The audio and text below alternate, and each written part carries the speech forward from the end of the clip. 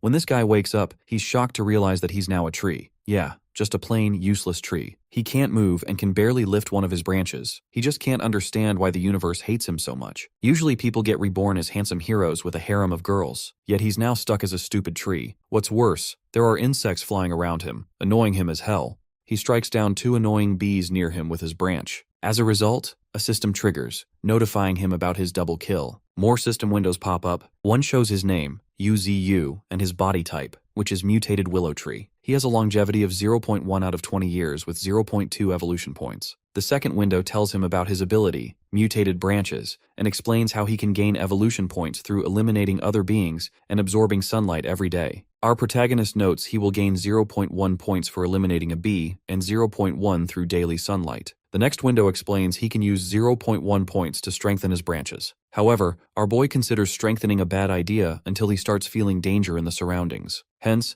UZU uses points to strengthen 3 out of his 50 branches. Unexpectedly, he can now move those 3 branches like arms. Our hero gets super excited, thinking he can fight any hurdle, and instantly attacks a nearby bee nest to gain more points. Half a month later, UZU has strengthened all 50 of his branches. Considering himself super strong, he forms a whirl of branches and unleashes Tornado Pierce, aiming at a huge rock ahead. Unfortunately, his branches do not touch the rock, but it shatters from the air wave his branches produce. Consequently, he decides to attack his enemies from a distance using this move. Having been a tree for half a month, our protagonist has grown taller much faster than normal trees. He can absorb energy through his roots, which makes him think that even without doing anything, he can become stronger. Plus, he has a special attribute called longevity. As a tree, he cannot get sick or tired. Even if he only has 20 years of longevity now, UZU believes that through his evolution points, he can become like the world tree. Yu is enjoying his life as a tree, having 0 worries about studying or food. As chicks start chirping from a nest on his branches,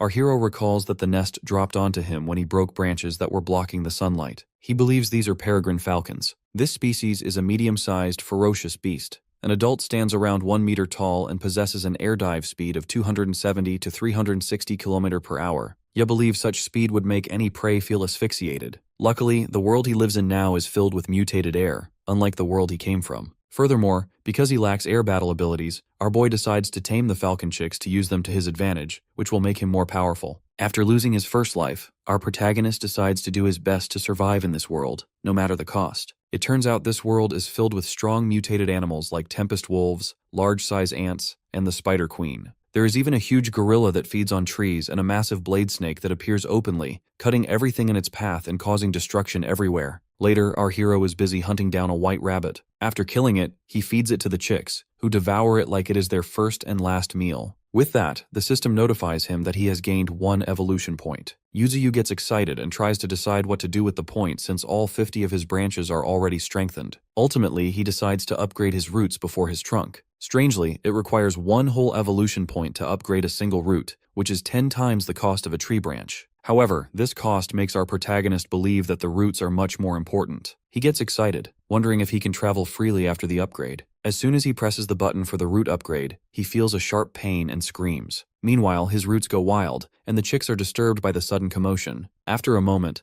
our boy is breathing heavily, comparing the pain to being hit by an electric drill. Still, the pain is worth it because his roots have become thick, and he can now move a newly formed red root freely. For now, his strengthened tree root status is 1 out of 9. Being curious about whether he can move freely, a sharp pain hits him as soon as he tries to uplift his roots. The pain is even worse than before, and despite his efforts, he cannot move an inch. UZU gives up on the idea of running because he remains stationary. Consequently, he decides to use the roots to protect his trunk instead. As for the thick red root, which possesses the strongest destructive power, our hero hides it underground. With all of his points utilized, he decides to obtain more, but his thoughts are interrupted as a blast erupts nearby. Observing the disturbance, our boy activates his battle mode. Yu finds an injured fox lying on the ground. After closely observing it, our hero sees it is still alive, but the wound is black, signifying that it has been poisoned. He initially thinks he can convert the creature into evolution points, but he cannot feed a poisoned carcass to the falcon chicks. Unexpectedly, a system window pops up revealing that his branch fluids contain medicinal properties capable of detoxifying wounds and stopping bleeding. However, using this fluid will cause that specific branch to lose its strengthening effect. Still, UZU chooses to use the fluid to heal the fox, planning to kill it afterward to gain points for himself and food for the chicks. He drops his branch fluid onto the fox, and eventually, the the creature is completely healed as its energy recovers. Consequently, our boy's strengthened branches are reduced from 50 to 49.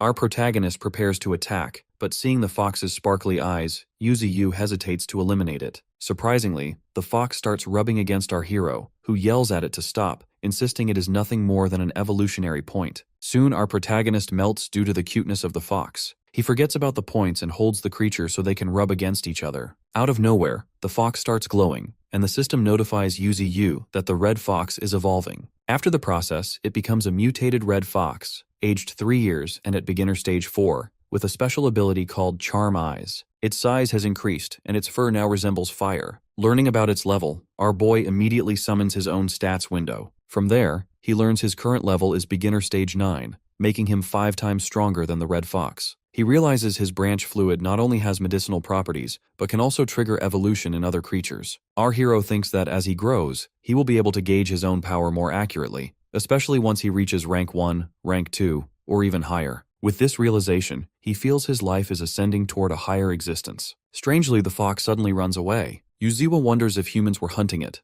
as the wound on its body looked like it came from an arrow. Deep down, our protagonist does not want to interact with humans, fearing they might view him as a wicked tree and hunt him down. Therefore, he decides to act like a normal tree for the time being. Suddenly, the fox jumps away after noticing something. Unexpectedly, 2 young girls approach Yuzu holding fruits and water. Sensing danger, our hero enters stealth mode and hides the face on his trunk. It turns out the girls are there to offer fruits and water to their deceased father. This makes our boy scream internally, as he did not expect a body to be buried beneath him, though he feels something is wrong with the situation. As the girls finish offering prayers, the one with a ponytail starts eating the fruits, even when her sister tries to stop her. The ponytail girl insists their father would let her eat. Meanwhile, Yuzu just wants them to leave. In the next moment, the girl suggests they go take a shower, and our hero slowly opens his eyes to watch them depart. The girls reach a nearby river to take a bath. Yu is annoyed as he cannot see the sisters taking a bath because a tree in front of him is blocking his view. Determined to see the girls, our protagonist decides to change his position,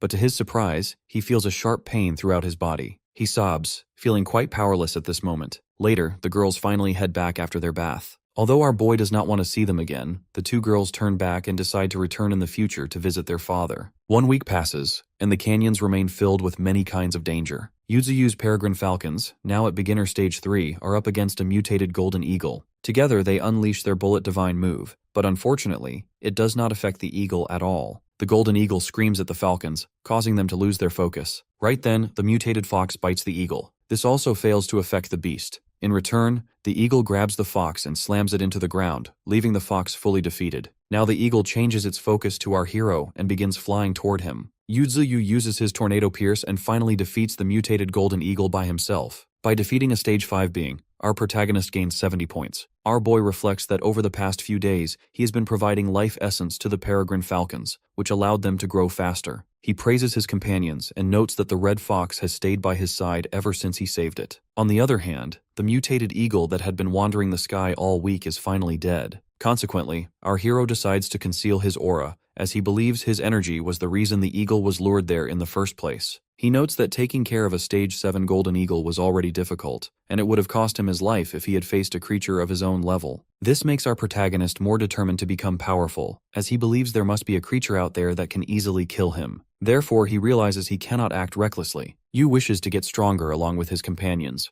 Noting that he has 70 evolution points, our boy thinks he can finally increase his power. At the moment, his 8 peregrine falcons have reached beginner stage 3, while his red fox has reached stage 4. Our protagonist cannot wait to see what they will look like after evolving to the next stage. Before that, he feeds his life essence to everyone so they can grow a bit stronger. Out of nowhere, something huge attacks them from the sky. As a result, Yuzu's roots and branches are destroyed. Unfortunately, a gigantic snake appears right before them. It begins uprooting a nearby tree by spiraling its body around the trunk. Sadly, our hero is left with only 24 usable branches. He notes that he could not sense the enemy's presence, and realizes the snake must have concealed its aura. Instantly, he summons a stats window to see the snake's attributes. From there, he learns it is a stage 9 war axe snake. It possesses a strong fang blade that can penetrate steel plates, while its tail is like an axe that cuts through anything. Our boy freaks out upon learning it is at stage 10. With that, he calls for Xiao Hong, the red fox, who roars at the snake. She remembers it was the one who poisoned her previously. Meanwhile, the snake devours a tree similar to Yuzu before moving straight to strike our hero.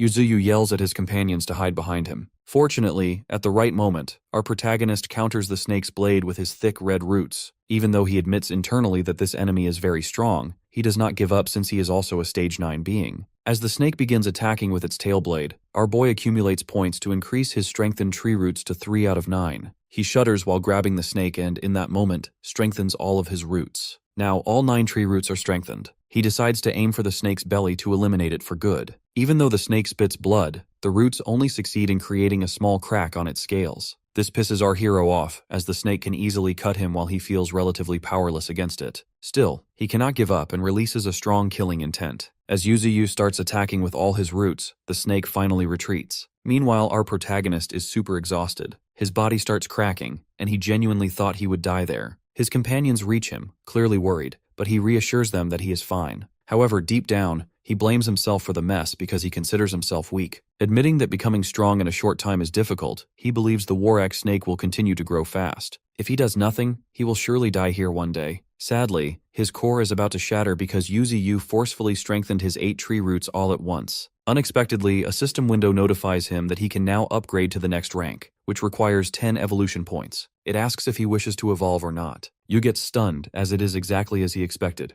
There are other ranks above the beginner stage. Now he is all fired up to become stronger than the creatures around him, because he doesn't want to die twice. Therefore, our boy instantly presses the yes button, and his evolution starts. Yu wishes to evolve non-stop as his branches start regrowing. Light spreads in the area around him, engulfing all of his companions as well. After a couple of minutes, our protagonist is transformed to the next stage. His body looks completely different. All of his missing branches have grown back, and his frame has become twice its original size. Unexpectedly, Xiaohong steps forward as she has reached beginner stage 7. On the other hand, all 8 peregrine falcons have reached beginner stage 5. Our hero thinks the light surrounding him also affected them, hence why all of them have evolved. Next, he orders all 8 falcons to go and find which direction that snake went. Surprisingly, they fly at bullet speed. This makes Yuzuyu think that they can now easily defeat a mutated golden eagle or any monster of that caliber. Other than that, Xiao has also become stronger. Our boy can clearly feel her energy spreading out. Next, as soon as he decides to summon his status window, he hears someone screaming for help.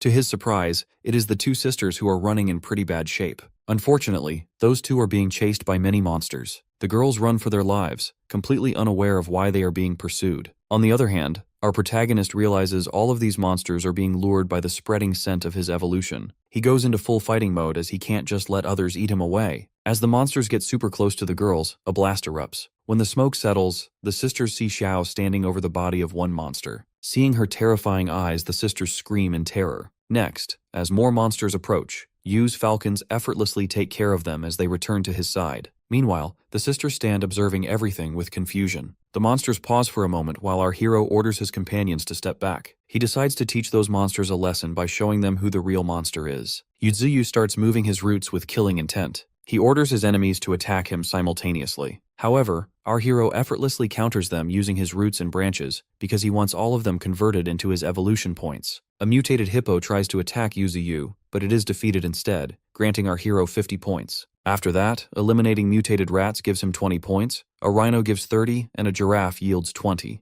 As he continues eliminating more monsters, his points grow. A mutated bat attacks with sonic waves, but our protagonist defeats it as well. Next, a mutated cow appears and surprisingly blocks his attack. Seeing this, our boy decides to keep a few of them alive to nurture later. He grabs a group of them and destroys all the remaining enemies. After defeating everyone, our hero only keeps 8 of them alive. Now all he has left is to take care of the 2 sisters. If he lets them escape, they will discover his secret. If he kills them, he will become a demon tree. Once villagers learn of the sisters' disappearance, more people will discover him, and as a last resort, the military will take control. There is even a chance they might put Yuzuyu in a zoo where people will laugh at his ugliness. Right then, an idea hits our boy's mind, and he thinks he might succeed with it. After a moment, both sisters wake up and are terrified by our hero's gaze. As he raises a root, they scream as if they are being attacked. To their surprise, Yu writes something on the ground with his root. However, they make an expression that our protagonist didn't expect. Deep down, he wishes for them to believe their father has become a willow tree. He starts to panic, thinking he has saved them both from danger, so he hopes they believe his message. Before he can do anything else, the ponytailed twin begins speaking. She asks if he knows her name and challenges him to reveal her biggest secret. Our boy asks his system, and it reveals her name is Xiaoling.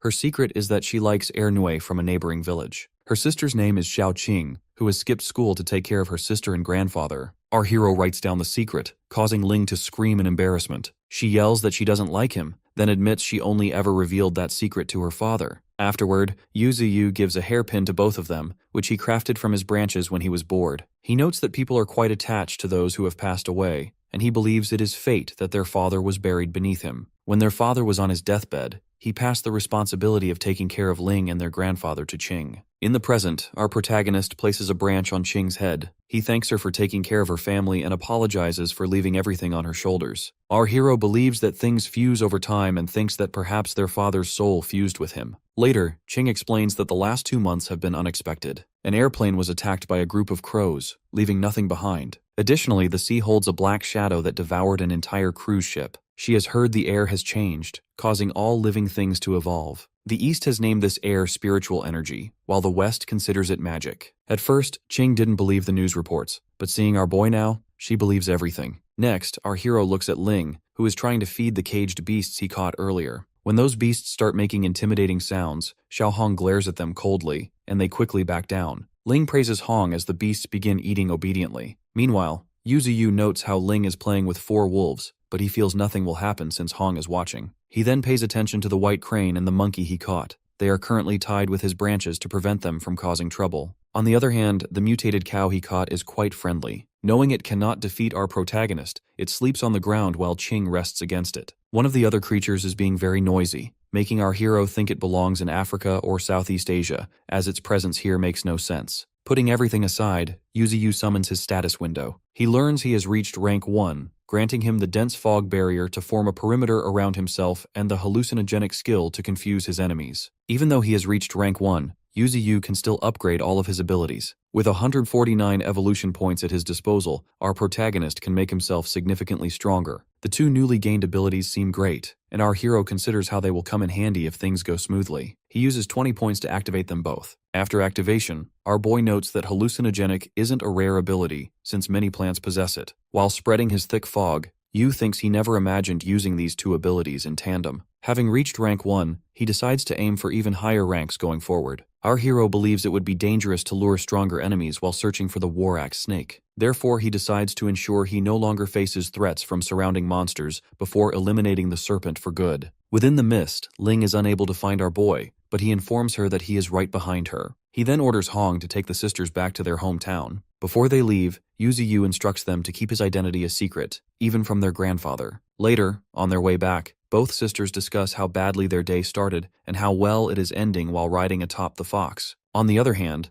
our protagonist initiates his second round of enhancements through the system, spending evolution points to upgrade his branches, roots, and abilities. Blue energy courses through his form and causes the ground to tremble as his roots expand. With both hallucinogenic and dense fog abilities upgraded, a restless tension spreads among the beasts in the area, signaling the rise of a new overlord. By morning, our hero examines his strengthened form under the misty sun. In a nearby cage, the wolves grow agitated while reacting to the purple energy now radiating from his eyes. He observes the enhanced effects of his abilities on the animals, confirming that his fog can now disorient other creatures. Checking his system panel, Yuzu reviews his current skills and regrets that only 14 evolution points remain, which is insufficient to upgrade his powerful super regeneration talent. Shifting his focus underground, our boy senses his main root stretching deep beneath the earth and drawing energy from an underground river he calls the Spirit River. Deciding it is safer to hide his ominous red roots, our hero retracts them from view to avoid frightening his companions. Soon after, the peregrine falcons return with news that the dangerous tomahawk snake remains missing,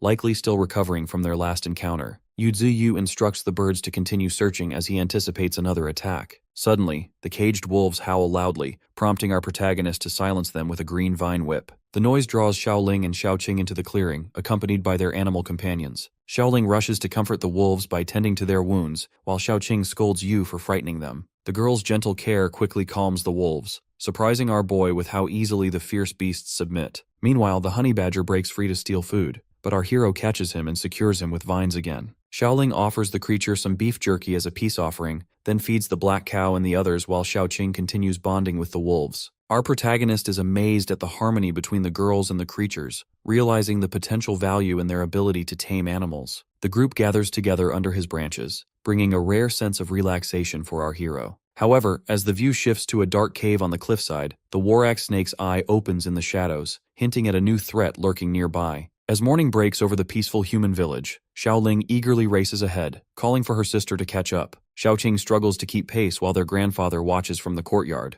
His concern is clear as he warns them not to venture too far into the back hills. Despite this caution, Qing waves off his worries, and the pair disappears into the distant forest. Left behind, the old man reflects on how their spirits have lifted since their father's death. Yet his unease grows as he wonders why the girls are so drawn to the mountains. Meanwhile, deep in the canyon, Yuzuyu awakens and immediately notices the red fox's absence. Observing the wooden cage still filled with wolves and other beasts, our boy concludes that the fox must have gone to find the sisters. Our protagonist laments that the creature seems to have grown closer to them than he has, despite all his efforts over the past several weeks. On the forest path, Xiaohong waits for the siblings, greeting them enthusiastically upon their arrival. The sisters are thrilled to see her, and soon they are riding on the fox's back, soaring over cliffs with excitement. During the ride, Ling proudly reveals a dark bag. She has taken fertilizer from her grandfather to use for our hero, believing it will help their father grow stronger and healthier. She remains mischievous about the theft, justifying it by claiming that since her grandfather cannot have sweets, she is certain their father enjoys them instead. Suddenly, the weather shifts as heavy, swirling clouds darken the sky. Xiaoqing notices the change and urges them to hurry back, but without warning, the massive war-axe snake descends from above. The sisters panic as the giant purple serpent attacks, its blade-shaped head and tail creating a devastating shockwave that fills the air with danger. Unaware of this new threat, our protagonist focuses on hunting within his own territory. He commands his peregrine falcons to lure a swarm of giant mutated bees. As the birds dive past his trunk, the insects are drawn directly into his range. Our boy unleashes a barrage of glowing white branches, swiftly tearing through the swarm and collecting evolution points from the victory. The falcons return, and Yu rewards them with drops of glowing life essence, which they eagerly accept to further increase their strength. Having secured more points, Yu turns to his system interface and decides to evolve one of his mutant roots to a higher level. Despite the intense pain of the process, our protagonist completes the upgrade. His new root emerges thick, black, and full of power. To test its strength, our hero targets a pair of mutated animals in a nearby meadow, striking them down instantly and reaping additional points from the kill. After the upgrade,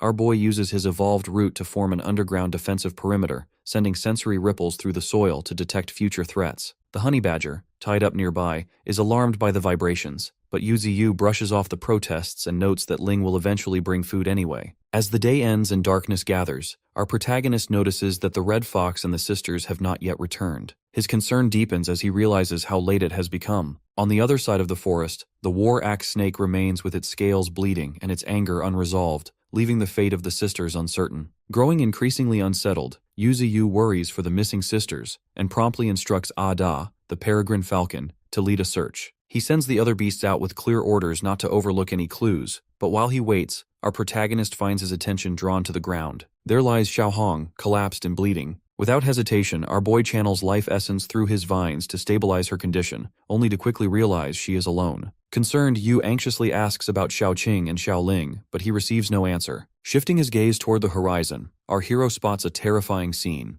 the war-axe snake. Silhouetted against the setting sun, the massive creature stands upon the cliff holding Xiaoqing's limp, bloodied body in its tail. Reacting with panic and fury, our boy shouts for the snake to stop. As the beast tosses her body into the air, our protagonist extends a thick black root to catch her before she hits the ground. Realizing it is outmatched, the tomahawk snake immediately flees into the forest, leaving a cloud of dust in its wake. Although the snake gained considerable energy and a new appearance after devouring Yu's branches previously, it still finds itself unable to defeat the willow tree, forcing a hasty retreat. Afterward, our hero gently lays Xiaoqing on the ground. She remains motionless as Yu begins to infuse her with more life essence, hoping for any sign of recovery. The system repeatedly notifies him that her vital signals remain unchanged, yet our boy insists on continuing, pouring all his evolution points into the effort. The surrounding beasts, including the monkeys, wolves, and the honey badger, gather in distress, their cries echoing his own desperation. Despite multiple attempts, the system confirms there are no vital signs. Yu eventually exhausts all his energy, and the light from his vines fades, signaling the end of his efforts. Meanwhile, in a nearby human village, Xiaoling lies unconscious in the clinic. The doctor explains to her grandfather, the village chief, that while the poison was removed from her arm and abdomen, it has already spread to her brain and heart. Even if she survives, she will be permanently paralyzed. Stunned by grief, the grandfather is then approached by a returning search party. They report that Xiaoqing is still missing and has likely been devoured.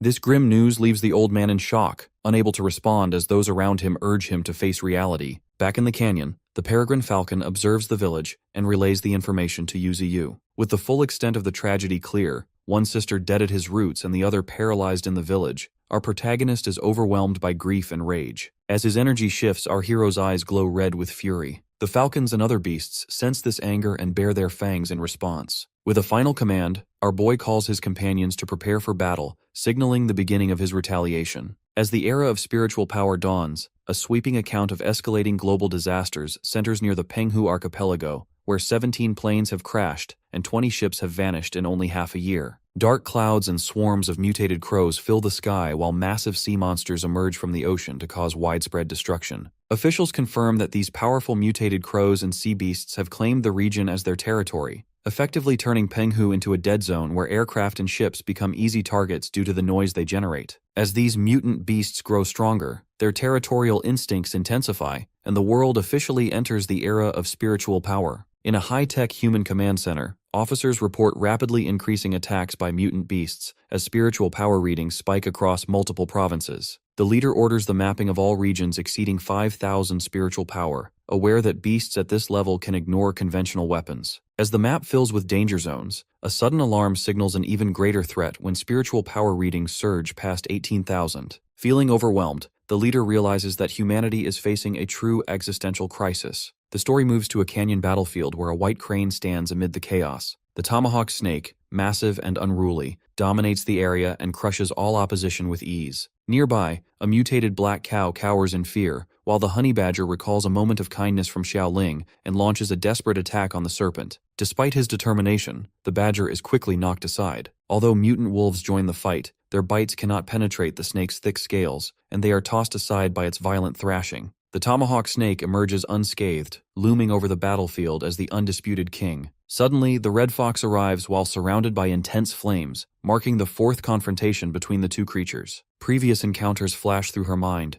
especially the moment she failed to save her sisters who were killed by the snake when it was weaker. Grief turns into resolve as she vows to risk everything for revenge, determined to use her newfound power to challenge her old enemy. The tomahawk snake, sensing the fox's growing strength and rage, prepares to end their rivalry. Its natural weapons, including diamond-hard armor, deadly fangs, an axe-like head and tail, and corrosive poison, are all brought to bear as the two apex predators face off. The red fox, though still outmatched in raw strength, charges forward with blazing speed while aiming straight for the serpent's head. Just as the clash peaks, a golden peregrine falcon dives from the sky and crashes into the snake, shattering part of its armored hide. The red fox immediately seizes this opening by launching a fiery attack at the exposed spot. More falcons descend to join the assault, combining their strength with the fox in a concerted effort to bring down the tomahawk snake as the battle for survival and vengeance reaches its climax. High above the canyon, 8 peregrine falcons gather as intense golden light enwraps their bodies. Acting in unison, they dive to form a concentrated spear aimed directly at the war axe snake. Feeling the immense pressure descending, the serpent bares its fangs to meet the attack while even the nearby red fox senses the overwhelming suppression. It becomes clear in this moment that the falcons are determined to sacrifice themselves.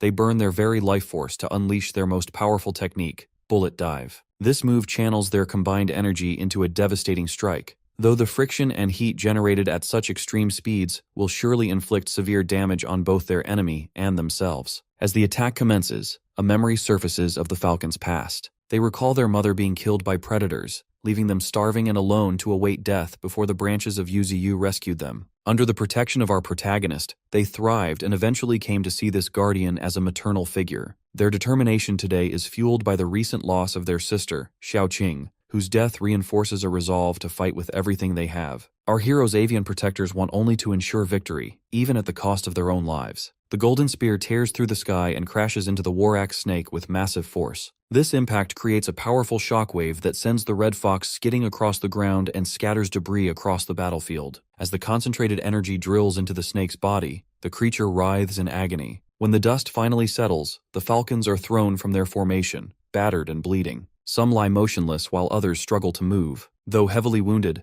the snake remains alive and roars in anger, towering over the fallen birds, a nearby unconscious white crane, and the wolves sprawled across the devastated landscape. Afterward, the red fox stands on shaky legs, bloodied but alert. The undeterred snake rears up to strike, its axe-bladed head smashing into the earth with explosive force as the fox barely dodges. The battlefield shakes from the impact, leaving the predator alone in a cratered clearing for a brief moment. Suddenly, massive roots burst from the ground to encircle and immobilize the beast. The towering, glowing purple form of Yuzu appears, seizing this opportunity to trap the enemy completely. A flashback reveals the tomahawk snake's history with our boy. The serpent recalls once consuming the stump of Yuzu to reach the peak of its power and fleeing after being injured in a previous confrontation. It becomes clear that Xiaoqing and Xiaoling were killed simply because they carried the scent of our protagonist. Now, the snake realizes too late that our hero has orchestrated a perfect ambush by coordinating with the other creatures to lure it into a fatal encirclement. The roots of Yuzu tighten around the snake's body, lifting it off the ground. With a silent command, a massive sharpened spike erupts from the earth and impales the snake through the jaw and head. Blood pours from the wound as the creature's body goes limp and hangs lifelessly. The canyon floor shakes from powerful impacts as the enormous form of Yuzu dominates the battlefield. His sprawling roots, glowing with supernatural energy, weave across the ground to enclose the area like a giant web.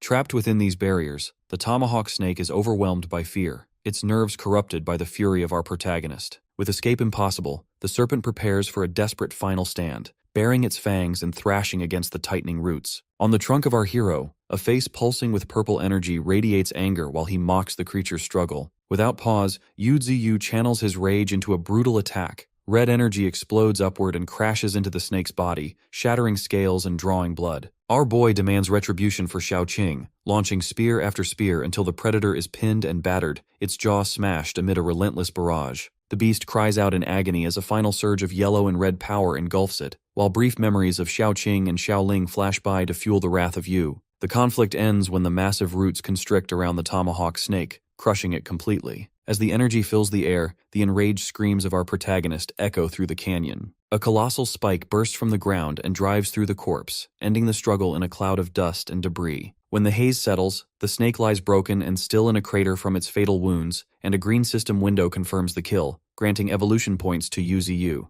As the battlefield calms, the face of our hero remains twisted with grief. Around him, the mutated black cow lies exhausted and steaming. The golden monkey crouches in shock, and the wolves slink away nervously. A thick black root snatches up the limp body. Unable to accept the outcome, our boy hoists the corpse and shakes it violently, screaming in denial and ordering it to rise. The wolves and the red fox, Xiaohong, watch with a mix of concern and fear as Yuzu repeatedly slams the carcass into the ground, his features contorted in madness. Suddenly, the rage of our protagonist collapses into overwhelming sorrow. His glowing face streams with tears as the reality of the situation sinks in. He tries to justify these actions by recalling the snake's role in the deaths of his companions, reflecting on the world's brutal law of survival. To you, the cycle of animals living and dying in nature highlights a grim realization. The strong prey on the weak, and lost lives only fuel new cycles of existence. Despite this understanding, grief overwhelms our hero, and he cannot hold back his tears. As dusk falls, Xiaohong silently weeps, the honey badger cries openly, and the golden monkey sits in quiet sadness. Together, Yuzu and his companions mourn under the fading sunlight. Panic erupts at midnight within the human village. Chief Grandpa and others rush through the streets, their faces drawn in shock and fear. On the cold stone pavement, Xiaoling lies unconscious, her skin pale from the venom of the war axe snake. The villagers gather helplessly around her, unable to save her. Nearby, hidden in the dense foliage, the red fox, Xiaohong, silently watches the scene with glowing red eyes. She was clearly the one who brought the body to the village,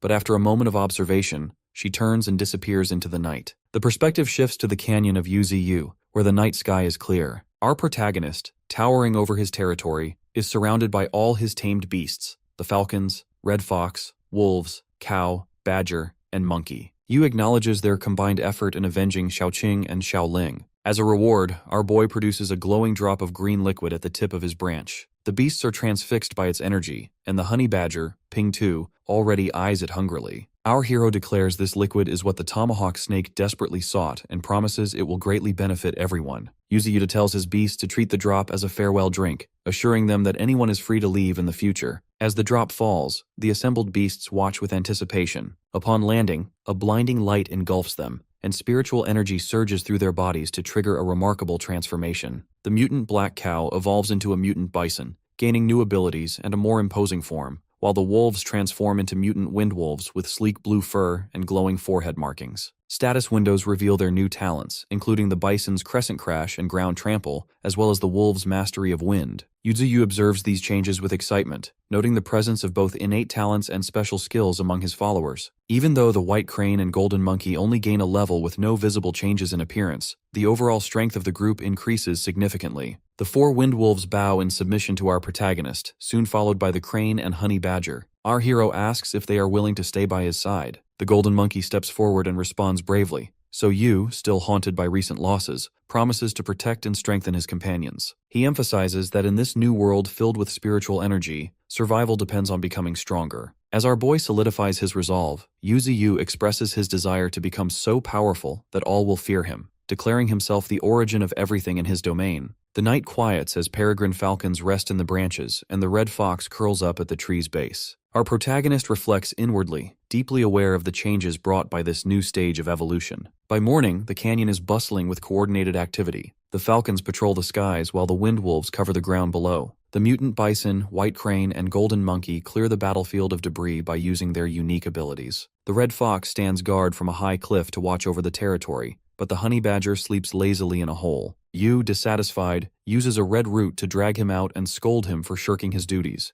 The honey badger responds with defiance, but before the situation escalates, a sudden burst of golden light appears in the sky. Our hero and his followers look up in surprise as a glowing humanoid figure with long hair slowly descends inside a pillar of golden light. This girl, curled in a fetal position and radiating immense energy, opens one glowing red eye to mark the arrival of a new and mysterious presence. An intense ball of golden light streaks down from the sky, targeting the willow tree form of Yuzuyu in the canyon. Alarmed, our protagonist tries to intercept the orb with his glowing branches, but the attack passes straight through, unaffected by physical means. The golden light settles at his roots and reveals itself as the soul of a humanoid woman with long hair, radiating golden energy. Yuzuyu recognizes her as Xiaoqing. He is shocked by her appearance at his base and struggles to process the situation while the soul curls up among his roots. As our hero questions what is happening, a system interface appears to clarify the situation. It explains that his mutated tree roots possess a unique ability to nourish souls. The system details the status of Xiaoqing as a mutated human soul with immunity to physical attacks and rare psychic abilities. These traits allow her to linger after death by connecting her consciousness to a body elsewhere. Yuzuyu reflects on ancient lore about soul-nourishing trees and recalls that certain sacred trees could preserve souls within their branches. Our boy realizes that while his power is currently less potent than those legends, he still offers similar protection. The soul of Xiaoqing slowly awakens,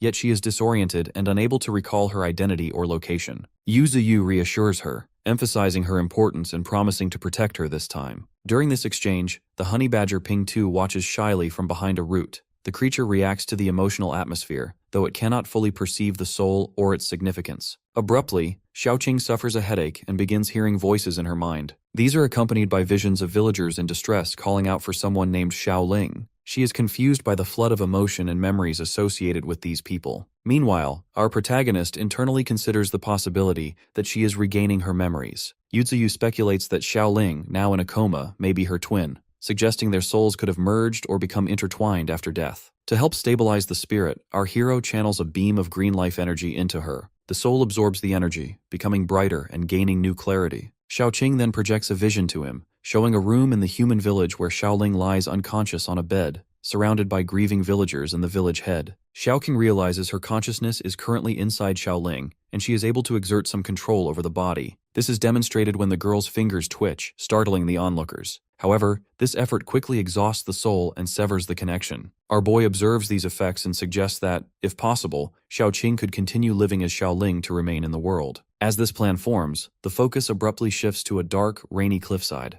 Two soldiers in military ponchos stand beside a jeep and discuss their next target within the misty mountain, hinting at new developments to come. Heavy rain falls on a misty mountain pass where two soldiers make their way through the downpour. The younger soldier checks a GPS map and suggests they head to a nearby village for shelter, while his older, more experienced veteran companion surveys the path ahead in silence. Shortly after, the older man is introduced as Yan Gaoyuan, a first-generation superhuman who stands out with glowing red eyes and a dark mask. He takes charge, leading the group forward toward their target despite the harsh weather and poor visibility. Meanwhile, in a canyon, Yuzuyu communicates with the golden soul of Xiaoqing, who who proudly shows evidence of her awakening. Our boy notes how quickly her spiritual awakening occurred, much faster than usual, but he keeps his concerns private. Yu recalls that both Xiaoqing and her sister Xiaoling were recently killed by wild beasts, and he suspects that the villagers will seek retribution. Despite his current strength, our protagonist is determined to avoid open conflict with humans and prefers not to reveal his true power. To strengthen his territory's defenses, Yu Ziyu releases a dense fog throughout the canyon. He explains that it can reduce visibility to less than 4 meters and could incapacitate an entire city. Our hero instructs his tamed beasts, including the blue-wind wolves and red fox, to adapt to the fog while reminding them that evolution is a constant process. Yu describes his plan to create a territory dominated by thick fog and hallucinations, intending to turn the mountain into a secure stronghold called the Land of Fog.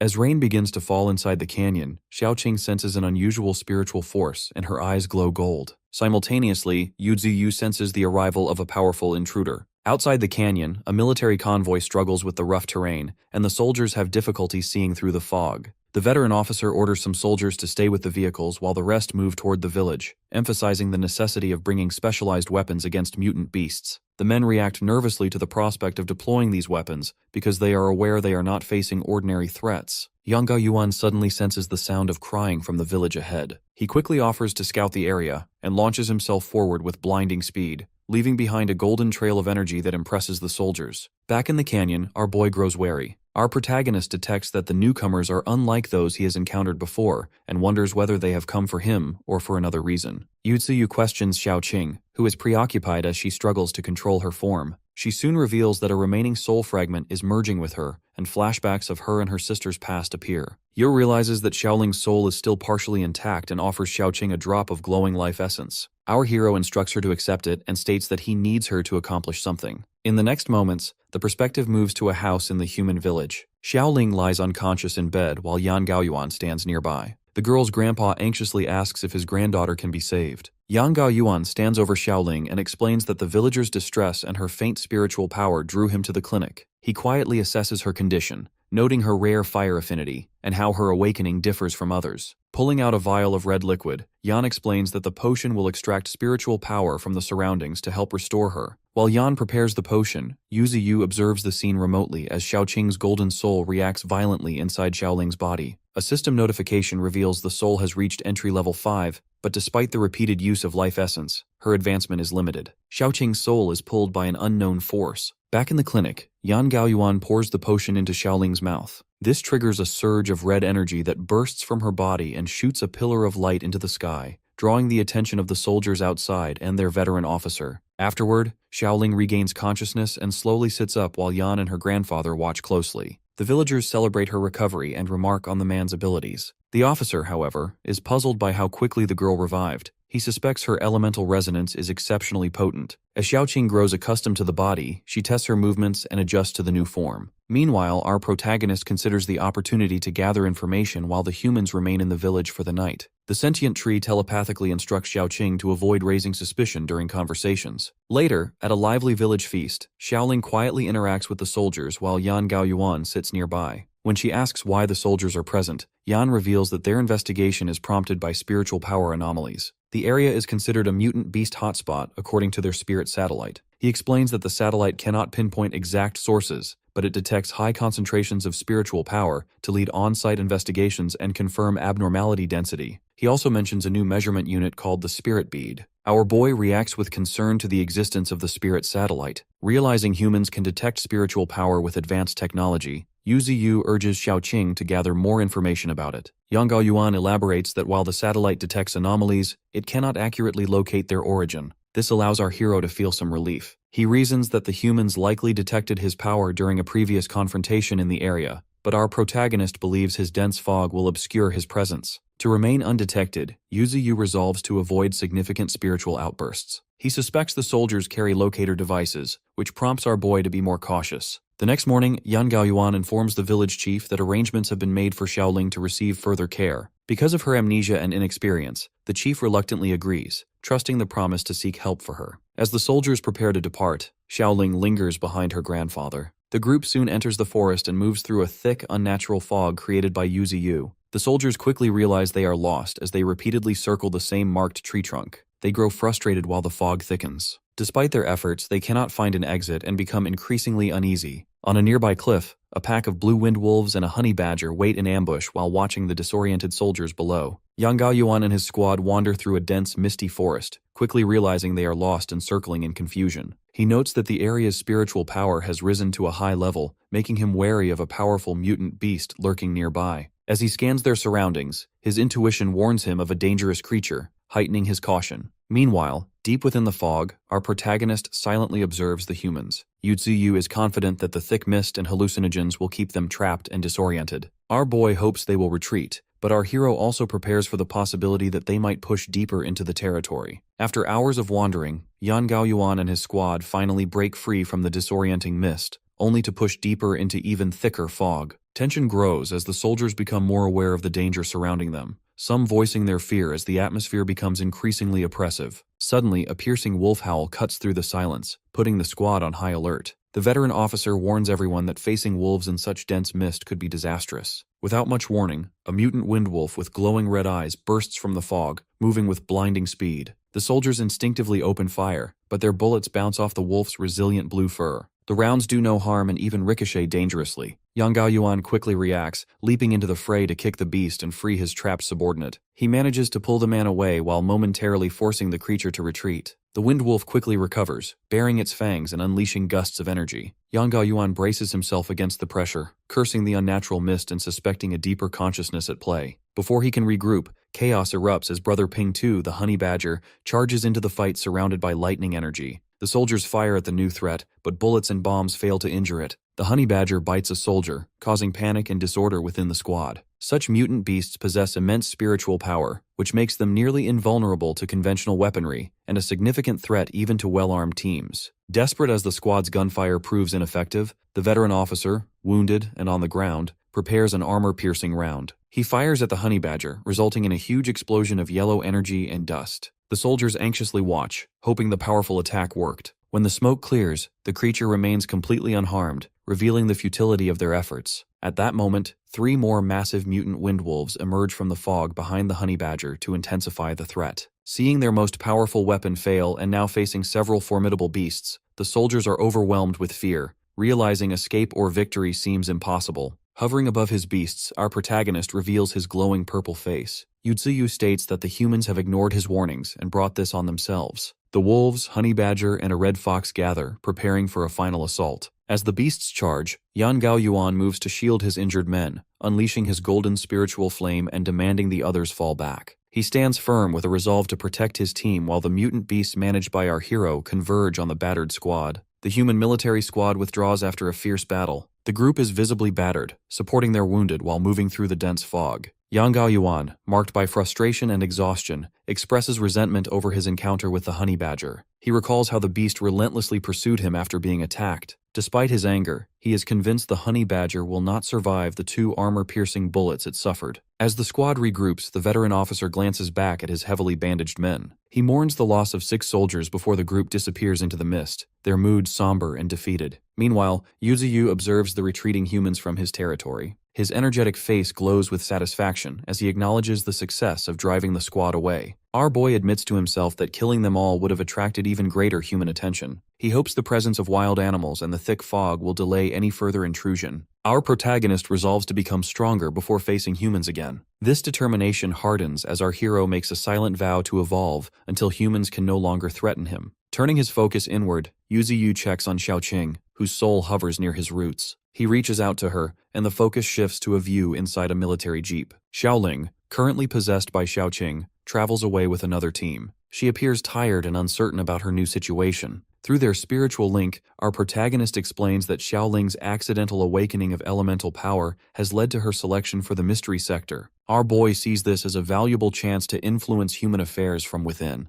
As the jeep moves along the sunny road, the soldiers are captivated by Xiaoling's presence, each lost in their own thoughts about her. Suddenly, she dozes off, amusing the soldiers as they joke about her sleepiness and possible new nicknames. Back at the canyon, Xiaoqing's soul form visibly weakens. She has maintained control over a human body for 15 hours. Yu assesses her condition and reassures her, promising to provide life essence to extend her control and promote her evolution. As hope returns to her face, a swirl of green energy surrounds her. Our hero notes the dual benefits of the essence, which nourishes her soul and hastens her development. At that moment, his attention is drawn to approaching movement. A pack of mutated windwolves arrives, gently carrying the unconscious honey badger. The creature is covered in blood and barely alive. Our protagonist examines the badger's grave injuries, recognizing that a direct infusion of life essence would overwhelm and kill him in his current state. Seeking another solution, Yuzu uses his enhanced vision to spot a suitable natural depression nearby. He manipulates his massive roots to gather rocks, arranging them into a circle, and channels fresh water into the makeshift pool. Once the pool is filled, our boy adds a single glowing drop of life essence. This causes the water to radiate with a vibrant green and blue glow. The diluted essence ensures the healing effect is gentle enough for the wounded to safely absorb.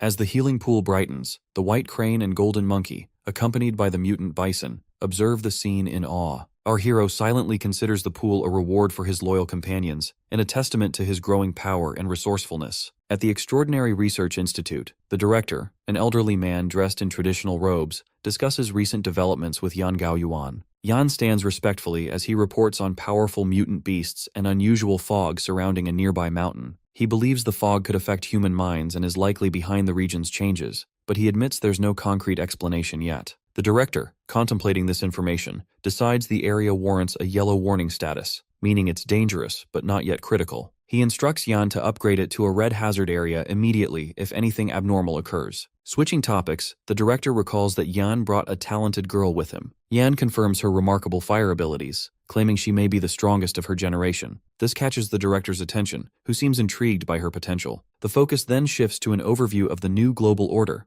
explaining how areas are now divided by danger zones. Cities are labeled green zones and considered safe, while most wilderness has become yellow zones, signaling the need for caution due to latent threats. Red zones are under constant surveillance and forceful suppression, while prohibited areas, like the Bermuda Triangle, are entirely off-limits and extraordinarily dangerous. These locations became especially treacherous after the recovery of Aura, making them inaccessible to all life. Back in the canyon, the focus moves to Yuzu's territory, where his mutant beasts interact. The mutant bison stomps, establishing its presence, while the red fox, surrounded by flames, easily sends a smaller creature flying. The beasts engage in playful arguments. The honey badger gets annoyed and storms off, while our protagonist observes the group's dynamics from a distance, noting the relative calm since no new threats have appeared. Soon after, the blue wind wolves return from a hunt, dragging wild boars as prey. Yu is pleased and quickly uses a purple root to secure the struggling animals, earning evolutionary points for each kill. Our hero notes that even the seemingly weaker beasts contribute to the territory's safety and food supply. Yuzu tosses the prey back to the wolves, who eat eagerly, while the red fox watches silently, preferring not to join the others. Noticing the fox's aloofness, our boy comments on its desire for elegance. He then observes the golden monkey, who is busy eating leaves and has awakened a rare absorption talent, allowing it to efficiently gain energy from what it consumes.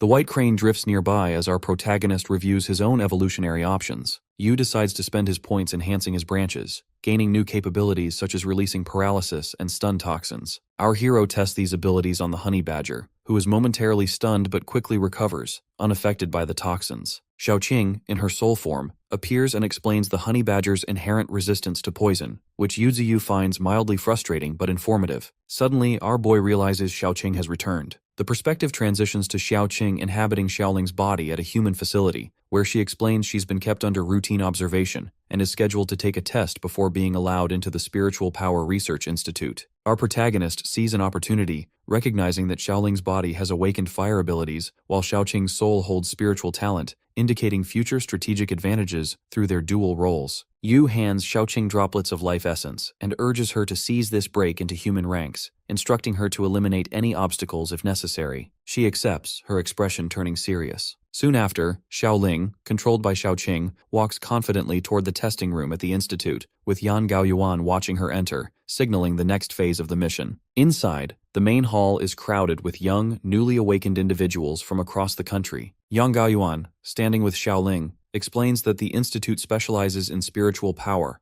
and serves as both a research center and an academy for training supernatural humans. Afterward, the focus shifts to the busy hall filled with students, including Yan Lengling, a purple-haired girl who immediately looks down on others and insults Xiaoling. Suddenly, the director appears on a high balcony and calls for silence. He addresses the crowd, warning them that humanity's survival depends on their evolution. He urges the students to become stronger and take on the responsibility of leading the next generation, emphasizing that the institute exists to prepare them for this role. With his speech concluded, the students cheer, and the examiner steps forward to begin the first round of testing. The examiner, holding a clipboard, introduces a massive blue monolith covered in runes and explains it will measure each student's spiritual power. As students take turns, he calls out their scores. Most are low, causing disappointment and frustration among the group. He grows increasingly discouraged as he notes how much weaker these students are compared to the first generation. When Yan Lingling is called, she confidently approaches the monolith and triggers a surge of blue light, earning a score of 2,000. The examiner reacts with excitement, declaring her high class and noting the rarity of such a result. Male students in the crowd are impressed, and she revels in the attention. After several low scores, the examiner calls the final name.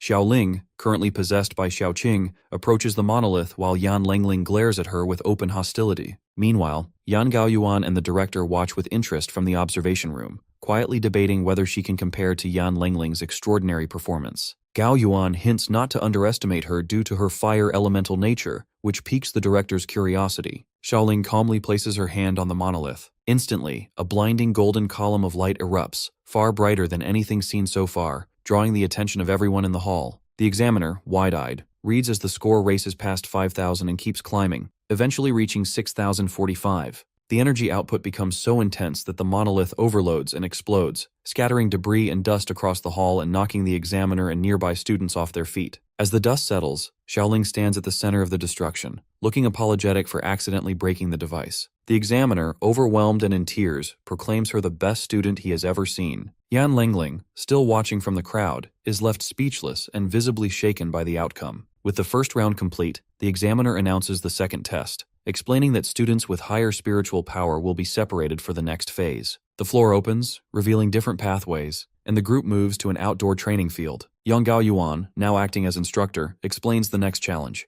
If any student can lay a finger on him, they will pass. The students look intimidated as they prepare to begin. Meanwhile, the scene briefly shifts to the Canyon of Yu. Sunlight filters through the trees as our protagonist becomes annoyed by a honey badger at his base. Our hero lashes out with a vine, ending the interruption. Once the nuisance is dealt with, our boy returns to his rest, and Yuziyu remains undisturbed in the quiet woods. The story returns to the institute, where Gao Yuan easily defeats the students attempting the combat test. Bodies are strewn around the field as he criticizes their performance. Only Yan Lingling and Xiaoling remain standing. Yan Lingling appears furious and determined, while Xiaoling is crouched and ready for her turn. Yang Gaoyuan stands at the center of the arena, announcing that only 10 minutes remain in the round. Only Yan Lingling and Xiaoling are still standing. Battered and desperate, Lingling struggles to keep up while Xiaoling remains equally determined and refuses to give in. Gao Yuan, unfazed, taunts the two girls to work harder or face elimination. As the pressure mounts, Lingling's frustration grows. She attempts to power up, but it is Xiaoling who suddenly erupts with a massive pillar of golden fire, engulfing the area in intense energy. Using her flames to boost her speed, the girl charges at Yan Gaoyuan. He narrowly dodges her attacks, recognizing her rapid improvement and encouraging her to push her control further. The battle escalates as she unleashes a barrage of golden energy beams that slice through the air, forcing the man onto the defensive. The scene leaves Lingling shocked at abilities that far exceed a typical beginner's level, while the director and examiner watch in disbelief. As the relentless attacks continue, Gao Yuan is taken aback by the speed and aggression displayed by his student. Both Lingling and Xiaoling close the distance at blinding speed, and the girl ultimately smashes into Gao Yuan, creating a massive explosion of energy that sends him crashing to the floor. The round ends, leaving the observers in the control room visibly stunned. Lingling mocks the instructor, who quickly turns his attention to Xiaoling, now kneeling and bleeding on the ground.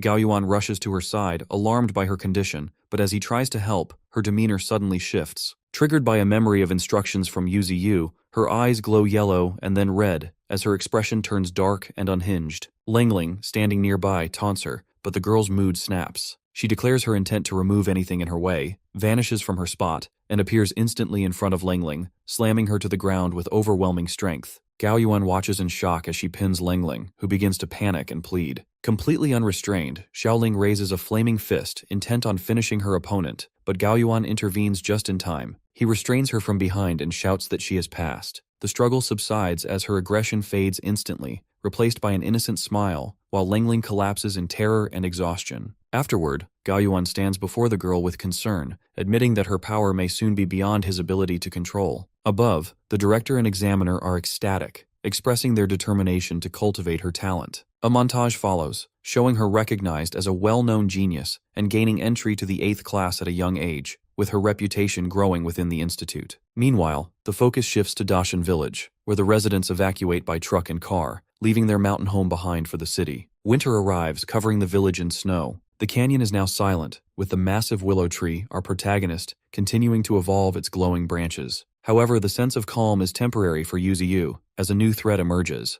A massive shadowy beast with glowing blue eyes and huge tusks appears inside a dark cave, signaling that danger remains present for our hero despite the winter. Even as our boy grows, this presence ensures Yu is not yet safe. In the Northwest Territories, soldiers navigate a harsh landscape filled with glowing purple crystals. They reflect on the sacrifices made to secure a valuable spiritual stone mine until the earth suddenly trembles. A massive silver centipede, a segmented metallic beast with blazing purple eyes, bursts from underground and casts fear over the soldiers. Far away in a mist-covered canyon, Yuzu focuses on strengthening his branches. While channeling blue spiritual energy, our protagonist counts down to reaching the peak of the First Order. He considers the next step in his evolution, aware that elevating to the Second Order will make him nearly unbeatable except by nuclear force. However, our hero also recognizes that the resulting surge of spiritual power will inevitably draw human attention. For the first time, our boy finds himself apprehensive about humanity's potential threat. Abruptly, Xiaoqing's golden projection materializes before Yuzu and urges him to pay attention to an unfolding crisis. The story shifts to a flashback at the Extraordinary Research Institute, where frantic news reports reveal that a regional squad at the Northwest Mine has been annihilated. Leaked spiritual power from the mine attracted swarms of mutated beasts, culminating in the sudden appearance of the Silver Centipede.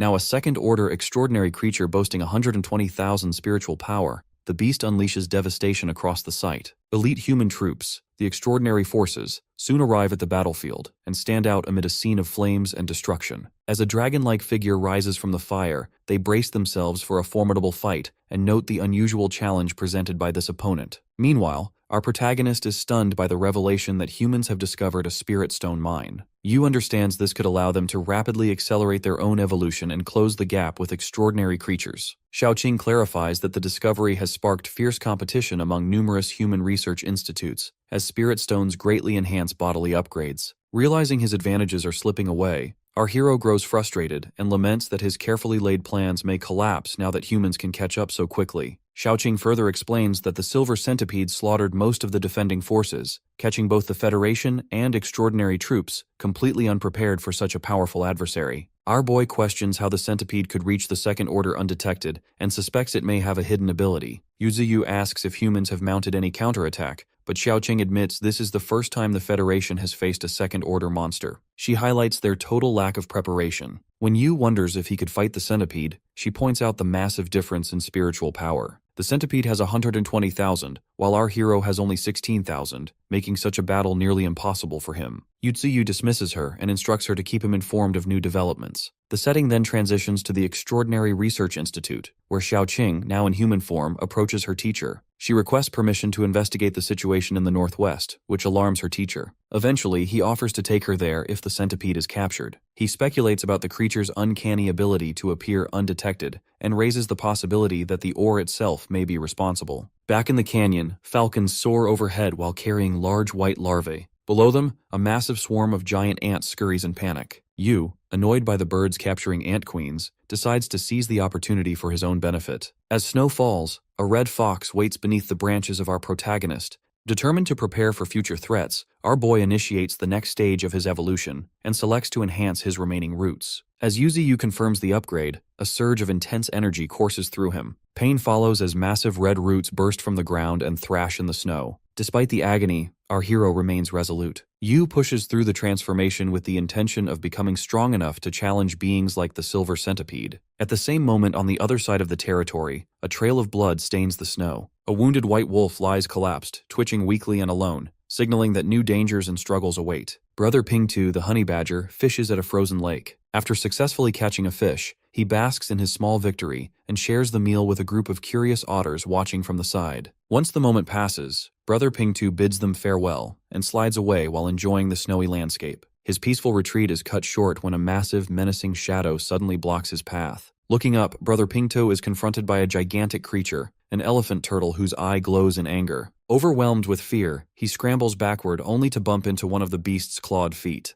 The situation escalates as the creature closes in and the attack turns violent, leaving only a flash of red in its wake. Soon after, the blue-winged wolves arrive in the aftermath to investigate a patch of blood-stained snow. In the center of their circle, they find Brother Pingto gravely injured and unconscious with his body marked by deep wounds. After that, our boy surveys the condition and concludes that the honey badger was lucky to have survived an opponent far superior to him. Our protagonist activates his healing powers and channels energy that gradually revives Brother Pingto, whose eyes open as he comes to. Following the advice of Yu, the battered honey badger is guided toward further recovery. Recognizing the severity of the attack, our hero quickly gathers his subordinates. He orders the wind wolves and the red fox to track down the assailant, emphasizing the need to eliminate such a dangerous threat before it becomes a direct menace to him. As Yu issues these commands, his frustration and concern grow, especially given the attacker's ability to evade his detection. At that moment, Xiaoqing's glowing soul form materializes in front of him and urgently announces her return. She reports that she came back to inform our boy about the Spirit Stone, stating that it might have the ability to cut off spiritual power. This information immediately helps Yu understand why previous detection efforts failed and sheds light on the earlier incident involving the silver centipede. As Xiaoqing suggests waiting to acquire the Spirit Stone,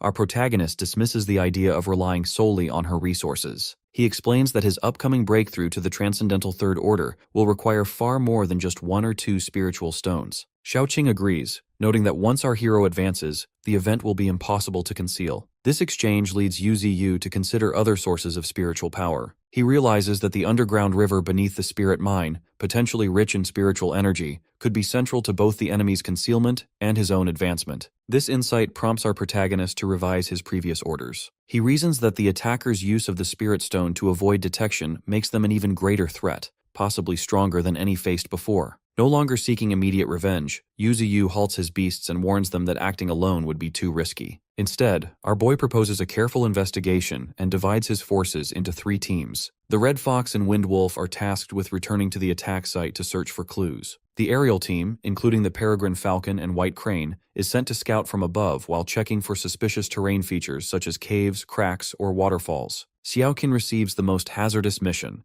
She is to accompany our hero and explore the underground river through a newly dug tunnel. Yu stresses the importance of caution, instructing all groups to report back immediately if anything is discovered, and to avoid direct confrontation with the enemy at all costs. With the plan in motion, each team sets out to fulfill its part. The blue-wind wolves dash across the snowy terrain, the birds take to the skies, and Xiaoqing ventures deep underground. She navigates the vast network of black roots that our protagonist has grown throughout the cavern and heads upstream toward the upper reaches of the river. Meanwhile, the Red Fox and Wind Wolves traverse a snowy mountain pass, eventually discovering a dark crevice below a cliff, hinting at the next stage of their investigation. Xiaoqing's golden soul form descends deeper into the cavern, where she is immediately struck by the abundance of spirit stones scattered throughout the area, just as her master had described. While she takes a moment to appreciate her discovery, a thunderous roar suddenly fills the cave. The sound sends shockwaves through the darkness and forces her to shield herself from an oppressive spiritual pressure that far surpasses even that of Yu. As she recovers, Xiaoqing spots a colossal creature lying dormant in a recess, the Earthstone Elephant Turtle. She immediately recognizes it as the beast that once injured Pingtu. The turtle's massive eye slowly opens and casts a terrifying yellow glow. Xiaoqin realizes that its spiritual power is overwhelming and considers how dangerous the creature could become if left unchecked. Nearby, she notices a striking red flower, bloodgrass, growing out of a luminous purple crystal close to the beast. Recognizing it as a companion to both the Spirit Stone and the Elephant Turtle, she understands its immense value, especially for the advancement of our protagonist. Our boy would benefit greatly from such a find. She reasons that the turtle's fierce protectiveness comes from the presence of this rare herb. Meanwhile, the behemoth begins to stir by scraping the stone floor with its claws and slamming its foot down, which causes debris to fly and the entire cavern to tremble. Xiaoqing barely dodges falling rocks as she realizes the beast is aware of her presence, likely due to its high cultivation. Away from the chaos, our hero senses the disturbance. While observing Brother Pingtu resting elsewhere, Yu suspects that Xiaoqing has provoked the formidable guardian. Xiaoqing, meanwhile, grows anxious as the turtle plants itself between her and the treasure, blocking all paths. Determined to act, she gathers her spiritual energy until her form shines with intense golden light. She prepares herself for confrontation, but the Earthstone Elephant Turtle responds by stomping the ground and unleashing a devastating earthquake. Purple shock waves shatter the cavern floor and send massive spikes of rock upward. Outside, the commotion reaches the snowy canyon, drawing the attention of the red fox and blue wind wolf, who pause to listen to the distant rumble. Back underground, Xiaoqing darts through the collapsing tunnels and dodges attacks as she attempts to lead the turtle away from the bloodgrass. The beast charges after her, smashing through walls and relentlessly pursuing her like a living tank. During the chaos, she seizes the chance to grab the bloodgrass, but the turtle's massive shell shields the herb and prevents her from getting close. She realizes the turtle's main intent is to protect the spiritual plant and worries she cannot stall it long enough for our boy to arrive. Just as the situation becomes dire, a white blur streaks into the cavern and lands between Xiaoqing and the turtle, sending up a cloud of snow and dust. The dust clears to reveal brother Pingtu, the honey badger, crouched low with claws digging into the earth and a fresh scar on his forehead. He faces the enormous turtle without hesitation. Xiaoqing tries to warn him,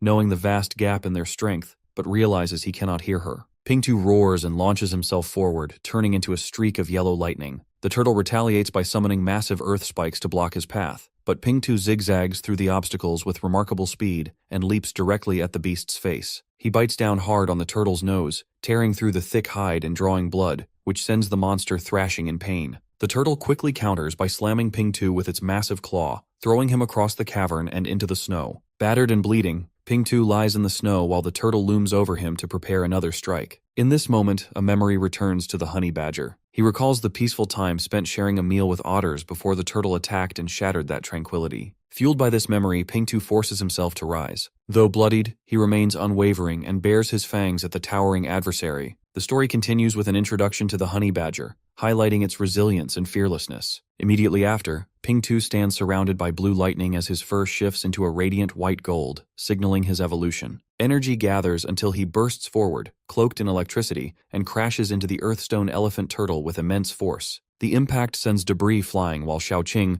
watching from the side, is left in awe. Afterwards, Pingtu attacks swiftly and darts around the turtle in a blur of golden light. However, despite his speed, he begins to suffer serious injuries. He skids back, bleeding and exhausted. Xiaoqing realizes that he is facing a much stronger opponent, and the turtle soon retaliates with a devastating energy beam. Pingtu narrowly avoids the blast and lands, breathing heavily but undeterred. Despite his injuries, the honey badger defiantly roars back at the beast and shows no intention of surrendering. Xiaoqing cheers him on, but Pingtu can barely stay upright as blood drips from his wounds. The turtle takes advantage by striking the ground with a massive claw, which sends a shockwave that hits the badger hard. He coughs up blood as the onslaught continues, and the turtle launches another brutal attack that sends him flying. As Xiaoqing desperately pleads for the battle to stop, Pingtu lies battered but conscious with his spirit unbroken. The story reflects on the philosophy of evolution through hardship, emphasizing the necessity to face stronger foes without fear of defeat or death. Even as he drags his injured body forward and refuses to accept defeat, the honey badger charges one final time at the turtle, prepared to risk everything for his dignity. Suddenly, Xiaoqing senses a new presence. A massive black root crashes down from the cave ceiling, slamming into the turtle and sending Pingtu flying to safety. The badger collapses, unconscious and bleeding, while the glowing purple eye of Yuziyu appears within the tangled roots. The roots quickly immobilize the injured badger, and Xiaoqing recognizes the arrival of our protagonist, whose energetic face becomes visible in the darkness. Our hero communicates with Xiaoqing and instructs her to help transfer his consciousness. After she connects with the root, the focus shifts above ground before returning to the cavern where the enormous roots of our boy lift and restrain the turtle. We can see the powerful dragon-like energy avatar of Yuziyu towering over the subdued turtle, signaling that our protagonist has arrived to finish the fight. Deep inside the underground spirit mine, the massive black roots of Yuziyu descend from the ceiling and encircle the earthstone elephant turtle while his purple energy avatar hovers above. Observing the beast, our boy confirms his suspicions about its mutation and elemental powers, noting that it used the mine to mask its presence. A system prompt identifies the turtle's special earthquake ability. As our protagonist readies his attack, he turns to brother Pingtu, who remains held in his roots with a body bloodied and battered from the earlier battle. Acknowledging the perseverance and courage of the honey badger against a formidable opponent, our hero gently moves him aside and instructs him to rest and leave the fight to him. As Yuziyu prepares for combat, his energy avatar glows fiercely. Pingtu looks up in tears while the earthstone turtle roars and stomps, causing the ground to shake. Xiaoqing appears and warns our protagonist not to face the turtle head-on due to its immense defense. Ignoring the caution, our boy channels his power and launches a sharpened root at the turtle, striking it with a force that stuns both Xiaoqing and Pingtu. At this moment, the red fox arrives wreathed in flames, seizes the injured badger, and swiftly carries him away to safety. The Earthstone turtle, now enraged and in pain, tries to break free, but the roots of our hero relentlessly tighten and lift it off the ground. Yuzuyu mocks the turtle's inability to use its earth attribute when suspended in the air, rendering it helpless. With the beast completely restrained, our protagonist gathers his energy for a finishing move. His roots morph into a colossal, fist-like structure that crashes down on the turtle, shattering its shell and forcing it into a crater with a burst of blood. A system notice appears, confirming the turtle's death and awarding our boy significant evolution points. Pingto, still recovering, watches from a distance as calm returns to the cavern. After the battle, the focus shifts to the spirit mine itself. The cavern reveals its vast expanse of glowing purple crystals, with Xiaoqing and the blue wind wolves celebrating among the ores. The avatar of Yuzuyu, now visibly pleased, admires the abundance of spirit stones and claims the field for himself. Xiaoqing brings over a rare spiritual herb she retrieved from the turtle's lair, adding to the rewards. Our hero reacts with delight, then dons a miner's hat and pickaxe in preparation for the harvest. With the operation underway, our protagonist uses his roots to dig tunnels and small caves under the tree, allowing the animals to efficiently transport spirit stones back. The red fox and blue wind wolves, being the fastest, haul nets filled with crystals through the new network. Meanwhile, Yuzuyu expands the tunnel system and makes extra caves so Xiaoqing, the red fox, and the others can cultivate using the spirit stones. Inside one of the cozy, crystal-lit caves, Pingtu rests while the rest continue gathering resources. Our boy assesses the scale of the mine, noting it surpasses the previous centipede-occupied one, and begins drawing energy from the amassed stones. As the spirit stone harvest nears completion, the entire willow tree form of our hero glows with surging golden and purple light, and the spreading roots signal that a significant evolution is imminent. In the snowy canyon, ordinary birds migrate south to avoid the cold, but the large golden mutant birds choose to stay, confident in their resilience. This decision proves disastrous as massive dark purple roots suddenly erupt from the canyon floor, surging upward with terrifying force and shattering the mutant bird flock in midair. Below, herds of wild animals are attacked as the roots spread panic in all directions. Afterward, attention turns to Yuzuyu, now a colossal mutated willow tree. Our protagonist has become far more imposing following his recent evolution.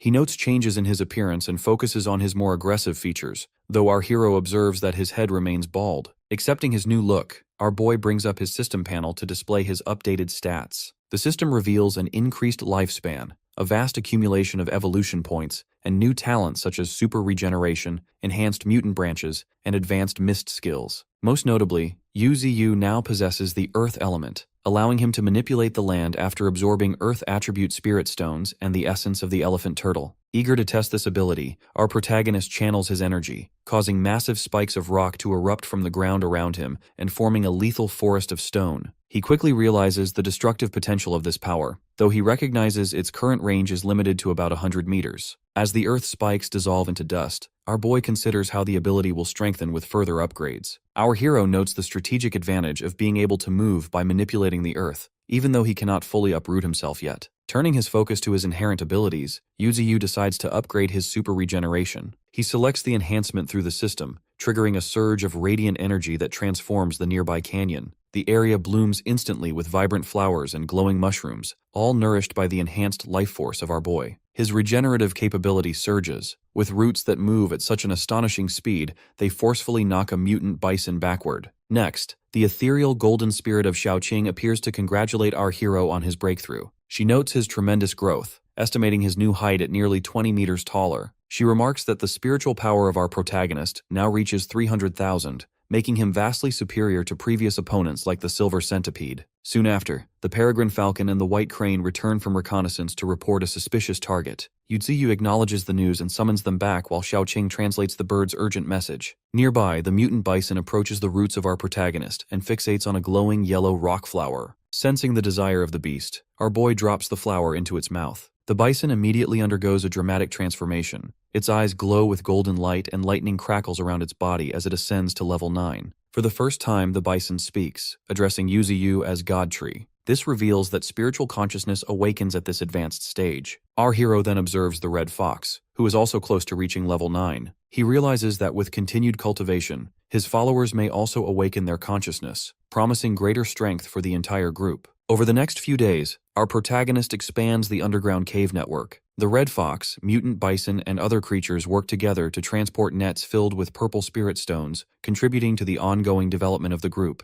The story then shifts to the Institute of Transcendence, where Xiaoqing returns to the body of Xiaoling. In a training hall, the girl demonstrates perfect harmony between body and spirit by utilizing both fire and earth attributes. Later, she enters a high-tech laboratory where an examiner introduces a new experiment, a creature floating in a glass tank. Created from a blend of human and wolf genes, it represents the emergence of a formidable new life form. As snow quietly falls over the canyon territory, the honey badger sits alone and appears visibly downcast. The face of Yuziyu, formed from swirling purple energy, appears above and sharply scolds him for his idleness. Undeterred, Ping-Tu ignores the lecture as he remains caught up in his loneliness. Nearby, other mutants peek from behind the trees, confused by the badger's state. Afterwards, the story shifts back to the Institute laboratory. The horned examiner stands before a large tank containing a half-human, half-wolf hybrid suspended in green liquid. Xiaoling asks if this creature is the result of combining humans and evolved wolves. The examiner explains that thousands of experiments have failed because human regenerative cells cannot resist the invasion of wolf cells. He adds that the next group of volunteer test subjects will arrive soon, insisting that these sacrifices are necessary for the future of humanity. Looking up at the tanks, he remains determined to succeed for the sake of those who volunteered. Xiaoling silently recalls the words of our boy regarding cellular regeneration. She believes that capturing creatures with advanced healing abilities is the key to ushering in a new era for humanity. Meanwhile, at Beiyu Gorge, Suhu leads a team through the misty, dead forest. As they move deeper into the gorge, he assures the group that the dangers of the mountain have diminished, especially with Qianqin and her intuition guiding them. The members discuss their objectives, which include collecting spiritual herbs and hunting mutant beasts for a lucrative reward. While the powers of Qingzhao and Lengfeng are introduced, the latter shows little interest in the mission. Suddenly, Qianqin senses a threat and warns the team. Moments later, a gray mutant beast emerges from the mist, but Qingzhao swiftly catches and crushes it with ease. The team regroups as Suhu downplays any further danger. However, the girl's intuition grows stronger, and she urgently tells everyone to run. Before they can escape, a colossal white tiger with glowing blue eyes and razor-sharp claws appears behind Suhu. The squad freezes in terror as the tiger roars. Qingzhao attempts to fight back but is struck down by a powerful swipe, sending him flying as blood sprays the snow. Glasses Boy fires his handgun at the beast, but the bullets bounce off harmlessly. The tiger attacks him next and finishes him instantly. Lengfeng draws his katana and urges the others to escape to inform the military, but the tiger kills him with a brutal blow. Qianqin is knocked back by the impact and lands in the snow, realizing the entire squad is being wiped out. The white tiger sets its sights on Qianqin and opens its jaws to finish her. Suddenly, thick black roots controlled by our protagonist burst from the side. They slam into the tiger and wrap around its body to restrain it. The beast halts in shock, completely subdued by the overwhelming power of Yuziyu. The massive black roots of Yuziyu coil tightly around the white tiger,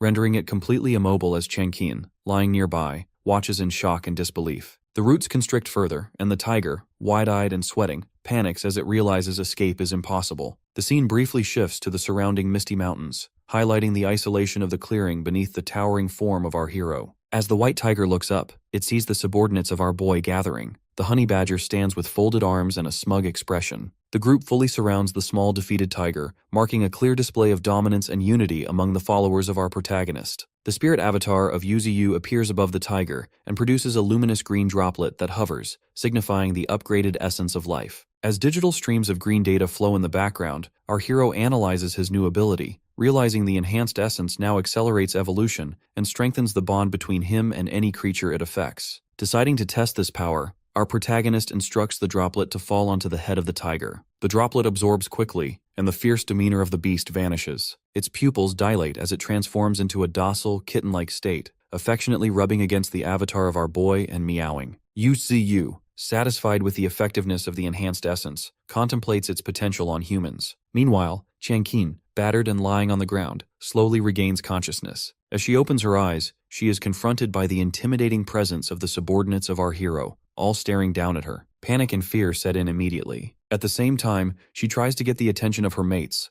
Lengfeng and Qingzhao, who are both still wrapped tightly in black roots and disoriented, muttering nonsense as they come to. Qianqin finds herself similarly restrained and despairs at the prospect of dying here, recognizing the terrifying tree demon looming above. A glowing blue tentacle from the avatar of our protagonist reaches out, gently lifting her face. Confused and frightened, she panics as a glowing droplet of essence of life falls onto her. The moment it makes contact, her eyes widen and she is thrust into a vision. She witnesses the destruction of the earth, overtaken by massive roots, with all living things, animals, birds, and even dragons, under the control of a towering world tree. The vision ends with the birth of a new land dominated entirely by the power of our boy. Returning to reality, Qianqin stares blankly at the avatar of Yu. Our hero immediately questions her about her abilities, and under the influence of the essence, she instinctively answers with sixth sense and intuition. Realizing the tree is speaking, she reacts with shock, but our protagonist moves forward with his plan, telling her she will stay and care for his pets. The power of the essence fully takes hold as a green leaf-shaped symbol glows in her eye, erasing her resistance and leaving her in a state of vacant obedience. Our boy, pleased with the results, tests the limits of his control. He commands Qianqin to compliment him, which she does without hesitation. Emboldened, our hero tries to push her further with a humiliating order, but she struggles, her face turning red as she resists. Despite the grip of the essence, she manages to break free momentarily, expresses her anger, and refuses. Yuziwa notes the limits of the influence and feels awkward about the situation. Our protagonist then shifts his attention to Leng Feng and Qingzhao, who remain unconscious and bound. Our boy administers the green droplet to both, intending for them to teach his beasts about humans, deciding this task is better handled by them than by Xiaoqing. As a final measure, our hero commands his roots to weave together a house for the captives, noting their value in serving his growing community. Within Yuzuyu's territory, houses of roots are made for the newly captured humans where they will serve as their new prison. Qianqin protests, but the roots force her into the house, establishing the humans' new place of confinement. Afterwards, the spirit avatar of our protagonist, appearing as a glowing blue orb, floats above, visibly content with the completed tasks. Turning attention inward, Yuzuyu inspects his core and contemplates his ambition to become a godlike willow capable of moving freely on land, something our boy admits he hadn't dared consider before. Our hero encourages himself to remain motivated, recognizing that extraordinary circumstances have made new possibilities achievable. Opening his status window, our protagonist reviews his progress. He notes the evolution points gained from recent accomplishments, over 5,000 from advancing to the next level, and another 8,000 from defeating the Earthstone turtle. A mini classroom segment appears, explaining that lower-level creatures provide only minimal points, while defeating extraordinary creatures yields points based on their spiritual power. For example, a creature with 80,000 spiritual power grants 8,000 evolution points. Next, Yuzuyu focuses on his earth element ability. Our hero uses his system to reinforce this element, confirming a cost of 1,000 evolution points. Our boy reflects on how, as a second-level transcendental creature, evolving requires more resources. Once the enhancement begins, a surge of energy erupts from his base, violently shaking the ground. The commotion confuses nearby subordinates, and then our protagonist commands the earth to rise. Massive pillars of rock thrust upward, lifting the mutant bison and the honey badger high into the air. Yuzuyu assesses the result, finding his power much stronger, though the effect is still limited to a range within 100 meters. As the rock pillars stabilize, the edge beneath our protagonist's follower, Ping 2, suddenly crumbles, sending him crashing to the ground. He lands hard and sits in pain, but our hero pays him no mind and proceeds to upgrade the earth element further. This time, our boy spends 3,000 evolution points, causing an even larger burst of energy from the earth. Ping 2, now on a cliff edge, watches as a massive rock-armored tree root bursts from the ground like a spike. Yuzuyu observes that every tree root is now as strong as a turtle and can tear through the earth, creating earthquakes. Our protagonist considers that using all his roots at once could raise a wave of land hundreds of meters high, enough to engulf everything nearby. However, our hero also acknowledges the risk. Manipulating spiritual energy on this scale could damage his own body. He concludes that once he achieves complete control of the territory, our boy will be able to travel freely across the land. The scene then jumps to another continent, where a man looks through binoculars from his balcony in a sunny coastal city. He spots a massive wall of water rising on the horizon, and the tsunami soon crashes into the city, swallowing skyscrapers and flooding the streets. Inside an apartment, a mother clings to her child as the water bursts through their window. As the city is inundated, giant jaws appear from the waves, and mutated sea creatures, sharks, prehistoric fish, and monsters, emerge to attack the fleeing civilians. Among the chaos, a colossal red octopus wraps its tentacles around buildings, identified as a first-order transcendentalist. Soon after, a massive spotted golden eel rises from the ocean, its head reaching into the clouds, marked as a third-order transcendentalist. 5 hours later, the focus shifts to the White House, where papers fly across a chaotic office. The leader angrily questions his staff about the military's slow response and the destruction of Jinshan City. He demands a status update from Aaron, who stands before a screen displaying the golden eel. Aaron reports that the creature is a large basilisk of ancient origin, approximately 100 meters long and weighing 70,000 tons, with a spiritual power index ranging from 170,000 to 250,000. She explains that of 3 nuclear bombs launched, only one hit the target, and the creature's current status is unknown since it retreated to the ocean depths. The leader is alarmed, and Aaron emphasizes that mutated sea creatures, especially those from the deep sea, now pose a direct threat to humanity. Inside Yuzu domain, the human captives establish a strict routine under close supervision. Leng Feng, stepping into a leadership role, signals the start of daily labor by striking a stone gong. Chinkin issues commands and oversees Qingzhao, who exerts himself with heavy work. As the days pass, the humans adapt to their new roles. Leng Feng cooks for the group and relies on help from a mutated goat that brings him utensils. Meanwhile, Changqin tries to teach the white tiger using a whiteboard, quickly growing frustrated with its inability to learn. The golden monkey irritates Qingzhao by punching him, continuing even as he tries to keep his composure. Meanwhile, the girl's patience wears thin with the white tiger, who remains clueless despite her instructions. Qingzhao attempts to diffuse her frustration by offering food, but the group's exhaustion is clear as they eat together. Each of them shows signs of strain. Leng Feng strikes a dramatic pose and proclaims himself the leader of these unusual beasts, while the others quietly acknowledge their odd situation. Afterwards, the three humans sit together and reflect on their predicament. They note that it has been 3 days since their capture, and attribute their survival to fulfilling the demands of the beasts. The towering mutated willow tree, Yuzu, looms in the background. The humans express disbelief at the existence of such a sentient creature so far from the city. They realize the implications if the human military learned of intelligent supernatural beings, and Qingzhao concludes that teaching the beasts human knowledge is their best chance to stay alive. Leng Feng and Changqin agree, resigned to their task. Meanwhile, at the base of the massive tree,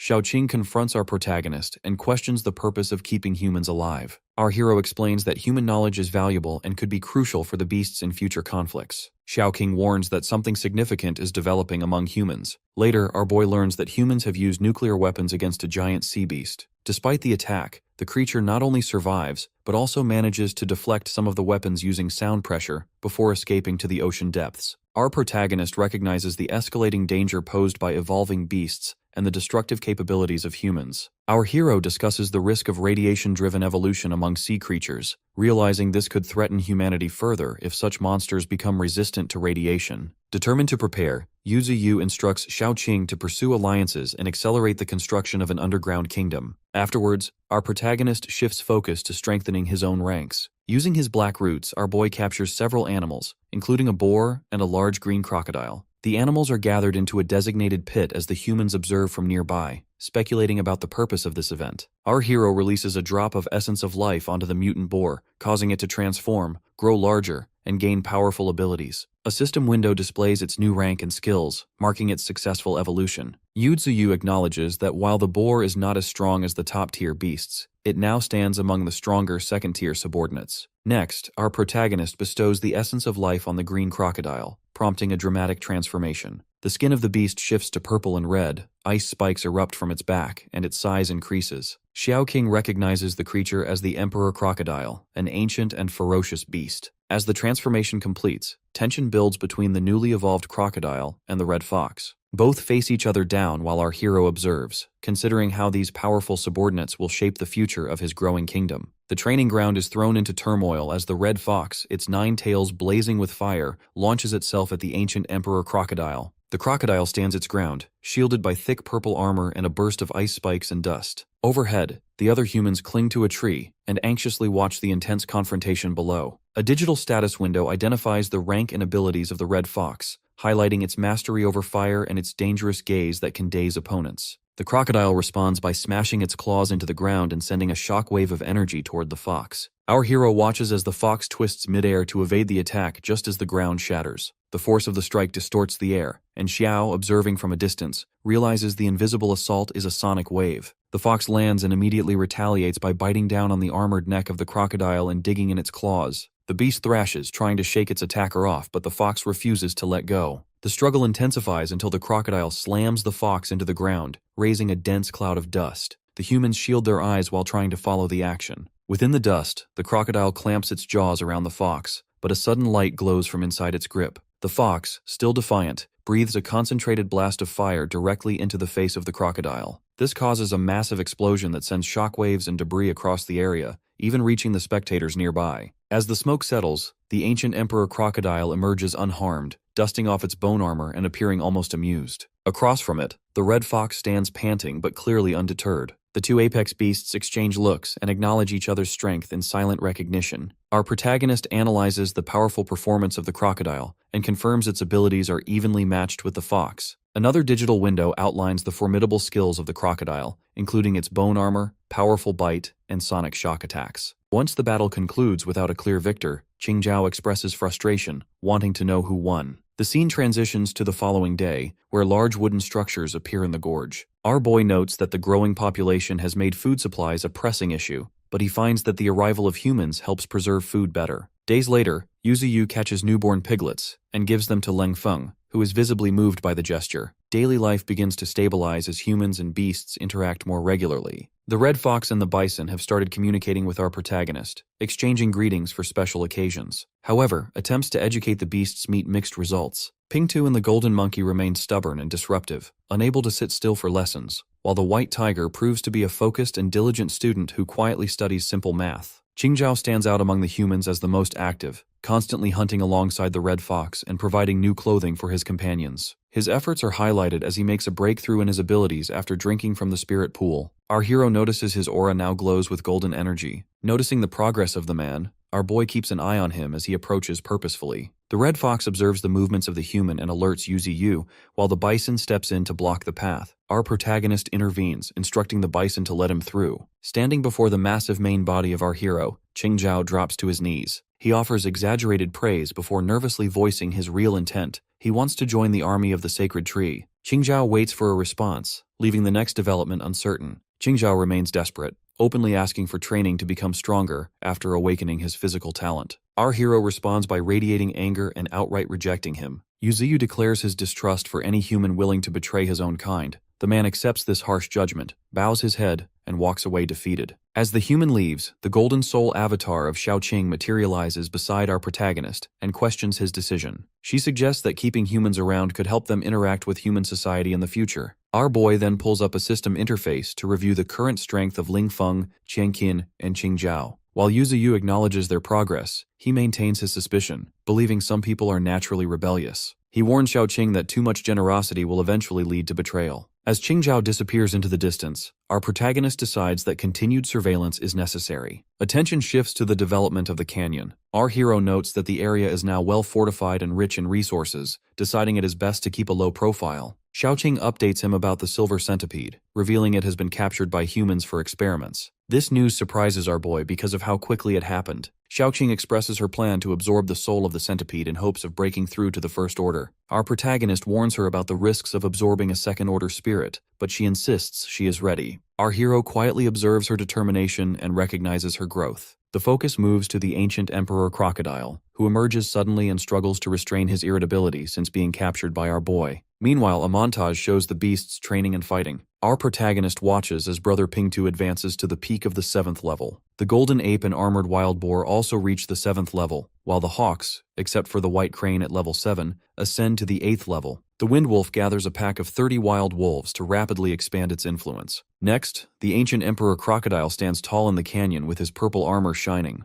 Yuziyu ponders whether he should keep these strong beasts confined. Xiaoqing points out that if the crocodile is released, it will quickly become a dominant force. Our hero decides it is time to take the next step and assembles all the elite beasts under his tree. The three humans watch nervously from below, aware of the overwhelming power present. Yuziyu addresses his generals, stating that those who have reached the peak must go out and train, but only those who have leveled up are allowed to leave. Our protagonist selects the red fox, bull demon, and emperor crocodile for this task. The white tiger mistakenly believes it is included, but our boy quickly corrects him. Our hero assigns everyone ranks and new titles. The red fox is named Ninetails and made the leader, while the bison becomes bull demon, second in rank. The white tiger is assigned third, and the emperor crocodile is placed fourth due to his late arrival. Yuziyu formally names them his 9 monsters and instructs them not to enter human cities. Some, like bull demon, hesitate to leave, but our protagonist insists they follow his command. With the new orders given, the selected beasts depart. Ninetails leads them while wreathed in fire, and the emperor crocodile solemnly bows and turns away. The scene shifts back to the human laboratory where Xiaoqing, occupying the body of Xiaoling,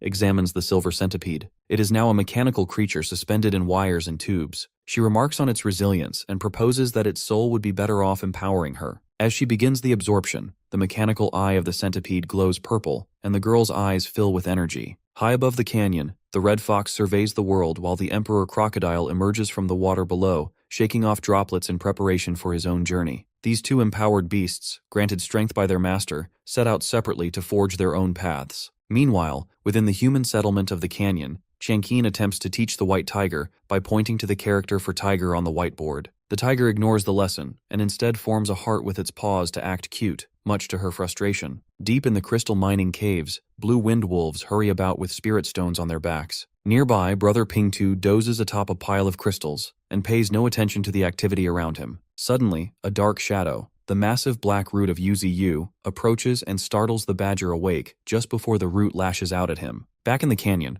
our boy decides to test a new offensive move. He forms a glowing green blade at the tip of his branch and launches it forward, but it shatters against a stone formation. Finding it ineffective and draining, our hero invests evolutionary points to upgrade his willow blade skill. His branches glow more intensely as our protagonist tries again. This time, multiple branches release waves of crescent-shaped energy blades that slice cleanly through rock and split massive roots. Yuzuo notes the significant increase in power and reach, though he realizes the high energy cost and the need to visualize the attack. Reviewing his progress through the system interface, our hero sees that all his abilities except the main tree root have reached level 2. Attempting to upgrade the main root, our protagonist balks at the high cost and instead chooses to enhance the fog spread skill. After confirmation, a dense mist rapidly expands from the body of our boy. As the fog grows thicker, Yuzi considers the potential of reaching the next level and imagines new possibilities for his powers. Within the mist, a gigantic white dragon forms and descends. Below, Chenkin and Leng Feng react with confusion and awe.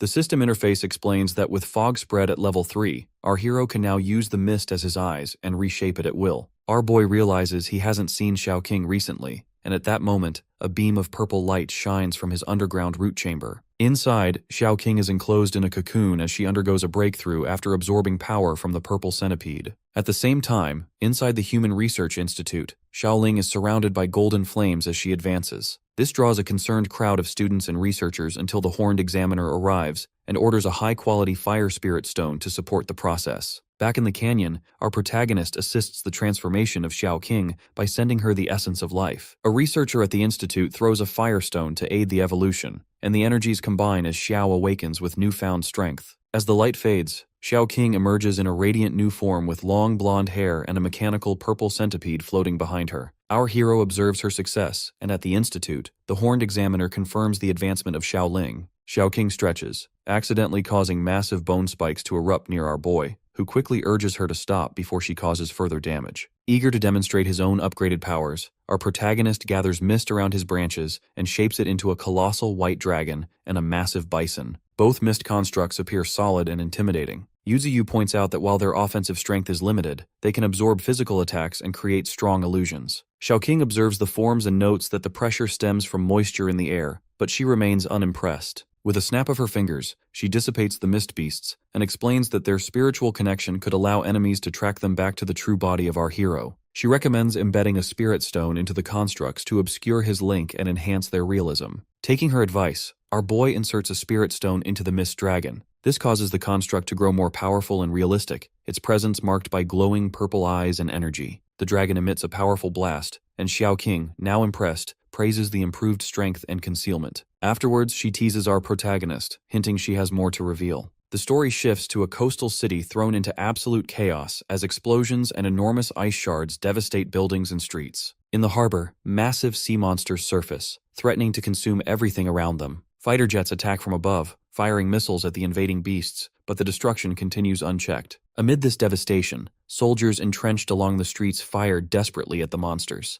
Their position is suddenly threatened when a colossal pink claw smashes through a nearby wall, revealing the approach of the giant coral crab. As bullets light up the sky, the soldiers' hope disappears, and one realizes that outside help won't be coming, acknowledging their grim fate as the monstrous crab towers over them. The city is shown engulfed in flames, dominated by the enormous crab. Suddenly, the story shifts to a quiet butcher shop, where a butcher works calmly near the peaceful territory of our protagonist. Inside the canyon, Xiaoqing appears in soul form, requesting Yuzi to send a falcon the next day to a specific location to retrieve something she wants to give him. Our boy, curious, agrees. A brief flashback reveals Xiaoling, under the control of Xiaoqing, waiting outside in a tracksuit as a peregrine falcon lands nearby. The falcon's loud screeching causes the girl to worry about drawing unwanted attention, but after a moment of interaction, she hands a metal canister to the bird, instructing it to deliver the item safely to our hero. Returning to the present, our protagonist opens the delivered canister using his blue spirit tentacle and discovers a small golden ant inside a glass tube. Reading the displayed system information, Yuzu sees that the ant is near death but has exceptional potential. It is a mutant with a lifespan of only 2 days and abilities far beyond those of normal ants, though many remain unawakened. Xiaoqing's soul form appears, excited, and explains that this ant is the result of sacrificing hundreds of millions of ants in experiments, and that it was only given to her because it had so little time left. Our hero recognizes the uniqueness of the creature, noting its special traits and the rarity of its existence. Our protagonist decides to help the ant, first diluting potent life essence with spiritual water to avoid harming it. He bathes the ant in this energy, reviving it and causing its single green eye to glow brightly as its vital signs stabilize. Satisfied, our boy then exposes the ant to undiluted life essence, triggering a rapid transformation. The ant's body cracks and expands, growing into a large armored insect with golden scales and sharp sickle-like legs. Testing its new form, the golden ant demonstrates tremendous speed, vanishing in a blur and racing around the spirit avatar of our protagonist, leaving trails of blue light. Xiaoqing comments on its increased agility and size and observes its impressive strength. The ant then kneels before our hero, expressing gratitude and pledging loyalty for being saved.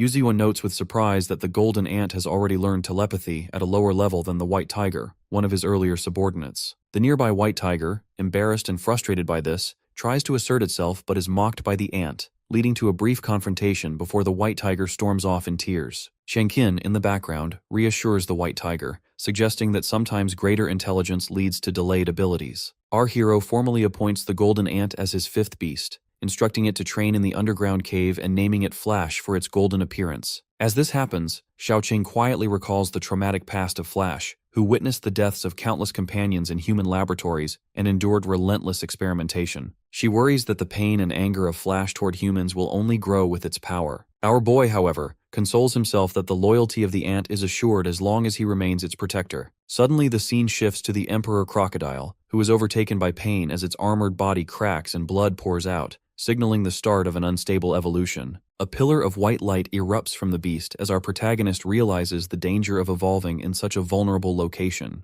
In a nearby city, the Spiritual Monitoring Bureau detects a surge of spiritual energy and issues a red alert. Operators identify the phenomenon as the emergence of a mutant beast at entry level 9, and urgent orders are given to the Air Force to respond. Back in the canyon, our hero remains occupied with his mist creation, while Qian Qin quickly drags Leng Feng and Qing Zhao to safety, warning them about the reappearance of the beast and urging them to take cover. Late at night, military helicopters sweep across a rugged riverbank, their bright searchlights exposing the landscape as they hunt for their target. Deep below, the Emperor Crocodile senses the disturbance and recognizes the presence of humans. The beast, immense and armored in purple scales and bone spikes, gazes up as it spots the light. Soldiers quickly identify the crocodile, but before they can act further, it coils its massive body and spins with violent force. The creature destroys a surveillance camera, immediately cutting the feed to static. Inside a command center, Erin rushes to make sense of the chaos. As she and her technician confirm that multiple camera feeds have failed, she realizes the enormity of their target. She concludes that ordinary fighter jets are no match for the crocodile and urgently orders the Air Force to launch an all-out assault, demanding the use of missiles to prevent the beast from escaping. Meanwhile, deep in the canyon beneath the towering sacred tree, Xiaoqing appears in her golden soul form and hurries toward the glowing blue orb representing our boy. She urgently reports that the movements of the Emperor Crocodile have been tracked by human forces, who are now sending dozens of combat aircraft and their extraordinary troops to the scene.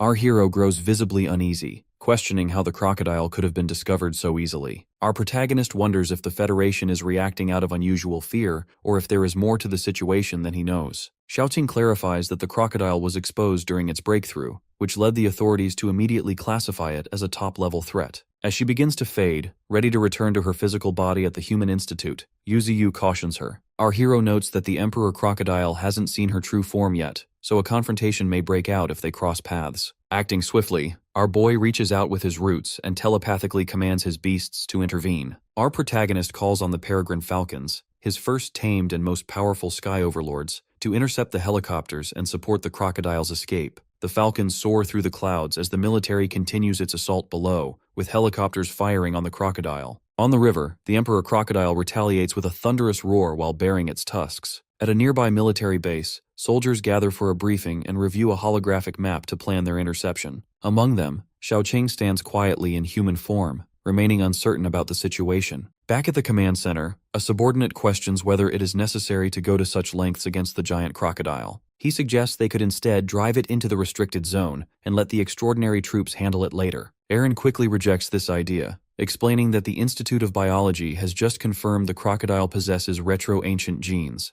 This makes it far more dangerous than average mutants. She points to footage of other ancient creatures, like the giant moray eel that caused chaos in the Freedom Commonwealth a month ago, and the ancient crab from Sakura country that destroyed an entire coastal city. Aaron stresses that if they allow the crocodile to escape now, it will only become stronger and cause even greater destruction in the future. Therefore, it must be stopped here and now. Returning to the battlefield, the Emperor Crocodile uses its massive tail to launch boulders with precise force, deliberately knocking them into the path of incoming missiles. This creates thick smoke and debris, severely limiting the pilot's visibility and disrupting their targeting systems. As the helicopters struggle to navigate the chaos, one pilot notes that, unlike previous giant beasts, this crocodile manages to avoid every direct hit. Observing these calculated evasive maneuvers and the sharp reactions of the creature, the pilots begin to realize that the Emperor Crocodile shows signs of advanced intelligence. The beast far surpasses anything they have faced before. As the crocodile attempts to flee toward the forest, Aaron orders the helicopters to continue their attack by using bombs to pin it at the edge of a cliff. Trapped, the crocodile activates its atavistic power and encases itself in a layer of frost and ice as a defensive measure. The pilots observe the beast become still and rigid, noting its exhaustion. Seizing the moment, the military launches a final massive barrage of missiles and ammunition, engulfing the frozen Emperor Crocodile in explosions. Observers across the command center and battlefield watch tensely as the outcome of the operation hangs in the balance, waiting to see if their efforts have finally subdued the legendary beast. A barrage of golden energy beams rains down with explosive force, blanketing the battlefield in fire. The Emperor Crocodile, battered and bleeding from a deep neck wound, reels under the onslaught as the attack intensifies. Meanwhile, at a high-tech human command center, operators scramble to keep up as multiple units report depleted ammunition. Commander Aaron, visibly tense, pushes her team to launch the last bomb, determined to finish the operation.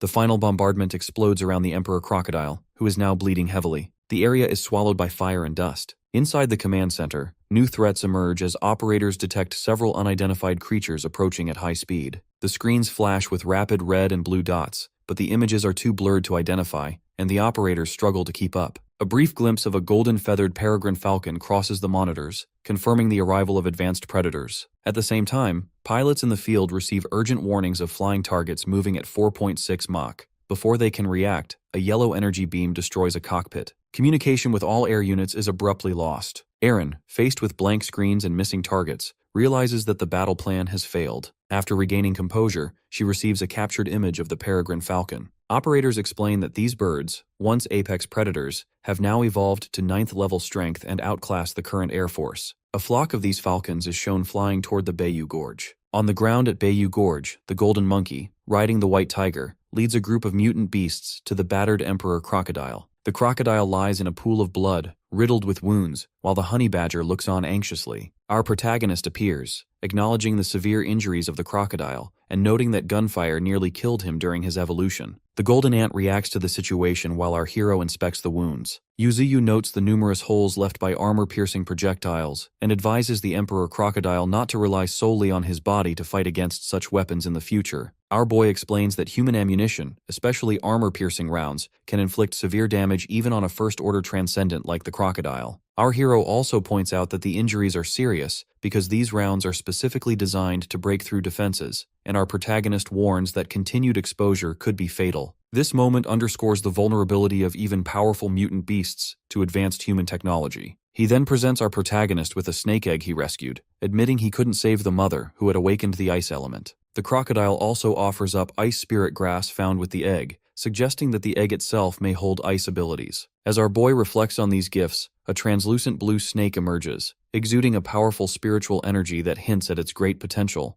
possibly surpassing the existing tomahawk snake. Back in the command center, staff notice a strange vortex of fog appearing on their monitors. Aaron and the operators speculate that elemental forces might be evolving into life forms. When they spot movement from a tree in the images, Aaron instructs her team to reinvestigate the mountain, suspecting it could be a mutant beast habitat. She orders the area declared a red forbidden zone and demands constant surveillance, insisting that the giant crocodile must not be allowed to leave the mountain under any circumstances. In the red declared area, a military camp stands in a canyon, surrounded by a dense, unnatural white fog that obscures the camouflaged buildings. Soldiers in full tactical gear remain on high alert, reinforcing the seriousness of the situation as signs display warnings about strict guards. Overhead, on a massive tree branch, Flash, the golden ant, watches the camp from the shadows, silently judging the humans below. Elsewhere in the mountains, the Emperor Crocodile, visibly wounded and bleeding, listens to the instructions of his master, Uzu. Our hero tells him to move to the center of the misty mountains, claim the land, and create a lake. Uzu assures the crocodile that life essence will be granted to help form a spiritual lake when the time comes. The Emperor Crocodile agrees, then lies down to recover as the blue monkey and honey badger, Ping 2, stay close by. The crocodile reassures the smaller beasts that they can play together once he heals, prompting laughter and relief from the group. Meanwhile, at the sacred tree's core, our protagonist discusses the growing human threat with Xiaoqing. Xiao worries about the humans' awareness of the giant crocodile, but Yuziyu remains calm, explaining that the humans have only just made this discovery and should be left alone for now. Our boy decides to use the fog beast to further conceal their presence, confident that the mountain's fog will prevent humans from causing harm. Shortly after, Xiaoqing reports that a small team of soldiers is preparing to enter the mountain. Our hero confirms he has already noticed their movements and has considered how to respond. As the soldiers move forward, one enters the thick fog and quickly becomes separated from his unit, causing his teammates to call out an alarm. Panic spreads among the remaining troops, who scramble to contact the camp. Suddenly, the massive leg of a fog beast crashes down, killing a soldier and triggering an immediate alarm. A dragon-shaped fog monster emerges, its eyes and teeth glowing through the mist, leaving the soldiers in shock. Gunfire erupts, but the beast reforms instantly where it is hit, rendering bullets useless. A soldier steps forward with a flamethrower, hoping to try a new tactic, just as Qingzhao, a human servant under the command of Yuzi Yu, receives telepathic orders to join the battle and prove his loyalty. The soldiers are stunned to see a human fighting alongside the monsters, but before they can react, Flash walks out from the shadows, openly expressing contempt for the humans. The troops panic and open fire on both Qingzhao and Flash, but their attacks have little effect. An overhead view shows the fog dragon and the golden ant overwhelming the outpost, destroying the defenses effortlessly. Back at the sacred tree, our protagonist and Xiaoqing observe the chaos. Xiaoqing remarks that the mountain's threat will now be exposed to the wider world, and our hero accepts that hiding is no longer possible. Yuziyu determines to delay human advances by demonstrating the full horror of the mountain, knowing that inaction will only encourage further intrusions. Xiaoqing brings up the traumatized soldier captured earlier, and our boy decides to release him, wanting the terror of the fog beast to spread among the humans. Xiaoqing warns that this will only invite stronger retaliation from more powerful human forces, but Yuziyu, his spirit orb glowing menacingly, resolves to go to war if necessary. Following the battle, Flash stands atop a pile of human bodies beneath the crescent moon. The story explains that the Misty Mountains are now feared as a place where people become lost, and that both the giant crocodile and the fog beast are confirmed to exist within. The Emperor Crocodile, now submerged in a spiritual lake, receives 10 drops of life essence, transforming the site into a haven for the beasts. Afterwards, our protagonist tests his newly strengthened branches, noting the increased speed, strength, and ability to split and ensnare targets. Our hero is shocked by the rising cost for further evolution, realizing that advancing to higher tiers will require immense resources. With his spiritual power now at 490,000 and ranking above the second level, our boy acknowledges the urgency to evolve faster in response to the growing human threat. Yuzuyu summons the Emperor Crocodile and questions him about the river's dangers. The crocodile warns that the river is treacherous, suppresses spiritual power, and harbors even more powerful entities. The story hints at monsters of higher order within the depths. Meanwhile, in City Z, the released soldier is in a padded cell, suffering a complete mental breakdown and providing only vague warnings about the fog beast. Human leaders, realizing the gravity of their losses and the scale of the threat, mobilize their army, superhuman troops, and the Federation's 10 heroes for a decisive response. The leader, his eyes filled with anger, declares his personal command of the operation and vows to annihilate the mountain and its mutated beasts, no matter the cost. Deep within the waters of the North Canyon, Yuziyu looks down upon the Emperor Crocodile. The crocodile immediately senses a transcendent presence and remains cautious, recognizing that these depths hold not just second-order but potentially third-order transcendence. This realization makes the river feel far more dangerous than it first appeared. Shifting his attention, the Emperor Crocodile looks up to the towering willow, suspecting that the god tree, Yuzi-Yu, has grand ambitions. In response, the consciousness of our protagonist pulses with intent. He plans to draw the powerful river into his own territory, viewing this as a critical step for his growth. Yuzuyu believes that controlling the river's flow directly into the sea will provide a significant strategic advantage for future conflicts against humans. As the determination of our boy intensifies, golden light floods the horizon, signaling the beginning of a new chapter for his followers. With the ambition clear, the Emperor Crocodile suggests conquering the nearby mountain range first and recommends sending the Honey Badger, Armored Boar, and 2 others for the mission. Our hero, aware that his own immense power might attract human attention, agrees with the plan. Yuzuyu decides it is best to let his subordinates train and grow stronger while he remains in the background to provide protection. He places the Emperor Crocodile in command, instructing him to capture any opponents with promising abilities and promising to deal personally with the most valuable prey. Before they leave, our protagonist gifts the crocodile some concentrated life essence to ensure nothing goes wrong. As the Emperor Crocodile rises from the river, his imposing figure gathers the Honey Badger, Armored Boar, and Orange Monkey, signaling the start of their expedition. Meanwhile, Yuzuyu shifts his focus underground, where he checks on the progress of the subterranean city under the supervision of Qingzhao. The servant reports significant advancements, noting that 3 floors are nearly connected thanks to the wind wolves and previously sent mutated mice, which greatly accelerated construction. New features include a central water source, multi-level walkways, and spirit stones that both illuminate and nurture the underground flora. Qingzhao suggests further expanding rooms and training slots, and asks to bring in a friend for help. Our boy is wary of outsiders and refuses to trust anyone who has not pledged loyalty. He warns Qingzhao about the dangers of betrayal during wartime and makes it clear that only those who declare their loyalty are welcome. Yuzuyu also states that betrayal will not be tolerated, even though enforcing this could create internal conflict. Our protagonist stresses the importance of keeping information from humans to protect their mutual coexistence. Suddenly, Xiaoqing alerts Yuzuyu that a snake egg is about to hatch, prompting him to leave the tunnels quickly. Reaching the surface, our hero and Xiaoqing witness a dazzling blue light as a mutant white snake emerges from its shell. This creature displays talents in ice manipulation, cold breath, and body protection. Both are satisfied with the new addition to their ranks. As Yuzuyu celebrates this development, the scene transitions to night in the distant mountain range where the expeditionary unit has arrived. They stand ready before the mountains, preparing to clear the area of all threats on the command of the Emperor Crocodile. The group surges forward. The Orange Monkey springs onto the Armored Boar, and the White Tiger leads the charge. The Golden Ant, perched on the Thundering Goat, launches into the forest to take the lead, but is warned not to challenge any strong opponents. A coordinated assault unfolds. The Orange Monkey pins a giant spider, the Honey Badger headbutts a dark beast aside,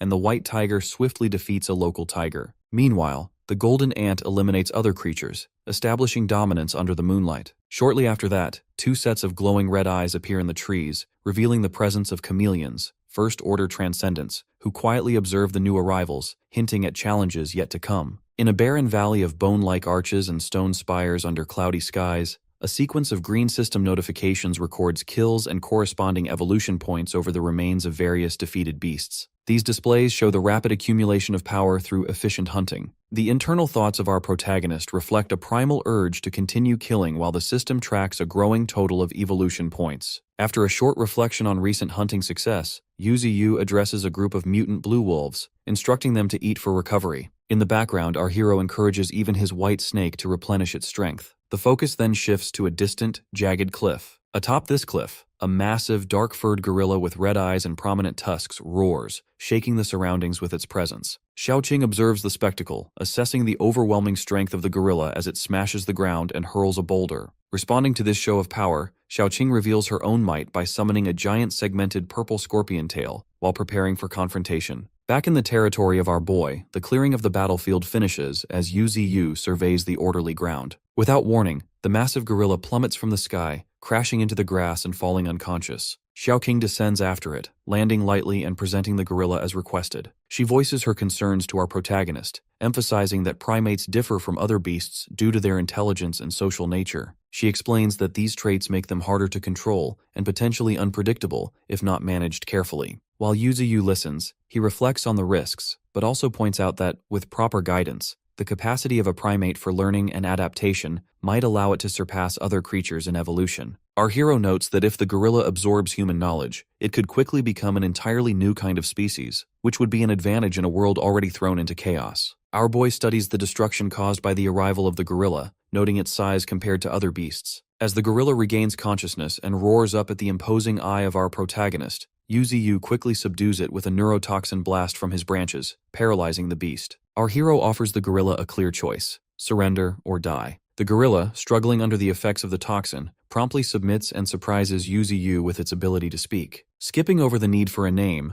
our protagonist bestows the title King Kong upon his new subordinate and infuses it with a surge of golden energy. King Kong undergoes a dramatic transformation, growing much larger and more muscular, with a distinct red marking forming on its forehead. A system display highlights the abilities of King Kong, Berserk and Brute Force, though our hero weighs that these powers are not yet enough for the gorilla to rank among his strongest followers. Without delay, Yuzu orders King Kong to summon its kind. The gorilla pounds its chest and releases a thunderous roar, sending out a shockwave that forces even Xiaoqing and our boy to cover their ears. In response, dozens of mutant gorillas emerge from the surrounding forest, gathering around their new leader. As the spirit orb of our protagonist glows brighter, he surveys his expanded army, recognizing the significance of this new alliance and the potential it brings to his growing domain. A fierce confrontation unfolds among shattered rock pillars in a remote mountain range as two powerful mutant beasts clash. Flash, the golden mutant ant at entry level 6, darts across the broken terrain while narrowly evading a relentless barrage of green energy beams. His opponent, a blue mantis at entry level 7, is a formidable foe with scythe-like arms and a glowing blue aura. Flash quickly realizes that despite his own confidence, he is being overpowered by the higher-level beast. As the blue mantis charges and releases a sweeping crescent of wind energy, the golden ant launches himself directly into the attack. Their collision sends a shockwave ripping through the ground, tearing slabs of earth into the air. Locked in a contest of raw strength, the two exchange a flurry of blows with sparks flying from each clash. Flash recognizes the strength of the mantis but uses a sudden burst of speed to break through its guard and land a decisive strike. The mantis collapses, paralyzed by a toxin our boy had prepared. Old Bull, the massive second brother, charges onto the battlefield out of concern for the ant's well-being. Flash quickly reassures him that he is unharmed while explaining the enemy's wind abilities and speed. As the sun begins to rise, the bull signals the end of the hunt. Afterward, the subordinates of Yuzu begin making their way back from their hunts and gather near the base of the mountain. Flash, riding atop Old Bull, surveys the returning group but quickly realizes that the white tiger is missing.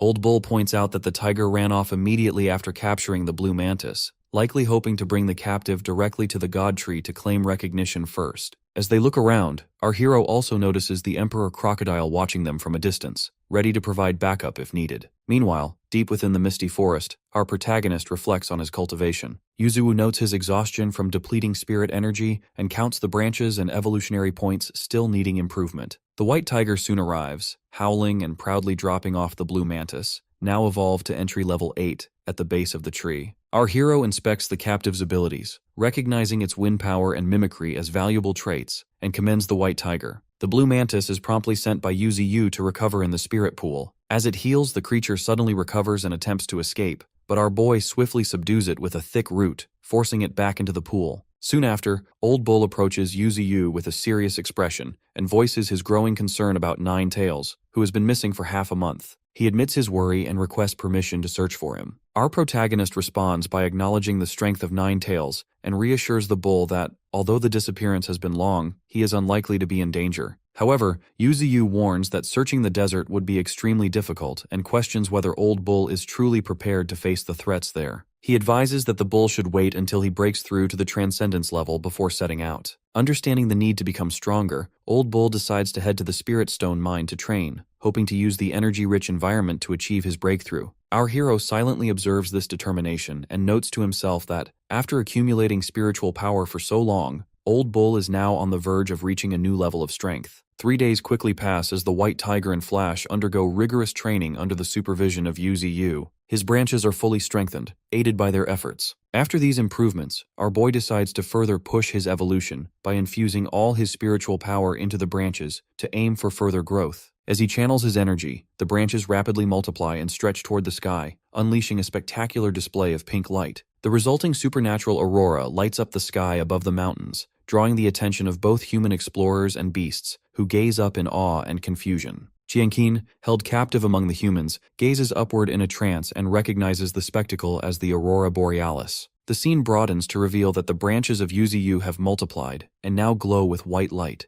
stretching across the entire sky while pulsing with pink and blue energy. This brilliance leaves Qianqin overwhelmed by the beauty, while Leng Feng stands beside her, troubled by the overwhelming force above them. He worries aloud that if the branches were to fall, everything would be destroyed instantly. As the humans watch in awe and fear, Flash, the golden ant, approaches with a sense of pride. He declares that witnessing the power of our boy is an honor for the humans. Our protagonist's subordinate immediately reminds them of their precarious situation, stating that their survival hinges on their usefulness to Yuzi. Tension flares when Qingjiao questions the ant about his apparent hatred for humans, to which Flash responds with open contempt, making it clear that his feelings go far beyond simple dislike. Meanwhile, our hero internally reflects on the heavy spiritual toll exacted by his current display of power. He realizes that the rapid drainage of spiritual energy is unsustainable, causing him to withdraw the aurora and decide that this ability must be reserved only for life or death situations. As the supernatural light fades from the sky, attention shifts underground to the mining facility, where Qingjiao oversees a group of mutant gorillas laboring with logs and stones. Yu, projecting his consciousness through a black willow branch, commends Qingjiao for managing the gorillas effectively and instructs him to train them as a disciplined military unit. Qingjiao notes that the gorillas can be controlled as long as they respect his strength. Without warning, the cavern shakes violently, causing rocks to tumble from the ceiling. While Qingjiao suspects an earthquake, our protagonist quickly senses that the disturbance resembles the breakthrough of Shaoqing and suspects the bull demon is evolving. Noticing that the spiritual power is blocked by spirit stones in the tunnel,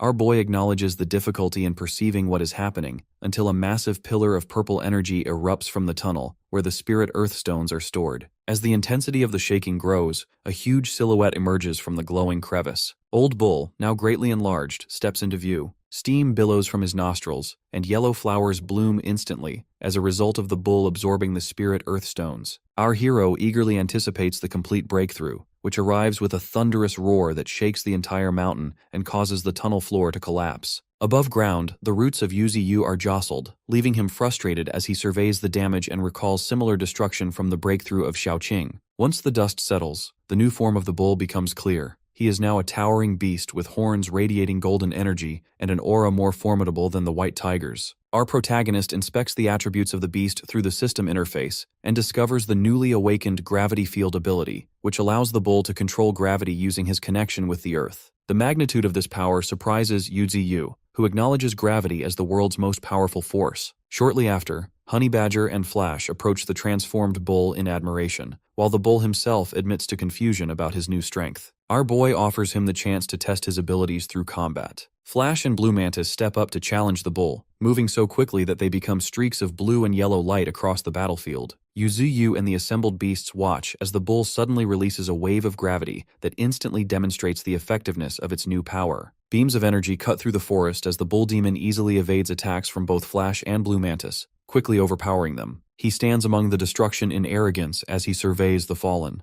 Observing everything, Yuzu realizes internally that ordinary speed and sneak attacks have no effect on the bull demon and warns against any rash attempts. As the bull checks on his injured ally, Flash reports that his internal organs are crushed and his limbs are broken, though he tries to downplay the severity. At this moment, a pink mist known as the Rain of Vitality, summoned by our protagonist, envelops the wounded. This rain accelerates healing and deeply revives living beings. Our boy observes that while Flash seems stable, his internal injuries are severe. Without the Rain of Vitality, his recovery would take much longer. Soon after, Yuzu sits calmly. Addressing the bull demon, he acknowledges the recent breakthrough and advises him to refine his abilities, promising that his power will grow much stronger in the future. Our hero reminds the bull about the promised journey to find Ninetails, urging caution and instructing him to return immediately if Ninetails is found. The bull demon bows respectfully and receives final permission to depart before heading out. Afterward, the focus shifts to a military encampment at night, where soldiers patrol anxiously near heavy trucks. They discuss the threat posed by the crocodile and the presence of transcendental forces, anticipating an imminent operation to level the mountain. The story then transitions to the Transcendental Research Institute. Inside a damaged training room, Xiaoling stands amidst the wreckage, noticing the significant changes in her powers after entering the transcendental stage. She reflects on the fusion of her physical and spiritual abilities, which have dramatically enhanced her flames. An assistant arrives to escort her to the mentors, and as they leave, the extent of the destruction she caused to the super alloy walls is revealed, impressing the assistant. Xiaoling enters a massive hangar filled with scientists and soldiers. The professor and a group of staff greet her, while a tall, silver-haired man, Li Hao, observes her with interest. Internally, Li Hao is struck by the strength and appearance of the girl, noting the waves of spiritual power emanating from her. He introduces himself confidently, but Xiaoling admits she has never heard of him. The professor laughs loudly at this exchange, while the assistant quietly explains to Xiaoling that Li Hao is a top performer who recently broke through to the transcendental stage. He comes from a wealthy family and is already a major general due to his achievements. Li Hao, attempting to recover from the awkwardness, invites Xiaoling to join the 2nd Military District, stating that she must first be tested in a fight. The scientists and assistant cheer Xiaoling on, warning her that Li Hao specializes in thunder-based attacks. Among the crowd, Yan Lengling watches with a competitive attitude, eager for Li Hao to prove himself. As the match begins, Li Hao charges forward, his body sparking with blue electricity. Xiaoling calmly summons a fire butterfly, which her opponent initially dismisses as flashy before realizing it is dangerously powerful. He attacks with a thunder-infused punch, but the fire butterfly explodes with intense heat, sending Li Hao flying and scorching him. The professor reacts enthusiastically, while the assistant is concerned by the professor's excitement. Yan Lengling shouts at Li Hao to stop holding back and push harder. Rising from the attack, Li Hao becomes enraged and envelops himself in a massive surge of electricity, determined to fight at full power. Xiaoling responds confidently, surrounded by a swarm of fire butterflies, signaling her readiness for the height of their confrontation. Xiaoling maintains her composure as she locks eyes with her opponent, Li Hao. Electricity crackles around him as he charges forward with his fist. Just as he attacks, she unleashes her power, releasing a brilliant explosion of golden butterfly-shaped energy that engulfs the stage and splinters the arena floor. Nearby, spectators react in shock, shielding themselves from the debris. Li Hao is left hunched, coughing up blood before collapsing and conceding defeat. The crowd erupts in applause for Xiaoling, while Yan Lengling glares from the audience with clear resentment. Afterwards, attention shifts to a high-tech office where a director reviews the duel footage, noting Li Hao's overwhelming loss. He orders his team to compile and secure all information on Ms. Ling. Acknowledging her strength, the director wonders aloud where stronger transcendence might be found, as even Li Hao no longer stands above the new recruits. Meanwhile, in Beiyu Gorge, Yu Ziyu continues his deep cultivation, supported by his beast companions as our boy strengthens his body in preparation for a breakthrough.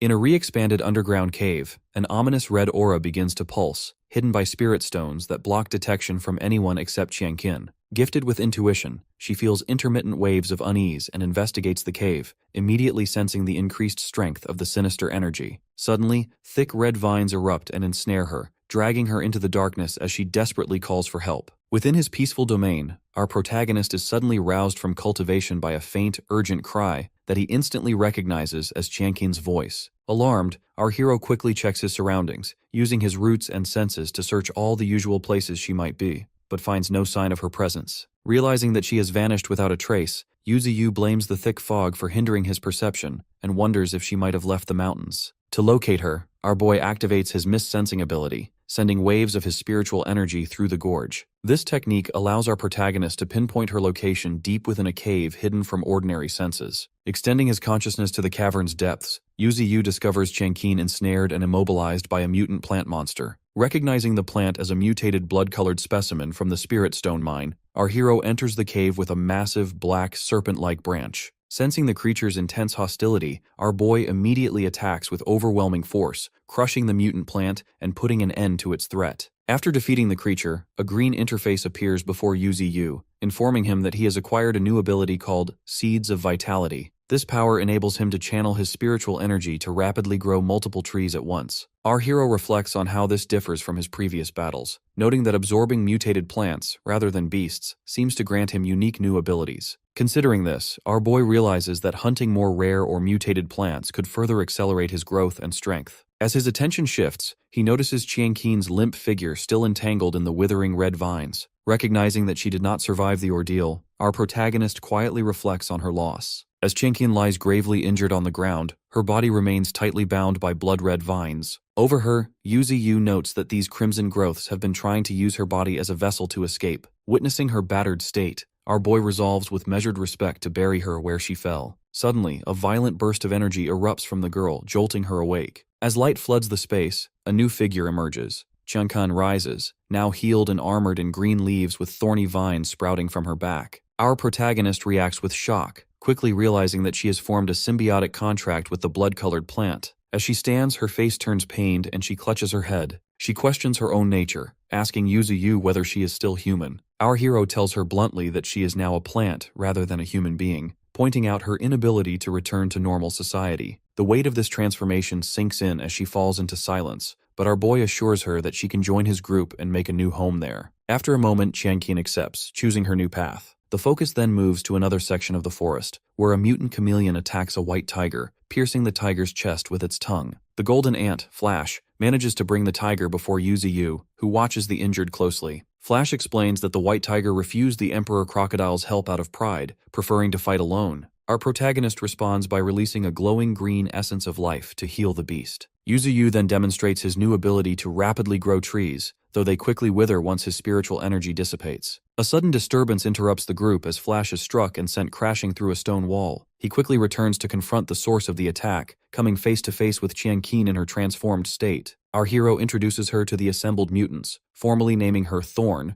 and assigning her the 6th rank among them. Flash immediately objects, refusing to accept a human as an equal. When he threatens to attack her, our boy swiftly subdues him, forcing the ant to acknowledge her new status. Reluctantly, Flash concedes, while Yuzu notes the depth of the ant's animosity toward humans and recognizes the challenge of leading such a group. The scene shifts to a mountainous region where an armed mercenary team treks through the dense forest in search of the Emperor Crocodile. One teammate urges caution, mentioning that the Misty Mountain is a dangerous red zone teeming with fog creatures. As they press deeper, the group is suddenly startled to spot Qianqin standing high in a tree, her appearance both unexpected and bewildering to the mercenaries. Qianqin, now known as Thorn, searches the forest for spirit fruits, her arms filling with the harvest as she thinks fondly of her companions, who have gone without such treats for some time. As she stands beneath a large tree, pleased with her find, a massive mercenary emerges behind Thorn, eyeing her with greedy interest. He is drawn not only by the fruits, but by the girl's distinct mutant features and vine-covered form.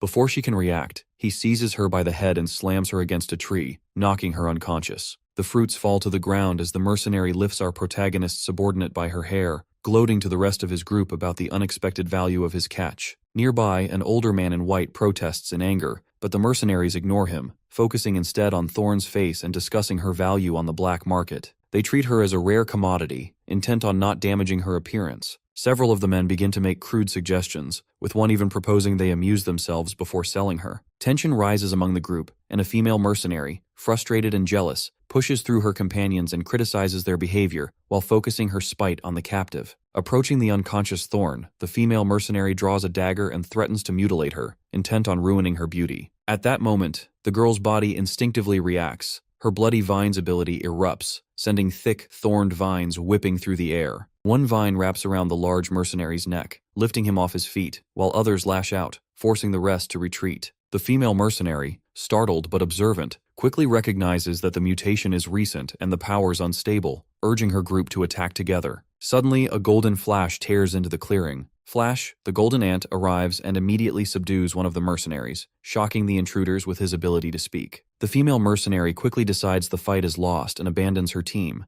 leaving them behind as Flash accuses the group of trespassing in his master's territory. He vows that none of them will escape and transforms into a blur of motion, swiftly incapacitating the mercenaries with overwhelming force. The skirmish ends with the mercenaries broken and scattered across the ground. Thorn, regaining some awareness, sees the golden ant and recognizes his intervention. However, the situation turns again when Flash notices a small, blinking bomb attached to his body. It detonates in a violent explosion, leaving the ant badly injured and unable to move. The battered female mercenary staggers up, taunts Flash about the grenade's special design, and prepares to finish him off with a dagger. In the harsh, snowy landscape, the mercenary pins Flash to the ground, raising her blade with deadly intent. As she brings the dagger down, thick, red, vein-like roots suddenly burst from Qianqin's body. The roots impale the woman, throwing her backward. The mercenary coughs blood, her eyes wide in shock. Our protagonist's subordinate stands amidst her own massive, pulsating vines, dazed and fearful as the growths twist tightly around her, leaving her uncertain and shaken. Qianqin sits there, overcome by guilt, sobbing loudly over her first kill. The golden ant, perched on a nearby rock, scolds her for the noise. Through tears, she explains that she only wanted to earn money by gathering spiritual herbs,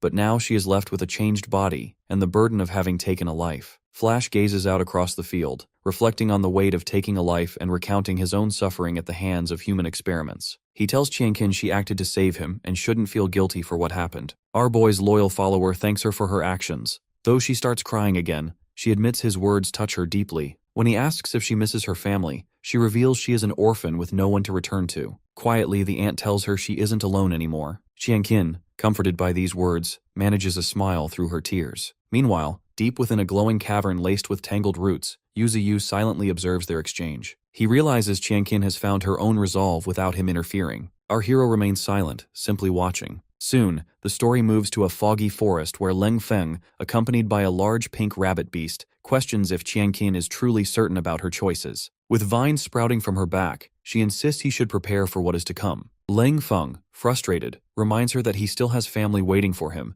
making it clear he is not ready to accept her path. Next, beasts attack as the story explains that the spiritual recovery has ushered in a dark age. Inland cities are under daily siege, but the coastal regions face even greater destruction as sea beasts surge ashore, causing countless deaths. In a high-tech boardroom, the head of the China Federation assembles top officials to address the growing crisis. The director of the Inland Spiritual Power Bureau activates a hologram, showing the rapid and dangerous increase of spiritual power in the sea's depths. She explains that high concentrations of spiritual power are toxic, forcing deep-sea monsters into shallower waters. This, in turn, drives less powerful sea beasts toward coastal cities, making the global sea beast attacks unavoidable. General Zhao Jianjun questions how long this chaos will last, but the director warns that this is only the beginning. She presents another alarming graph, revealing that spiritual energy is now rising inland as well. The coming spiritual tide will trigger a second wave of mutations among land beasts, leaving inland cities vulnerable to wild animal attacks and unable to use heavy weapons for defense. The head of the Federation, after a brief pause,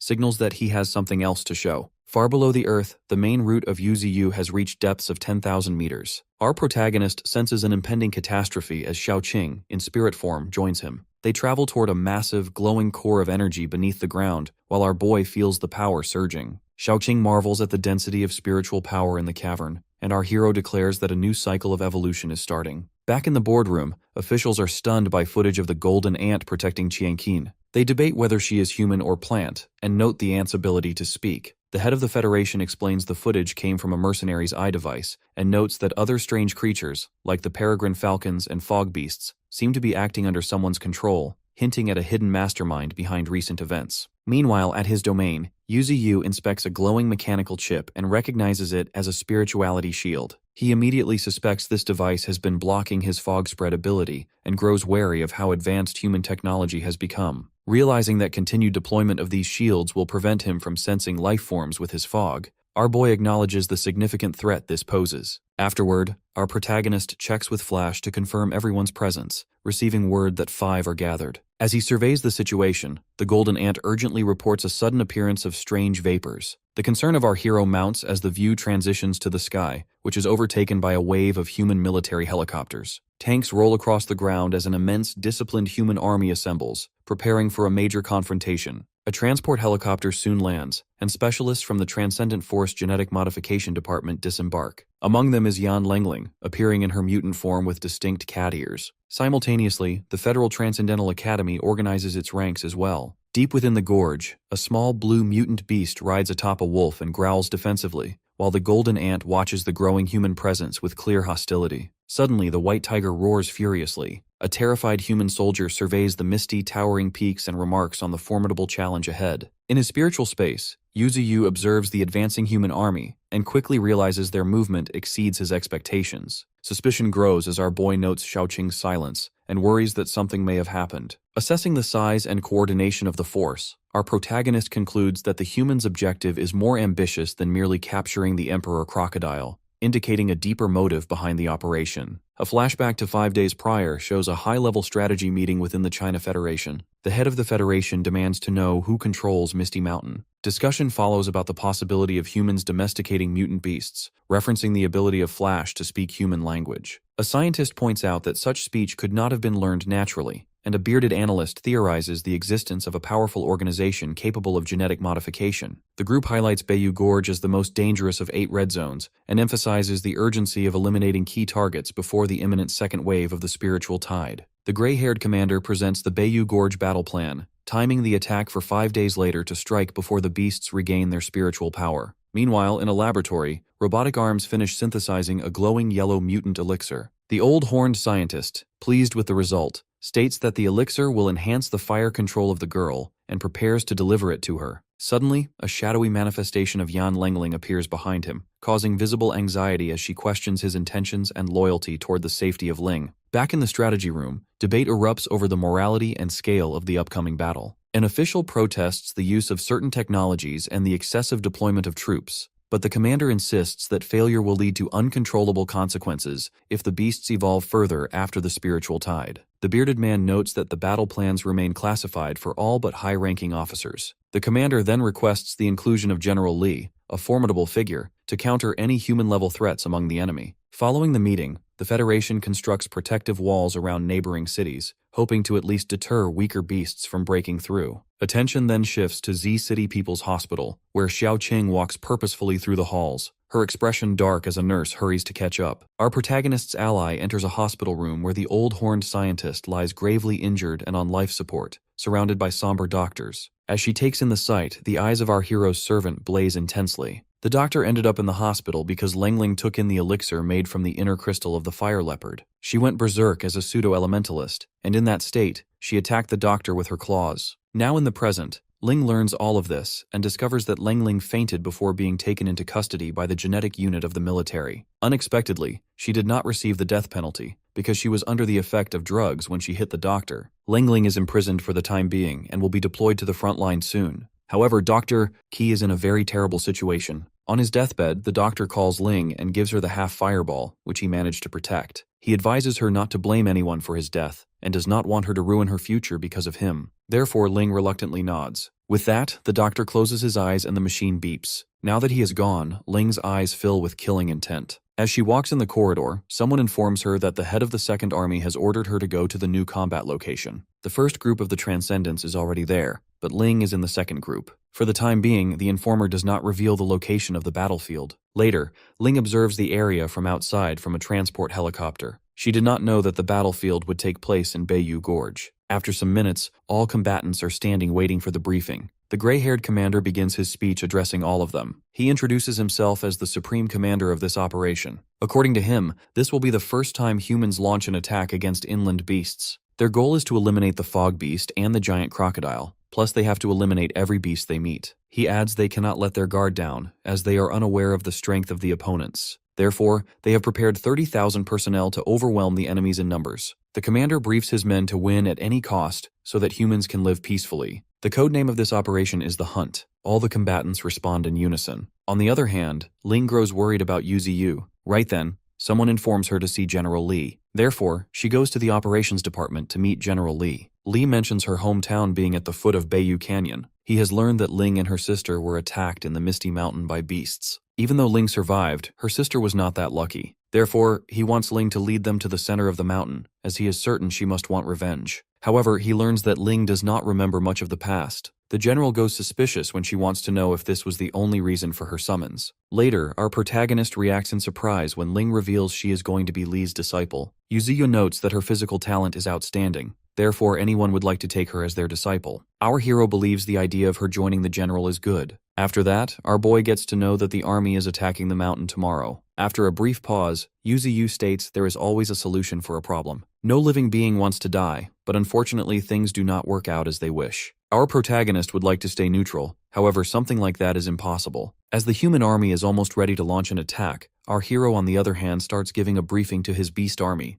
Yuziyu announces they will be facing war soon. If they lose, then all of them will die. Even after winning, they will lose some companions. But those who survive will be able to live without any worry of humans in the future. Therefore, our boy wants them to prepare to die and fight with all they have. Yuziyu considers tomorrow's battle a crucial one, which will determine their future. All beasts roar confidently, ready for the battle. On the other hand, Leng Feng thinks of running away with his little treasures in the midst of the chaos. The day of the battle arrives, and the human army stands ready to attack. Meanwhile, Ling grows worried seeing an overwhelming number of troops. Right then, the scared guy approaches and reveals that their combat team is divided into 3 groups. The other 2 groups have massive numbers as well, as a high number of troops has been deployed to surround the hills so no beast can sneak into the city. Suddenly, another fighter comments that deploying 50,000 people is quite unnecessary. However, the scared fighter insists this is necessary because, in the past, he saw a 4th-level mutant antelope wipe out 100 men of a rescue army unit. He presses that if a mere 4th-level beast can cause this much damage, then the beasts in the mountain area can cause unimaginable destruction,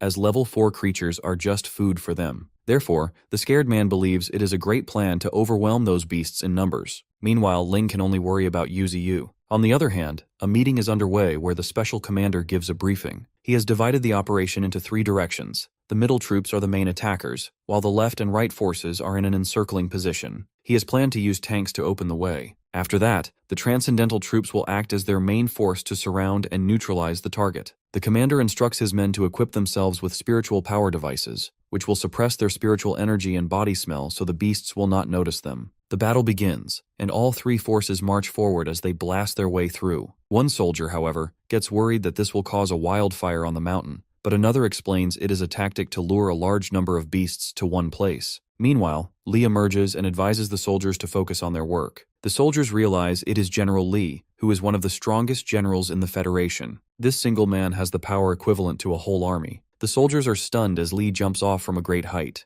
In the meantime, their passage opens up and all soldiers advance forward. But to their surprise, one of the routes belonging to our hero attacks them. Other beasts howl as they emerge along the route. From afar, Ling can see it is a route belonging to our protagonist. Panic erupts among the soldiers as they report to their commander about the sudden appearance of trees and the fog beast. Simultaneously, the commander receives the same report from the right and left wings. The commander grows terrified as soon as he observes the situation from the base camp. On the other hand, Yu has decided not to let them into his territory. Right then, the commander demands to know the number of fog beasts and trees before ordering his assistant to send Air Force support to the left and right wings. Meanwhile, highly advanced human machinery fires at the beasts. However, their machinery is soon blocked by the roots of our boy. Next, a number of mutant gorillas appear and start attacking the machinery with huge rocks. With that, the beast army overwhelms the human army in strength. Yu is satisfied by the results. However, our hero receives a report that an enemy is nearby, but our protagonist does not care much about it. Somewhere else, army personnel are moving with laser-equipped weapons, and they soon encounter mutated beasts. In the briefing room, the commander reflects that they have a total of 50,000 troops, including 100 tanks, 75 helicopters, 1,000 transcendental soldiers, and 2,000 soldiers in the genetic force. He reminds Lee that their priority is not to eliminate the giant crocodile, but to uncover the organization behind the scenes. Although they have stationed the army away from the foggy area, the beasts are now fighting on the front lines.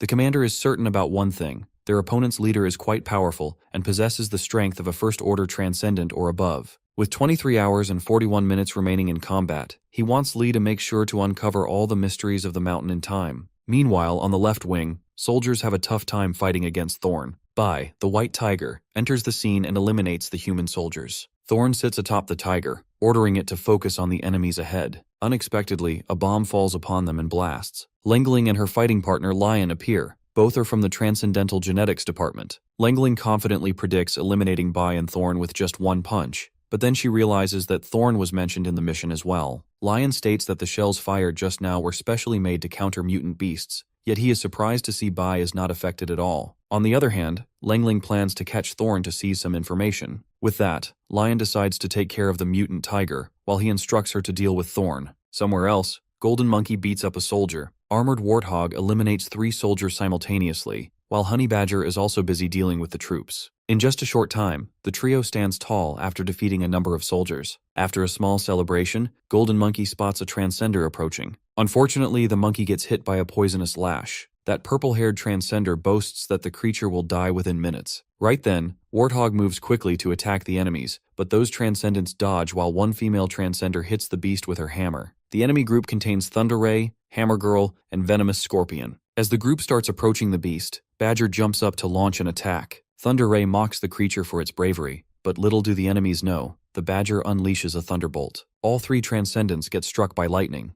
In this way, the tides of the battle change, and the side of the beasts gets the upper hand. Locusts are arthropods, and there are more than 10,000 known species in the world. Even though one is not harmful to humans, they become overwhelming when they attack in high numbers. No matter how powerful humans are, they will feel overwhelmed. Right now on the battlefield, Golden Monkey is coughing. These monkeys typically have the ability to absorb all beneficial substances from others, a power called extreme absorption. But once toxins enter, extreme absorption rejects the toxic substances as there is no way to purify them. Hence, this makes the primate feel extreme pain. Soon, more soldiers arrive near the trio. They start shooting bullets at them, but they quickly realize they need to switch to special bullets designed for high-level beasts. As Honey Badger and Armored Warthog tackle the enemy, the mutant monkey gets spotted by a new Transcendent. As the monkey is this close to being hit, Warthog comes in and takes the hit instead. Both the monkey and the Badger get teary. Soon the Warthog gets its heart crushed by the Transcendent, and Golden Monkey cries out loud. Meanwhile, Honey Badger receives a powerful blow from another transcendent as more transcendents arrive at the scene.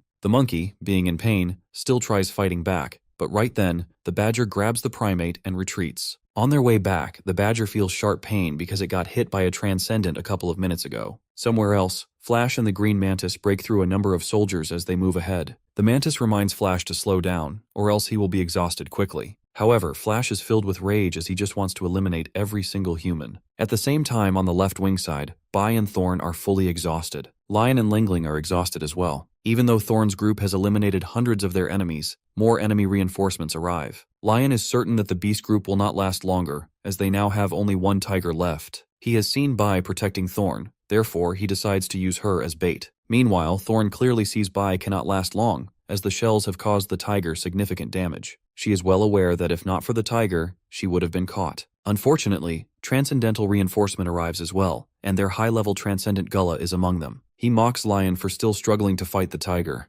Meanwhile, Thorn is on her edge, wondering how long this battle will last. She is also getting bad vibes from Gullah, as she feels an overwhelming amount of spiritual power coming from him. He orders the troops to continuously attack, as sooner or later the beast side will lose. This time, he orders every single transcendent to attack at the same time. Thorn's group still keeps resisting, but unfortunately, Lingling throws flash bombs right at Thorn. Then, getting the opportunity, the woman attacks with her claws. The air forces are still active on the front lines. Even though they drop bombs one after another, the roots of Yuzu remain unaffected. Guerrillas keep charging at the soldiers while the Falcons attack the enemy air forces. Meanwhile, our protagonist knows a missile of this caliber cannot penetrate him. Unexpectedly, right in that moment, Lee finally arrives near our boy. On the other hand, Thorn receives a heavy blow. Lingling clearly notes Thorn smells exactly like Ling, which makes her sick. Before she can finish off Thorn, Bai hits her and throws her away. Lying on the ground, Lingling cries out in pain. Meanwhile, Bai surprisingly starts speaking. He instructs Thorn to find our hero. He reminds her that there are many transcendental forces here, and if she does not leave, then everyone will die. However, Thorn protests. Bai then howls loudly, which prompts her to retreat. As she runs away, a couple of transcendents start chasing her, but her comrades protect her as the enemies try attacking. As a result, the crane and the wolf receive heavy blows. As her comrades are fighting to their death, Thorn grits her teeth and pushes herself to move forward without looking back. Next, a transcendent lands a heavy blow at the crane. The thing is, the crane never wanted to go and fight. It has no emotional attachment to those two girls. It does not understand why living beings who are dead need to be mourned like this. But in the end, the crane went and lost terribly. Cranes live in flocks consisting of several families. They were once an endangered species, but with the revival of spiritual energy, they have escaped extinction. After experiencing a terrible incident with the war axe snake, the creature started living under the protection of the willow tree.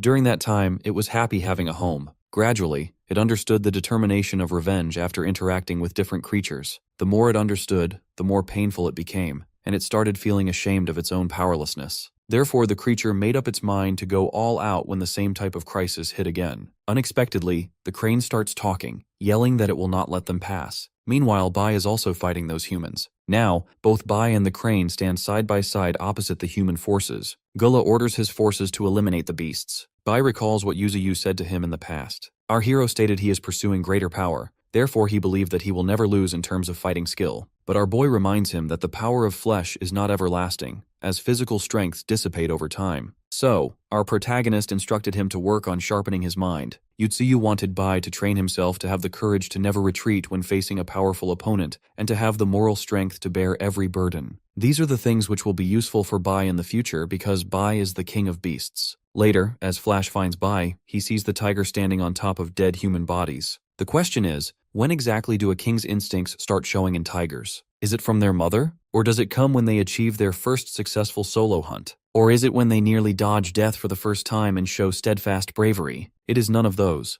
Instead, Bai is still refusing to let go of his pride. Suddenly, the blue ant starts crying as it notices Bai's skin on the right side is completely peeled off. Flash's eyes also fill with tears as his hate for humans increases even more. He cries out in pain, questioning how many important things these humans will take from him. On the other side of the mountains, Honey Badger finally finds a place to take care of Golden Monkey. Unfortunately, they soon hear humans coming their way. Therefore, with a heavy heart, the badger leaves the monkey there and runs off to take care of the humans. On the other hand, the approaching transcendental group decides to eliminate the badger no matter what, as it is one of their biggest threats. Right from behind, the badger attacks one of the transcendents. Right then, one transcendent hits him, while another lands a heavy hammer on him, and the badger ends up hitting the ground. But as that big hammer girl lifts her weapon, she learns the badger has gone into the earth. As the Transcendents decide to find him, the badger comes out from the ground to hit one of them. Sadly, he feels a sharp pain. Soon, the Transcendent that he hit lands a heavy blow on him. The blow is so powerful that the ground under them bursts open. As a result, the badger is in a very terrible state. That same Transcendent hits the badger continuously until he throws the creature away forcefully. Now the badger's body is trembling in pain and is covered with blood.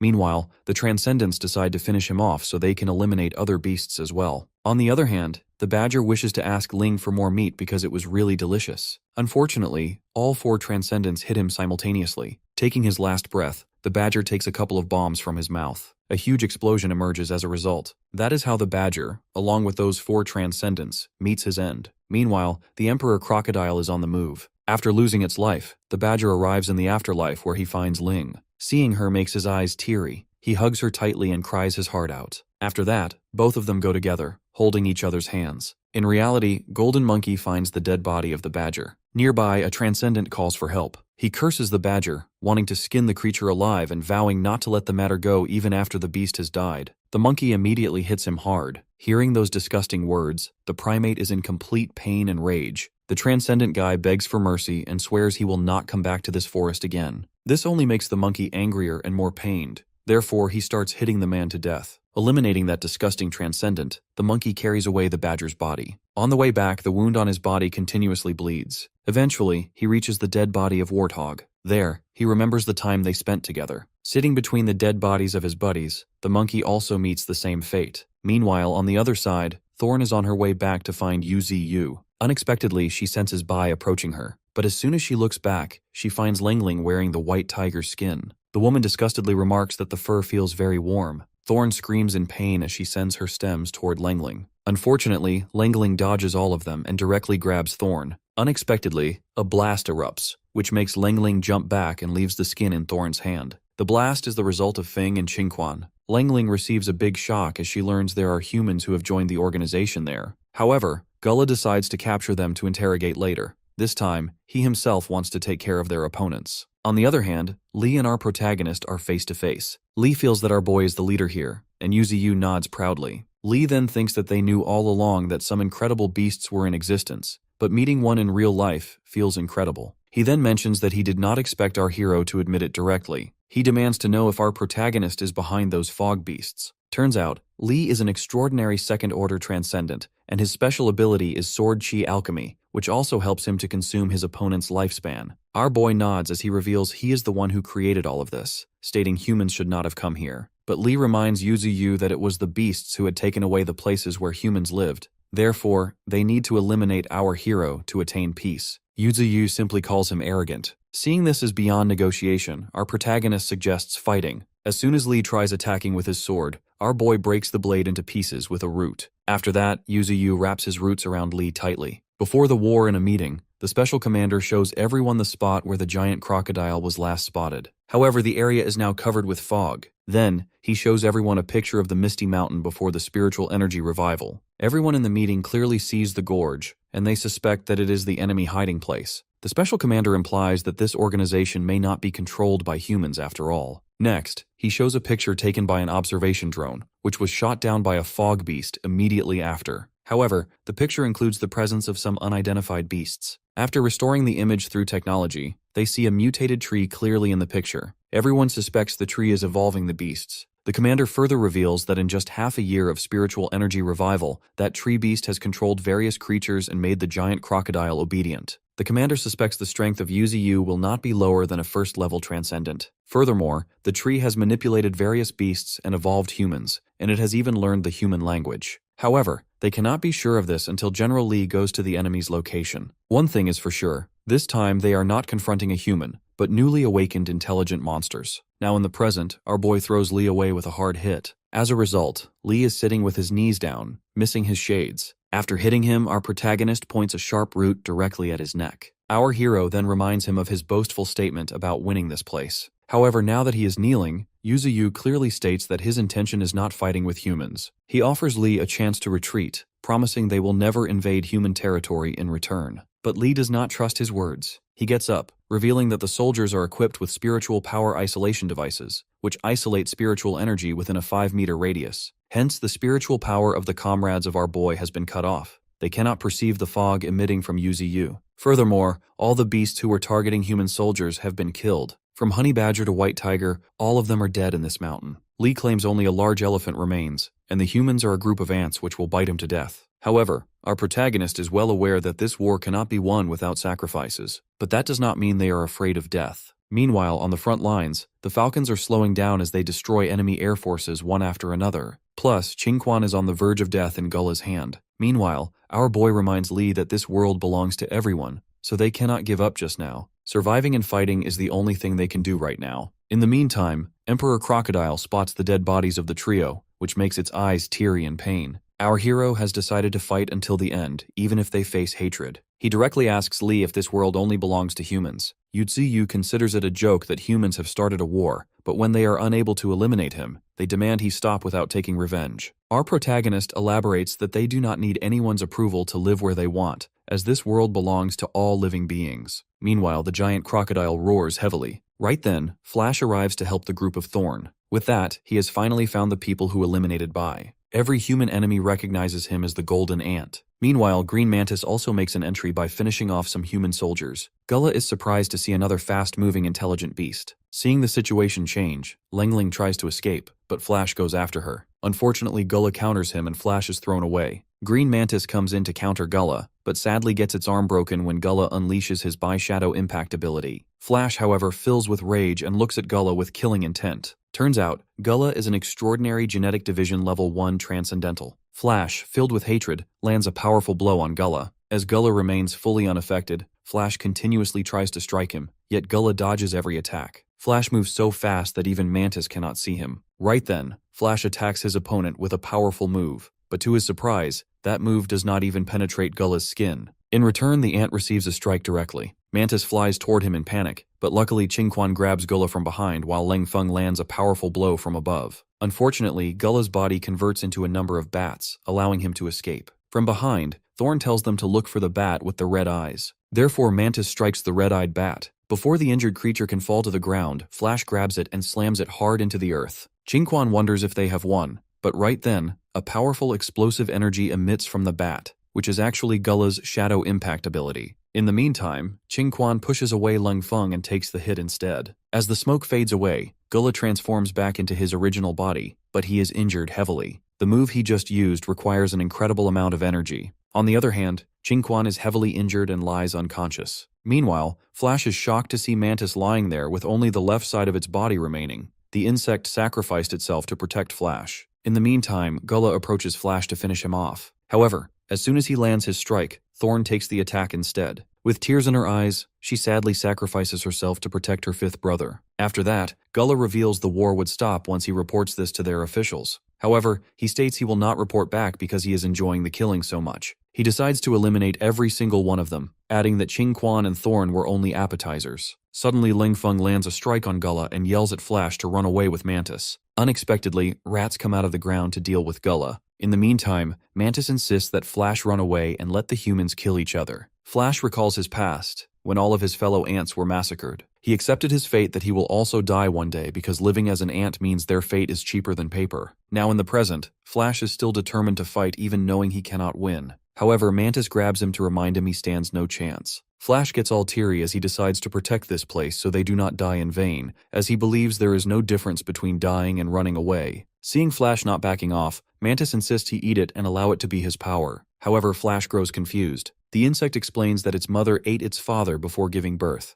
That is how the father became the mother's strength. Flash protests as he does not want Mantis to suffer such a death. However, Mantis insists the decision is its own, choosing to increase the ant's strength and speed with its power. While crying, Flash still feels reluctant to do that because he does not want to lose yet one more friend. Meanwhile, Gulla strikes down a number of rats. With great internal pain, Feng aims to strike down Gulla. In the meantime, Mantis, while coughing blood, insists Flash move aside from his stubbornness. It gives a reminder that, coming all the way here, they have not found a single living comrade. All of them are dead. Mantis has always considered Flash its friend, and this is the fate it has chosen for itself. Hence, with no choice left, Flash does as the Mantis wants. Meanwhile, Feng receives a heavy blow as he chooses to protect a rat. Gula, however, only mocks him for protecting a mutant rat. After eliminating Feng, Gula goes for the rat. At that very moment, Flash makes his entrance with an upgraded body to block Gula's attack. Gula clearly notes the ant's body has changed, and the aura has become stronger as well. Now Flash is at entry level 9.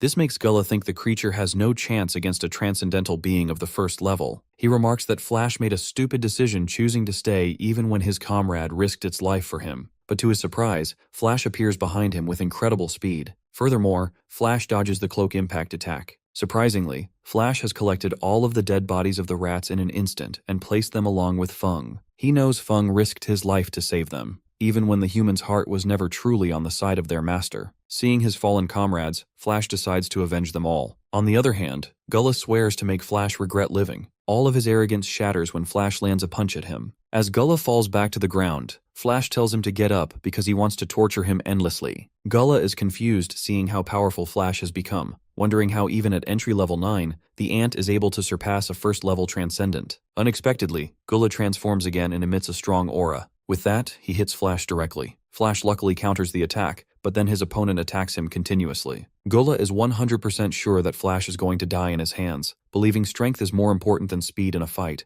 But to his surprise, Flash appears from the smoke to deliver a powerful blow. Flash lands a powerful punch on Gula. Feeling great pain, Gula emits a swirl of bats towards his opponent. Luckily, Flash dodges the attack, but the swirl ends in a massive explosion. It turns out this is Gula's special technique, a bomb made of bats. Knowing Flash will dodge anyway, Gula decides to annihilate the surrounding comrades with these explosives. Therefore, Flash decides to strike down every single bat. Gula believes our protagonist cannot handle the task, as there are more than 13,000 bats in the air. He sends the entire swarm toward him. With the help of Mantis's power, our hero begins sending the bats back one after another. As a result, they explode on Gula's side, causing him to fall. In midair, Flash delivers a heavy blow that sends Gula crashing forcefully into the ground. Before his opponent can react, our boy grabs Gula's head and delivers a powerful strike. The ground explodes as heavy smoke spreads through the area. In the next moment, Gula runs for his life, admitting he cannot keep up with Flash. He grows frantic, wondering how a mere entry-level 9 can match a first-level transcendent.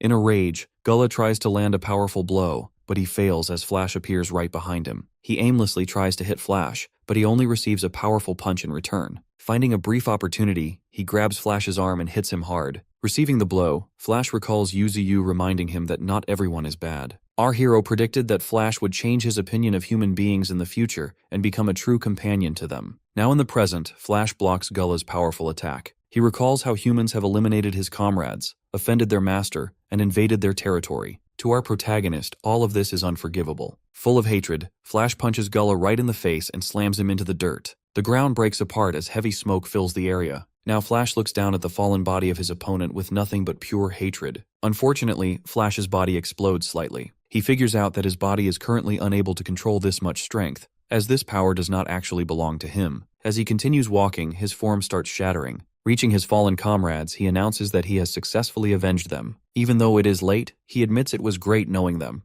and they seem to feel better. Meanwhile, Flash's body begins disintegrating as he apologizes to his master for finally taking a rest. Somewhere else, Ling runs for her life. Unexpectedly, she finds Ling, who is actually Qing, standing in her way. Ling watches her with pure hatred, while Ling did not expect her to appear so suddenly. Deciding to kill her eventually, Ling reveals to Ling that the situation is not good. She notes that the beasts and transcendentals are still fighting, so she instructs Ling to join the forces to give them a helping hand. As soon as Ling tries to cross her, she receives a heavy blow from Ling. In anger, Ling questions if she wants to die, but Ling reveals Ling will be the one to perish. Ling asks if she really means that, and Ling nods with clear killing intent. Noting she is serious, Ling tries to calm her down by stating they should work together to eliminate the beasts instead of fighting each other. However, Ling is not on the same page. This prompts Ling to explain that she was under the influence of a drug when she attacked the doctor. Ignoring the explanation, Ling lands a punch on her face. As a result, Ling slams into the ground with a broken nose. With rage, Ling reveals that even though she promised Yuzu not to kill her, she will not stop the beating.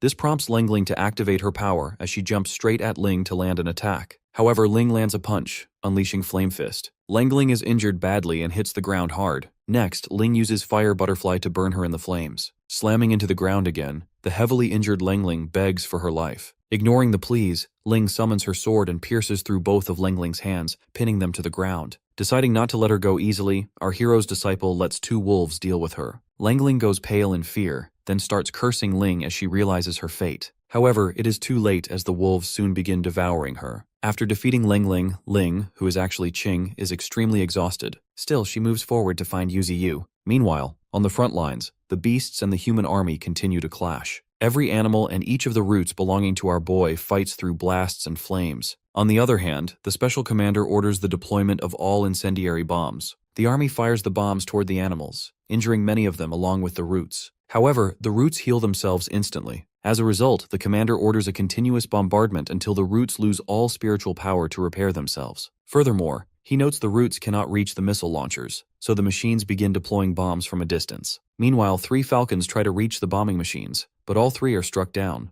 Unexpectedly, another falcon emerges and destroys a missile truck right behind the human soldiers. Suddenly, the soldiers feel an earthquake. To their surprise, this is actually the work of the Emperor Crocodile, who emerges to attack them. The human soldiers begin shooting continuously at the giant crocodile. Seeing the beast, a lady in the observation room believes that this time they will surely defeat it. Even though the soldiers fire at him, the Emperor Crocodile is not affected at all. Instead, he uses Sonic Blade, blowing away many soldiers and transcendentals under the impact. The remaining soldiers try their very best to keep the crocodile away from their commander. On the other hand, the commander orders everyone to stand back and instructs the Air Force to fire muscle-paralyzing bombs. Even though the crocodile burns under the bombs, he spots the commander standing in front. Right then, a root belonging to our protagonist destroys the helicopters deploying the bombs. Meanwhile, the crocodile jumps toward the commander. Before he can reach him, a bomb lands right in the beast's eye. A huge blast erupts, but as the smoke clears, the Emperor Crocodile emerges totally fine. Thinking that the commander is the human's master, the crocodile decides to eliminate him to end everything. As he is about to devour the commander,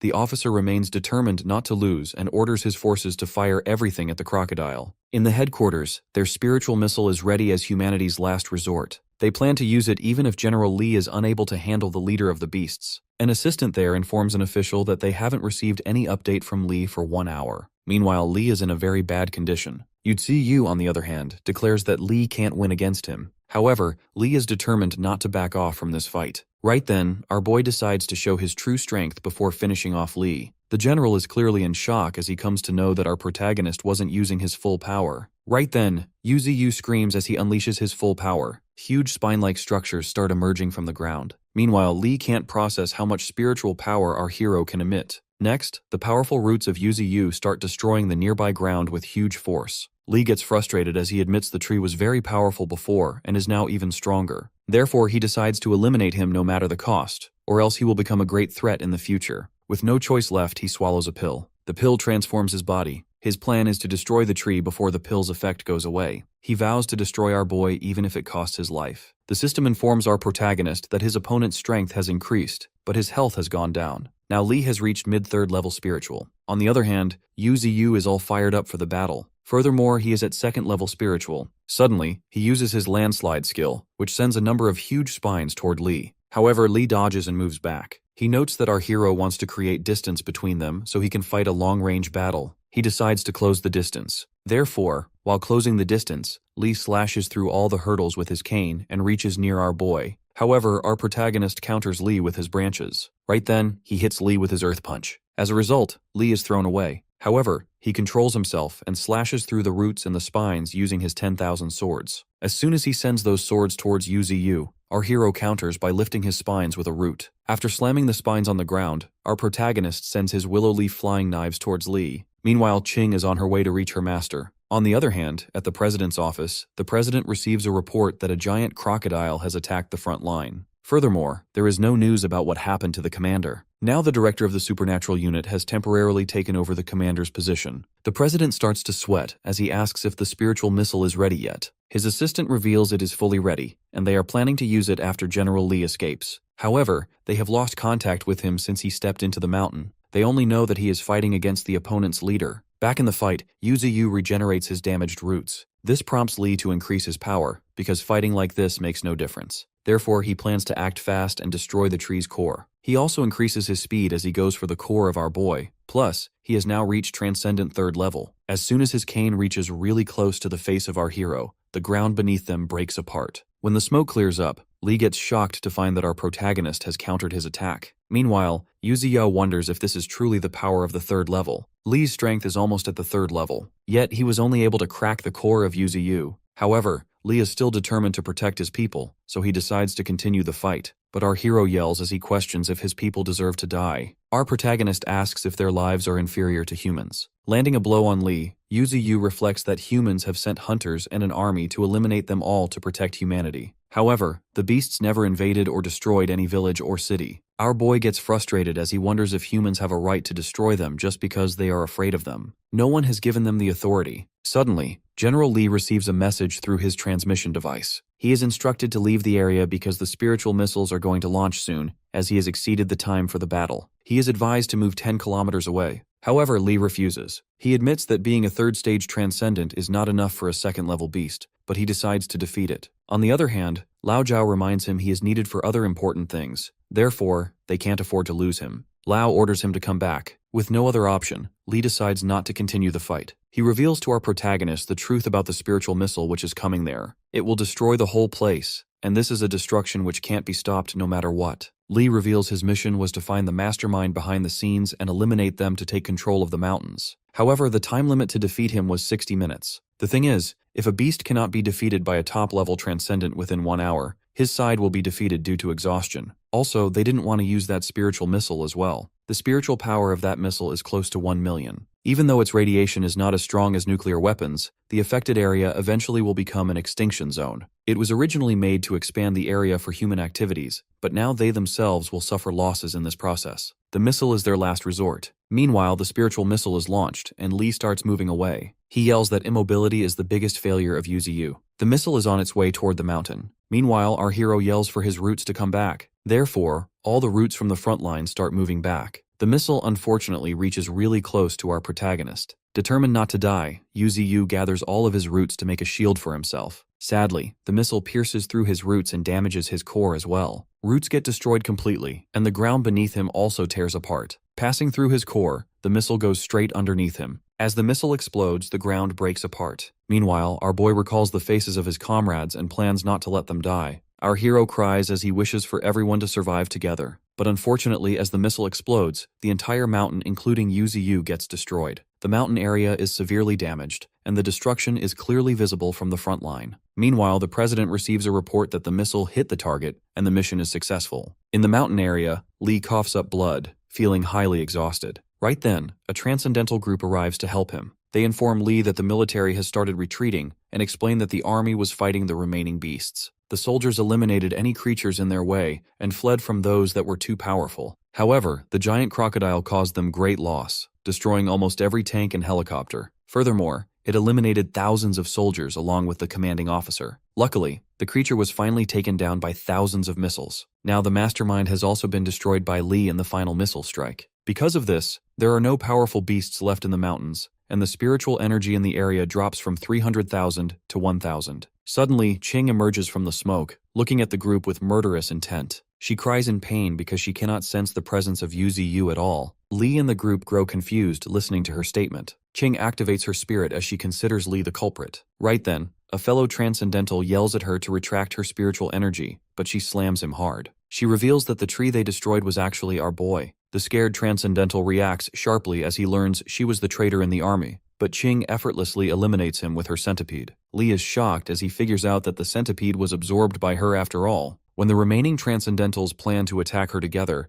Lee stops them because he decides to deal with her alone. At that moment, Ching gives him a heavy blow. Unfortunately, it has no effect on Lee. He feels betrayed as he never hoped for her to be the person he was looking for. He feels heartbroken because she was such a promising person. Ignoring him, she activates the spiritual empress ability. However, Lee reminds her that she cannot defeat a 3rd-level transcendental while being only a 1st level. Both of their attacks clash, covering the area in heavy smoke. After the exchange, Lee stands tall, while Ching is heavily injured. General Lee demands she stop the fight because she will die if she continues. However, she looks at him with a deadly stare. When Ching begins activating another ability, Lee lands a strike to stop her. He decides he will raise her like his own daughter, but only if she stops and joins his side. Naturally, she furiously shuts him up. Anger fills Lee as he aims his sword toward her. Out of nowhere, 2 beast wolves appear and bite him. Going into a dark space, Yuzu notes everyone has died, including White Tiger, Baldhead, Monkey, Boar, and Dazzle. This loss makes our protagonist feel alone again. However, he hears Ching's voice calling him her dad. Listening to her voice burns something inside our hero. Meanwhile, on the battleground, Lee is being bitten by the wolves. Sadly, he strikes them with his blade, and as a result, the wolves die. Ching screams in pain as she recalls the faces of her comrades and master. On the other hand, Lee can feel how much his body is getting weaker. Next, Ching yells at her enemies to make them realize how they just erase something when they cannot find a solution to a problem. In great pain, she wonders why they always solve everything with war. Her tears cover her face as she wonders if the beast's only fault is that they are living. However, Lee does not back off. He states that those creatures only know how to speak human language and do not act like humans do. He believes there is no guarantee whether or not they will attack cities. Even if there is a tiny bit of danger, they cannot let it happen. Lee considers his side as not doing anything wrong. Therefore, he gathers his energy to make Ching accompany the dead beasts. But before he can land his attack, Yuzu emerges out of nowhere. Everyone is shocked. His body is in a completely different shape, and he can move freely. Our protagonist completely destroys the ground beneath them, appearing heavily in rage. On the other hand, Ching realizes it is indeed her master. Yu only demands the Transcendentals stay away from Ching. Chaos spreads in the area, and Lee is super pissed seeing our hero alive. The system notifies that our boy's branches and 9 tree roots are damaged. Furthermore, his regeneration ability has totally stopped. He has only 10 minutes left before the system collapses. The fight between the Transcendentals and Yuzu begins. However, Lee tries to stop them because they are no match for our tree. In full rage, Yuzu plans not to leave a single one of them alive. Therefore, he uses his roots in great pain to eliminate the humans. Fire erupts in the area as dead bodies fall down. Meanwhile, Lee, with 57 minutes of longevity, comes forward to this battle for good. On the other hand, our hero's longevity is only 9 minutes and 10 seconds. General Lee strikes directly into the core of Yuzu. He believes that our protagonist does not have the power to defeat him due to the effects of the missile. But to his surprise, our boy delivers a heavy blow and grabs Lee tightly with a root. Wielding immense power, our hero yells that they will live here. With that, he jumps off and marches toward a new destination while holding Lee as a hostage. Despite being in great pain, Lee figures out exactly where he is going. Meanwhile, at the front line, all the beasts are dead along with the Emperor Crocodile. On the other hand, the Transcendental team is left with only 30 people. The new commanding officer orders a count of the surviving people and bullets. His plan is to clean up the mountain as soon as possible so he can receive all the credit. He orders his soldiers to head into the mountain to finish off any remaining beasts. Unexpectedly, a root belonging to Yuzu appears and destroys the path in front of them. Our protagonist appears right in front of the military. In a great rage, he begins eliminating the human fighters, and even their remaining tanks are destroyed. Meanwhile, the Transcendentals figure out that they are no match against our hero, so they decide to retreat. But before they can, our boy eliminates them instantly. Grabbing huge pieces of the ground, Yuzu demands that they leave their territory forever and never come back. He yells that they shall never step into their territory again. With that, he continues destroying the area to eliminate his enemies. The impact is so strong that even Ching, standing far away, can observe the ground breaking apart beneath her. In the next moment, Yuzu holds Lee high. That scene is clearly visible on the monitors back in the headquarters. The people there soon learn that all of their fighters have been wiped out. After destroying the last filming drone, Yuzu stands tall as the winner of this battle. Ching stands next to him. He advises her to go away, as her identity has been erased and no one remains who knows her. On the other hand, Ching cries because she does not want to leave him. After a brief pause, our boy finally reveals to her that he was originally a human being. Plus, he reveals that she has the soul of Xiao Qing, but her body belongs to Xiao Ling. The two of them were sisters. Ling died in a disaster, but Qing survived by using her sister's body. Our hero states that his heart aches when he thinks of when they were alive, and he regrets not saving the two of them. But now he wants her to return to the humans. Furthermore, they are the ones who won the war. As Yuzu starts to disappear, he advises Qing to carry on her life with confidence. With a weak voice, he shows regret for not being able to keep the promise he made to everyone. With that, sadly, our protagonist completely disappears in midair. On the other hand, the president is in complete shock as he receives the report that 50,000 fighters were wiped out, except for Xiao Qing. Plus, all the beasts have been eliminated as well. Somewhere deep in the ocean, a baleen whale of the Transcendental First Order and a killer whale king of the Transcendental Fifth Order move freely through the water. In a dark space, the system faintly gives a reminder that it is severely damaged. However, it starts backing up. Surprisingly, the system activates, and our boy seems to be present there as well. When he opens his eyes, he is startled to see himself alive, though he cannot see anything because it is pitch black. Right then, the system informs him he is indeed dead, and it enters the settlement interface. Our hero realizes he is dead, but he does not know why his conscience still exists. He wonders if he is going to reincarnate again. The system informs him it is not over yet. He has died as UZU, but not as the willow tree. When our protagonist grows confused, the system, while rebooting, reveals that the world is going to end soon. He must be dead when the darkness falls to become a god. But our boy questions who will bring the darkness, and the system only reveals that there are much scarier beings than humans. Now the system decides to give our protagonist even greater strength. Someday, when the disaster hits, it will help him unconditionally. When the system asks about his willingness, our hero points out that he does not have any other option to refuse this. Then, he curiously asks about the identity of the system. However, the system only tells him to wait to find out at the right time. The system shapes itself into a human form as it starts the process. Soon, as Ching looks around her, she observes fragments of light. Then, our boy materializes near her as his roots spread around Ching. Meanwhile, Yuzuyu grabs every dead body of his comrades with his roots. Soon, light emerges from his body along with his red roots. Being held by the root of Yuzuyu, Ching holds the core of our protagonist as she gets closer to his central body. She hopes for everyone to live together. A strong laugh emerges as soon as the core of our hero is placed inside his body. The body regains its energy back as the roots go into the ground. As a result, the leaves and stems of our boy grow up instantly. As he uses a willow leaf knife, the strike cracks the space and destroys a moving satellite completely. Meanwhile, the body of Ching begins to heal. Plus, all the dead bodies of the comrades of Yuzuyu light up. Eventually, everyone opens their eyes as they get a revival. Everyone stands confidently with full strength, but soon some of them get confused to see themselves alive. Flash and Mantis also wonder how they are alive since their bodies were reduced to nothing. Thorn and Lingfeng hug others emotionally. Soon they grow confused to see Ching standing ahead. Our hero finally opens his eyes as he announces they have won the battle. Everyone roars confidently in return. Next, our boy admits his mistake for remaining neutral to avoid war. As a result, things went too far. But he decides to repay it to humans. Therefore, he announces they need to reassert their position. They should make it in a way that humans will never dare to step inside their territory again. The Emperor Crocodile asks what they should do. Our protagonist then states that the moment humans know he is alive, they will invade again. Therefore, he decides to gather more allies. Bieu Gorge is not enough, so they need to search the mountain ranges within 5 days. He orders the beasts to gather every kind of exotic creature regardless of whether they have good abilities or not. Plus, he wants those who refuse to submit to be killed. The beasts roar in return as he orders them to go find more allies. Baldhead reacts strangely but then hugs Ching along with the wolf. Yuzuyu recalls that they have already seen Xiaoqing and Xiaoling dead,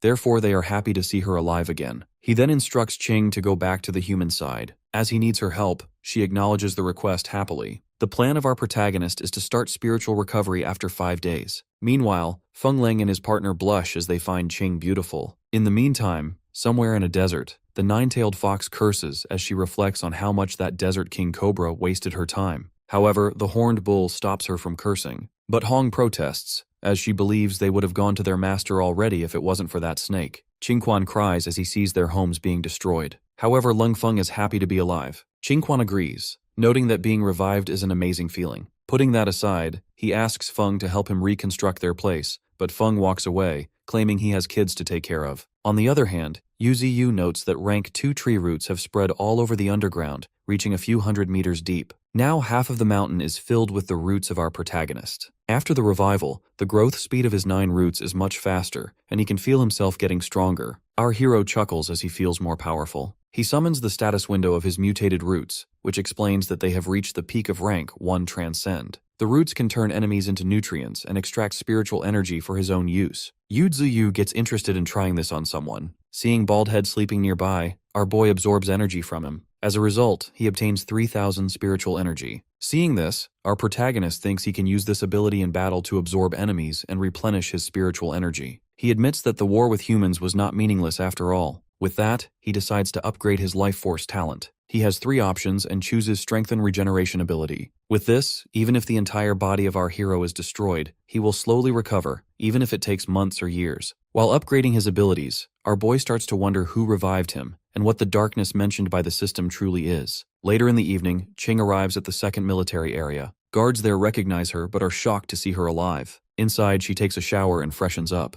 She recalls her master telling her to help him investigate General Li. He wants to know what their awakeners actually are. Therefore, she goes straight to the office of General Li after her shower. She does not find any useful information at first, but she soon finds a hidden door by using her mind perspective ability. She goes inside and surprisingly finds something she did not expect. Back in Byeyu Gorge, the spiritual field of Yuziyu has spread to all places within a radius of several miles. This field only impacts those on the same level, but it can reduce the power of weaker opponents. The range will be even greater after it is upgraded. Suddenly, a holographic image of Ching appears as she contacts our protagonist. It looks like she has found the information he wanted. She has learned that General Li was awakened from a previous era and had the memory of a sword cultivator. Plus, he discovered an alchemy furnace and other items that do not belong to this era. She found this information in a book. When our hero asks what is recorded there, she explains that in the past era, Taoism manifested in this world. There were hundreds of ethnic groups who possessed supernatural power, but everything turned into chaos at the end of the era. Those with strong powers tried to change their lives, but they were suppressed so their souls would scatter, preventing them from being reborn. Furthermore, it was through the description of General Li that those people survived. However, she adds that it is nearly impossible for a truly talented person to reincarnate and return. Our protagonist makes a point that due to the arrival of spiritual energy, all of that past disappeared, and their fall became a legend. Ching adds that after this loss and the arrival of spiritual energy, they will not come back in a short period of time. Even though Li is dead, his 8 disciples still exist, and there is a high chance they will split the forces. Believing that humans should not be underestimated, Ching decides to reach the highest position of federal authority to gain power. She is determined to not let those humans become obstacles for our boy, ensuring the same tragedy never happens again. At Raya Mountain, Flash arrives at a red ant colony. He offers them a chance to become stronger, only if they come with him. However, one of the red ants attacks, but Flash counters the attack effortlessly. As a result, the red ant collapses on the ground. Flash straightforwardly mentions that they have to die if they do not surrender. He asks the fallen red ant if it wants to live or die. Unexpectedly, the red ant leader emerges, who is way bigger in size. Elsewhere, the monkey has gone to a tribe of apes and stands with full determination. The ape tribe leader is also present there. All across the mountain, the comrades of Yuziyu are on the move to gather as many allies as they can, subjugating other beasts. On the other hand, the green mantis goes back to his mother. He informs her that they have just finished the war with humans, and need power to expand. Back at Byeyu Gorge, our boy notes that the flower bloomed again after being evolved to rank 3. But then, he does not know to whom he can give his flowers, as the demon cow is not there. Suddenly, our protagonist gets an idea and calls Qingquan. When Qingquan responds, Yuziyu gives him a flower to eat. Following the order, Qingquan eats it and starts waiting. Instantly, his body starts to transform. Golden energy engulfs him, but he screams loudly while feeling pain. Our hero explains that this elemental flower is able to transform his body into the purest elemental body. Noting that Qingquan has normal talent, Yuziyu reflects that he can sublimate the value of the element flower the most. As the transformation completes, the body of Qingquan is filled with power. Plus, he is super buffed up as well. Feeling his power, he wishes he had it when he was fighting Gullah. Seeing things have gone smoothly, our protagonist instructs Qingquan to get used to it, as they will rely on him in the future. Qingquan swears loyalty to our hero. After working on Qingquan, Yuziyu decides to upgrade his own ability. He has 12,000 evolution points and utilizes 10,000 of them to upgrade his elemental control to level 3. With that, our boy cannot wait to make the humans tremble in fear. Finally, after 1 year, he can now freely move around. Thorn, sitting on his branch, congratulates him. However, she is concerned about using so much spiritual energy. She thinks it will draw humans again. However, it is the plan of our protagonist to make the humans know that he is still alive. Turns out, he has decided to declare their position in front of all humans. Plus, this time, our protagonist has more allies, as his loyal comrades have gathered several kinds of beasts from around the mountain ranges. All of them are standing with loyalty and aggression. Our tree announces that they will now gain a huge force of combat ability. Thorn swears her loyalty toward Yuziyu. Noticing that she is still at level 6, our hero decides to help her break through. Therefore, he gives her his life essence. Being on a transcendent 3rd level, the concentration of the life essence has been increased 10 times. Noting that Thorn has half of the plant attributes and possesses the same origin as him, our protagonist believes that she will absorb the life essence more effectively. After absorption, Thorn reaches grade 9, and her Seed of Vitality ability goes to level 3. Turns out, the skill obtained from the Crimson Flora has been infused with her. This ability will upgrade as her power improves. She can even create a forest in an instant, meaning she can easily destroy a city with this power. Our boy instantly orders Thorn to gather more allies. Somewhere in the mountain ranges, the Emperor Crocodile is busy fighting a transcendent being. On the other hand, the mutated crane fights elsewhere against another mutated bird. Meanwhile, inside a huge cave, Qingquan feels the presence of a 2nd-level transcendent. He curses because he has found not just a transcendent, but a 2nd-level beast. He doubts that he will be able to subdue this. Therefore,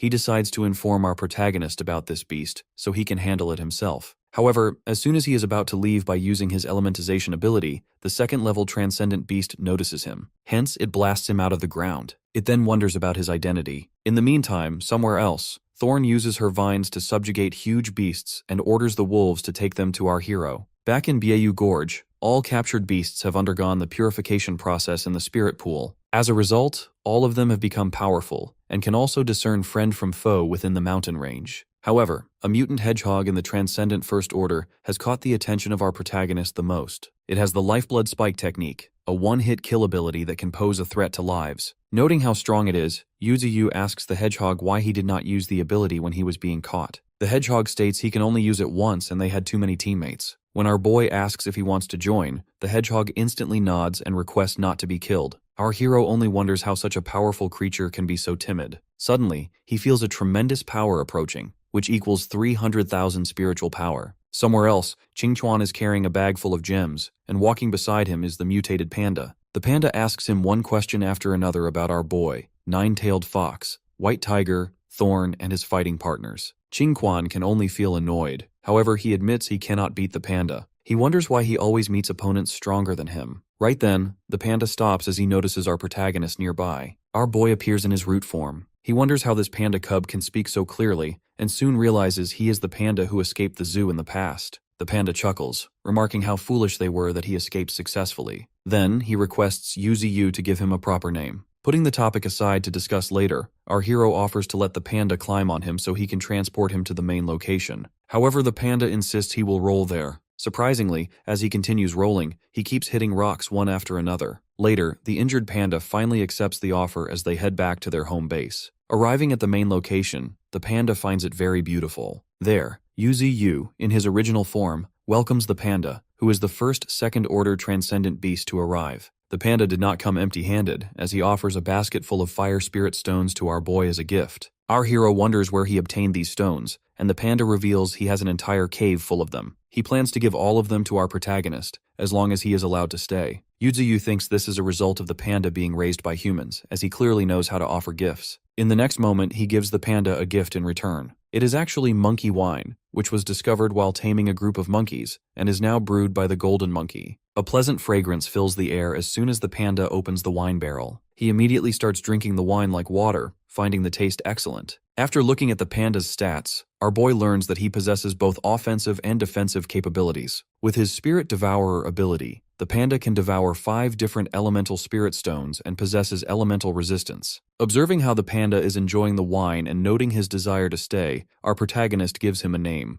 Alcohol Immortal. He also includes him as the 9th ranked among the 9 ferocious beasts. When Alcohol Immortal asks if the 9th rank is the most powerful, our protagonist nods and asks if he understands the expectations placed upon a 9th rank beast. The panda nods just as the golden monkey snatches the wine away. Now, in the Supreme Council of the Federation, a meeting is held to discuss a tide of spiritual energy arriving in 2 days. Many people will die as a result, and their continent will undergo major changes. They need to prepare for the Dark Ages, because this time, the tide will affect cities as well as mountains. Their priority is to keep the cities unaffected and return them to their original state. The president immediately orders the news of the spiritual energy wave to be spread, along with the spiritual evolution methods they have compiled. Jay realizes the president is talking about the ancient martial faction, but believes they are not ready to make a move yet. Other members add that those old immortals are enjoying the evolution brought by the spiritual energy, so they will not have time to disturb them. However, the president is highly concerned about what kind of future this world will hold. Back in Yahello Gorge, our protagonist senses the emergence of spiritual energy. He has sealed the hole made by the spiritual missile, which has accelerated the speed of the spiritual energy wave. He predicts it might surge tonight. He announces to his beasts that the second wave of the spiritual energy tide will arrive soon. He can redirect it toward the canyon, but his main concern is whether they can withstand the absorption of the energy. If they cannot, they will be blown away. Therefore, he instructs those who lack confidence to stand back. However, all the beasts roar in confidence. With that, the spiritual energy absorption begins. The body of Yuzu lights up brightly, and the other animals start feeling their power continuously increase. Unfortunately, one wolf's body blows up. Therefore, our hero again reminds them to step back if they cannot withstand it. Unexpectedly, Baldhead and the White Tiger start breaking through. The White Tiger grows wings, while the volume of hair on Baldhead increases. Now both of them have reached the Transcendent First Order. In the next 48 hours, both of their powers will increase. Relying on the spiritual energy wave, a herd of beasts comes running toward the location of our boy. Our protagonist remembers when he was just a small tree and was only able to gather 149 evolution points. While moving his roots, our hero wonders how many points he will gather this time. 1,000, 10,000, or perhaps 1,000,000. At the headquarters, they detect 800,000 spiritual energy coming from Bayou Gorge. Everyone there panics as they wonder the reason behind it. They wonder if the demon tree was not destroyed after all. They try seeing the situation through the Bayou Gorge satellite, but one female worker reports they have lost contact with it. The supervisor gets frustrated and wonders how they can fight back. Turns out the spiritual missile not only failed to kill the demon tree, but has made it more powerful. Back in Bayou Gorge, our protagonist has gathered 720,000 evolutionary points. He never expected this spirit energy wave to create such a large number of transcendent first-order beasts. It would be difficult for him to counter them if he had not reached the transcendent third order, especially the two beasts he has captured. One is an ancient behemoth woolly mammoth, and the other is an ancient behemoth dinosaur. It is unbelievable that even an ancient dominator dinosaur has awakened. At this pace, the number of ferocious beasts will only increase. Our boy has also captured other transcendental creatures and enclosed them in his roots so they can evolve there. Surprisingly, the nine-tailed fox and the mutated cow finally return. The fox is at the transcendental first order and has also grown an extra tail. Yuzuyu reflects that with each advancement, one tail will be added along with an additional innate ability. Our protagonist wonders if this fox can be the inheritor of the ancient lineage. Meanwhile, the cow asks about the change of the terrain. As a result, they learn that the humans attacked them. The fox figures out how much humans are scared of them, and the cow feels a need to make their own country. With the fox and the cow, our boy now has 2 more generals. Plus, there is only one way to announce their existence to the humans. As time passes gradually, a loud bang occurs, and the whole world is enveloped in a colorful glow as the ground starts shaking. Everything, including land and marine creatures, comes to a standstill. The spiritual energy wave finally erupted. Humans also start getting affected. The minds that cannot bear the wave disintegrate into particles, but those who survive will get even more powerful. The spiritual energy rising from the mountains and forests starts getting more abundant. Bayou Gorge experiences this first. Additionally, due to the presence of our boy, the concentration of the spiritual energy in that area has become more exaggerated. All creatures there absorb the energy with full focus. On the other hand, the beasts in the world which cannot bear the spiritual energy absorption start running away toward areas with less spiritual energy. Meanwhile, at the entrance of Bark City, soldiers are stationed to counter a wave of mutated animals and stop them from entering the city. They fire heavily toward the animals. However, a giant mutated elephant breaks through their defense wall. In Ghazi City, roads are filled with human dead bodies as wolves howl while standing on them. Likewise, Bangor City is invaded by a swarm of mutated bees. In Yasuo City, different types of mutated animals lurk. They soon receive destructive bombs from the sky. In the headquarters, a female worker reports that 80% of the beasts have been eradicated in Yasuo City. Additionally, 5 more cities are under attack. In a panic, they wonder if they should use nuclear weapons. Meanwhile, a vlogger enters Bayou Gorge and witnesses the huge shadow of our boy. The body of Yuzuyu is now transformed into a blue, glowing form. He observes the distant lights coming from human cities, which are probably 200 to 300 kilometers away. Meanwhile, people at the headquarters observe the evolved form of our protagonist. In the past, they deployed a large number of fighters and weapons, but those efforts only made the beasts in Bayou Gorge stronger. Now, however, their leader is no longer concealing his power. In a meeting, the female supervisor reports that the spiritual energy of our boy has reached around 1.8 million. She remarks that even though the tree has killed many of their fighters, including General Lee, the ancient martial side is not reacting at all. He further adds that Yuzuyu is confidently showing off his power and no longer fears humans. Initially, they did not use nuclear weapons to avoid turning the area into a desolate wasteland, but they can no longer sit back and let this opportunity to invade the beasts pass. Consequently, Zhao decides to launch a nuclear weapon to completely destroy the 4 mountains. Back in Bayou Gorge, our hero decides to upgrade his own abilities, as everyone else has already become stronger. He opens the system and finds different abilities to upgrade, including mist control to conceal himself, illusion to confuse the senses, and crystallization to build strong defenses for battle. Additionally, there is the power of Earth's upheaval. Our protagonist upgrades his illusion ability to level 3 by using 30,000 evolution points. Through this ability, our boy can make his enemies perceive his mist beasts as even more terrifying. As he begins to think about what to upgrade next, he soon detects a bunch of missiles coming his way. He realizes they are nuclear missiles and orders his comrades to hide deep underground. After that, he uses willow-flying knives to counter the incoming missiles. The knives hit the targets and all of them blast in mid-air. The beasts underground can feel the impact. Unexpectedly, our hero does not feel safe, as he soon sees an intercontinental missile approaching. Turns out, that is the specific missile sent to destroy him. Sadly, the missile hits its target, and humans watch the footage in the headquarters. As they observe the huge blast of their nuclear weapon,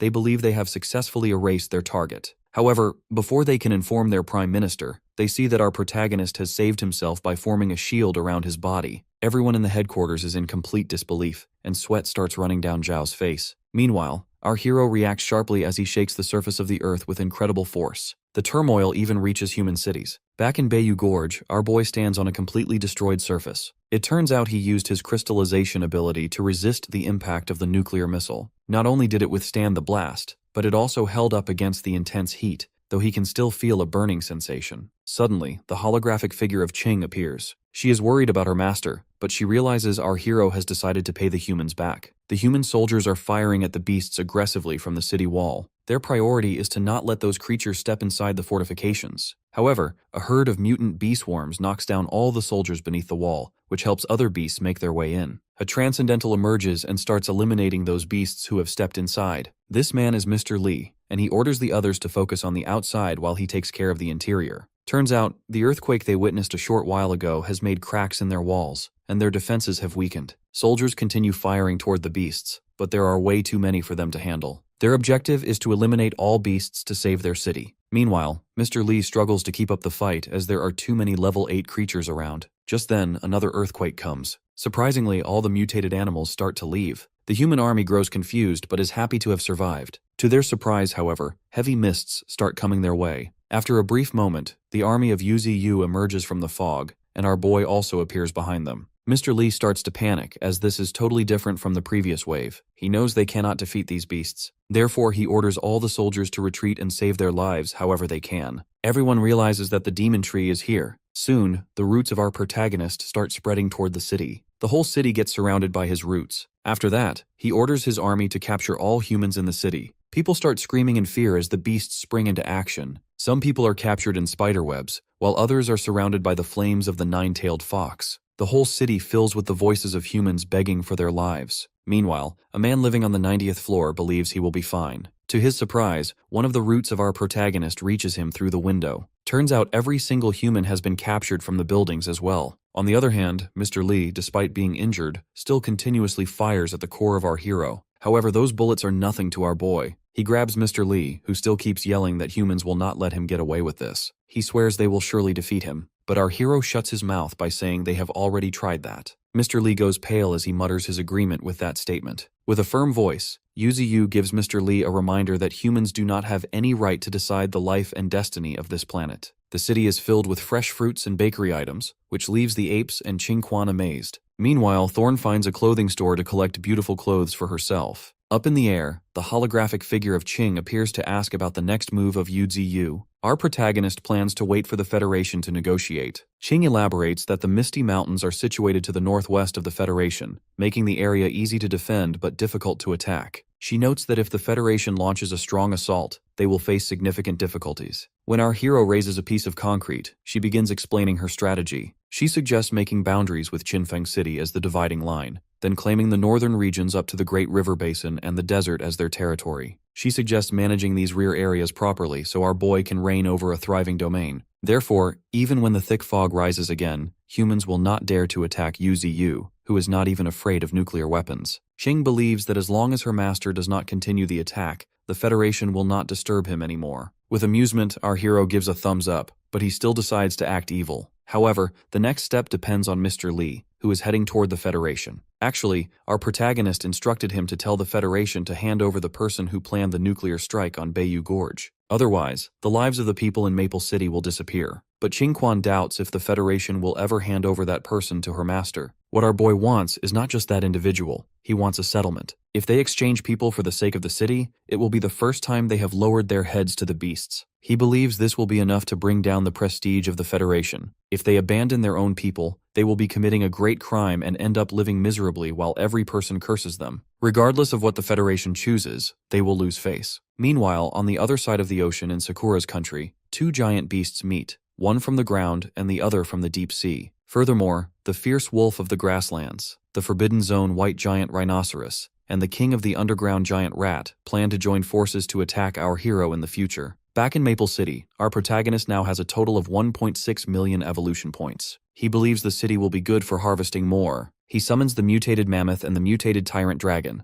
both of which are massive creatures with dinosaur-like features. He decides to give them his life essence to confirm their status. He names the mammoth Glacier, making it his 7th beast, while the tyrant dragon is named King Joe, our boy's 8th beast. After receiving the life essence, Glacier is now at the transcendent First Order, while King Joe has reached the entry-level 9th grade. With this, Yuzuyu finally has all of his 9 fierce beasts. Meanwhile, in the federal office, officials sit in a meeting room with intense emotions. They never thought the demon tree would actually move, let alone lead a group of even stronger beasts to attack human cities. When the Prime Minister asks about Mr. Lee, he learns the man is severely injured and has been unconscious for 3 days. Another official points out that while the demon tree captured the city, it has not slaughtered a single human, only taking them hostage. The fact that the tree is threatening them to hand over one person makes it seem like a human being. The Prime Minister is conflicted about whether to hand over the man. Zhao begins speaking. Since he was the one who suggested the nuclear strike, he insists he should go. He argues they cannot put thousands of lives at stake. The Prime Minister reminds him he will die, but Zhao declares he is not afraid. He has many doubts and wants to ask our protagonist questions himself. Soon, the Federation representatives reach our boy. It is the first time Zhao sees our hero with his own eyes. Finally, the wait is over as the commander of the Federation arrives. Our protagonist opens his door for him to enter. That white-haired commander has evolved to the peak of the transcendental first stage due to the spiritual wave, which is why he believes he can risk his life to defeat the demon tree. But as soon as he steps inside, the army of beasts roars at him heavily. The commander instantly feels terrified when he sees the mutated cow standing in front of him. The commander starts to stutter as he reminds the cow that they are there for negotiations. The cow tells him to follow, which leaves the commander in shock. As he keeps walking in, he witnesses the 9-tailed fox looking at him with killing intent. On their way, monkeys, mutated birds, and all sorts of beasts continuously roar at him and at General Zhao's car. The mutated spider, green mantis, glacier, and the snakes all watch the humans with murderous eyes. Ultimately, they reach the space right in front of our protagonist. Zhao steps outside with the other transcendents. He feels the intense aura of our boy and realizes that this is indeed the being General Li fought against. General Zhao announces his name to the citizens, causing everyone to start begging him to help their families. Then, Zhou reveals to our hero that he is the one behind the use of the nuclear weapons. He demands Yuzuyu release the citizens now that he has arrived. However, our hero asks if Zhao is ordering him. This triggers the beast army to roar again, filling the area with intimidating voices. The Transcendents wonder if the beasts are going to use violence. Meanwhile, the commander notes how many terrifying creatures are present. Even the weakest among them are at rank 6. He especially notices how King Zhou is watching them continuously. If it were not for the Tree Master, the beast would have devoured them by now. The commander curses as he realizes that if they provoke our boy, they will be as good as dead. Composing himself, General Zhao begs our protagonist to spare the citizens because they are innocent. But Yuzuyu simply asks how things have escalated to this point. He does not care who the mastermind is, nor does he care if they continue the war. However, he warns that if they show themselves in front of him again, he will make sure everyone knows who he really is. Our protagonist promises to make them see nothing but rivers of blood. The live footage of our hero is being watched back at the headquarters as well. Next, our protagonist decides to let the civilians go, though the humans must send someone to collect them all. He declares that from now on, Maple City will be part of the Mist Nation, and any human who steps inside will die. With that, the live footage comes to an end. The officials clearly feel those words were directed at them. They note that not only ancient mammoths but even dinosaurs are under the control of our boy. They admit they can no longer win a war against them. On the other hand, the Prime Minister orders General Zhao to temporarily refrain from taking action. He reminds Zhao that there is a wolf tide in the plateau and sea creatures surrounding the coast, all while the Mist Nation sits inland. Their nation is surrounded on all sides. He thinks that, at the very least, they can still negotiate with the tree since they cannot afford to lose. Finally, Yuzuyu is happy to see everything being settled. Our protagonist believes no humans will annoy them in the future. He then hands the city over to the monkey group so they can guard it properly. After that, Qingquan reveals he has gathered all the supplies, though many more remain unmoved. However, Yuzuyu instructs him to leave the rest for another day, as he wants to return to Bayou Gorge today. With the supplies in hand, the beast army starts marching back to the mountains. Yu finally returns to the mountains. However, the area has become barren due to the effects of the nuclear bomb. Luckily, this isn't a problem for our protagonist. Our hero starts spreading his roots and using his life force on the entire area, returning the mountain to its original state. Right then, Thorn, accompanied by the white tiger and the crane, comes to greet our boy. Surprisingly, she has something to tell our tree. She reveals that both the white tiger and the white crane have learned how to speak, which leaves our hero stunned with happiness. When Thorn tells them to speak, both of them repeat sentences they used during the war at Bayou Gorge. It sounds very strange to our hero. When Thorn insists they say more, the crane states it won't let them go. However, the more our protagonist listens, the weirder it sounds. He soon figures out these sentences are the only ones they know. As both the tiger and the crane continue to repeat war slogans, UZU only develops a headache. Thinking of a way to test them, our hero calls the white crane. He mocks it for being as foolish as the tiger and states that the crane rarely has any presence. He claims that if the crane ever ran away, our boy wouldn't even notice. Heartbroken, the crane flies away, yelling that it is going to die. Naturally, our protagonist simply doesn't want the creature to act on impulse. Later, our hero practices his willow leaf blade by striking spikes in the mountain area. He notes that the willow leaf blade at level 3 is very effective. It has a longer range and its power has increased significantly. Looking at his system window, he notes his hallucination has evolved into the illusion realm at level 3. This ability consumes spiritual power to create an illusory world. Furthermore, his level 3 spirit field now gathers 1,000,000 spiritual energies. By using them together, he can trap an enemy in an illusion while weakening their strength. With his current power, he can easily merge the entire mountain into the void. Right then, he realizes he has spirit stones and ice spirit stones from Maple City,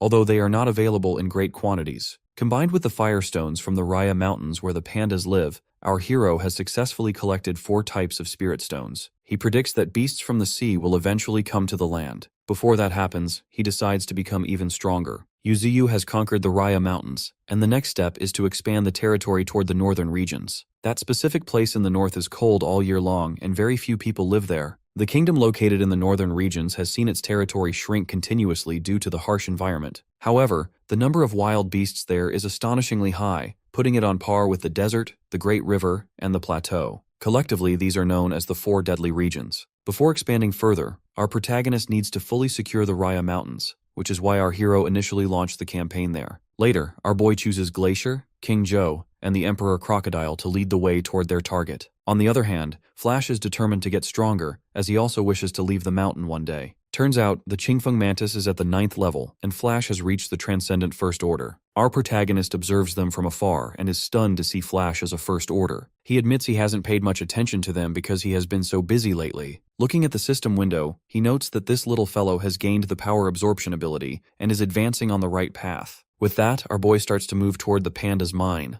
Later, the 3 special beasts of UZU eliminate creatures at the Raya Mountains. A large group of snow apes attacked them when they arrived, but they can clearly sense an immense amount of spiritual energy coming from the depths of the northern territory. Yuzuyu finally arrives at Raya Mountain, the place where the panda originated. Inside, our protagonist discovers a mine of fire spirit stones. He recalls Qingquan mentioning that this is only a small mine, but for our hero, it is more than enough. As he starts absorbing the stones, his evolution points increase rapidly. Meanwhile, the 9-tailed fox notes that the absorption of the spirit stones is triggering a reaction for cultivation, so she decides to cultivate there as well. Sitting right beside our boy, she focuses entirely on her progress. Yutsuyu notes that the fire attributes around him have become purer with her presence, and considers this a complementary benefit. As his evolution points gather continuously, our protagonist decides to strengthen his branches. It turns out that upgrading a single branch to level 4 takes 10,000 evolution points. After the upgrade, Yuzuyu considers the cost quite expensive. His number of branches has surpassed 100 since reaching the 3rd transcendent level,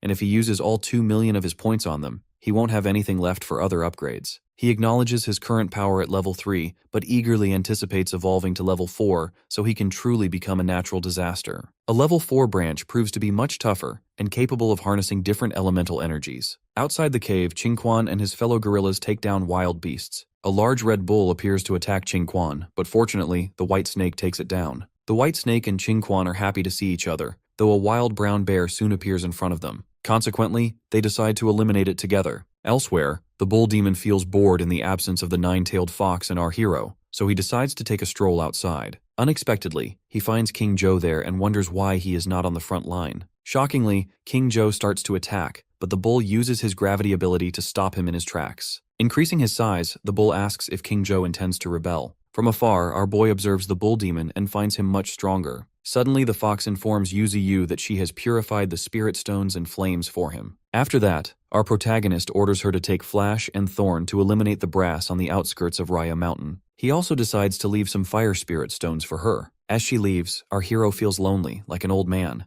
Back in the Bayou Gorge, the White Tiger, the Spider, and the Alcohol Immortal are bullying the three Vulture brothers. Right then, Yu appears in his root form and frees the vultures after beating the three bullies. Deciding to deal with them later, he leaves for other business. Somewhere in the mountain, Leng Feng is busy with his training. He recalls Qingquan informing him that their master has captured Maple City and will bring more supplies in the future. Leng Feng did not expect our protagonist to capture a city and reflects on the many necessities Qingquan has already brought him. He also learns that Linhai City, where his sister lives, has been invaded by a beast tide and is in very poor condition. In frustration, Leng Feng slams his fist into the ground. Suddenly, our hero appears before him in root form. He mentions the younger sister and reveals he has decided to go see her. Yu thinks that perhaps his sister is waiting for him. Therefore, he stretches himself out and makes a passage for Leng Feng to reach the city directly. He gives him two options to choose from. One is to come back after finding her, and the other is to explore the outside world on his behalf. With that, Leng Feng instantly moves away using the passage Yu has made. After that, our protagonist comes inside Leng Feng's place, where he is taking care of baby beasts. Although all of them are born deformed because of the effects of nuclear radiation, their deformed bodies also mean their lifespan has become short. These beasts will eventually die if they do not break through to the transcendent level. Even after being nourished by the life essence of our boy, the effect will not be that significant. Thousands of mutant beast offspring are born every day, and only 1 to 2% of them survive. Luckily, most of them have decent abilities. Our hero thinks that those who have passed the test of death from birth can surely become incredibly powerful in the future. Leng Feng finally reaches Linhai City, where it is raining heavily, and the city is completely destroyed. Despite that, Leng keeps on digging to find his sister until his hands even start to bleed. Qingquan appears right behind him and, after a brief pause, asks until when they have to keep digging. However, Leng does not respond. After that, Qingquan carries a large piece of damaged road along with Leng Feng. He asks how deep they need to go exactly. Leng yells in pain that he and his sister live nearby and their house has a basement. He thinks that maybe she is in the basement. They continue digging for a while, but unfortunately they do not find anything. Leng Feng is completely heartbroken. He finally understands that this disaster did not happen due to the beast wave, as he has not met a single beast along the way. He implies that this is because of the nuclear weapon. However, Qingquan reminds him that Yu does not want him to hate his own kind. Even though their positions are different, our protagonist does not want him to make a wrong choice. Crying in pain under the rain, Leng Feng decides to join the army of our boy because he wants to avenge his sister. Meanwhile, in another city, a pink-haired girl in a transcendental uniform stands on a rooftop. Her friend approaches and asks about her thoughts. The pink-haired girl reveals she is thinking about her brother. To that, her friend reveals that according to Xiaoling, her brother is training in a certain place and will come back once he is finished. When her friend asks about Sister Ling consolidating her position in the 2nd Military Region, the pink-haired girl nods confidently. Soon, Leng Feng returns back to Bayou Gorge along with Qingquan. Seeing Leng Feng, all of his kid beasts start reacting and gather around him for hugs. Right then, Yu appears to ask about his plans for the future. Leng in response says he cannot bear to leave these little beasts behind. Plus, he finds the human world full of conflicts, so he prefers his current life. He finally addresses our hero as Divine Tree and kneels down to announce he will follow him from now on.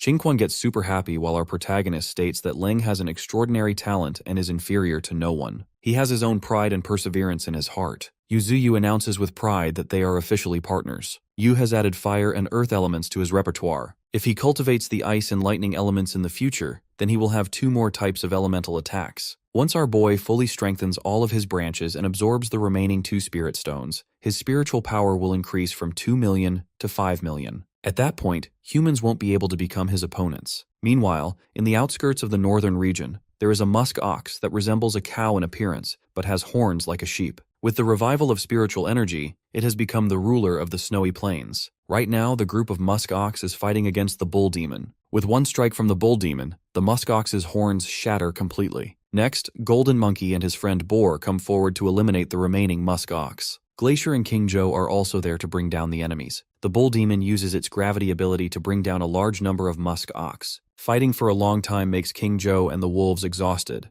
Out of nowhere, a snow leopard comes out and bites one of the wolves. When the boar in his transformed form charges to attack the leopard instantly runs away by attacking the incoming boar. Seeing the boar being injured, the snow leopard laughs mockingly. But to its surprise, Baldhead attacks it savagely and takes it down. Soon the muskox king makes its entrance. On the other hand, in the Raya mountain range, an elemental flower of fire has condensed. Yu wonders if his strength has increased. Right then, his beast army arrives with the bodies of defeated enemies. King Joe is carrying the body of the snow leopard. Turns out this leopard is a transcendent first order. Our protagonist notes it has incredible speed, which makes him wonder how it was caught. When he is curious to know who knocked it down, Glacier reveals it was Baldhead. After taking a pause, our hero notes that this snow leopard's abilities are really good, therefore he decides to take it in to train. Other than that, there is a musk ox of the first order, but its ability is not that good. So Yu decides to collect the rest as evolution points. Eventually, a month passes since the battle in the north. Any group that encountered the group under the bull demon fled in embarrassment. However, the group indeed suffered losses. Only 10 gray wolves remain from a total of 30, and only 7 wild boars remain. However, 2 wild boars and 3 gray wolves have advanced to the Transcendent First Order. Additionally, they have encountered a strong enemy, the Arctic Frost Bear, at the Transcendent Second Rank. The army of our boy would have been completely annihilated if it weren't for the bull demon's gravity ability. Plus, Glacier and King Joe played a very important role in distracting the enemy so they could escape. Later, Glacier and the bull demon discuss what to do with the Arctic Frost Bear. Right then, the white snake arrives to inform them she has found the lair of that bear. It lives in an ice attribute spirit stone mine. Now Glacier understands why it is that powerful, as it can even freeze the ground in an instant. However, the bull demon admits they can no longer handle it. He believes the old mine should make an entrance. Within 10 days of the Red Fox joining the battle in the Raya Mountains, those mountains are added to the territory of the Bayou Gorge. After that, some of the exotic beasts go back to the North Valley Gorge, while the remaining ones stay at the Raya Mountains. However, the nine-tailed fox returns to Yuzu. Looking at her, our hero learns she has broken through. Soon the fox starts emitting high energy, as it turns out she is evolving. After evolving, she reaches Transcendent First Order and gains the Skyward Ascendant ability. On the other hand, our boy is content with just staying at the Transcendent Third Rank. He never expected the nine-tailed fox to be able to fly and wonders if it is because of the Celestial Fox bloodline. Unexpectedly, the fox reveals she has awakened a new ability called Precise Manipulation, which involves the formidable utilization of spiritual energy. Using this ability reduces the consumption of spiritual power by 30% and enhances the precision of spiritual energy manipulation. This makes our protagonist wonder if the secret to Skyward Ascendance is the delicate manipulation of spiritual power. It turns out that achieving Skyward Ascendance isn't an easy thing to do. Our hero believes that the consumption of spiritual power is enormous. While sweating, the fox mentions that her spiritual energy is unable to sustain Skyward Ascendance. Therefore, she still needs to practice. With that, Yuzu offers her the Fire Spirit Flower to consume, which would increase her spiritual power to 400,000. However, the fox refuses to accept it. She suggests giving it to someone else if our boy only wants to increase her spiritual energy, but the Divine Tree doesn't have anyone else in mind for the gift. In other news, Xiaoqing has delivered important information that within a month after the spiritual energy tide, the beast tide destroyed countries surrounding the Federation. Baku and Gazi nations have resorted to nationwide conscription to counter the beast tide. However, some countries have fallen under the control of the beasts, and the remaining ones are barely hanging on. In these times, the 10 Nations Alliance has been formed. They are about to gather in the Federation to discuss jointly attacking the Federation's alliance stronghold. Back in the Bayou Gorge, the group under the command of the Bull Demon finally returns. Though they look completely exhausted, our protagonist notes the number of beasts has decreased. Only 3 wolves remain, though the remaining 2 wild boars have advanced to the Transcendent First Rank. Still, our boy believes that engaging in fierce battles is the best way to make them strong. Next, the Bull Demon informs you that they have returned because they discovered an ice attribute mine. Living inside is a Transcendent Second Order exotic beast. Our hero is stunned as he never expected a beast that strong to be present in the outskirts of the north. He predicts that there will be even stronger creatures in the deeper regions. Right then, Yu calls a falcon and orders it to summon the panda cub and the vulture. He then unleashes the Rain of Life. As a result, all of the injuries on his beasts are fully healed. Meanwhile, he observes that several beasts have undergone breakthroughs after fighting constantly. The remaining gray wolves at the 9th rank are showing signs of breaking through. However, seeing the bull demon, Yuzu orders it not to go to the next level yet. When the bull grows confused, our protagonist explains that he himself is about to break through, so the bull needs to stay here. Instead, the panda cub and the 9-tailed fox will set out tonight to seize the Spirit Stone mine. The bull demon is concerned because they cannot underestimate the Arctic frost bear, but our boy reassures him since the 9-tailed fox has already broken through. Stepping out with fresh energy, the 9-tailed fox reassures her fellow beast. The white snake, the vulture brothers, the panda cub, and the 9-tailed fox are on their way toward the north region. As usual, the panda cub starts asking the fox unnecessary and useless questions. Being annoyed, the fox increases her speed and leaves the panda behind. Riding on one of the vultures, the panda cub yells at the vulture to increase its speed as well. Back in the Bayou Gorge, Yuziyu wonders if they will be fine in the north. It turns out he has sent the bull demon back to the canyon mine for training. Additionally, almost all of the fire spirit stones have been absorbed. All 2 million points have been used to upgrade all branches to level 4. Level 4 branches can attach to different elements to attain different powers, though only some of the branches have elemental powers attached to them currently. When our hero absorbs Ice Spirit and Thunder Spirit power, he can attach even more elemental powers. Branches combined with the spitting ability will make our boy even stronger. He is planning to upgrade his roots next. When he starts to wonder about the power of sea creatures, our hero instantly focuses back on himself. He summons his system window and thinks about the Blood Covenant ability, which is currently at level 1. It is actually a newly acquired ability obtained by taking blood samples. Yu chooses to strengthen his Blood Covenant ability. Utilizing 1,000 evolution points, his Blood Covenant ability upgrades to level 2. As he still has 106,000 points, our protagonist continues strengthening the ability. With the next upgrade, Blood Covenant reaches level 3. Now our boy has the power to make others his devoted servants by utilizing blood as a conduit. In short, Yuziyu can turn any person into his servant, just like a vampire. He believes he can control minds more effectively this way than with life essence. Next, he summons Qingquan to give him a mission. He explains that the 10 Nations Alliance and the Federation are going to meet at the border soon to discuss how to attack them. Therefore, he wants Qingquan to disturb the situation so their meeting can be delayed or stopped. Otherwise, the beast will be at a great disadvantage. As Qingquan is about to leave, the Divine Tree orders him to take a group of beasts with him as well. Plus, if he encounters any strong individuals, he can bring them back. After that, Qingquan goes straight to Leng Feng to ask for his help, as he needs to take reinforcements to the border. However, Leng Feng is confused and asks about his troops. To that, Qingquan reveals they were sent to the outskirts of the northern region to guard the place. When asked about the Ant Legion, Qingquan reveals they are responsible for underground construction and ore transportation. Leng Feng holds his head in frustration, then offers his mutant rats to provide help. 3 rats are at level 9, while the Rat Emperor is at Transcendent First Order. Seeing their ranks, Qingquan gets curious to know how Leng Feng achieved this. Leng reveals that the Rat Emperor had already awakened the Dark Element and believes it can be a great help. Unexpectedly, he adds that he has fed them his own blood and flesh. However, for Qingquan, their quantity isn't enough. But Leng Feng states these are not just 4, but a whole army of them. On the other hand, the team led by the Nine-Tailed Fox is up against the Arctic Ice Bear. The panda cub feels excited as he senses a strong aura coming from the enemy. He instantly jumps off the vulture and lands on the icy ground with excessive force. With that, the hunt begins. The Arctic bear roars at the panda cub. The white snake notes that the injuries of the Arctic bear have already been healed. Even though they weren't able to defeat it before, they did cause severe damage to it. However, the snake didn't expect it to heal fully in just 5 days. Plus, the aura of the Arctic bear has become stronger. Unexpectedly, the panda cub demands everyone to stay out of their fight. He has decided to handle the bear all by himself. When the wild bear comes at him, our protagonist's ally dodges and lands a powerful punch. The bear is heavily slammed on the ground. Seeing this, the snake and the vultures get super shocked, while the fox closely watches. Meanwhile, the panda cub recalls how it has trained so hard to become super strong. It never got lazy, even after obtaining the Fire Spirit Stone. Being all fired up, the panda challenges the bear to show its full strength. Being heavily injured, the bear gets up. However, it suddenly starts to snow. With the snow, the spiritual power of the Arctic bear increases. In response, the panda cub starts to unleash the power of the fire element. The Arctic bear makes its move and sends ice spears towards the panda, but the ice spears melt due to the fire element the panda possesses. In return, the panda lands a blow on its opponent. He then jumps and lands on the bear's body, rolls, and strikes heavily on its head. The panda continuously starts attacking its opponent from multiple directions. As a result, the bear roars in pain.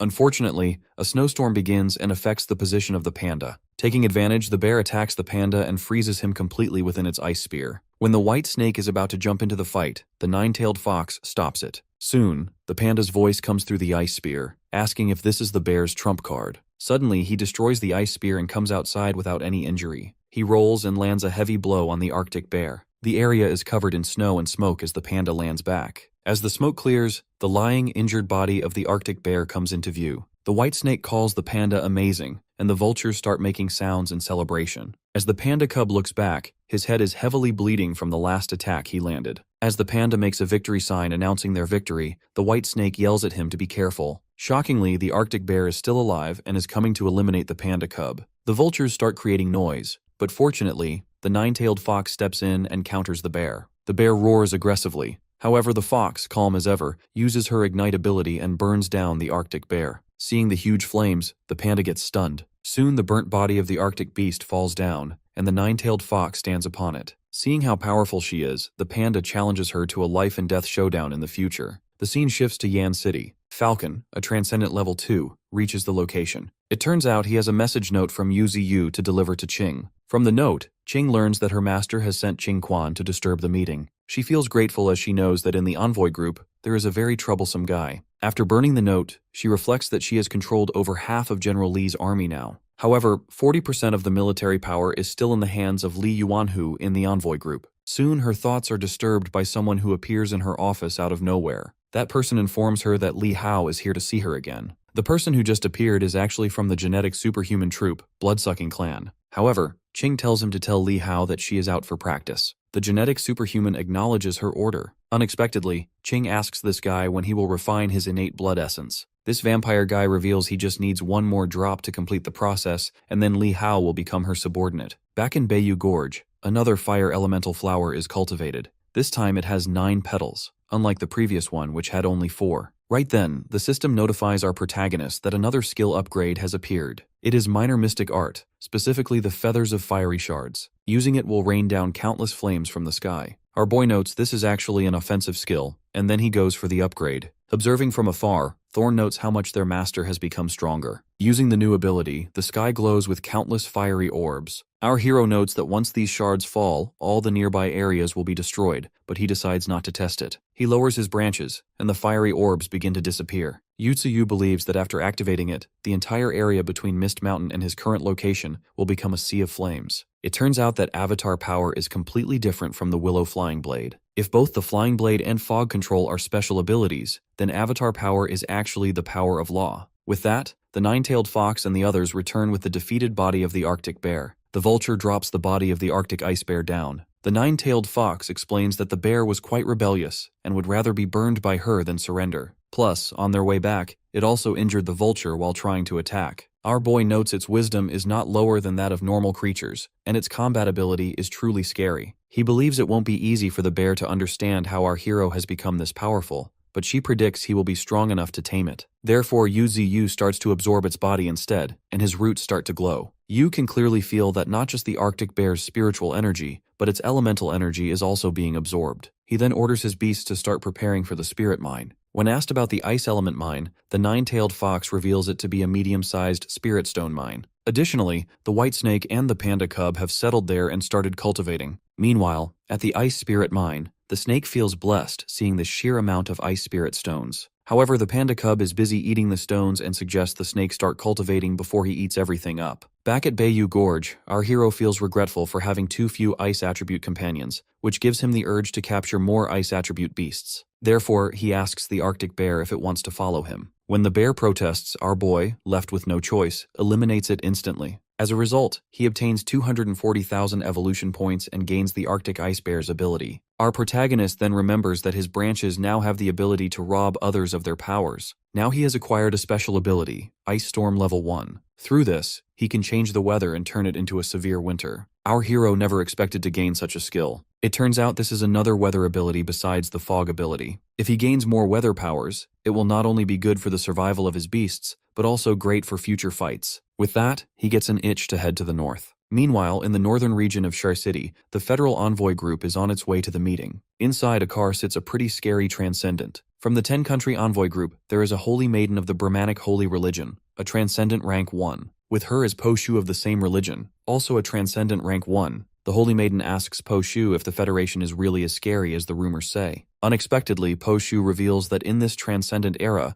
they are indeed behind the Federation. Soon the Envoy Group arrives, and a scary red-haired Transcendent steps out of the car. He is actually General Li's second disciple, Li Yuanhu, who is a Transcendent Rank 1. Seeing him makes Po Shu and the Holy Maiden nervous. In an underground location, Qing Quan senses their arrival and instructs the army of rats to get ready for action. On the surface, Po Shu recognizes Li Yuanhu and can clearly feel the strong spiritual energy coming from him. On the other hand, Yuanhu also recognizes Po Shu and the Holy Maiden. He observes the people behind them, who are all at beginner rank 9, and admits that the envoy group from the 10 nations isn't as weak as he thought. He remarks that they have brought many experts, and Po Shu says the same to him. She adds that those who don't know why he has come might think he is there for war. Answering her, Yuanhu states that the people with him are there to help with tasks or prevent accidents. Meanwhile, Qingquan is all set for an attack. Po Shu takes it as a joke, wondering why this place would be dangerous, and requests him to follow her. Both envoy groups start to walk, but as soon as someone steps on a crack in the surface, Qingquan receives the signal and instantly breaks the supportive pillars underneath. As a result, a massive section of the surface is destroyed and begins falling along with all the people from both envoy groups. Yuanhu is in extreme anger, believing this was done by the 10 countries, but Po Shu insists it was not them. They keep falling, and Yuanhu doesn't understand why there is such a huge pit. Just then, a large group of rats attacks them. The Holy Maiden realizes they are mutant rats, but it is too late for them to do anything. Meanwhile, at the bottom of the pit, Qingquan and the remaining mutant rats are all set to attack the humans. Rat tides are actually the most dreaded tide for humans, because they do not just arrive in large numbers. They devour humans alive and torture them to death. Po Shu orders her men to eliminate the rats and uses her wind blade to clear some of them out. Meanwhile, Yuanhu and the Holy Maiden are eliminating the rats as well. Seeing them in action from the shadows, Qingquan notes that these 3 individuals are the strongest. He decides not to underestimate them, thinking the Holy Maiden might be slightly weaker than the other 2, but still dangerous. The rest of the fighters are not worth his attention. Qingquan plans to strike the enemies alongside the 4 strongest mutant rats. After clearing her way, Po Shu looks up and wonders when this place became so hollow. Furthermore, there is no way out given the height, so she instructs Yuanhu to wipe out the rats and find an exit. However, she soon takes a hit as Qingquan pierces her body with his sand. Both the Holy Maiden and Yuanhu look toward her, which gives the Rat Emperor an opportunity to land an attack on Yuanhu. Luckily, Yuanhu does not sustain a heavy injury. Right then, a number of rats start swarming him. Qingquan orders the remaining rats to eliminate the rest of the humans immediately. Even when the humans beg for their lives, the rats kill them instantly. Soon, every single human is eliminated, leaving only the Holy Maiden behind. 3 days later, Qingquan brings her to the Raya Mountains. He explains to Yuziyu that she is Aisia, one of the 3 holy maidens of the Brahmanic holy religion from the 10 Nations Alliance delegation. After getting the report, our boy lifts up her body. He reflects that the Brahmanic religion is extremely mysterious, and even the Federation fears it. Our hero notes that even in a coma, she is emitting terrifying spiritual energy. He then removes her veil and finds her extremely adorable. Finding her figure attractive as well, our protagonist decides to make her his loyal servant using his Blood Covenant ability. As soon as he uses the ability, the consciousness of our boy and Aisia enters her core space. By entering this core, one can fully understand Aisia and take absolute control of her, even to the extent of shattering her core space and taking everything, including her soul. In reality, the process is completed as a huge amount of pressure erupts. Soon Aisia opens her eyes, having reached the Transcendent First Order. She can heal, perform a snake walk, and possesses a technique for striking and killing like a snake. Strangely, she can even borrow her master's powers and provide evolution points to him. The Divine Tree is stunned to learn this. All the evolution points he has gained until now have been through slaughter and have been stained with blood, but now he has a servant who can provide points for him. When he calls her name, she responds immediately. Our hero orders her to hunt down a beast and bring it to him, and she acknowledges his command. As ordered, Aisia hunts down a beast. Instantly, the system notifies Yuziyu that his servant has eliminated a level 6 mutant gray bear, and our protagonist indeed receives 12 evolution points. Although our boy notes he is only getting 1/5 of the evolution points, he thinks it is better than nothing. Still, he decides not to let her take action further, as he considers her more useful if sent back to the Brahmin Holy Temple. Our hero believes the Federation won't have enough resources to deal with him while the 10 Nations Alliance is going on.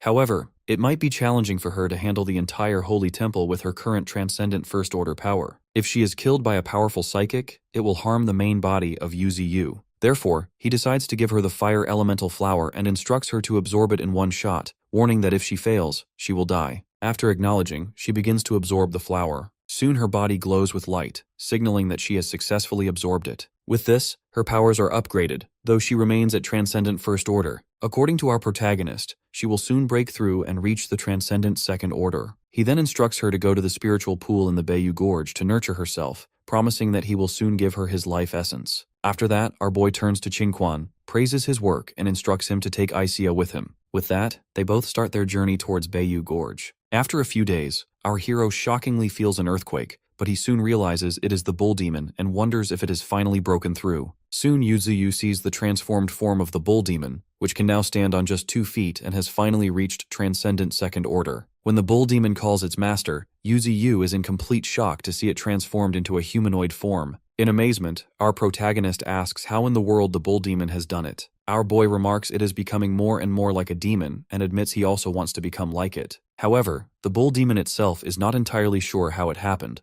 noting that during evolution, it simply wanted a more convenient physique. Meanwhile, our protagonist thinks that so-called demons are just another form of transcendent beings after evolution. In this transcendental era, there will surely be more beings like the bull demon. After acquiring a humanoid form, the bull demon wants a weapon, specifically an axe. Understanding the need, our hero starts refining some of his branches and roots to make an axe. In terms of durability, it could be a divine weapon for humans. He finally makes the weapon, gives it to the bull demon, and names it the Magma Battle Axe. After that, our boy reveals he is going to the northern region in a few days. He has left some fire spirit stones for their fire attribute companions, and in his absence, he wants the bull demon to be in charge of guarding the Misty Mountains. 3 days later, Isia is sent back to the Brahmin Holy Temple. Under her command, the deaths caused by the Rat Tide and the members of the Holy Temple are attributed to another force within the Federation. As a result, the 10 Nations Alliance and the Federation officially go their separate ways. In the meantime, Yuziyu sets off for the Northern Territory. While he is away, the bull demon and a group of mutant beasts are instructed to guard the Misty Mountains. On his way towards the northern region, our hero hunts down all the beasts in his path. Soon he reaches the island he is looking for. Suddenly, the white snake and the panda cub come to greet their master. Our protagonist feels an enormous aura emitting from both of them due to the spirit stones. The panda confidently reveals that he has swallowed a few spirit stones. Right then, our boy spreads his roots into the ice spirit mine, stunning the panda and the white snake. After that, he instructs the nine-tailed fox to come to his fire attribute branches while instructing the white snake and the panda to focus on their training.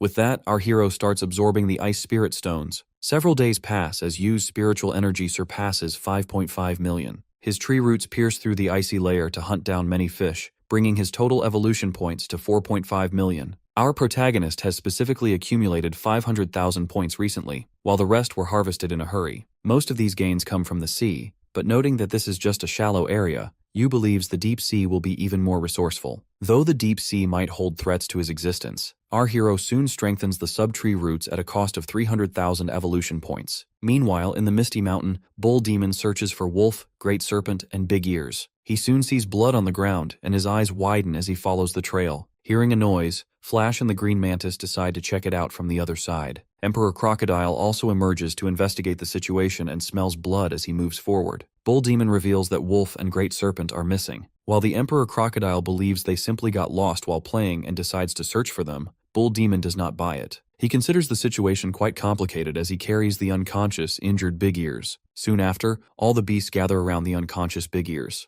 Leng Feng is in deep pain, and Bull Demon admits his mistake for believing the Misty Mountain was safe enough for them to play around in. Taking Big Ears in his arms, the Golden Monkey remarks that the young one has already used the life essence left by our boy. Even though his life is not in danger, he remains unconscious. Meanwhile, Qingquan recalls that their master decided to nurture the three of them in the future because of their talents. Leng Feng mentions he entrusted the three to Bull Demon's care. With a furious face, he decides to risk his life to eliminate Bull Demon if the others are not found. Thorn tries to calm Leng Feng from behind, stating that Bull Demon has always treated the young ones as younger siblings and is also feeling terrible. Bull Demon promises to give Leng Feng an answer, and the Emperor Crocodile urges them not to argue, reminding them that the top priority is to find the young. Windwolf King has already led the wolf pack to search, yet the enemy is good at hiding and leaves no trace of a scent. Crocodile takes full responsibility, noting the enemy intruded while their master was away and even managed to hide their aura. Deciding not to let the invaders escape, he uses his extreme tracking ability. Suddenly he notices something and finds out that humans are behind this. He sees ninjas running ahead, holding cages containing the young beasts. Bull Demon grows furious at the discovery. Meanwhile, the ninjas try their best to escape.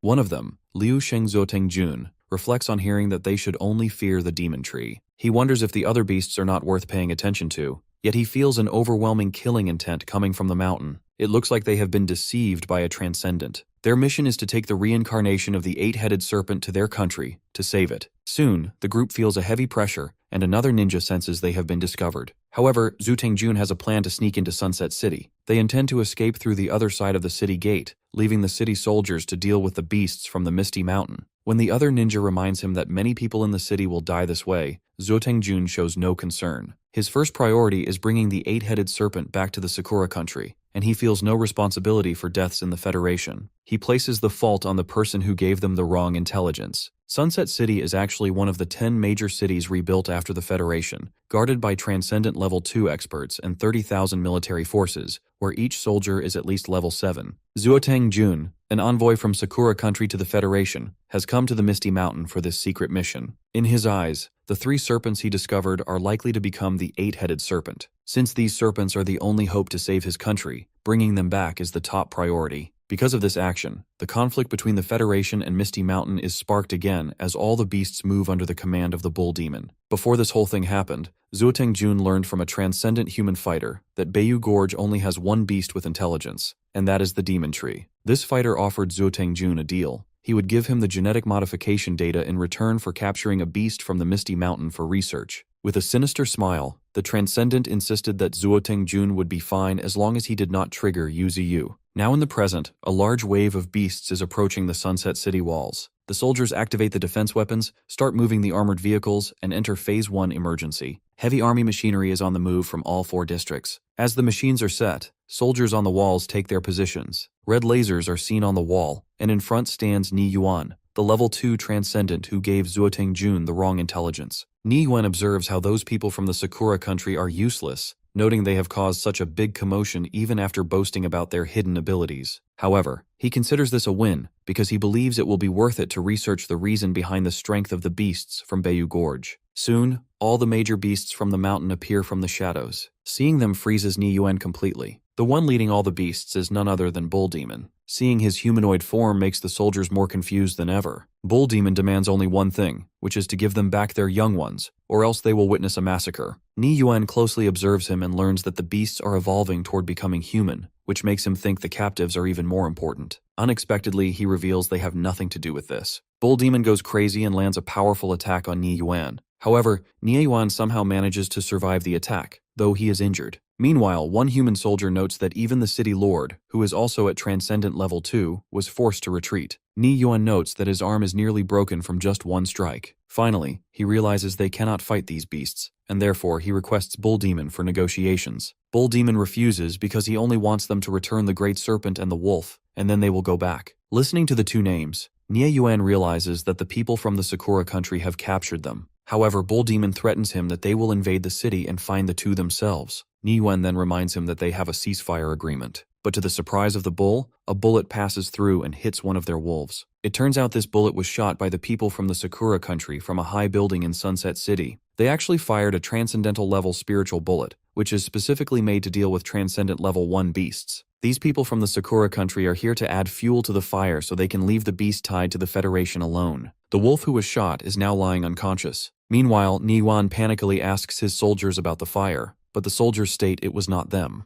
With that trigger, Bull Demon starts the war. On the other hand, Zuoteng Jun is going back to his country, condoning the genetic modification plan data and prioritizing bringing the young beasts back to the Sakura country. The soldiers stationed in Sunset City are actually the most powerful legion composed entirely of transcendent warriors, with the weakest being at level 8. This is the Black Armor Corps, a new unit formed after the second spiritual energy revival. These soldiers finally open fire at the beasts, determined to fight until the end. Soon, a shower of bullets covers the entire area. On the other hand, the Bull Demon orders the vultures to attack. The 3 Vulture brothers unleash their Meteor Fire Feathers ability, setting the wall on fire. Next, the Bull Demon orders the beast to destroy the city wall. Mutated falcons fly straight into the structure and damage it severely, causing the wall to collapse. As one transcendent human fighter comes forward to eliminate a falcon, the White Tiger emerges and lands a heavy blow, forcefully slamming him into the ground. Meanwhile, Nai orders his soldiers to use all of their firepower on the beasts. This continues for a moment until King Zhou advances and climbs the wall. After reaching the top, he starts eliminating the human soldiers, leaving them to see nothing but hell. On the other side, a wild boar advances and eliminates a number of enemies. Bald Head also begins his attack, soon unleashing his Thunder Resonance ability. The Golden Monkey joins in to eliminate more enemies. Wolves, spiders, and every other beast find it easy to take down their opponents. Humans seem to be getting scared of the beast's combat power, so they decide to use missiles. However, the vultures intercept them with Meteor Fire Feathers. Neil finally admits that the Black Armor Corps is weak against these creatures. He knows the Corps can usually deal with beasts of the same level single-handedly,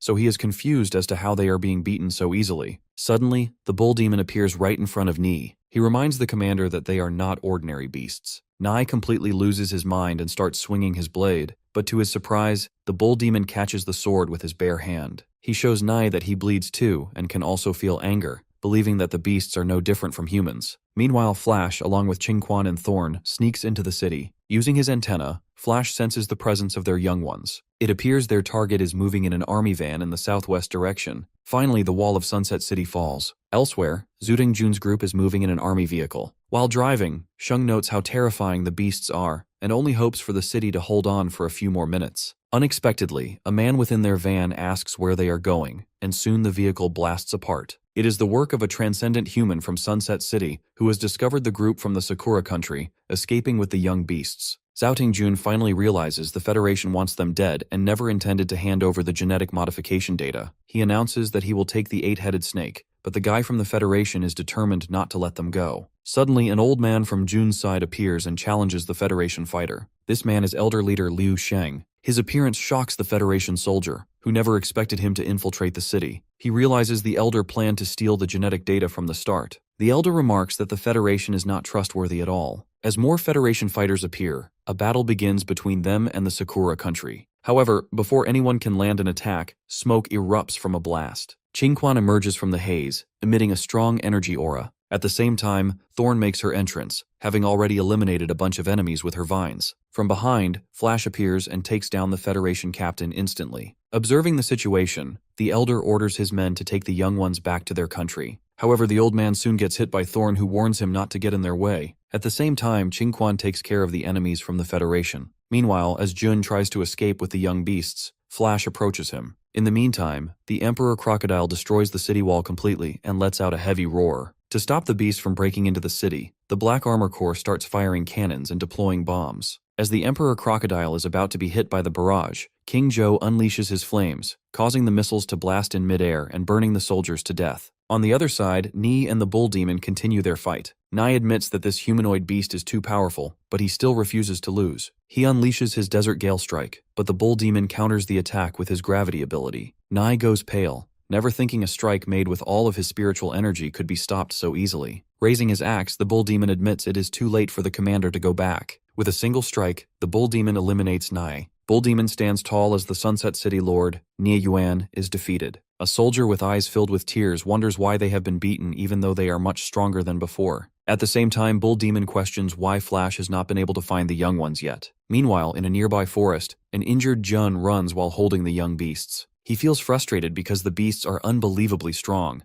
and he realizes he would have been dead if he hadn't used a secret technique to conceal his aura. Despite his injuries, he is determined to take the young creatures back home no matter what. Soon, Flash reaches a position right behind him but unexpectedly stops midway, which leaves Jun confused. It turns out that Qing is waiting for him up ahead. Realizing she is the Alliance's spirit maiden, Jun believes she is there to provide aid to Sunset City. He reaches out to her, mentioning that he is a messenger from Sakura country and that beasts are chasing him. To his surprise, Qing grabs him instead and rescues the young beasts. Flash greets her as Big Sis, and hearing this, Jun suffers a massive shock. Afterward, Qing instructs Flash to tell Bull Demon to retreat because reinforcements from the Federation will arrive soon. As for Jun, she decides to eliminate him for opposing the Misty Mountain. With that, he burns to death in her flames. Soon, a falcon informs Bull Demon that their young ones have been rescued, so he orders a retreat. Qingquan and Thorn also decide to pull back. Later, on their way back to the Misty Mountain, Emperor Crocodile wonders why they didn't conquer the city instead. Bull Demon mentions it was an order from Qing, so they must obey. Meanwhile, the young beasts rest in Thorn's lap.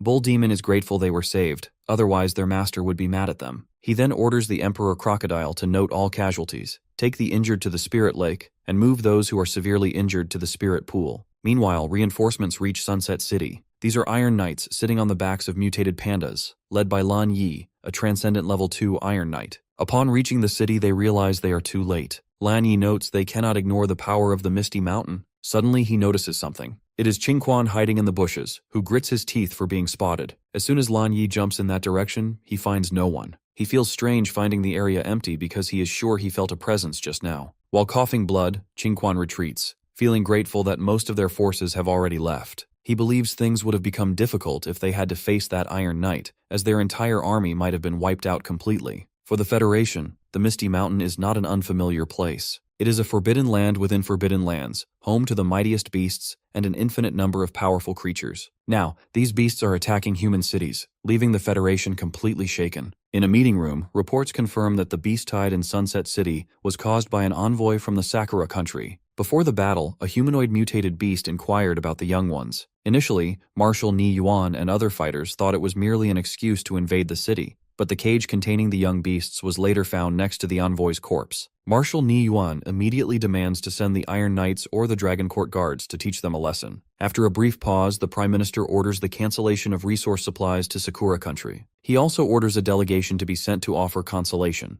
If they do not receive a satisfactory response, they will arrange for the Dragon Court guards to pay a visit. Meanwhile, on the outskirts of the northern region, a falcon gives a report to Yuziyu regarding the recent incident. Our protagonist decides to leave these matters to Little Ling. To keep a low profile, our boy orders the falcon not to act rashly in his absence. Keeping the Iron Knights in mind, he wants everyone to be cautious and orders them to wait for him to handle things when he returns. With that, the falcon leaves the northern region. You notice how many new things have happened in his absence. From the Ice Spirit Stone mine, a panda cub emerges and wants to know whom its master was talking to. However, our tree asks if the cub can keep things under control if they end up in conflict with its kin. Unexpectedly, the panda cannot say for sure because its kin follows whoever treats them well. When the cub fled, it invited its brother to join as well, but the brother refused because he did not want to venture outside, preferring a leisurely life while waiting to die. With that, the panda goes back to the cave to rest. The Iron Eater tribe obeys whoever is strong. By rank, this tribe is among the top races of mutated beasts, possessing the power of bears, the speed of cats, an astonishing biting force, and indestructible claws. Additionally, they have a racial talent to devour vitality and enhance elemental attributes to strengthen their physique. Our hero thinks they will surely clash with the Iron Knights in the future. Right then, a plan to train some powerful squads hits his mind. The panda cub sleeping inside the cave is carried away by one of Yuziyu's roots. Holding the cub in front of him, our protagonist wants some help, but the creature is in a deep sleep. Therefore, our boy starts slapping the cub to wake it up. With a swollen face, the panda cub finally wakes up, admitting it had a good sleep and is feeling fresh. Yu wants it to find the Arctic bear's lair for him. The panda confidently leaves, excited to find more companions, but it trips and falls on the snow, ending up asleep again. Later that night, deep in the ocean, a transcendent first-tier sperm whale is eaten by a huge transcendent third-tier octopus. Back in the northern region, our hero looks at his stats. He is at the transcendent third-tier rank and has 4 million evolution points. His mutated branches are at level 4, while his roots and flying leaf blade are at level 3. Most of his abilities are at level 3, except for Blizzard and the Wood Dragon ability, which are at level 1. His crystallization and flaming feathers remain basic. Due to ice attribute minerals, his spiritual power has reached 6 million. Having 4 million points, Yuziyu decides to upgrade his Blizzard and Wood Dragon abilities. After enhancing Blizzard to level 3, he doesn't feel any change at all. Our protagonist thinks the power that controls nature does not manifest in the main body. Next is the Wood Dragon ability. He hadn't paid much attention to it before because he wanted to prioritize skills with higher attack potential, but upgrading this ability requires a total of 500,000 evolution points. Still, he presses the button,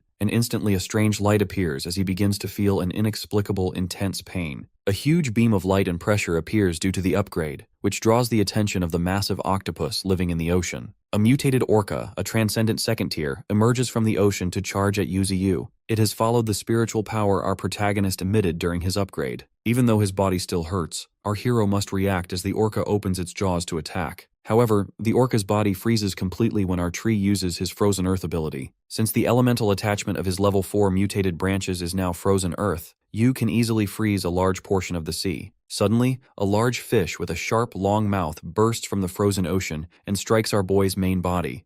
Our hero grabs it with his roots and eliminates it. Surprisingly, he gains 170,000 evolution points, which is the most he has ever received from a single source. Right then, he feels the presence of another beast in the water. A huge tentacle bursts out from the ocean belonging to the same massive octopus that devoured the sperm whale. The octopus roars terrifyingly, marking the first time Yuziyu has clashed with an ocean overlord. He is curious to see whether land or ocean creatures are truly stronger. Meanwhile, at the headquarters of the Luo Kingdom, humans receive a warning that spiritual power has exceeded all known limits. They soon learn of 2 massive energy signatures near the coast. Sweat covers their faces as they watch live footage of the fight between Yu and the giant octopus. They wonder why the demon tree from the Federation has appeared there, but suddenly their screens go blank. forcing them to try and restore the feed. On the battlefield, the octopus uses its fatal suction and grabs our protagonist's body. Through this ability, the beast begins sucking out the spiritual energy of our boy. Our hero quickly counters with his dragon root, but unfortunately, it does not do much against the opponent. The octopus grabs our protagonist with its tentacles again, attempting to drag him into the sea. To avoid being pulled under, Yu uses his flying leaf blade to cut through the tentacles and free himself. However, the octopus opens its massive mouth and begins trying to chew our hero whole. Luckily, Yu blasts the octopus back to free himself once more. Next, he unleashes his inferno-magnetic feathers. After wishing farewell, Yu's inferno-magnetic feathers hit the octopus continuously.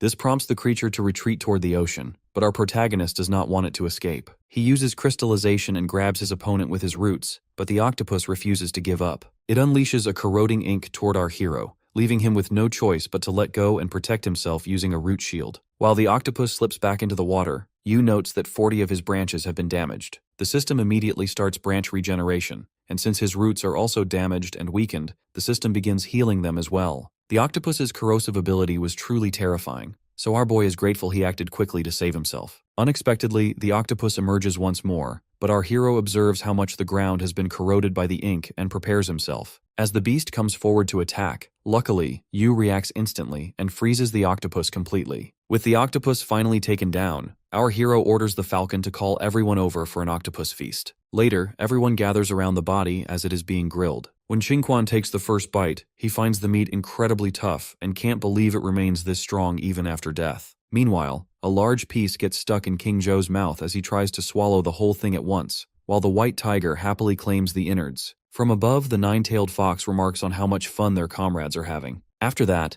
Yu observes that the emperor crocodile is close to a breakthrough, though the crocodile admits its progress feels very slow. Next, our protagonist lifts the white tiger and reminds it that it is still only at the early stage of the First Order Transcendent level. Our boy tells the tiger not to be so playful, but the tiger reacts as if it is being praised. From below, Thorn notes they will soon support the entire world. Meanwhile, Qingquan realizes he is missing someone, not Leng Feng, but Hedgehog. Since everyone else is present, Qingquan announces that they should all enjoy themselves. On the other hand, the crane feels left out, noticing that no one seems bothered by its absence. Suddenly, our hero pulls out the 3 hearts of the octopus. All the animals start to drool as our tree notices how tempted they are by these prizes. The octopus has 9 brains and 3 hearts, and the 3rd heart, in particular, is a treasure that acts as an elixir of advancement for any beast. After dividing the 3 hearts into multiple pieces, Yu offers a piece to everyone, sharing the rare, heaven-sent treasure. After eating the heart pieces, Qingquan and the Emperor Crocodile start to evolve. The Emperor Crocodile turns blue, gains the ability to stand on 2 feet, and reaches the Transcendent Second Order. Qingquan also turns blue and reaches the Transcendent Second Order. It turns out that Qingquan is gradually surpassing the realm of humans.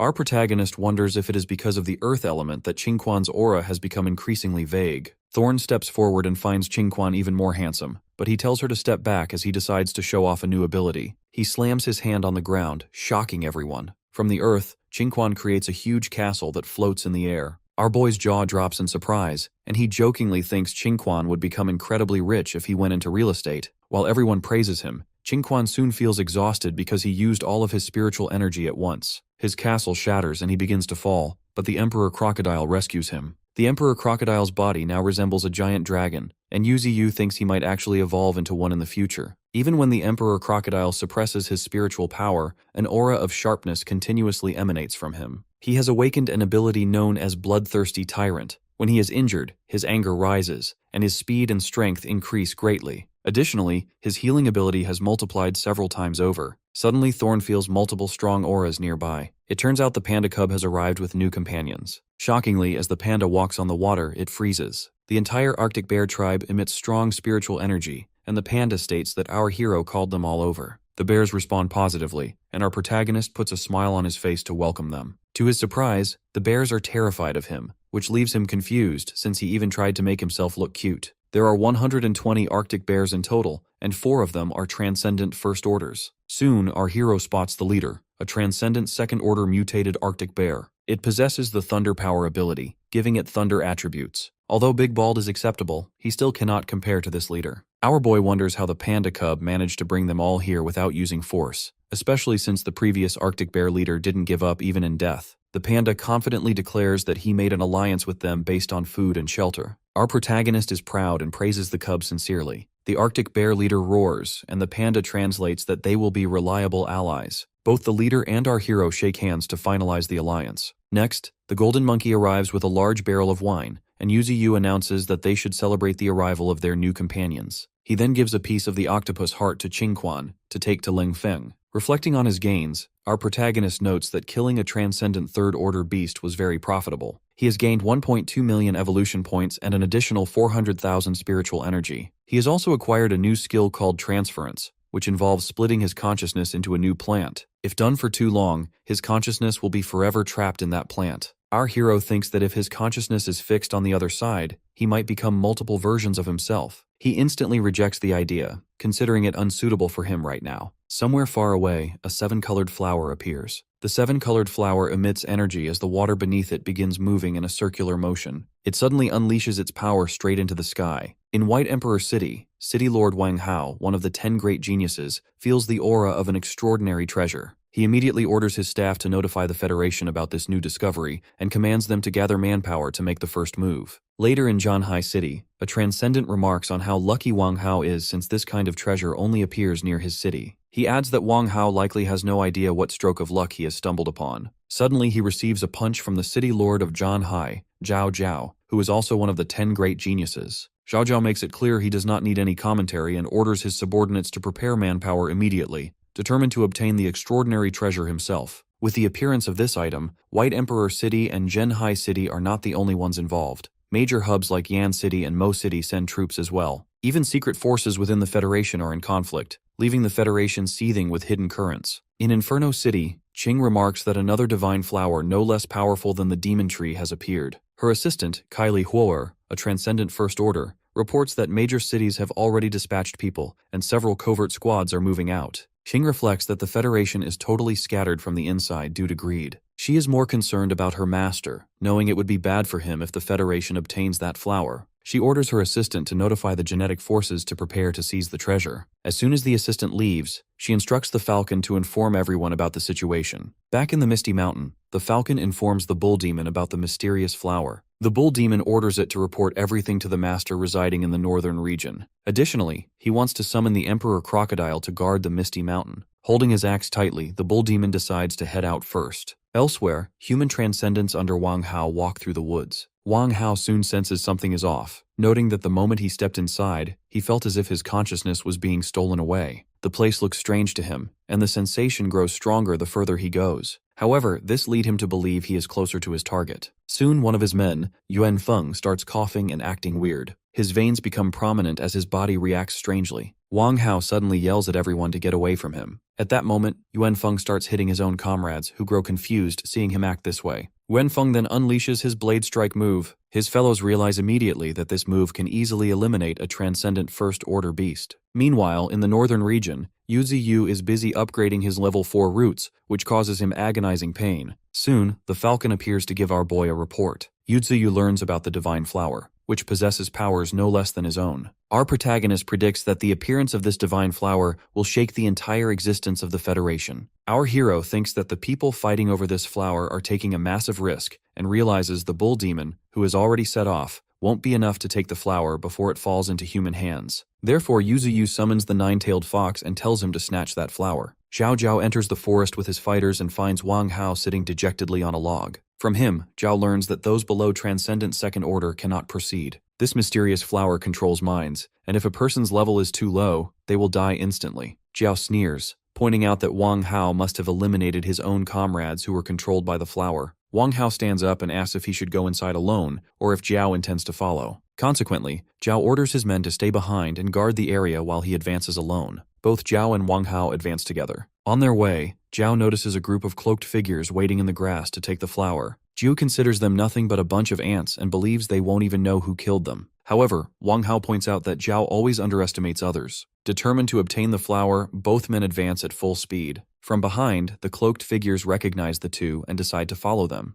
They realize that as long as the duo clears the way, it won't be dangerous. In other parts of the forest, many different groups have arrived to take the divine flower. Soon, Wang Hao takes down a beast while Zhao takes care of the rest. It turns out these beasts are all being controlled by the flower. The deeper they go, the more extraordinary beasts they encounter. including many transcendent first-order creatures. Wang Hao suggests moving quickly, as this indicates they are getting closer to their target. Suddenly, they both feel a massive aura. A huge mutated horse appears right in front of them, identified as a savage raging steed of the transcendent second order. Before Wang Hao and Jiao can react, another massive beast appears, an inferno abyssal falcon, also second order. Figuring out they cannot fight these beasts, Wang Hao and Jiao retreat. Meanwhile, someone else has found the flower. Strangely, there are no beasts around the lake where the flower is located. This person wears a samurai hat and wishes to use the flower to ascend from the second order to the third, or perhaps even the fourth order. However, his thoughts are dismissed as he sees Wang Hao and Jiao marching ahead, still being chased by the raging steed and the abyssal falcon. No one notices the presence of the man in the samurai hat.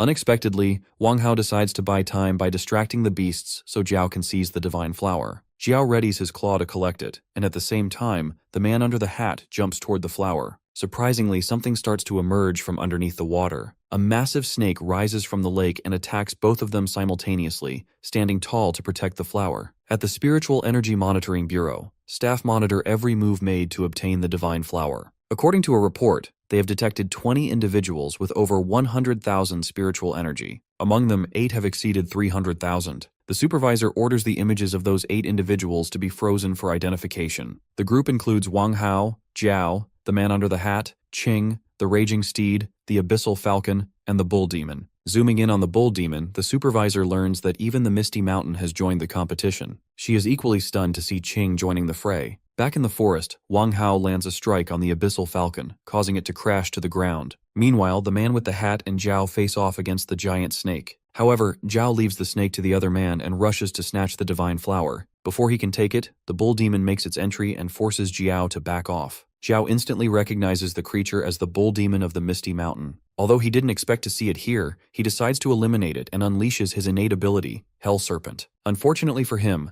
as soon as the Hell Serpent nears the bull demon, the creature strikes with its axe and splits the serpent in two. Next, the bull demon unleashes gravitational force, but the Hell Serpent unexpectedly breaks through. In response, the bull demon uses Ignite and burns the serpent down. Right then, Qing appears as she is passing by. She advises the bull demon not to engage enemies in a long-range battle. Seeing her makes the bull demon teary-eyed. It creates a huge wave to shake off Jiao while Qing moves toward the divine flower. She instructs the bull to eliminate Jiao. In the meantime, Jiao spots Qing, but he soon receives a heavy blow from the bull demon. He is confused as to why the beast ignored Qing, but the bull demon only mentions that anyone who hurts what it cherishes will not make it out alive. Jiao is in a tight spot, and knows that if this continues for more than half an hour, it will be difficult for him. Suddenly, the bull demon uses heavy blade domain, causing Jiao to feel a sharp pain throughout his body. Before he can react, the bull demon unleashes a heavy axe blade. Jiao is thrown away and coughs up blood, yet he doesn't give up. Unleashing his ultimate ability, he remains determined to eliminate the bull demon. Meanwhile, Qing stands near the flower and observes it closely. The flower realizes she is not human and that their auras are the same. Additionally, the flower notes that Qing has already awakened her subconsciousness, just like their master. Unexpectedly, Qing's soul emerges from Ling's body. She offers Ling's body to the flower, suggesting it can use the vessel because of its ability to control living bodies. She cannot guarantee its safety because of the many powerful individuals present,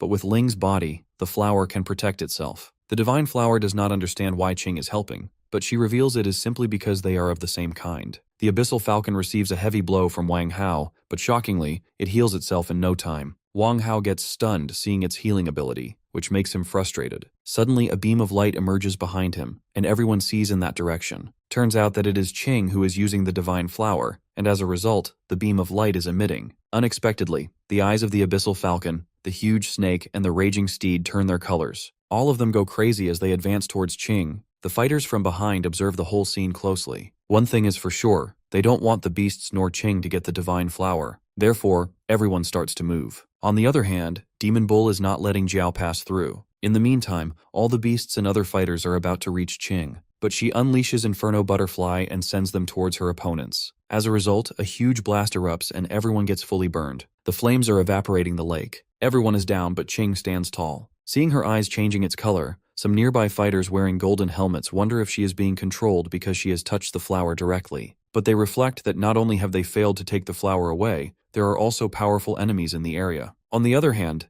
Ling's body now has a spiritual energy of 400,000. Qing's soul reminds the now Ling to get used to the body. The divine flower in Ling's body notes she can get even stronger. Qing gets confused. Right then, our protagonist jumps off and unleashes a huge amount of spiritual energy. From afar, Wang Hao is shocked to see how much spiritual energy Ling is emitting. He finds it unexpectedly powerful. Zhao also gets a shock as he never expected her to be this strong. Standing on a fallen beast, our boy is now emitting 700,000 spiritual energy. The man in the hat gets frustrated because he would have eliminated the beasts. But now if he eliminates our hero, then the Federation won't let him go. Meanwhile, Qing is happy to see how the flower made Ling's body this powerful. But according to the flower, this body will turn back to normal because it has temporarily made it powerful. It further adds that there are way too many powerful individuals here who are looking for an opportunity. Plus, there are also a high number of powerful beasts who are coming this way from afar, and it will be difficult to leave here with just this body. Even if it escapes, the flower doesn't know where to go. Then Qing suggests the divine flower spirit to go to the Tianshan mountain, as humans don't dare to enter there because it's difficult for them to survive there. After a short pause, she also suggests going to the Misty Mountain. When the flower spirit asks about the Misty Mountain, Qing explains that this is the only place she can survive. She adds that she can follow the back of the demon bull ahead, who will guide her. However, the flower spirit has a favor to ask from Qing, as she is from the Misty Mountain.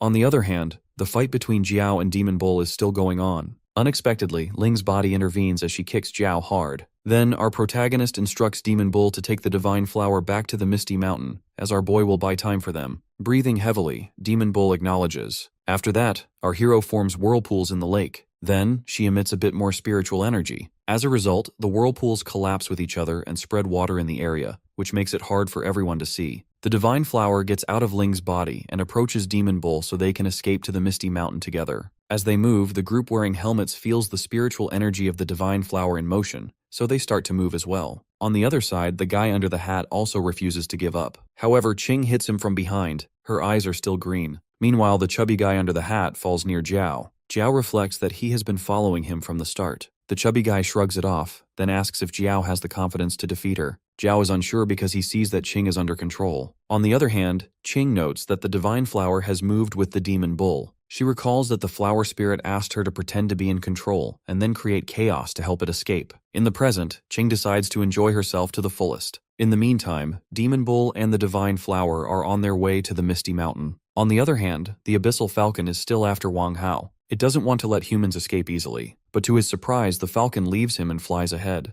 Just then, Jiao and the chubby guy fall near Wang Hao under great pressure. They are very injured. They admit they are nothing in front of Qing. They struggle to get up. While Wang Hao notes that Qing, the flame princess, of all people is being under control, he steps up. Our hero decides to counter her and instructs the other two to go after the divine flower. He doesn't want the divine flower to fall into the hands of the Misty Mountain. Meanwhile, Yuziyu in the northern region sneezes as he wonders if they have obtained the divine flower. Now, Qing and Wang Hao are up against each other. Both of them exchange their attacks as the water in the lake blows up under the pressure. The group of Golden Helmet fighters observes the effects of the fight between Qing and Wang Hao. Their leader did expect them to be this powerful. He reflects that Xiaoling's strength originally was formidable, and it has been enhanced after being controlled by the divine flower. On the other hand, Wang Hao is impressive to deal with such an opponent. The leader predicts if their boss and their second brother were here, they would probably experience a tough time. He then plans to make their move soon, as he wants the dragon guards to capture the divine flower and demon bull soon. On their way back, a high number of beasts have gone crazy as they are reacting to the spiritual energy of the divine flower. Experiencing a tough time,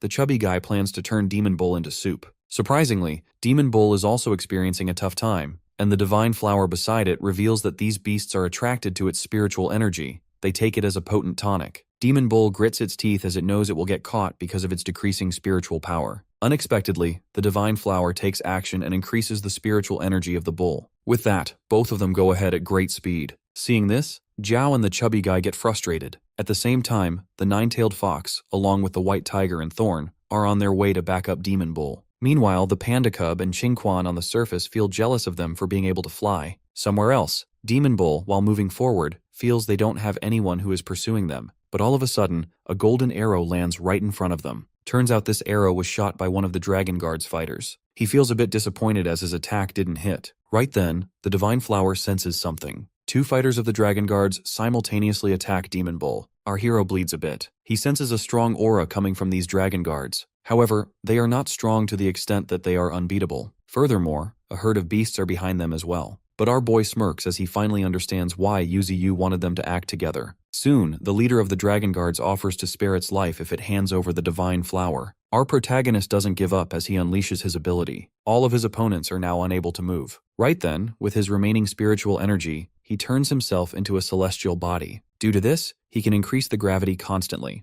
The divine flower is all confused, but our hero reveals that he needs to be stronger. Therefore, he uses all of his strength to make his ability strong. Bull Demon is emitting a huge amount of spiritual energy. Both Zhao and the chubby guy in the air can clearly sense the strong gravitational force coming from ahead. On the ground, a Dragon Guard warrior steps forward as he claims this ability is not something which he cannot withstand. He eagerly wants to see if his body will break down first, or if the gravity crushes him first. With that, he comes forward to land a punch, and our protagonist also prepares his punch. Both of their punches land on each other. The bulky Dragon Guard warrior admits using punches is more convenient. After that, he uses Supreme Ruler and Heavy Machine Fists to land multiple punches on our boy at the same time. He boasts that the energy of the Bull Demon is no match for him, but right then he receives a heavy blow from our hero. With a lot of strength, Demon Bull succeeds in slamming his opponent on the ground forcefully. Right then, another Dragon Guard warrior shoots an arrow towards him. The bull counters the arrow, however. Another warrior lands a strike on him from behind. Luckily, the strike wasn't enough to cut our protagonist. Filled with rage, our boy throws the arrow which he just stopped towards that same warrior. Even the opponent's sword gets a crack. Seeing the situation, the shooter standing on the cliff starts shooting continuously. The whole area gets covered under those arrows. Unfortunately, the arrows hit Demon Bull, yet the arrows are not stopped. Therefore, the Divine Flower steps forward and tries to control the arrow shooter. But sadly, that doesn't work, and it can only impose mental suppression on him. The shooter, as a result, loses his composure. This gives an opportunity to our protagonist to land a powerful strike on him. As our hero lands his strike, the shooter escapes unscathed. He then reflects that even though the Bull Demon is just a mere transcendent second order, he is on the level of all three of them together. Furthermore, he notes that Demon Bull is struggling to fight after taking that slash in his back. Before the Dragon Guards could take advantage of this, a herd of beasts had almost caught them. Zhao and the chubby guy plan to take an opportunity from the chaos to snatch away the Divine Flower. Before anything could happen, someone fires powerful flames from the sky on the ground. It is the nine-tailed fox who has arrived to back up Demon Bull. Due to the flames of the nine-tailed fox, all the enemies are surrounded by fire, including the beasts. The Divine Flower senses powerful enemies coming their way,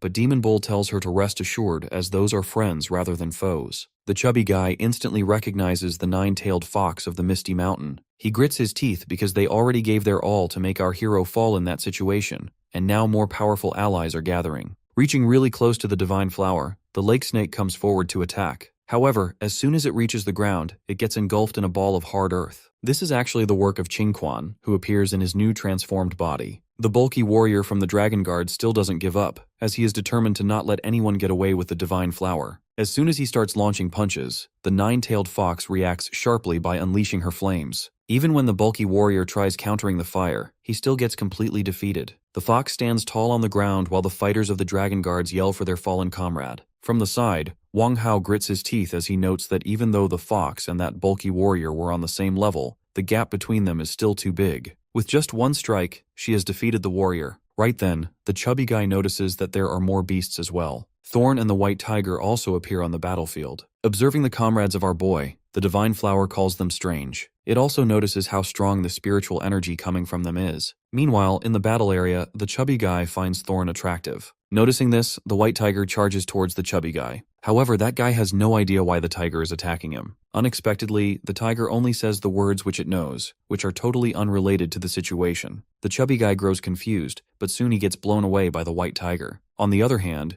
Zhao charges toward Thorn with his hell serpents, and Thorn counters with her vines. Meanwhile, the nine-tailed fox is up against the blade warrior from the Dragon Guards. When the arrow shooter fires towards the fox, Qingquan makes a huge earth shield and blocks the attack. The shooter feels annoyed, but soon our protagonist approaches him and becomes his opponent. On the other hand, the panda cub is lying midway, wondering if they have finished their fighting. It reminds itself that relying only on themselves won't work. As everyone is busy fighting their own fights, the Divine Flower points out that there is no one left to protect them. Unexpectedly, the huge horse appears as well and charges towards them. Hence, she urges the Demon Bull to think of a way, but the bull insists on ignoring the horse. As soon as the horse is about to attack, the panda cub appears and lands a punch on it. The Divine Flower finds the panda cub handsome while the horse slams into a nearby wall. The panda cub confidently stands in front as he has finally reached the battlefield. Seeing this, the Divine Flower is absolutely in love with him. The panda cub jokingly remarks on how much the Demon Bull has been beaten up. Shrugging it off, the demon bull reveals that all of the opponents are transcendent second order, so he doesn't need to underestimate them. The panda boasts that he is pretty strong, and since he is here, he won't let them get hurt. He jumps off immediately, leaving the divine flower completely fallen for him. Meanwhile, the white tiger is up against the chubby guy. The chubby guy finds the tiger's vitality super vigorous and admits that he will die if this fight continues. With no option left, he must use his secret ability. He knows that even if he wins, the backlash will be severe. Unleashing the move, the whole area is engulfed in a poisonous liquid that sucks the life out of living creatures on contact. Shockingly, the chubby guy becomes super slim as he utilizes most of his energy. He reports that in order to devour the divine flower, he stored a large amount of stomach acid in his stomach. He admits it is a waste to use it all at once, but it was necessary to win. With that, he decides to run from there as quickly as possible. To his surprise, the white tiger catches up with him from behind. He freezes completely as the white tiger bites him. In the meantime, the arrow shooter is stuck under spikes. Qingquan finally traps him with his ability. The shooter curses him for betraying humankind to join forces with Misty Mountain. However, Qingquan has nothing to say on the matter. Right then, he crushes the arrow shooter in his sharp spikes. With the arrow shooter dead, only the blade user remains alive. Soon, he takes a heavy blow from the nine-tailed fox. She demands he not look down on her by looking away. After being hit, the blade user composes himself and uses his swordlight slash ability. Before the nine-tailed fox can dodge, the panda cub steps in and reveals that this kind of attack should not be dodged. Within an instant, he shatters the attack coming from the blade user. The blade user is in absolute confusion, and soon, the panda cub attacks him. However, the blade user dodges. Observing the cub closely, the man is stunned to see him existing in the wild and wonders why he is so powerful. He thought they had already captured them all, and wonders if this is the one who escaped from the reserve. After thinking, the blade user asks if his name is Cheesy. The panda is stunned that the man knows his name. From this reaction, the blade user confirms it is really Cheesy. However, he never expected him to join Misty Mountain. He adds that his brother will be furious if he knows about this. By this, Cheesy realizes his brother has joined the Dragon Guards. Regardless, he doesn't need anyone's permission to join whoever he wants. The blade user offers him the chance to join them, but only if he cuts ties with the Misty Mountains. The blade user insists Cheesy join him, warning that he will otherwise face his big brother in the future. He is certain the panda wants to avoid that, but to his surprise, Cheesy refuses him straightforwardly. He refuses to betray Yuziyu. While it is true that Cheesy does not want to fight his brother, he plans to protect him with his own life if anything goes wrong. Seeing this, the blade user grips his weapon, deciding to end everything with his strongest move. He is indifferent to his own death and only seeks to defeat his opponents ruthlessly. As he emits a powerful aura, the nine-tailed fox warns Cheesy to be careful. While unleashing this final attack, the blade user reveals that even if they dodge, the shockwaves will still affect them. He is confident that they are helpless whether they evade or take the hit head-on. The aura is so overwhelming that Cheesy doubts if the enemy is merely a transcendent second order. Finally, the blade user unleashes his move, the solitary swan heaven slicing technique. Before the strike can land, the king Arctic bear arrives with a terrifying expression. Spotting the nine-tailed fox and the panda cub, the bear pauses. After a brief moment of silence, the Arctic bear reveals he has just arrived and asks about the enemies. Meanwhile, on the other side of the battlefield, Thorn is up against Jiao. Jiao grits his teeth, realizing that everyone else has been defeated. He admits internally that he will die soon if the fight continues. In her fighting mode, Thorn wonders why he will not just die already. In the next moment, she pierces a vine through his body. Observing this, the divine flower notes that all of the demon bull's comrades have won their battles. Our hero states that this represents the true power of the Misty Mountains. Somewhere on a distant cliff, two foxes, one black and one white, feel grateful they did not involve themselves in the fight. They realize they would also be dead. The white fox admits that the Misty Mountains have become a force they cannot interfere with. She never expected that a member of the Fox clan would be serving under the command of the Divine Tree, nor that her strength would be so formidable. As they retreat, the black fox remarks that the nine-tailed fox's bloodline is extraordinary, as he can feel her aggressive aura even from this distance. The white fox then resolves to become just as powerful. Over by the lake, Qingling stands tall after defeating Wang Hao. Highly injured, Wang Hao asks if she has finally come back to her senses. He points out that being controlled by that divine flower is unlike her. She simply states it was a minor accident, but Wang Hao does not believe her. He reminds her that this accident almost cost everyone their lives,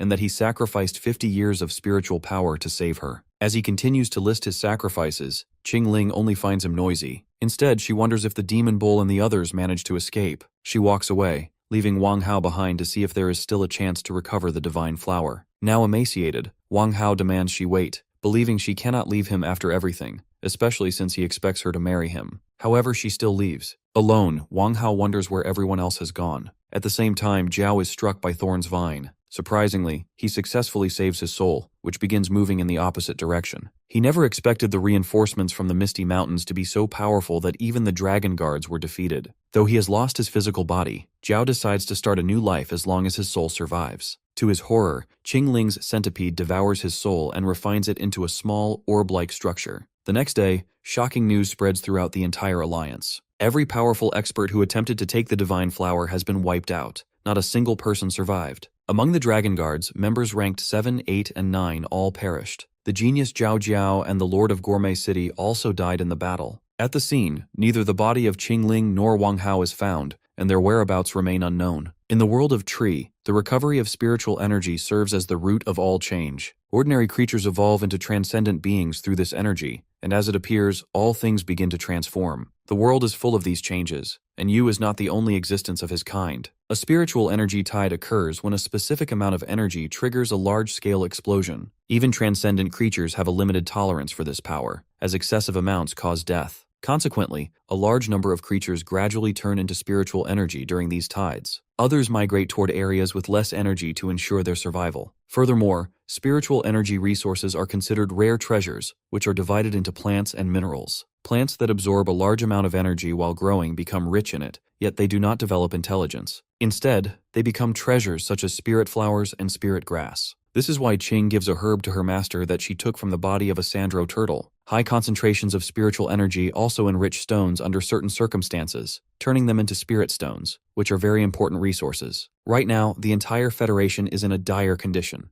Not only is there an outbreak of rats, but even the wolf packs have attacked numerous grassland tribes. That death toll is 30,000. On the other hand, Qing and Wang Hao returned yesterday with deep injuries. Additionally, the investigation team discovered that in the withered wood forest, there have been creatures with mutated beast characteristics that resemble humans. In the headquarters, the Prime Minister has learned that the genetic experiments on artificial life, which were banned before, have continued again under someone. After investigation, they have found that all the data from the Genetic Forces base has been stolen. Furthermore, all the experimental personnel have disappeared. The Prime Minister wonders if they are all dead. Next, he sees footage from Australia in which there is a huge ancient creature rampaging in cities across Australia. Around 100,000 people have lost their lives and the casualties are still rising. Due to this monster, the entire human population in Australia is barely hanging on. A reporter reports that the Coastal Defense Forces have sent them a message that an ancient creature is heading towards the Federation. In a month, it will reach the inland. All the original commanders are in a meeting to handle this matter. The Prime Minister asks about the level of that creature. The reporter adds that 2 months ago, the data they received indicated that it was on the Transcendent Third Order. But shockingly, latest data reveals that it has reached the Transcendent Fourth Order. The Prime Minister goes pale in shock. The reporter adds that this is the most powerful creature they have discovered by far. It is one of the mightiest beasts, and it could become even more powerful in a month. The Prime Minister starts sweating as he knows this creature is even more powerful than the creatures in the Misty Mountains. Therefore, he summons all available and retired officers, regardless of their rank, for a meeting. Also, he orders to schedule a national conference for the day after tomorrow. When the reporter asks about the matter regarding the Misty Mountain capturing of the Divine Flower, the Prime Minister dismisses it, as he decides to wait for a month for this, if the Federation manages to survive until then. Back in the northern region,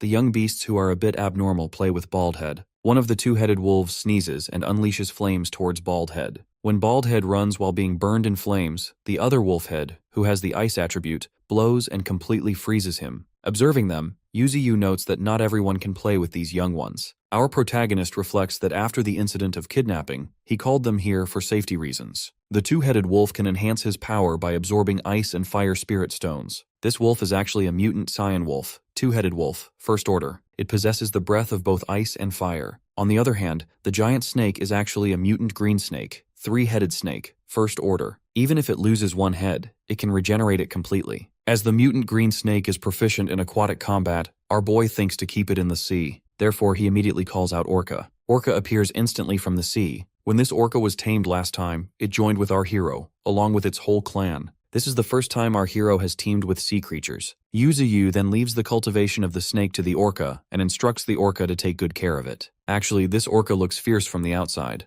but its voice is so sweet. Our boy, in his dragon root, leans towards the snake to instruct it to follow the Orca and reach the second order. After that, he will pick it up. As the Orca leaves with the snake, our protagonist looks forward to meeting it again. Now Yuzuyu carries the wolf and orders it to eat the ice spirit stones. It has to eat the stones, and it fully controls the ice elemental power. After that, he leaves Big Ears to the golden monkey. On the other hand, Bald Head finally frees itself from the ice. It then begins looking for the 3 young ones. Not finding them makes it go crazy. However, right then, our hero approaches it as he plans to personally train it. Bald Head is way behind the golden monkey and the boar. Our protagonist begins its training and notes that its progress isn't fast enough yet. He threatens it, saying if it continues like this, he will kill it himself. Seeing him giving strict training, the leopard and the green mantis find their master scary. Meanwhile, Yuzuyu continues the training non-stop. 5 days later, Bald Head became super bulky. Even though our boy found these days exhausting, he is happy to see the training paying off. Now anyone below First Order won't be a match for Bald Head. Suddenly the falcon appears, giving a report to its master. From it, our hero gets to know that his comrades are finally back. Meanwhile, Bald Head feels prideful as it can't wait to show the results of its special training. Now it has reached the peak of Transcendent First Order. But as soon as the whole group appears, who are all above Transcendent First Order peak except Thorn,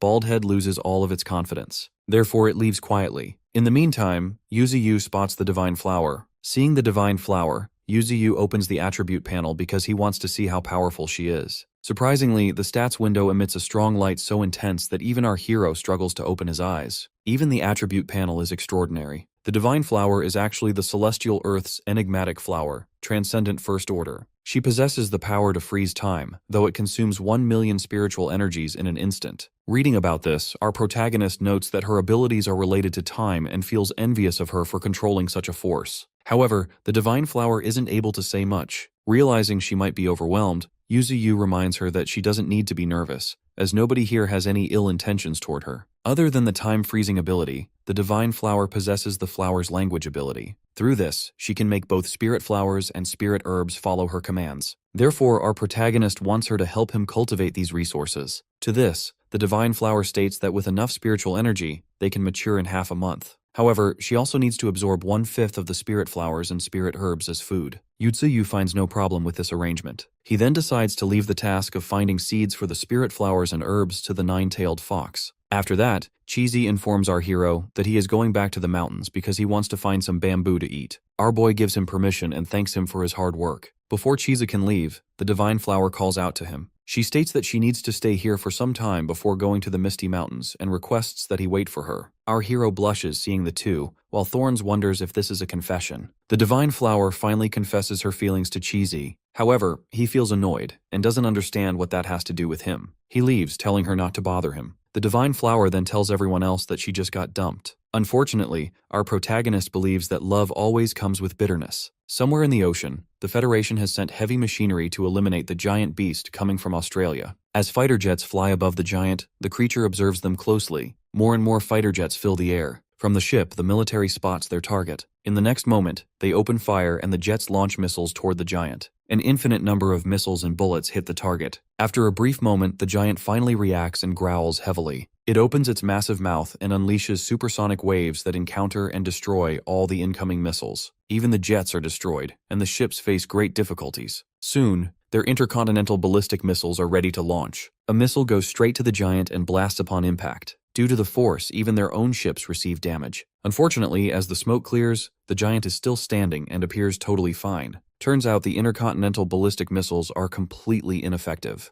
After that, the giant makes a move and starts destroying the ships in front of it. Live footage of the giant is being watched in the headquarters. The officials discuss how their thermal weapons are totally useless against a transcendent Fourth Order creature, even though the weapons used are the most powerful ones available in the present time. With that, the countdown to the all-out war between the giant and Yuzuyu begins. Only 14 days are left. Meanwhile, in the northern region, our protagonist is envious of the Divine Flower, who can directly absorb spiritual power into her body. Suddenly, a system notification pops up. According to the alert, an unidentified power is detected. It asks if he wants to use 100,000 evolution points to unlock it. Our hero immediately activates it. Surprisingly, he unlocks an innate ability. Through this, our boy can freeze time for 0.01 seconds. However, it will cost 1 million spiritual energy in an instant. At present, its application level is less than 1,000th. Yu is confused when he learns that he also has the power to control time. Beside him, the Divine Flower, who appears withered, reveals that she has transferred all her gathered spiritual energy into his body, allowing him to obtain this new ability. Our hero freaks out seeing her in such poor condition. However, she shrugs it off, saying she will be fine after resting a bit. Right then, our protagonist gives her his essence of life. Consuming that, she feels fresh as ever and wonders about the miraculous liquid she just consumed. Our hero boasts that he is very strong as well. Observing the stats of his new ability, he thinks that even though this power is quite useful, it is difficult to master as well. Noting the 1000th comprehension, he believes he can increase the duration in the future. As he is super excited, he instructs the divine flower to work continuously, and he promises to provide her with the essence of life in return. On the other hand, somewhere else, Qingquan sets up a projector and screen to watch a movie. He explains to Cheesy that this is how humans entertain themselves. The devices he has now were brought from Qingfeng City, and they can watch any kind of movie if they are connected to a smartphone. But sadly, the phone signals in the woods are not very strong. Cheesy adds that he had heard about this when he was living in the zoo. After a couple of minutes, they both start watching a movie. As the film continues, more and more animals start gathering to watch it. Unexpectedly, they are more excited than Qingquan. In the movie, the protagonist says in a dialogue, "If you live without dreams, what's the difference between you and a salted fish?"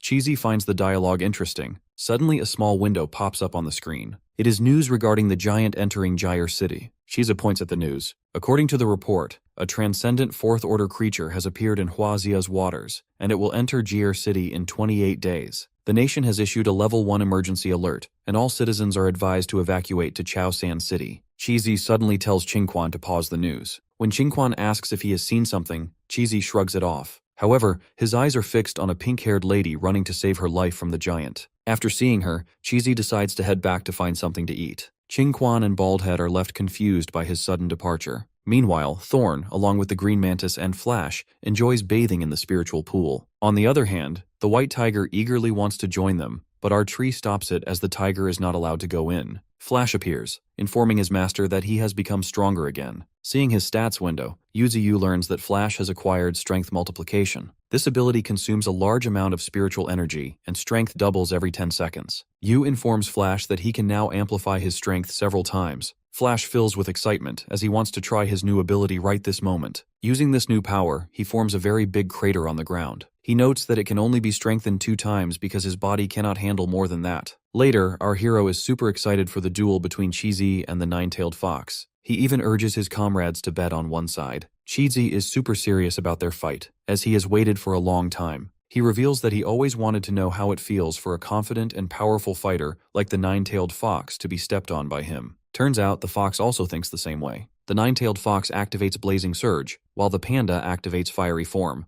Both the nine-tailed fox and Cheesy are emitting a great amount of spiritual energy. The fox takes the first move with great speed, appearing right behind Cheesy. The panda uses petrification and a huge blast erupts. Yuziyu covers himself and the others with his roots, sweating as he observes how strong those two have become. Nine-tailed struggles to push away Cheesy. On the other hand, the panda is satisfied seeing how the fight is unfolding. With that, he delivers a powerful punch at the fox. As a result, Nine-tailed lands back forcefully. But as soon as the panda begins approaching her, the nine-tailed fox unleashes a large amount of spiritual energy. Cheesy stops midway. From the flames, Nine-tailed emerges with a powerful aura. She unleashes her powerful flames to burn down her opponent, and as a result, a large part of the forest starts burning down. Observing the battle, our hero notes that both of them seem to want to kill each other. Meanwhile, Nine-tailed observes closely to see her opponent. Surprisingly, a fireball materializes in front of her. It is actually Cheesy, who has used an ability known as Giant Fireball. This allows him to transform into a fireball, which devours everything. Cheesy has hence absorbed all the flames. He and Nine-tailed see each other with killing intent. Right then, Yuziyu, in his dragon root form, starts to move to stop them from fighting further, because they will eventually destroy the island. But to his surprise, as soon as he reaches them, Cheesy admits his defeat. He admits that Nine-tailed is very strong. Our protagonist and the others are confused to see Cheesy admitting defeat. Nine-tailed is also confused because she knows that the panda was the one who wanted to fight, yet he is stopping now. Cheesy apologizes and states that he just wanted to know if he could win against a powerful opponent. Then he turns to our hero, revealing that he wants to discuss something in private. Later at night, Yuziyu asks if he really thinks he can't win against Nine-tailed, but the panda only comments that she is quite strong. Then, he curiously asks how strong a transcendent fourth order is. He wants to know if his master can defeat it. Our tree gives a mixed answer. When Cheesy asks how it feels to challenge someone who is stronger than themselves, our hero states that fear dominates most of the battle. If one is afraid of dying, then everything becomes meaningless. After letting out a small laugh, Cheesy comments that even his powerful master is afraid of facing a powerful opponent. After a brief pause, our tree wonders if this is the thing he wanted to talk about. The panda shrugs it off casually. After that, our protagonist asks him why he always carries this flute. Cheesy reveals that during a spiritual energy tide, his friend dropped it in the zoo while trying to escape from the beasts. He always wanted to return this flute to her someday. After listening to this, Yuziyu reveals that he doesn't like humans, as they are self-centered and ignorant. They always repeat the same mistakes over and over again, and you just can't trust them no matter what. However, he notes there are a few exceptions who are worth giving their life for, though that is really rare. After that, Cheesy remarks that he was raised by humans and sometimes feels that our hero is so much like a human himself. To him, the way his master talks or gives orders is all human-like. He remarks that not every human is bad, as the people he knows are good. Unexpectedly, he makes a bold statement, asking if he ever stands on the human side. Will our protagonist eliminate him? After thinking for a moment, Yuziyu shakes his head. The reason is that they are friends, and he knows Cheesy won't harm them. Cheesy smiles faintly and then decides to play the flute. When he starts playing, our hero's eyes widen. The atmosphere becomes incredibly peaceful as fireflies start dancing in the air, and the other comrades find the music beautiful. Cheesy plays the flute for a while. Later, he walks away from his master. He wishes farewell to everyone in a low voice, but to his surprise, the nine-tailed fox appears suddenly in front of him. She gives him 2 small bottles of life essence and reveals that their master gave them to him since he knew he was about to leave. The fox also wishes to have another duel in the future, since she doesn't count the last one as a real fight.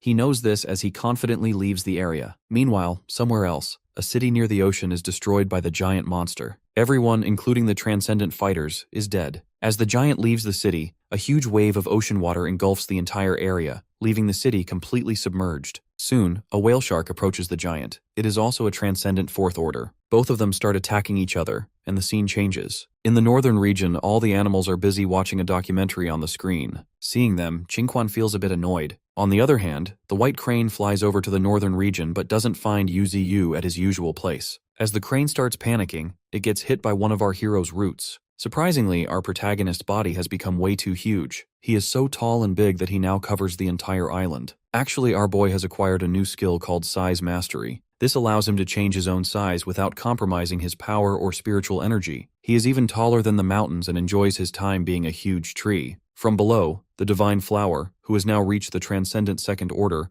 remarks on how much fun our hero is having. On the other hand, somewhere else, the giant has successfully devoured the transcendent fourth order whale shark. After devouring it, the body of the giant transforms, and it has now reached the peak of the transcendent fourth order. Cheesy recalls his past when he was just a baby living inside a zoo. At that moment, a lion escaped from its cage and went straight for him. When the lion was about to eat him, a girl with pink hair stepped between them to protect Cheesy. At the same time, the lion was hit by a tranquilizer gun and went unconscious. Even though the pink-haired girl was scared to death, she managed to protect Cheesy. Now, in the present, he has finally reached Jier City. He prays for Xiaoai, the pink-haired girl, to survive. On the other hand, the giant is continuously moving forward. Eventually, a month passes. In the northern region, the white tiger comes to his master, and Yuziyu realizes the beast has finally broken through. The white tiger has reached the transcendent second order. Our hero finds it impressive and is super proud of him. However, the white tiger is still only able to use a couple of sentences. Flash comes in and boasts that he also evolved last month.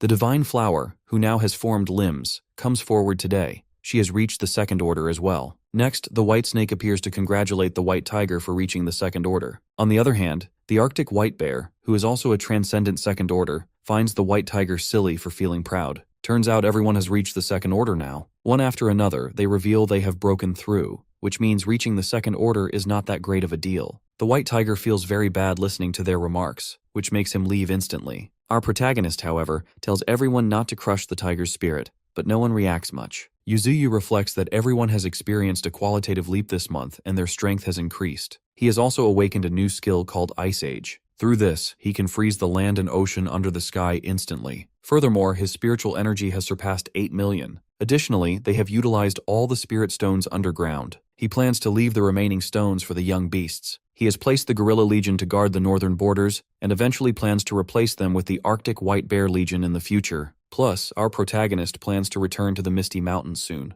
Then, our boy wonders about Cheesy and whether he has found his friend or not. Strangely, our hero is missing him despite the panda having annoyed him so much. He hopes that Cheesy is totally unharmed. However, the panda is now facing the giant on his own. He is literally bleeding, and so is the giant. Later in the northern region, everyone is busy watching something on the screen. They laugh because the program is super funny. Soon, Qingquan decides to watch cartoons, but Baldhead wishes to watch the animal world. As soon as Qingquan grabs his smartphone, he learns about Jir City being destroyed by the giant. Right then, he opens the news, and the screen lights up with live footage of the giant fighting someone. Upon watching closely, everyone realizes that the one the giant is about to devour is none other than Qi. Therefore, Qingquan immediately reports the whole thing to his master. From there, all the powerful comrades learn the news. Yuzuyu instantly orders everyone to return to the Misty Mountains. He calls everyone back because it is time for them to fight. With this, only 10 days are left until the final battle between our hero and the ancient creature occurs. In the past, when the beast tide reached Jir City, everyone ran for their lives. However, Xiao Ai ran in the opposite direction. Even when she was advised not to go there because of the presence of dangerous animals, she ignored the warnings, worried only about Qizi. She knew the panda was still inside the zoo. Soon, a mutated lion reached the young Qizi. It roared, making him feel scared, but before anything could go wrong, Xiao Ai jumped into the scene to buy time for him. The scene changes to the present, where the panda has just reached Jir City. He stands in front of the zoo and announces that he is back. Observing the city closely, he finds it incredibly quiet and surrounded by strange objects.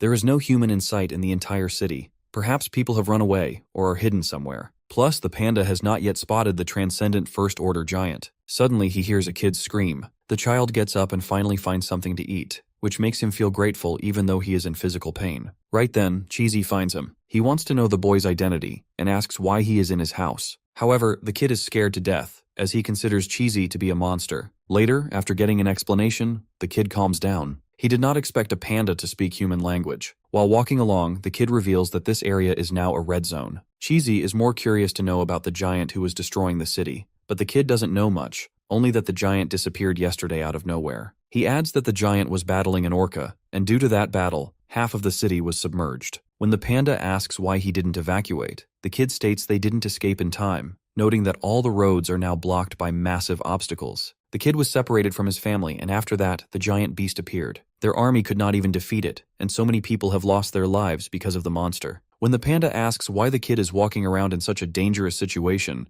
the boy explains that everyone has been trapped for a month. Supplies are running out, so he came out in order to survive because he wants to reunite with his family. From a cliff, the kid points toward a damaged building under which there is a government bunker. For the time being, people are living there. The kid then reveals that the government protected the people from the zoo first, because those people understand the habits of monsters better than others. He thinks the person Qizi is looking for must be there. The kid grabs the panda's arm, insisting they go there. He believes the soldiers won't shoot because they have also protected some other pandas. However, Qizi raises his arm as he doesn't want to go. Instead, he advises the kid to go by himself. The kid is confused and doesn't understand why the panda isn't coming along. Qizi states he doesn't have the courage to face his friend at the moment, and furthermore, there are things he must do. When everything is over, he will find them for sure. The kid sighs, and as he leaves, he yells at the panda not to die because they are waiting for him. Suddenly, out of nowhere, something attacks. Fortunately, the panda dodges the attack, but unfortunately, the kid is heavily injured. Qizi is in complete despair. Unexpectedly, the ancient creature appears in the city, emerging from the ground. Meanwhile, the panda tries to save the kid by giving him the essence of life. Fortunately, the kid starts to get up as his injuries are all healed. In the meantime, the giant monster appears right beside them. Qizi instructs the kid to get out of here, then he prepares himself for the fight against the giant. The giant starts to move. The panda, however, never expected it to be hiding underground. He insists that the kid run away, but the boy is worried about him. In response, Qizi reveals that he must defeat this beast. After a moment of silence, the kid finally leaves. Qizi starts emitting his spiritual energy as he prepares for the battle. The giant roars heavily, producing an immense amount of air pressure. The panda grits his teeth, noting that the mere pressure of the creature's spiritual energy makes it hard to breathe.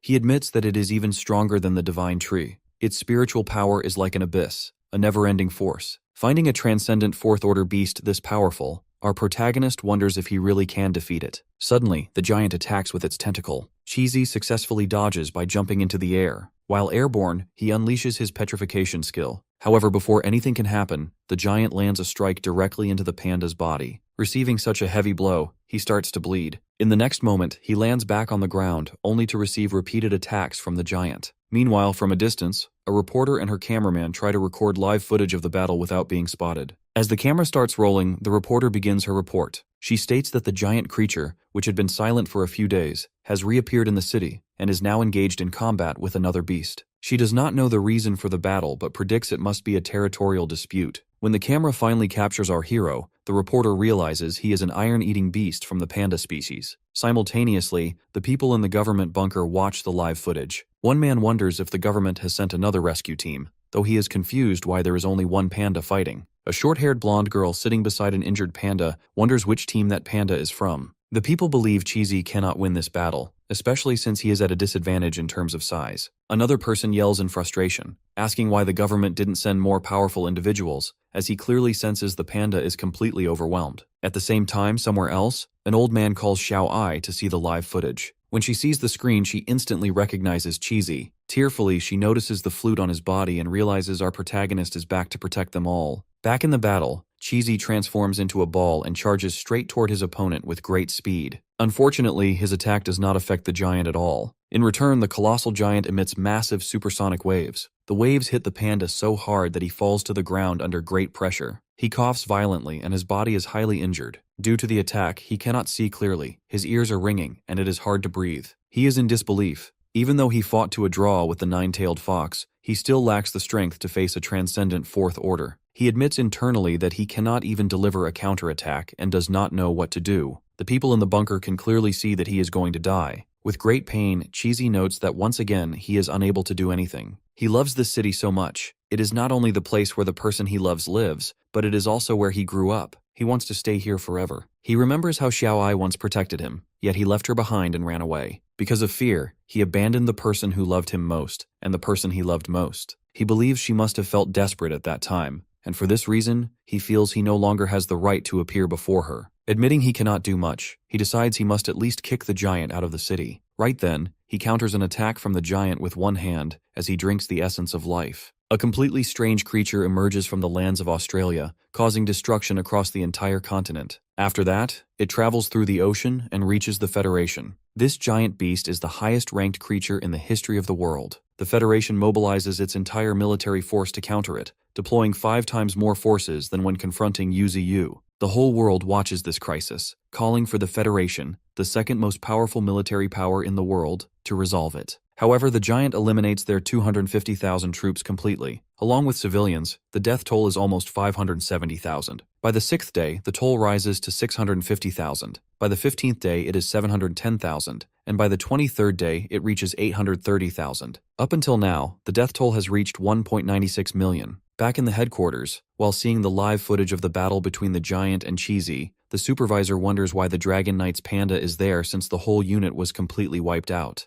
Unexpectedly, the Prime Minister appears right behind her. Seeing the live footage, he wonders if that panda can win against that giant monster. Cheesy is emitting a huge aura right now as he recalls the last conversation between him and Yuzu. He asked how he could become stronger instantly, and our boy stated that the spiritual energy they absorb from this world is stored in their hearts. Typically, when they use or practice their body's abilities, they can only use 30% of their spiritual energy. Our protagonist explained that if one uses 100%, it will shatter the spiritual energy stored in the heart. As a result, the energy flows into every cell in the body, allowing one to temporarily gain power beyond their level. But our hero instantly advised him not to use it ever, because it is too dangerous. In the present, the panda decides not to use his 100% spiritual energy, even if he dies. Right then, he starts emitting such a strong aura that the ground beneath him starts to shatter. With that, he challenges the giant to come at him. The giant attacks using its multiple tentacles, but to the monster's surprise, its limbs completely freeze. In the next movement, Cheesy jumps and lands a powerful strike at the giant's body. Surprisingly, the beast starts spitting blood.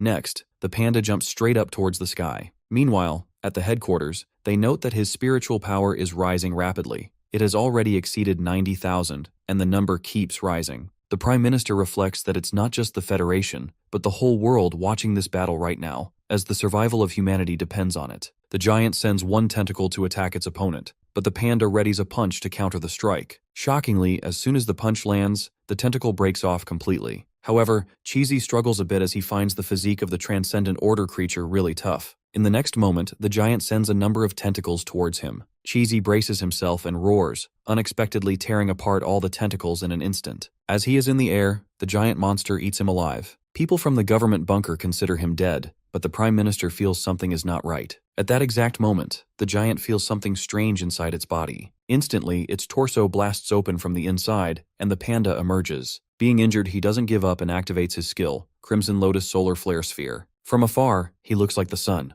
He tells the giant monster to feel lucky because it gets to witness this move before it dies, a technique that even Ninetales didn't experience. Cheesy finally unleashes his secret move, which hits directly on his opponent. The giant beast roars heavily in pain. On the other hand, the panda, despite being injured, is enjoying the whole thing to the fullest. He next attacks the giant from multiple directions repeatedly. Seeing how much the giant has taken damage, the reporter reports that this is the first time it has been pushed to this extent. It seems like it doesn't have any way to fight back. She adds that the panda might win this war. The supervisor at the headquarters is stunned to see how powerful Cheesy is. Meanwhile, the people from the government bunker all root for him to win this fight. Every single person around the world roots for him to win at all costs. Back in the battle, the panda is still hitting the giant monster. The panda gets back and tells his opponent that this city was once so beautiful and the beast cannot take over this place. Determined to make the giant leave this city, he again goes forward to land another powerful attack. The pressure is so high that everything gets affected under its impact. After the attack, smoke spreads through the entire area. The reporter gets worried about the cameraman and his camera. As soon as the smoke clears, the reporter is stunned. Meanwhile, all the excitement fades from the faces of the people in the government bunker. The same goes for Xiaoai and the old man. Unfortunately, the giant is holding Cheesy, who is in very bad shape. The people watching the live footage conclude he has been defeated. Now they don't know who could possibly defeat this giant monster. Meanwhile, the Prime Minister at the headquarters slams his fist as he curses. Back on the battlefield, the ancient creature slams Cheesy into the ground forcefully. The panda coughs as he is in a very poor condition. He wonders if he really cannot do anything. Furthermore, he doesn't even know how many bones he has broken. Additionally, the life essence gifted by Yuzi has been all used up. The panda wonders if this is how humans feel facing the divine tree. He feels absolute despair. On the other hand, the kid from earlier reaches the area near the reporter and the cameraman. The kid weeps as he begs the reporter to save the panda from dying. He says that Cheesy just wants to see his friend one more time. What the kid says gets recorded as well. As a result, Xiaoai learns the whole thing. Being tearful, she just yells at the panda from there to run away. In the battlefield, Cheesy's head fills with past voices which tell him to run away or else he will die. He then gets up as he considers himself not to be the same old Cheesy. He wonders if Xiaoai is watching his battle. This time the fire inside him has not yet extinguished. Hence, he decides not to run away this time. He finally yells as he tells Xiaoai that this time he won't run away. During this spiritual energy tide, humanity launched a large-scale attack against different types of beings. However, at the present, right after 2 years of the spiritual energy tide, they are witnessing that a beast is fighting desperately to save them from a terrifying ancient creature. In the past, right after the incident of the lion escaping from its cage, Cheesy grew worried about Xiaoai being injured. However, she calmly revealed that it was just a small scratch she got from the lion. She added that it would heal soon. She then stated that when people protect something, they open their arms unconsciously, even if it means risking their lives. It is a sacrifice they are willing to make. She asked if Cheesy had something he wished to protect. Now, in the present, she is super sad as she cries uncontrollably, seeing Cheesy at the verge of death. At 5:30 p.m., the panda, Cheesy, was defeated. However, his life and death status is unknown. His sweet moments with Xiaoai come to mind as Cheesy stands lifelessly in front of the giant monster. Soon after, something materializes beneath him. That thing emerges out of the ground and takes him up to the level of the giant monster. The cameraman from a distance records the whole thing, and the people watching the live footage are in great shock. In the next moment, that giant ancient creature opens its mouth to devour Cheesy. Meanwhile, Xiaoai is in great pain as she shouts the panda's name. Sadly, the giant monster ends up eating the panda. In the north region, Yuzi watches the full live footage of their battle. Right then, Qing's soul appears as she has something to tell her master. She explains that Jier City is the place where the panda cub was born. Plus, there were around 8 people who raised him in the zoo, and the Xiaoai he mentioned is one of them.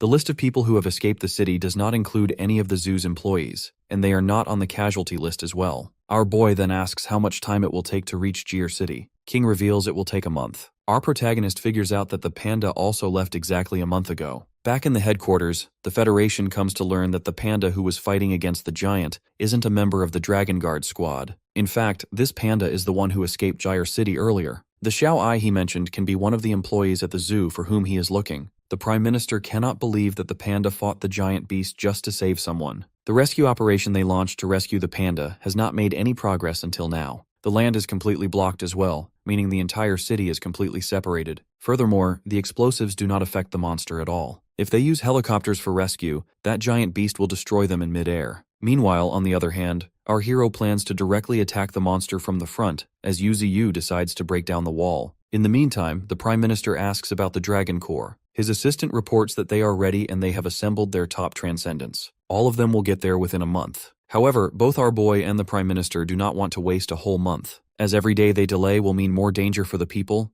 they need to speed up things. The plan of our protagonist is to protect the people inside the city, including Cheesy. The plan is simple: eliminate the giant monster and then rescue the panda. With that, both Yuziyu and the Prime Minister schedule the operation for 10 days from the present. Every beast of the Mystery Mountains is excited for the upcoming battle. Meanwhile, in Jir City, Xiaoai grabs her sniper to go out and avenge Cheesy. The old man stops her from doing so, as he reminds her that it is an enemy that even Cheesy was not able to defeat. If she goes out there, she will die in vain. However, she protests, saying that she should not be afraid of death as the panda was not afraid to die. She insists on going even if she does not defeat the enemy, but she is determined that she will shoot at it before dying. She chooses to die rather than do nothing at all. Unexpectedly, the ground starts to shake heavily. The people nearby feel they are having an earthquake. However, the ground is shaking because the giant ancient creature is on the move while roaring heavily. It roars continuously as something like a green liquid substance comes out from its mouth. It spits the green liquid out instantly, and the poisonous liquid substance falls on a nearby building. Soon, the giant ancient creature begins changing its shape.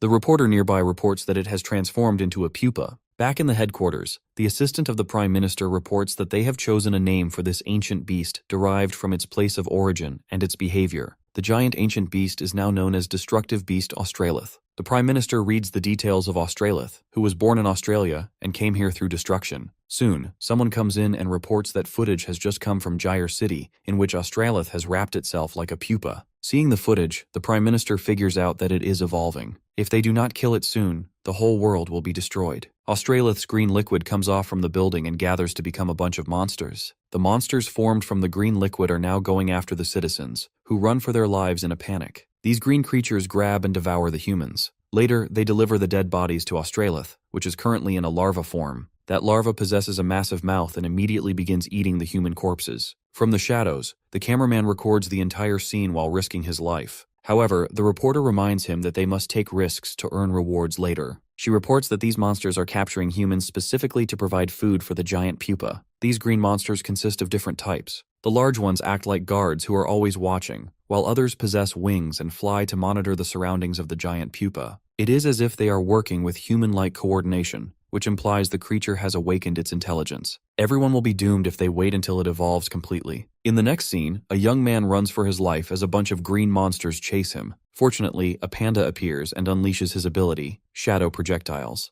This is the injured panda who was in the government bunker a while ago. He comes forward and insists the young man retreat to the shelter. On that panda's back, a short-haired girl is present. She observes just how many green monsters that pupa creature has created. 3 days have passed since the battle between the monster and Cheesy, and the light around the giant is getting brighter and brighter. Soon, a swarm of green beasts surrounds her and the injured panda. The panda calls the short-haired girl, Xiaozi, as he suggests they retreat. Therefore, both of them fall back. Back in the shelter, the people call Xiaozi their captain and ask for updates on the situation outside or if she has found any food. Unexpectedly, she throws a big sack on the ground. Unfortunately, it is very difficult to find food now. Right then, Xiaoai calls for her, and later, the two of them sit together. According to Xiaozi, the city outside is completely filled with those green monsters. If they do not find a way out soon, they will either be eaten or starve to death. Furthermore, the signals are completely jammed, causing them to lose all contact with the outside world. Even the arrival of a rescue team led by Yuzi is unknown. However, Xiao Ai wants to survive, as she cannot let the sacrifice of our boy be in vain. Suddenly, an alarm rings out. While many do not know why it is happening, one man insists everyone look outside. A high number of green monsters are heading toward their shelter. They break through the windows and swarm inside to begin hunting the people. Xiaozi immediately orders the elderly and children to go into the underground caves while ordering everyone else to pick up something to fight back. As one young man is about to be killed, the old man saves him by shooting the monster. However, that does not affect the creature at all, as bullets have no effect against them. While many people evacuate to the underground caves, Xiaozi continues fighting alongside her injured panda, Sanbao, who struggles because he has not healed from his previous injuries. Meanwhile, at the entrance of the caves, the kid who met Cheesy insists that Xiaoai hurry inside. However, she does not go in as she has decided to fight. As soon as she closes the door, a monster finds her from behind. She dodges and begins to run, turning back midway to shoot it with her sniper. Determined to survive, she keeps shooting. As soon as the monster comes close to a door, the door shuts, and the creature gets stuck in between. Somewhere in a tropical area, 2 hippos in the water are disturbed by the roots of yuzu. It turns out that our hero, along with his comrades, is on the way to Jir City. They have run for 7 days, and according to this speed, they will reach their destination in just 2 more days. However, the peregrine falcons must have already arrived in that city. Yuzu orders his beast to speed up.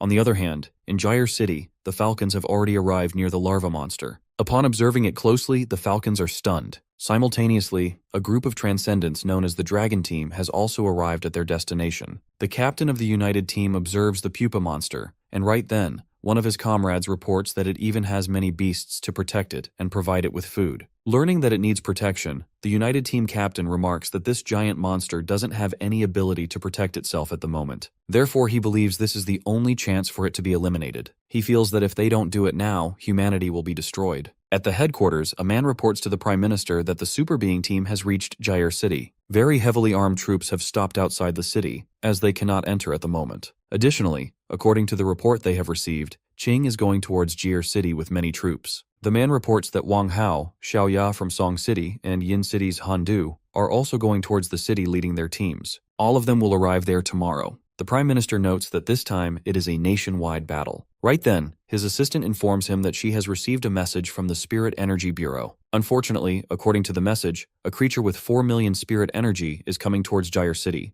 and that creature is none other than the Misty Mountains Demon Tree. The Prime Minister receives a huge shock and is under great stress. Meanwhile, in Jir City, a member of the United Team has been captured by one of the green monsters, but in fact, he is just pretending to be caught. His name is Bai Jue, a Transcendent Rank 2. He is slowly reaching the pupa monster. The United Team observes that its outer layer is so hard they cannot destroy it, but since it needs to eat, they plan to attack it from the inside. Specifically, Bai Jue carries many energy bombs. When the monster is about to devour him, he will use his ability to escape. At that moment, Hong Ying, who specializes in stealth, will detonate the monster. Initially, the plan was to let Bai Jue detonate the explosives himself, but it was deemed too risky because he might have been caught in the explosion. The revised plan is that when he completes the mission, they will counter the beasts from the left side to let him escape, and then Hong Ying will detonate the pupa. As soon as the pupa monster opens its mouth to devour Bai Jue, he reacts while his team members observe that the giant is about to eat him. Bai Jue gets up and throws the explosives into its mouth. The giant monster closes its mouth while Ju dodges and starts running in the opposite direction. As soon as he escapes, his captain leads the entire team to help him evacuate.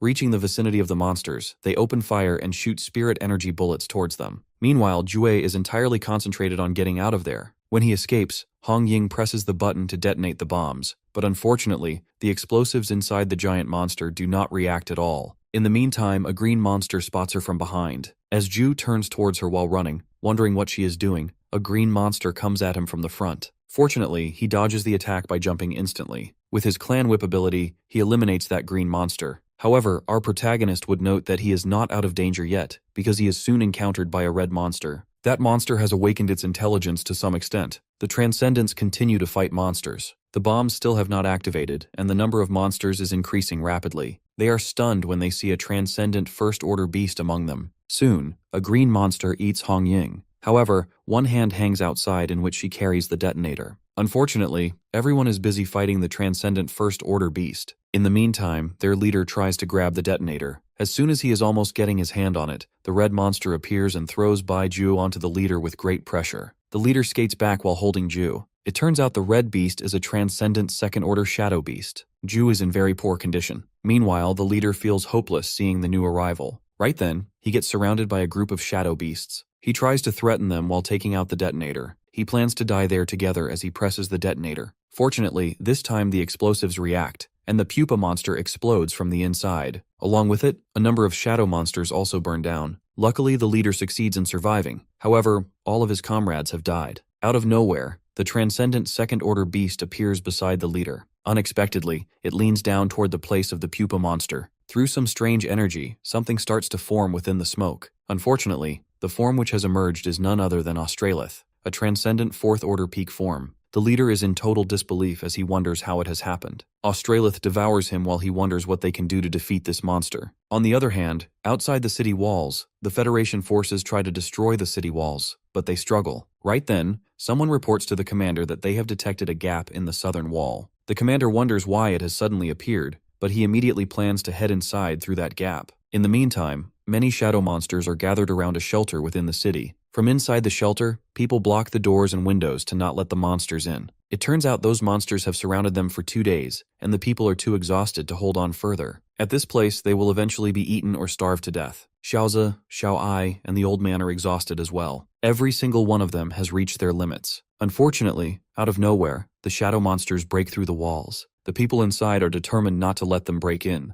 However, just then, there is something very terrifying. Xiaoai and Xiaozi are there along with Sanbao. Too many shadow beasts have come in. If this continues, they will all die. Out of nowhere, the ground starts to shake heavily. Surprisingly, after this earthquake, all the shadow monsters start to leave. However, some beasts come in and start eliminating those shadow beasts. The tremors have completely stopped. Unexpectedly, the roots of Yuzi appear, which are growing out from the ground. These beasts are none other than our boy and his army. Yu and his comrades stand before the refugees. All of them recognize our hero, yet they wonder why the group has come here. The people start to panic, believing the newcomers will devour them and that they are truly going to die this time. Standing in front of Xiaoai, Yuzu asks if she is Xiaoai and if she is the person the panda was so desperate to protect. After a brief pause, she realizes he is a friend of Cheesy. She curiously asks if they are here to save him. Yu nods and adds that he will protect all of them because the panda wanted to do so as well. Following this, Qingquan places a large box filled with food supplies in front of the people. This food was brought from Qingfeng City and is enough for everyone to eat today. When they ask about tomorrow, our protagonist states they will be rescued by then. He then orders half of his comrades to stay and protect the people, while the rest follow him to deal with Australith. Meanwhile, Australith is surrounded by its shadow beasts. It feels a powerful energy approaching, but it also feels hungry. Australith has now reached the transcendent fourth order with a spiritual energy of 13 million. On the other hand, Yuzi is at the transcendent third order with a spiritual energy of 9.7 million. Australith's children are starving as well. After a couple of minutes, our boy is seen approaching Australith. The reporter and the cameraman record everything, as the reporter never expected the demon tree from the Misty Mountains to come here. However, the signals go down after Australith transforms into something new. Unexpectedly, the signals are recovered. The reporter feels very happy and yells in excitement, but her partner reminds her to stay low. Meanwhile, our hero unleashes his spiritual field. In the meantime, people at the broadcasting station receive footage coming from Jir City. It is the footage of the demon tree. The director there orders the team to get ready for a live broadcast. Although one worker fears they will get in trouble for broadcasting something like this, the director insists on moving forward. He claims that since it involves the demon tree, he will take responsibility for everything later. He believes if it loses, they will not be able to survive anyway, and everyone has the right to know about the moment of humanity's survival or extinction. People around the world start watching the broadcast and learn that the demon tree has reached Jir City. Some wonder if he is fighting over territory and wish for both monsters to die together. The footage is broadcast on big screens in modern cities.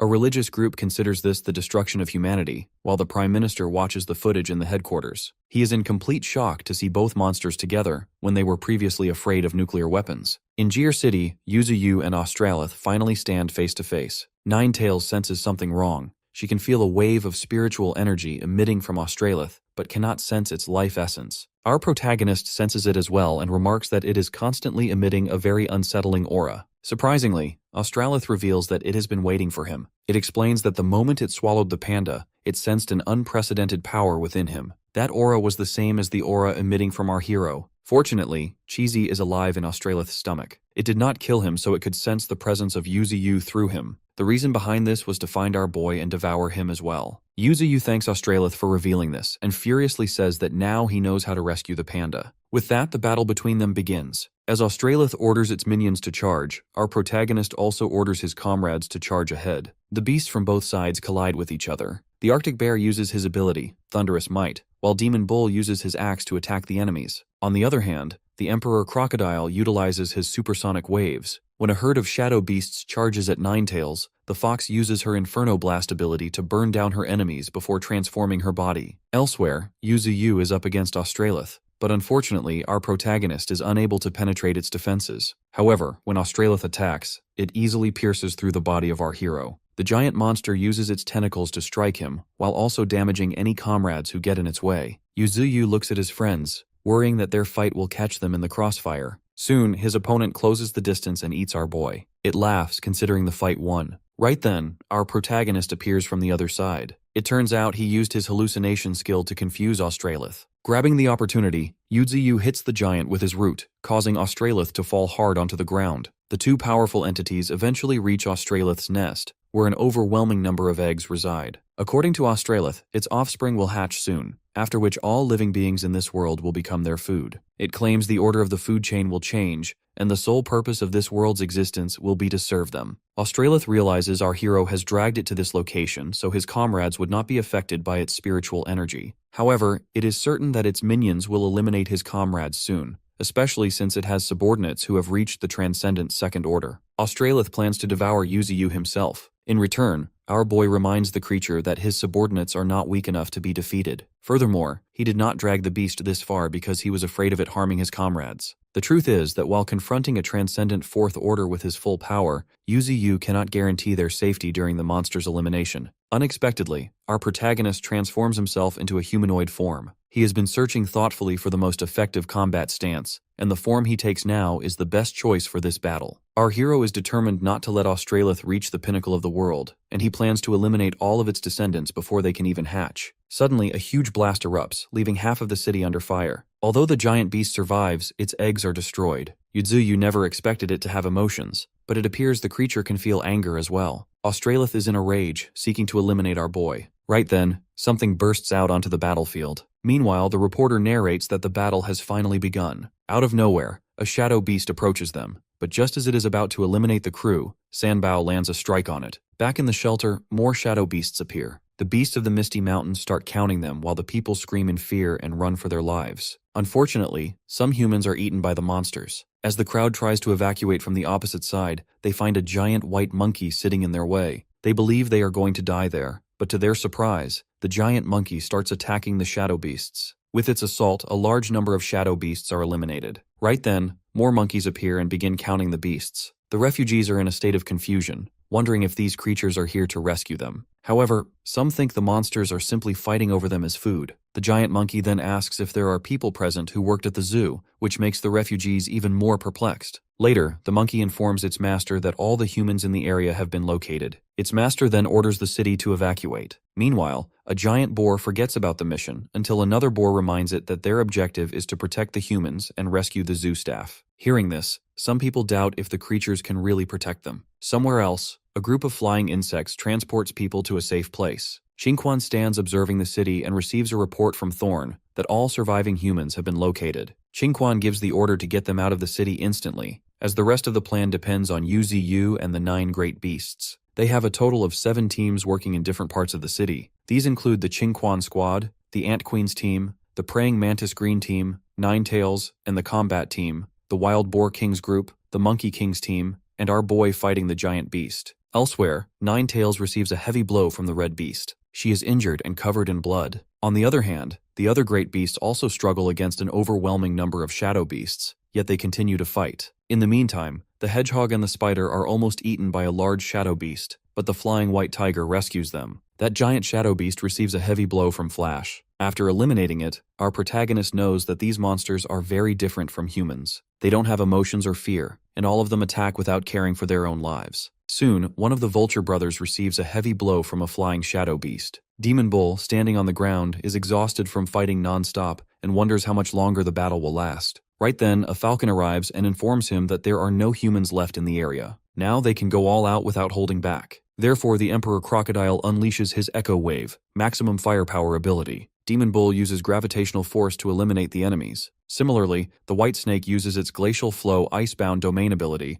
while King Joe uses his Inferno Ray Beam to blast the foes. Meanwhile, Nine Tails reflects on how our hero took this task on his own, thinking that the others wouldn't be able to help him. She is determined to teach Yudziyu a lesson once everything is over. Nine Tails transforms her body, deciding to teach this red beast the same lesson she has planned for our protagonist. With that, she uses her Flame Body ability and forms a huge orb of flames around her. Nine Tails forms a massive fire orb. In the meantime, a helicopter from the broadcasting department reaches the skies above the city. The cameraman inside remarks that no one will attack them, as everyone else is busy fighting. While holding his camera, the cameraman notices something that leaves him in a state of shock. Meanwhile, on the battlefield, Glacier uses rapid collision against the enemies while the Arctic bears unleash their 100-clap roar. Flash uses his strength amplification skill to deliver a triple strike against a herd of shadow beasts. Vultures and falcons do their best to eliminate as many monsters as they can. Elsewhere, the hedgehog, the spider, and the white tiger form a team to counter the growing number of enemies. A reporter notes that these are the most powerful beasts from the Misty Mountains. The broadcasting crew is shocked to see the shadow beasts attacking each other,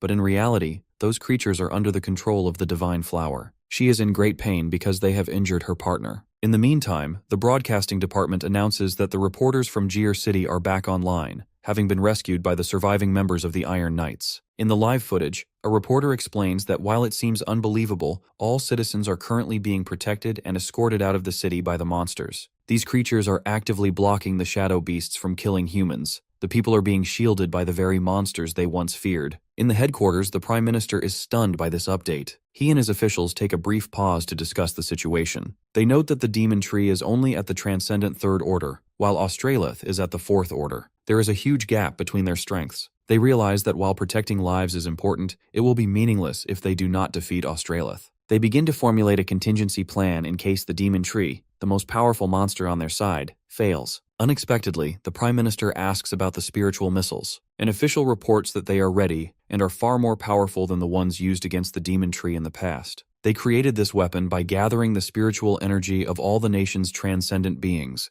though they currently possess only one missile. The Prime Minister's actual plan is to fire the spiritual missile directly at Australith the moment Yuzi is defeated. The irony is that the being they once desperately wanted to destroy has become their potential savior. They can only place their hopes on him. On the battlefield, Yuzi unleashes his willow leaf blades. However, the destruction monster protects itself with its wing shield. It then activates its fire scale power, and a moment later, our hero is struck by a bolt of lightning. Australith remarks that the weakness of our protagonist is too obvious, as the beast never expected the tree to have fire-based skills. In the next moment, our boy counterattacks, remarking that if his weakness is so obvious, he should have felt the blow. After receiving a heavy hit, the destructive beast spots a fire-based skill in the air. Our protagonist also possesses fire abilities, a fact that the monster realizes is a grave threat. In the next moment, it takes a heavy blow from this attack. Although the beast somehow manages to free itself, it is furious, staring at the tree with killing intent and hatred. To its surprise, Yuzi disappears instantly from the front and reappears right behind it. Our hero notes that despite possessing fire-based skills,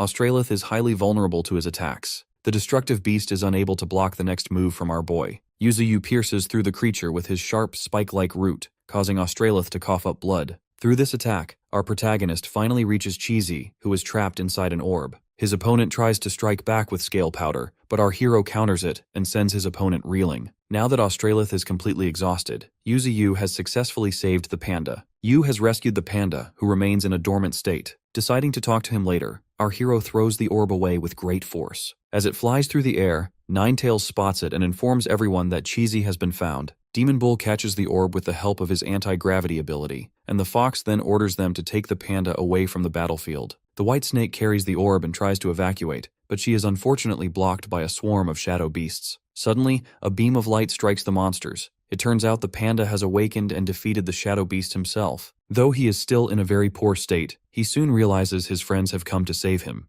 Overwhelmed with emotion, he asks why they have come all this way. Ninetails reveals that he was being eaten and that their master saved him. The panda is shocked to learn that our boy has come here as well. The fox states that it is not just their master, but everyone has come to protect what is precious to him. Unexpectedly, Ninetails hits Cheesy with her tail. Everyone is stunned, reminding her that he is already severely injured. However, she is furious with him and demands to know why he didn't call for help. The panda struggles to explain, but cutting him off, the fox yells, asking why he thought of fighting alone. She asks if he doesn't trust them, or if he thinks they are unreliable. Cheesy desperately states that he simply didn't want everyone to die, but the fox points out that they won't die. The other beasts agree with her, shouting that he can rely on them any time. Hearing this, Cheesy starts to cry. The white snake throws him into the air so he can land safely on her back, and Ninetails instructs the panda to go and meet the person who has been waiting for him all this time. Meanwhile, on the other side of the city, Qingquan creates a massive wall to separate the shadow beasts from the humans. The other Misty Mountain beasts do their best to resist the monsters from the other side. Thorn instructs the people to evacuate the area immediately. They struggle to protect the citizens while dealing with the endless waves of shadow beasts. Unfortunately, a spider-like shadow beast clings to the wall and jumps into the protected area. Thorn becomes anxious, fearing there will be many casualties. Shockingly, the spider-like beasts are eliminated by a hail of bullets. It turns out the Federation has sent helicopters and land forces to protect the Misty Mountain beasts and assist the citizens in evacuating.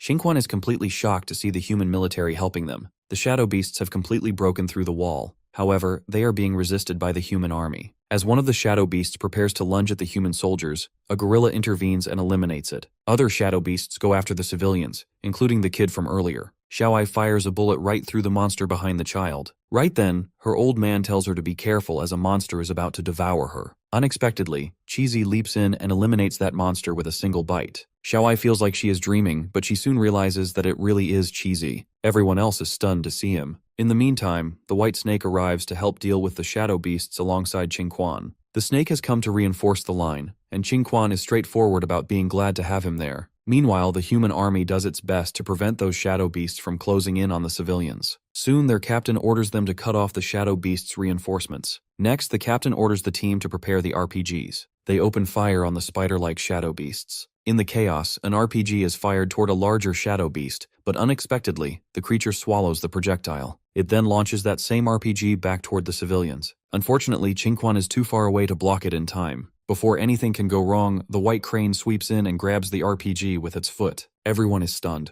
The white crane quickly throws the RPG back toward the shadow beasts. Thorn and Xingquan praise the white crane for being useful, remarking that its lack of a strong presence can be unexpectedly helpful at times, as it is perfect at hiding itself. On the other hand, the golden monkey wonders who the white crane even is. As soon as the civilians are evacuated, the human captain orders his men to maximize their firepower. Soon, they observe shadow beasts leaping down from the rooftops. As a result, the shadow beasts gain the upper hand on the human soldiers. Suddenly, Wang Hao makes his entrance, using his Bai-Emperor's sword against a shadow beast. The soldiers recognize him instantly. Not only has Wang Hao appeared, but more transcendent humans have also arrived on the battlefield. A bulky man with machinery on his back never thought they would be teaming up with the beasts. Being all fired up, he launches a spiritual cannon toward the enemy. In the meantime, another transcendent with green hair strikes down enemies with his twin blades. Wang Hao pushes forward to eliminate a cluster of shadow beasts, while the bulky warrior enjoys the action, shouting for the shadow beasts to go to hell. The bulky warrior shoots the shadow beasts along with the misty mountain beasts as well. He enjoys it very much. Right then, Xingquan uses Earth's grand terrain to corner the bulky warrior. He threatens the bulky fighter that he will eliminate him if another shell lands on his comrades.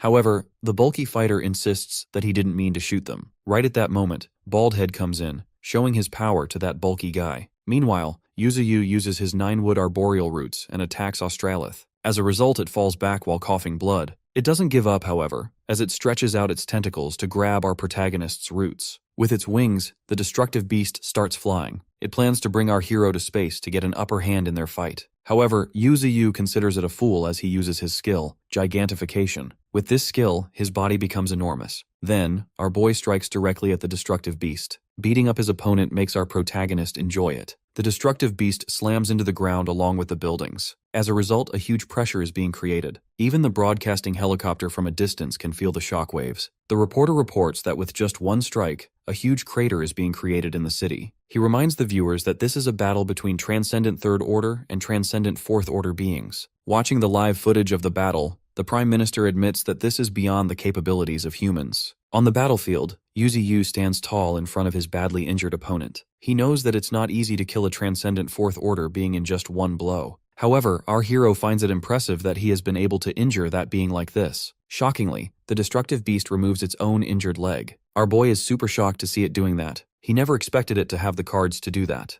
Australith states that a damaged limb in a battle is nothing but a burden. Additionally, it claims it will evolve into a new form once it devours him. It has planned to keep evolving in order to keep living. Eventually, it will manifest in this world in a perfect form. It believes that continuous evolution is the meaning of existence. With that being said, Australith begins increasing its power. Its spiritual energy goes from 7,600,000 to 8,900,000. It thought that it could handle Yuzu with the power of transcendent Fourth Order. However, the strength of our protagonist has exceeded its imagination. Therefore, it has decided to end everything immediately along with this entire city. On the other hand, our hero is in a tight situation because he has only 3.3 million spiritual energy. Australith unleashes a powerful beam towards our boy. Yuzuyu makes a shield using his crystallization ability. The beam pierces through, and as it hits mountains at the back of the city, it makes a huge blast. The broadcast helicopter barely saves itself from being destroyed. At the headquarters, they note that the attack caused a 7.0 magnitude earthquake in Jir City. If it weren't for the divine tree, the whole city would have been totally destroyed by the destructive beast. Meanwhile, in Jie City,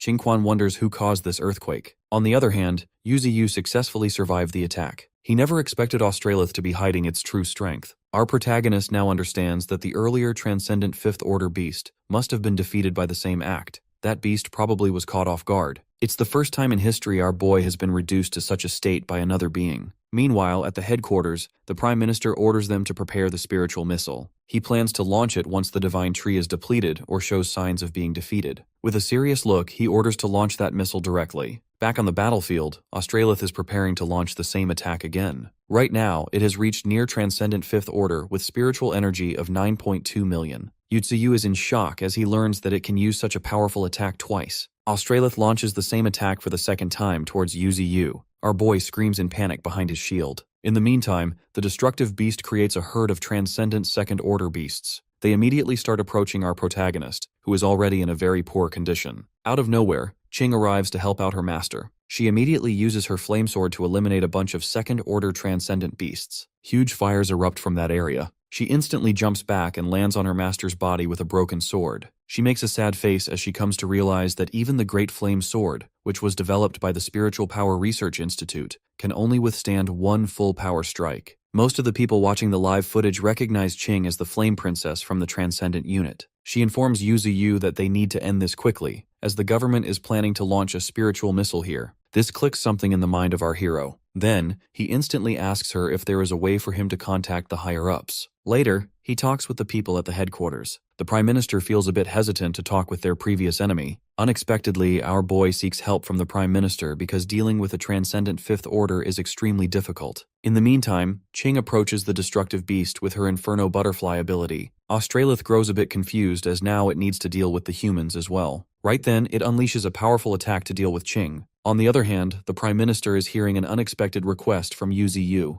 Our protagonist finds out that this is the thing they have always wanted from the start. The Prime Minister tells him not to regret this later. However, our hero is not the one who can do something that will make him regret it later. On the other hand, after surviving the attack, Qing realizes that this destructive beast is too powerful for her to defeat. Therefore, she plans to give everything she has to buy time for her master. With that, she uses her butterfly fire technique as she now has a pair of fire butterfly wings. The destructive beast laughs crazily, as it finds it amazing to finally see a remarkable human. With everything she has, she launches an attack towards the creature. Qing is super exhausted after launching such a powerful attack. To her surprise, Australith grabs her with its tentacle. As soon as it is about to eat her, it spots a spiritual missile coming its way. Although it doesn't have any idea what that is, Yuziyu suddenly holds its whole body down in his roots. After rescuing Qing, our boy demands she retreat from there quickly. The destructive beast confidently remarks that this thing won't be able to destroy it, and the only one who is going to die is Yuziyu. However, our hero reveals this isn't sent to destroy it.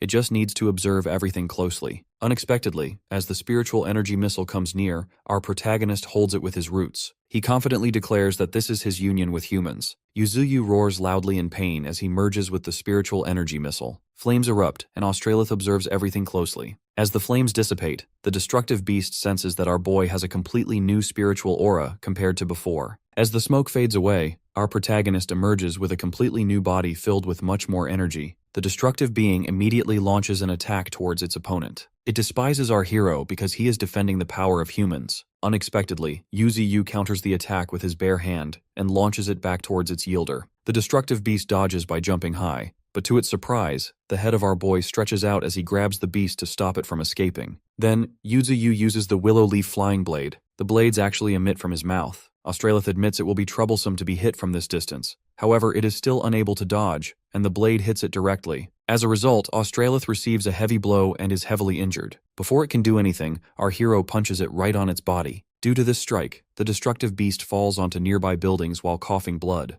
The mask of the destructive beast finally breaks apart, and its original face comes into view. Yuziyu finds its face ugly. Soon, the beast starts to transform completely into a humanoid form. It announces that this land belongs to it. Our boy wonders if it is now planning to use its full power. Unfortunately, our protagonist doesn't have enough spiritual power left. The spiritual missile he just absorbed is making him lose his spiritual energy constantly. Therefore, he decides to end this battle as soon as possible. He prepares himself for the final showdown. On the other hand, Australith gradually approaches our hero. Both of them are now engaged in a fierce battle. After a series of exchanging blows, Yuzi unleashes 9-wood arboreal roots. The destructive beast uses a magnetic shield to protect itself, then follows up by using Tsunami. In response, our hero uses Ice Age. The whole area turns into ice. Next, the enemy beast uses sound waves to attack our boy. After taking this attack, Yuzi uses the earth element to attack his opponent with a huge spike-like structure. The destructive beast receives a heavy blow. Right after that, our protagonist throws a couple of huge buildings at his opponent. Cheesy watches the destruction from a distance with a worried look. Australith is exhausted and does not know why Yuzi is protecting the humans in this city. It points out that our hero must have become this powerful by eliminating other beings as well. However, our boy makes it clear that everything he has done up until now was never meant for the humans. He is doing this because this is what his comrade wants. Since the beast has harmed that comrade, our protagonist must take revenge. Australith mocks Yuzi for doing all of this just because of that comrade, calling the reason a stupid thing. It laughs crazily and calls our hero arrogant for coming all this way for such a reason. It plans to make him regret challenging it with such an ignorant attitude. With that, it creates a huge orb full of destruction. Seeing that huge destructive orb structure,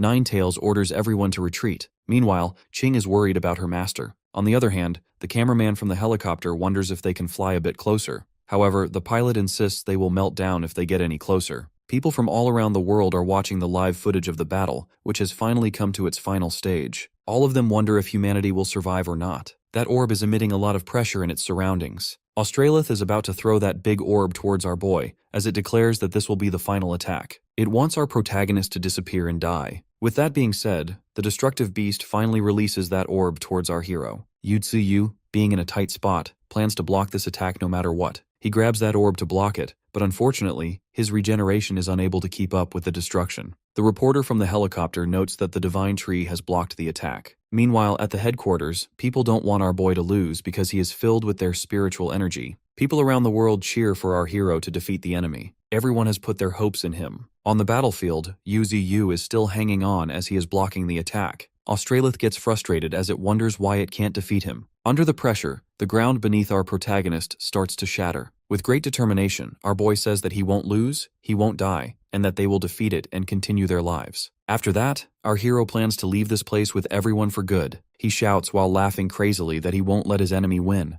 After a brief moment, that orb of destruction blasts off, filling the area with heavy smoke. Australith laughs crazily as it believes it has finally destroyed our protagonist. But to its surprise, our boy emerges from the smoke, as it is now his turn to attack. He uses Temporal Pause and then uses 9-wood arboreal roots instantly. The roots pierce through Australith's body immediately. As a result, the beast loses its limbs. Shouting that everything is over now, Yuzi instantly lands a powerful strike with his special root. The system finally notifies that the target's vitals have stopped. Australith's body lies on the ground, unable to move. Our hero finally announces that they have won the battle and should go home. With that, the battle with the transcendent Fifth Order beast has finally come to an end. Australith has finally been defeated after a battle of almost 2 months. The people of Gear City are now relieved. Not just them, but people from all around the world are in great happiness. At the headquarters, everyone cheers in celebration as well. Yuzi has transformed back to his original form. However, he never expected the city to be destroyed to this degree. Beside him, Cheesy remarks that the wars between humans are much scarier than this. After that, our boy asks if the panda has found the person he was looking for. Cheesy shakes his head. It turns out he was helping people get out of the city, so he didn't get a chance to look for her. Right then, Ninetails arrives. Unexpectedly, she has something regretful that she needs to tell Cheesy. The panda goes pale as he comes to know that Xiao Ai was helping the citizens to retreat, and in the middle of that, a shadow beast attacked her. No one can blame Qingquan and his team for this, because the situation was so chaotic, and there were many humans to protect as well. Later, Chizu reads on our hero in dragon root form. The panda doesn't know what to say upon seeing her tomb. Yuziyu suggests he should gather some courage and bid his farewell. Xiao Ai was strong, so she wouldn't want a sad ending. Cheesy understands and remarks that behaving otherwise would be how a coward acts. In the next scene, the panda is standing in front of her tomb, which is surrounded by lots of flowers. Cheesy admits that he owes everyone so much for their kindness. He then tells Xiao Ai that he has become so much stronger and hence won't be in danger anymore. He never expected them to meet like this, and this is probably the last time they are meeting as the time has come to part ways. Cheesy decides not to cry again and to live bravely instead, because he knows that time never stops for anyone. Crying is useless. They can only grow by moving forward. All of these things he has learned after receiving her protection. As he continues to speak, someone calls his name from behind. Our protagonist's companion receives a great shock as he turns to see that it is Xiao Ai, who is alive. He recalls what he discussed with his master and admits he wants to say many things to her, but he still struggles with how to put them into words. In the present, his eyes fill with tears as he runs towards Xiao Ai. Although our hero advised him not to cry and to summon his courage, Cheesy just can't help but cry as much as he can. His body trembles as he murmurs that he thought he would never see Xiao Ai again. Both of them hug each other tightly. The panda, however, plans to settle this with Yuzi and punch Nine Tails hard for the trick. Meanwhile, the old man watches both of them from behind. Standing on a cliff, our protagonist considers this a small part of his revenge. Next time, he decides not to let the panda get away so easily. Then, he instructs Nine Tails to inform everyone to hand over all the citizens to the human army. After that, they will head back home. Our hero decides to let the panda do what he wants to do in the future. Somewhere else in the city, Ching receives a report that all the beasts in the city have been eliminated. Therefore, she orders a withdrawal. Meanwhile, in the headquarters, the Prime Minister receives a report that even though the destructive beast has been defeated, there are still beasts from the Misty Mountains present. The officials are worried, wondering what will happen if they refuse to leave. They also add that a large number of citizens have been captured.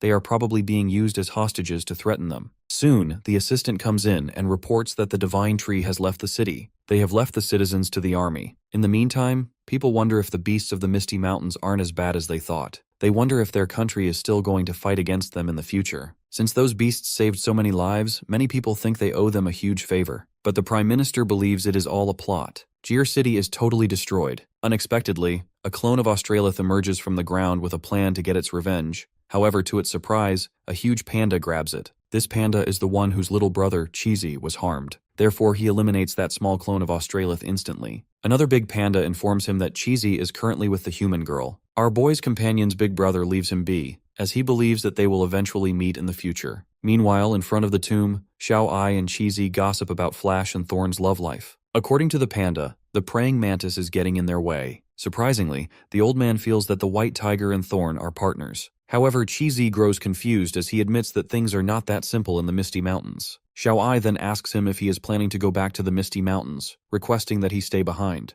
But Cheesy reveals he owes everyone a lot. If it were not for the Divine Tree, they would have never met again. He clarifies that he is not going back merely to repay a debt. He is going back because that is his home. Xiao Ai smiles softly. After that, the panda gives back her flute, which he has been keeping safe all this time. Unexpectedly, Xiao Ai refuses. She explains that she is no longer used to carrying it around after such a long time. Therefore, she wishes for him to keep it. She happily tells him to return it the next time they meet. After that, Cheesy goes back to his master by riding on a vulture. After some time, Yuzi finally returns to the Misty Mountains. Our protagonist finds it super comfortable. Lang Feng greets him respectfully and reports that nothing has happened while they were gone. Our boy opens his status window and finds it strange that his evolution points didn't increase after defeating Australith. He panics, wondering if the beast is still alive. Right then, he feels something. And after a moment, our protagonist finds himself in the place where he first met the system. The system informs him that the forces of darkness have begun to manifest. It warns that the next one to step forward possesses an unimaginable power. Our hero wonders if the ancient creature he eliminated was the potential crisis the system mentioned before. The system explains that he will face despair in the future and will lose everything.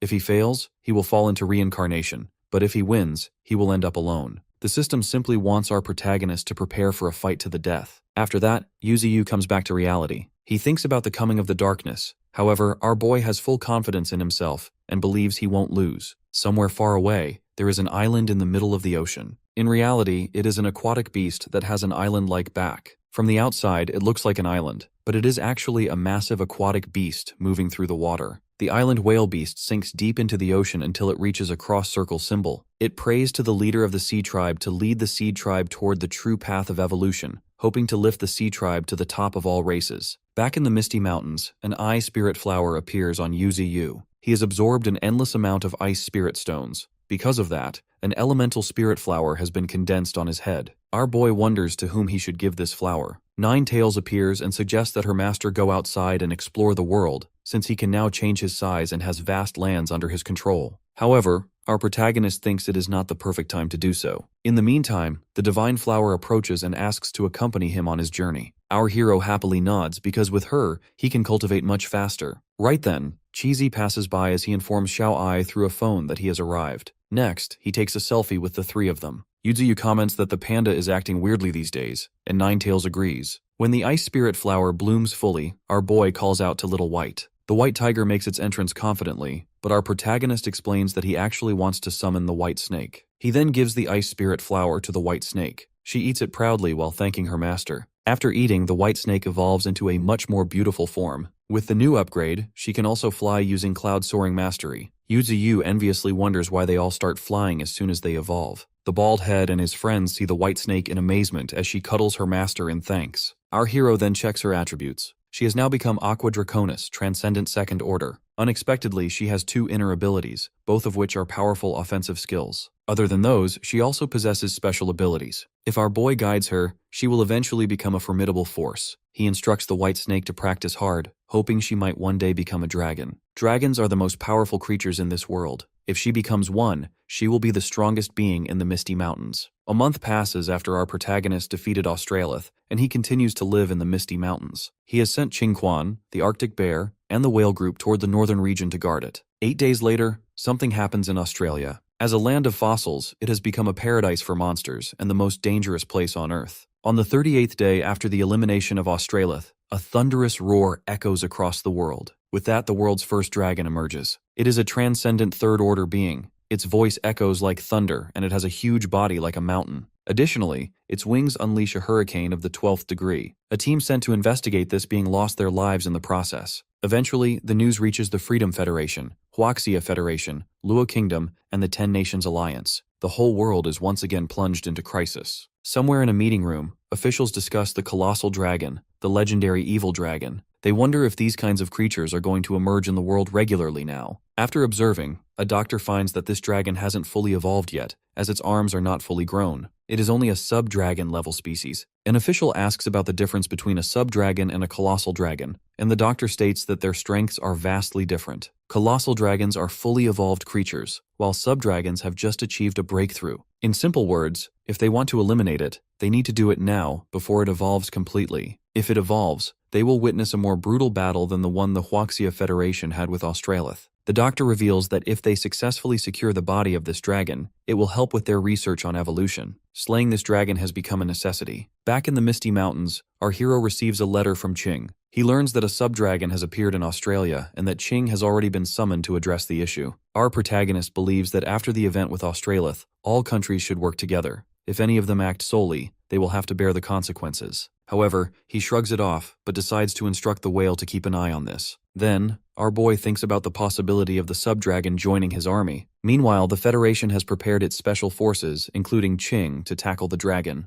Yuzu has assembled the army of the Misty Mountains. He orders each group to stand ready for the upcoming battle, then he summons Ling Feng. Our hero confirms with him that the earlier news was accurate. Feng knows this and adds that this information has been verified through the sacrifice of thousands of rats. There is a medium-sized fire attribute spirit stone mine in the abandoned town of the Western Wasteland. Our protagonist notes how much the tribe has sacrificed this time, as they have also sustained serious injuries. Therefore, he assures Ling Feng that his contributions will not go unnoticed. Wondering what kind of place the Western Wasteland is, Yuzu decides to go and take a look for himself. He recalls what the system said to him about the darkness engulfing the world soon, and how he might fall into despair after losing everything. However, our boy confidently decides not to fall into despair and to continue evolving until he stands at the top of the world. The Western Wasteland, also known as the Western Desert, was once a vast desert from the ancient era. Since the arrival of the Transcendent Era, it has transformed into a fierce and unforgiving land. After some time, our hero finally reaches this desert along with his army. Flash, after observing the sand closely, remarks that its color is a bit off.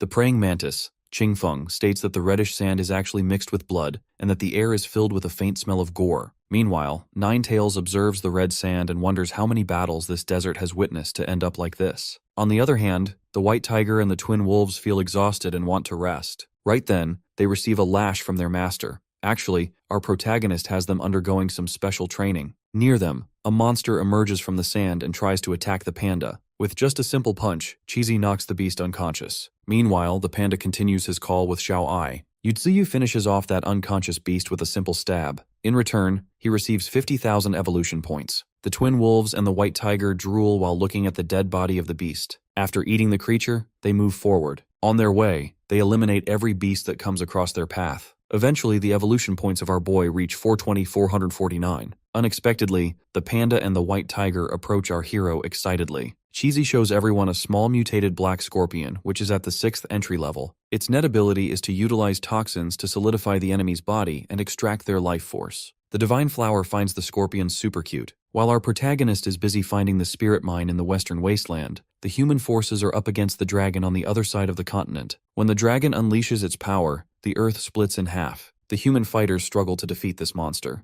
The Iron Knight group is also there to fight, and Ching uses her butterfly flames in the battle. She knows how powerful this subdragon species is. Therefore, she decides to use her full power. Right then, a blonde-haired female knight instructs everyone to step aside. She is actually from the Sunstead Empire. With her sword, she unleashes the Knight Defense ability, which can block all physical impacts. When the dragon attacks them, her shield prevents the attack from passing through. In the meantime, a group of different beasts stands nearby, observing the scene. Under the command of the blonde-haired fighter, many knights charge forward. The forces of the Federation join them to beat the dragon. From a distance, a group of beasts watches everything closely. After attacking countless times, the dragon finally falls down. It is bleeding and is already on its last breath. Therefore, everyone tries to attack it simultaneously. But to everyone's surprise, a strong sense of oppression fills the air. Everyone starts to panic, wondering if the aura is coming from that dragon. Ching, however, doesn't think it is coming from the beast. As they look back, they see an army of creatures looking at them, appearing just like the army from the Misty Mountains. Surprisingly, the injured dragon reveals that those beasts are just using the humans to eliminate it, and after that, they will eliminate everyone else. A mutant kangaroo comes forward and addresses the dragon as Ned. The fighters are confused to see it getting so close all of a sudden. However, the kangaroo only talks to the dragon. It reveals that the king is super furious with Ned for his actions. Not only has he tried to enslave the entire race, but Ned has also shown up in the mortal world and exposed everything to humans. When Ned asks if they have allied with the humans, the kangaroo nods and unexpectedly reveals it was done without human permission. The beasts wouldn't have been able to land on the shore otherwise. The fighters start to panic as they realize this was the beast's plan all along, and that the army found the dragon immediately after landing. Meanwhile, the kangaroo states that their king won't allow them to suffer this much, nor does he want to let the dragon's body be taken by the humans. Therefore, they demand the humans die. With a serious look on its face, the kangaroo states that none of this is allowed, whether the reason is Ned's betrayal or the existence of the Misty Mountains. However, Ned ignores all of this talk as he considers himself the king. With that, the dragon's aura increases again. The kangaroo isn't surprised,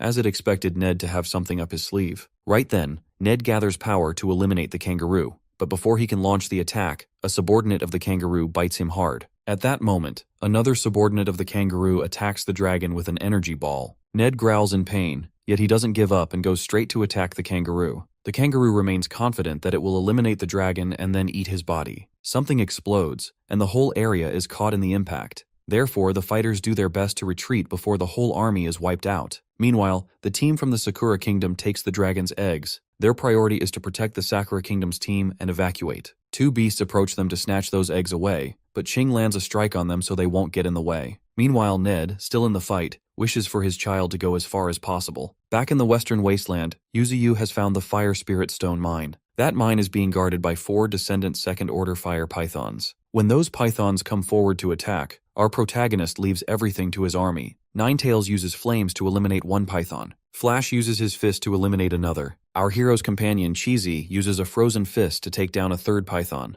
Unexpectedly, a strange woman from a distance observes them, wondering about our boy. Flash, Cheesy, and Ching Feng land heavy blows on the pythons. However, the twin wolves struggle to fight. Yuzuyu frees them by eliminating that python himself. As a result, our boy gains 80,000 evolution points and absorbs 50,000 spiritual energy. As another python prepares to attack him, he makes himself bigger, causing the python to pause right there. He then unleashes a bright power that forces the pythons to lower their heads in front of him. Our protagonist finds that they are not too dumb. On the other hand, Ninetails notes that the number of fire-type companions has increased. From afar, a strange woman with green hair is shocked to see the fire pythons being defeated so easily. Our hero discovers her instantly. That lady freezes in shock and tries to escape, but Yuzuyu reaches her in an instant using his dragon root form. He scares her with a single look. It turns out that the lady is actually half human and half snake. In the meantime, the panda surrounds her from the other side. Our protagonist notes that she appears to be a ladyboy, but she yells at him, clarifying that she is a snake lady. She uses her divine skill, petrification, which allows her to turn anything that catches her gaze into stone.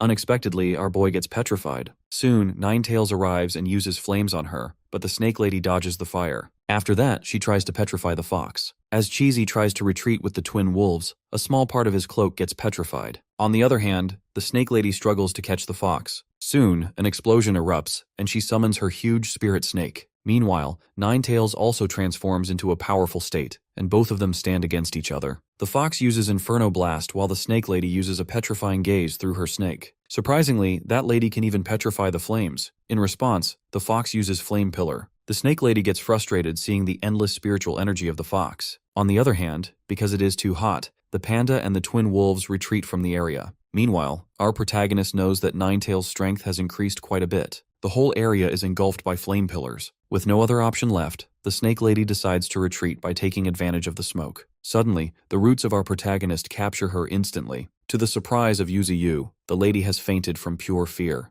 Yuzu has successfully taken control of the Fire Spirit Stone mine. These stones are much better than those found in the pandas area. Even Ninetails, who typically hates cultivating, is quietly absorbing them. As our boy starts looking for something else, he sees the snake lady being very friendly with Cheesy while looking at the phone Xiao Ai gave him. The panda plays a song on his phone, and the snake lady feels captivated by it. Our protagonist admits that Cheesy is quite good at socializing. The snake lady is from the Snakeman race and is at Transcendent Second Order. Our hero is intrigued to see her possessing a mini-divine skill. As she is a new comrade, our boy prepares a gift for her. She gets super excited and wishes for a phone. However, Yuzu states that he has much more valuable things to give than a device. The snake lady makes a sad face, insisting she wants a phone. The panda then whispers to her that the divine tree is a country bumpkin who doesn't know about that kind of stuff. She continuously yells for a phone while the panda fuels the fire by repeating that our protagonist is a country bumpkin. Later, the panda stands with a swollen head from a reprimand while our hero gives the snake lady the essence of life.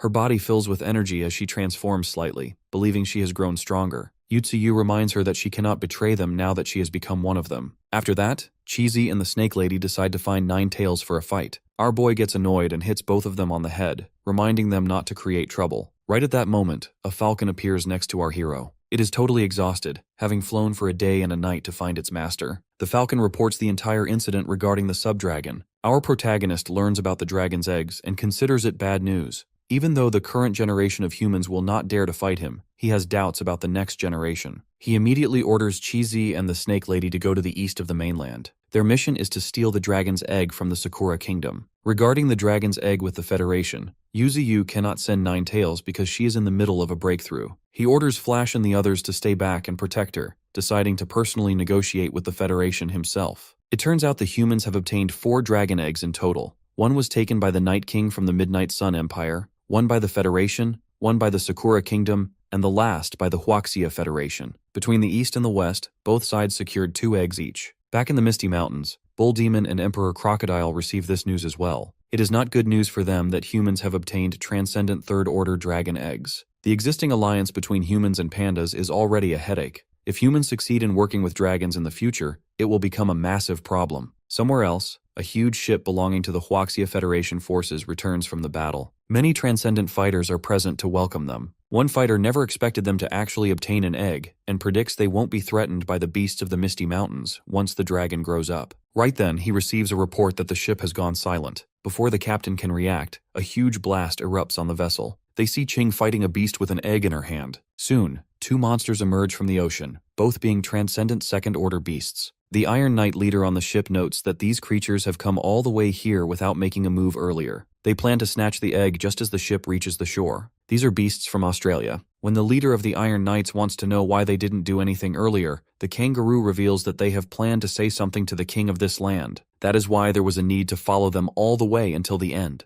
Then the kangaroo apologizes for its rude behavior, but the leader doesn't have any plan to let them get to the shore. In the meantime, more and more sea beasts start coming out of the ocean, and the transcendent fighters try to suppress them. Each of them launches an attack on those beasts. As the starfish beast is about to eliminate a bunch of fighters, one fighter launches his arrow-like attacks towards the beast and makes it fall into the ocean. Right then, something falls from the sky. It is Ching, but she is a bit injured. Turns out she is fighting against a rat-like beast. That rat beast finds the humans super weak. He wonders how they have managed to rule over the world for all of this time. When Ching asks if he is jealous, the rat gets furious as it wants to end everything. From the ship, a transcendent fighter informs the fighters at the shore that these beasts are no joke. They have already followed them all the way from Australia. Additionally, they are here for a war. The captain at the shore wonders why they have come here to join the Misty Mountain as well. When the sea monsters prepare to launch attacks, the captain makes a defensive shield to protect himself and the others. He is barely able to block the attack, as his hands have completely gone black. Blocking this kind of attack once was his limit, hence, he won't be able to block it again.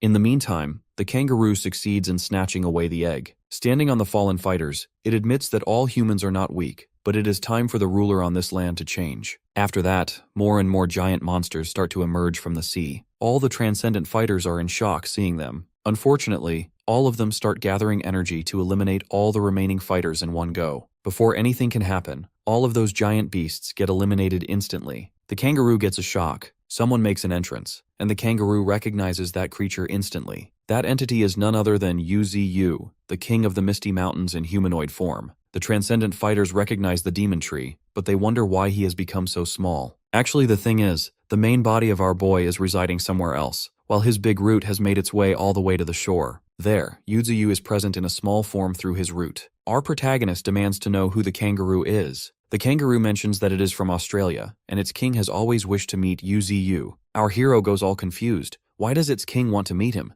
The kangaroo reveals that its king wants to work together with Uzu so that they can take over the entire continent. All the transcendent fighters start to panic. The kangaroo then adds that they will create a world that will belong to them. It offers our boy a chance to join them so that they can eliminate the human race together. However, Uzu doesn't seem like he wants to join them at all. As Uzu rejects their forces, the kangaroo declares they are enemies from now on. Consequently, its army of beasts unleashes an attack toward the shore. The captain of the transcendent fighters considers this to be their end. However, these attacks are nothing against our boy. Our hero single-handedly counters all the strikes at once, while the transcendent fighters barely stand still under the pressure. Next, Uzu grabs all the enemy beasts with his roots, intending for them to die. He crushes every single one of them. After that, he successfully snatches away the dragon's egg. Unexpectedly, the kangaroo is somehow still alive. Being severely injured, it tries to land a strike on our protagonist, but Yu counters the attack. The kangaroo finds it impressive that it almost died at the hands of our hero. In response,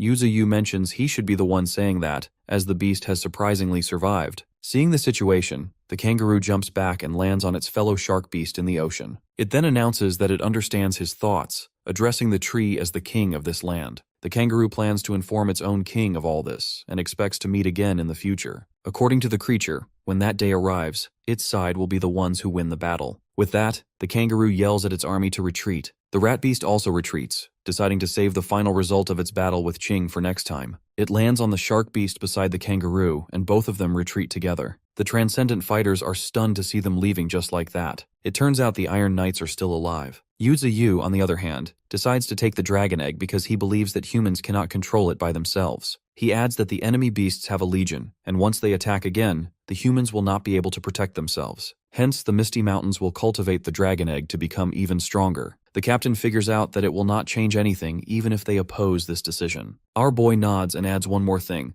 Those beasts have filled the air with poison, and human technology cannot detoxify it. He turns to leave, offering them the chance to visit the Misty Mountains if they want to live, though he notes the treatment will not be free. Meanwhile, on another battlefield, the Snake Lady eliminates a giant monster. It turns out these creatures have also appeared from the sea out of nowhere. Everyone else on the battlefield is dead, as they have all been killed. Another giant monster, while coughing blood, demands to know the identities of the lady and the panda. It reminds them that its king will not let them go. The panda asks about this king, then reveals that the king has already died. The panda is happy to find the egg, even though it was damaged in the battle, believing his master will do something about it. Somewhere in Australia, the kangaroo informs its leader that the negotiations were useless. However, the king strikes the thought off, as he believes that sooner or later, the continent will be destroyed. He has prepared a decent plan for that. Behind him stands an army of beasts that look just like Australith. Back in the western wasteland, Ninetails is finally breaking through. From a distance, Flash and the Divine Flower observe the beam of light emitting from her. Attracted to her spiritual energy, a herd of monsters starts coming toward her, but Flash and the Divine Flower stay on guard, fully prepared for a fight. In a distant place, a strange being in a cloak stands holding a staff, observing the scene. Flash, along with the rest of his comrades, starts charging toward the upcoming beast wave. The Divine Flower uses mind control to manipulate some of the beasts, While Flash eliminates a giant monster with his blade, the creature regenerates its body. He turns away and wonders if it possesses an earth element. When it is about to eliminate Flash, he strikes it again, yet the giant monster begins regenerating itself once more. Everyone else eliminates monsters one after another until a clan of armadillos makes its entrance. A giant monster roars loudly, after which the leader of the armadillo clan rolls toward the divine flower. Luckily, she immediately controls its body through her mind-controlling skill and sends it back into the beast wave. Soon, a large number of beasts gather together again on the right side. Although they are not that strong, their numbers are too high. Furthermore, it is a very important moment for Ninetales, and it will be bad if she is interrupted. The divine flower reflects that she has promised the divine tree she will protect Ninetales. Therefore, she unleashes mystifying fragrance. As a result, every single beast pauses midway. The divine flower instantly instructs the snow leopard to run toward the left to lure them away. With lightning speed, the leopard starts running toward the left. Because she is riding on him, all the beasts start following them. Meanwhile, a strange man under a cloak observes the whole thing from a cliff. He never expected so many good allies to be gathered around Yuzu. Unfortunately, the white leopard along with the divine flower reaches the vicinity of a second-order sand snake transcendent. It turns out there are two sand snakes. As the sand snake is about to eliminate the leopard and the divine flower, the strange man in a cloak uses his staff to summon a storm. A huge tempest arrives, which affects the beasts of the tide. Meanwhile, while breaking through, Ninetales feels the presence of a third-order transcendent. On the other hand, all the enemies outside have disappeared. That strange man in the cloak finally reveals himself in front of Flash and the group. Time passes while Ninetales is still in the process of breaking through. Half a month passes, and that strange man sits near the area without moving at all. Flash doesn't believe that he effortlessly blocked an entire beast wave just by raising his hands. Soon our boy returns. The man in the cloak recognizes our protagonist and finds him extraordinary. Yuzu also senses an unrecognizable presence. Later, the strange man reveals he has learned that the divine tree represents the sky, while his leaves and fruits represent the sun, moon, and stars. Our hero feels proud learning about these things, but Yu makes it clear that he doesn't bear any fruits. He believes he owes that man since he helped Ninetales and the others. Then, the cloaked man reveals he has come here because he needs help with something. The man under the cloak is actually not human. His name is Seth, and he ranks fourth among the mainland's 10 great beasts. Because of his appearance, he was once considered a divine being, possessing the title of the King of Deserts and Storms. He received his name from a human elder. Strangely, a certain change occurred in Seth's behavior, leading him to eliminate half of the citizens in his country. Right now, he is having a discussion with Yuzu, the top ranked of the mainland's 10 great beasts. Seth wants to obtain one of the branches of the divine tree. He adds that he has a natural enemy who is a beast of the darkness element. The beast wave they encountered weeks ago was merely a wisp of that enemy's divided soul, yet his power is on par with Seth's own. Every piece of that enemy's divided soul is lodged within wild beasts or material objects in the desert. Seth unexpectedly reveals that this enemy is actually an immortal. Hearing this, our boy recalls that the system also mentioned a darkness that will eventually emerge. Seth insists he needs to obtain a more suitable weapon so he can kill that enemy before he becomes any stronger. When our protagonist asks if this is the only matter at hand, Seth nods after a brief pause. Consequently, our hero creates a staff-like structure from his own branch and gives it to Seth. Though Seth feels it is a bit much, he reveals there is one more thing. Something has happened in the ocean that they are totally unaware of. He advises Yuzu to be careful and then departs. Our boy notes that there are many enemies to watch for, including humans, Australia's beast army, changes in the ocean, and the darkness element. This reinforces the need for Yu to break through to the fourth order. Meanwhile, Ninetales succeeds in breaking through. She has become much more powerful and has developed a fourth tail as well. Our protagonist instantly opens the attribute panel and finds that she, now a second-order transcendent, has obtained the Flame of Origin. Ninetales explains that it is not just the flames. Her body feels indestructible. When these flames start to burn, they are inextinguishable. This is the power processed by the fourth tail, the inextinguishable flame. Seeing how powerful she has become, Flash gets fired up to break through to the third order as well. Noting that Ninetales has finished her breakthrough and they have obtained the dragon egg, Yuzu decides to head back to the Misty Mountains. The Divine Flower is concerned about the Fire Spirit Stones, but it seems our hero has a solution. Later, they head back to the mountains. Surprisingly,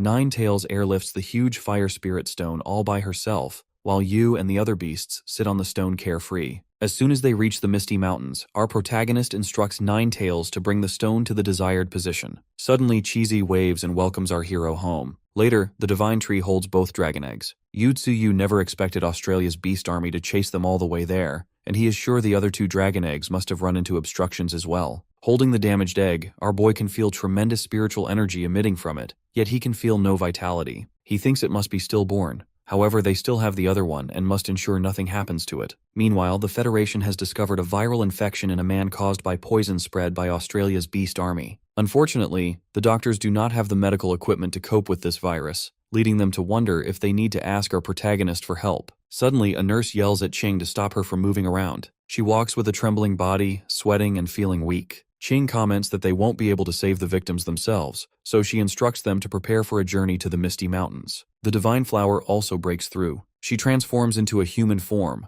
possessing an inner ability called the Sounds of Nature. This power allows her to hear the voices of all living things and confuse others through sound. Seeing her like this, Yuzu stands stunned because of her new human appearance. Afterward, the Divine Flower begins playing a flute. However, she only produces a harsh noise that makes everyone uncomfortable, so our boy stops her immediately. The Divine Flower then goes straight to the panda, expressing her desire for them to perform together next time. The panda only grows annoyed, as he wants to stay away from her. Our protagonist decides he must find a music teacher for them in the future. Soon, the Divine Flower notices that humans are approaching. Surprisingly, they are not from the Federation, yet they are not weak either. There is nothing to worry about, however, as Thorn and the White Tiger have already moved to block them. A man steps out from a vehicle and introduces himself as Benson from the Luo Kingdom. He explains that he was poisoned during the battle in Australia with the Beast Army 1 month ago. Having heard that the Divine Tree has a cure, he has come seeking the antidote. The group hasn't come empty-handed. The vehicles behind Benson are filled with spirit stones. Thorn notes that they are Thunder Spirit Stones. As she receives a signal from her master, she allows the travelers to follow her. When the human vehicles start moving toward our hero, the passengers see ghost-like figures in their way.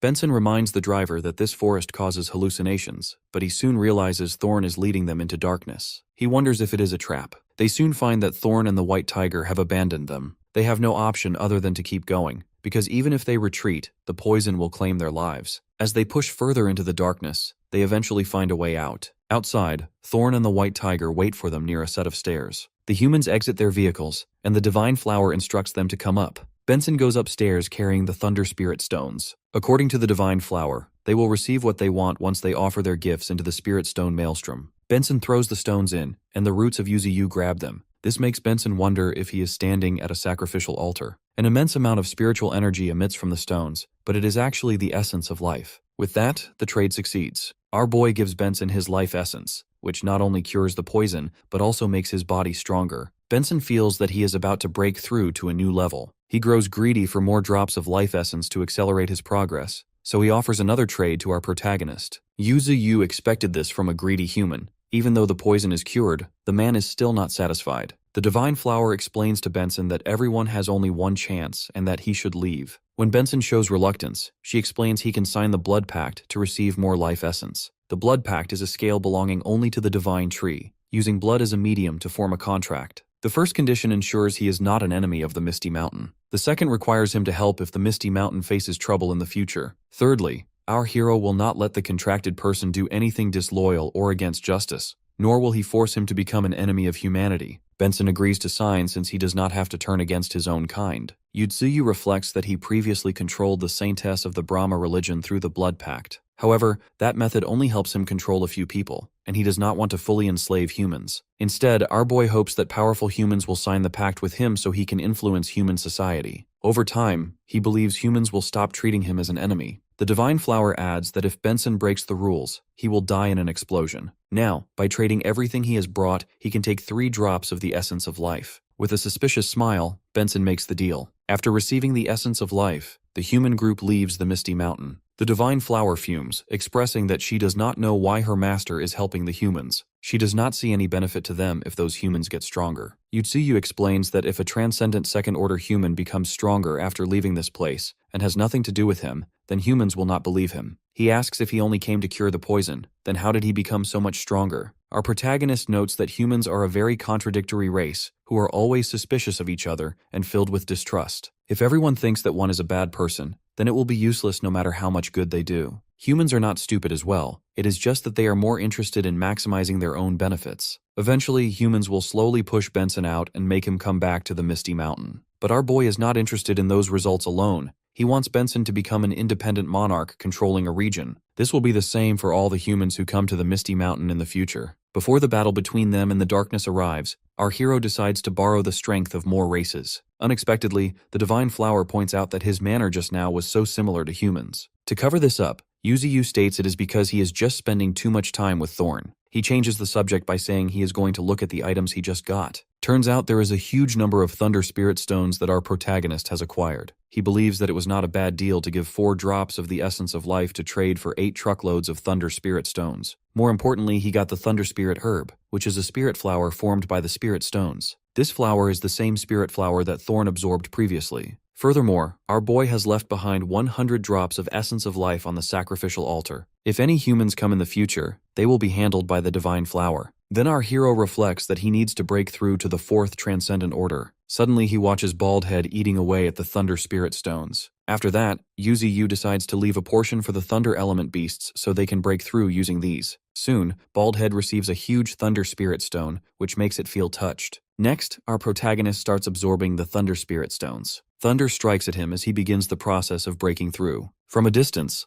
Ninetails notes that her master will be completely different once he wakes up. Then she summons Demon Bull to give the damaged dragon egg to the Emperor Crocodile. At a certain lake, Demon Bull calls out to the Emperor Crocodile. Unexpectedly, the crocodile looks completely different and huge as he emerges from the lake. Demon Bull hands over the damaged egg to him. He believes that the crocodile totally deserves this, as he is always guarding the Misty Mountain when their master is not around. The crocodile instantly eats away the dragon egg. As a result, the Emperor Crocodile starts to transform. Therefore, Demon Bull decides to guard him until he absorbs the egg completely. From a distance, Ninetails notes that now 2 of them are breaking through. Meanwhile, Thorn and the White Tiger are guarding the second dragon egg. Somewhere else, Lang Feng, seeing the beam of light, believes that the breakthrough of our boy will affect the structure of the world. Soon, the Emperor Crocodile's body begins to transform, and a huge amount of spiritual energy emits from the crocodile's side. Now the Emperor Crocodile has a completely different form. Demon Bull is so excited to see the new version of the Emperor Crocodile. But no, the crocodile thinks it can evolve more. He roars heavily as he begins transforming again. Soon he transforms into a dragon, which is actually the form of the legendary Dragon of Rock. The transformed Emperor Crocodile unleashes his new attack, which strikes straight ahead. Demon Bull is absolutely shocked seeing this level of power. On the other hand, Ninetails notes that he has succeeded. The attack which the crocodile sent ahead has made a huge crater in the ground. However, that ability consumes way too much stamina, more than he initially thought. Soon, Ninetails feels an overwhelming aura. It appears to be coming from a human transcendent who fought against Australia's Beasttide previously. He cannot believe that it only took 1 drop of the Essence of Life to cure the poison. He notes that the humans were not able to cure the poison regardless of what they tried, yet the Divine Tree cured it effortlessly. With that, he leaves the altar. The White Leopard notes that he did not sign the contract. To that, the Divine Flower states that he did not want more life essence. The fighter who was just here is tough and definitely not one to submit to them so easily. When that fighter goes downstairs, he comments that he will be leaving first because he has a mission to perform. Hence, he tells Ching to catch up to him after she is finished. The Divine Flower makes a soft expression as she meets Ching. Soon, Ninetails and the Grey Wolf arrive to meet Ching. Now they can all meet openly without hiding. Ching announces that she has brought good stuff with her, noting that her butler will take inventory of all the commodities they brought later. She then instructs a person in a cloak to follow her. They soon meet Yuzu, who is currently undergoing a breakthrough. It turns out our boy has been in this state for almost 1 month. Meanwhile, the Snake Lady wonders who that girl is. Ninetails states that she is the biological daughter of their master and the one who is trusted by him the most. Noting that our protagonist is in a deep state of cultivation, Ching holds the Essence of Thunder, which is a great treasure formed by the assembly of countless Thunder Element treasures. This is far more powerful than the Thunder Spirit Stones. She offers the essence to her master, and it soon fuses with his body. After that, Ching spots Lang Feng standing nearby. He strictly asks why she is staring at him. Ching then reveals that she has brought his sister along with her, and she is waiting for him in the bamboo forest. Lang Feng is super shocked, and he instantly leaves in a hurry to see her. With that, Ching decides to take her leave because many people are observing her this time, and she also has something she needs to look into. Our hero reacts by giving her a willow leaf. That leaf will protect her life once if she encounters any danger in the future, and she thanks him wholeheartedly. Meanwhile, somewhere else, that Benson guy is being countered by his own people. They believe that he has betrayed the human race. However, those people can clearly see that he has broken through his limits, which they relate to the Misty Mountain. One of his officials points out that if this strength is purely due to the curing of the poison, then why did the people from the Federation not get stronger? Therefore, they cannot trust Benson. In response, Benson shows them the essence of life which he acquired by trading for the cure. All the people grow confused seeing the essence of life. Benson offers it to them, telling them to take it and not bother him afterward. As soon as he throws 2 bottles of the essence at them, everyone starts competing with each other to get their hands on the essence of life. In the meantime, Benson leaves with a sly smile. On their way back to the Federation, Ching receives a report that Benson has exposed the essence of life to the public, which he obtained from the divine tree. With their cooperation, Benson has broken off from the Luo Kingdom's echelon and is now independent. Ching then hands a bottle of life essence to her assistant. She instructs him to use 5 drops for himself and use the other 10 to gather her powerhouses. Her sister gets excited for them to form their new group and give a name to it. She decides to name their group the Darkness Assembly. After the essence of life is revealed to the public, many more forces go to the Misty Mountain to seek an opportunity. However, the majority of the people who are too weak are unable to enter the Misty Mountains, as they are blocked by the Mist Beasts. From a distance, the Divine Flower notes those humans who are scared of them, yet are still rushing over to gain power. On the other hand,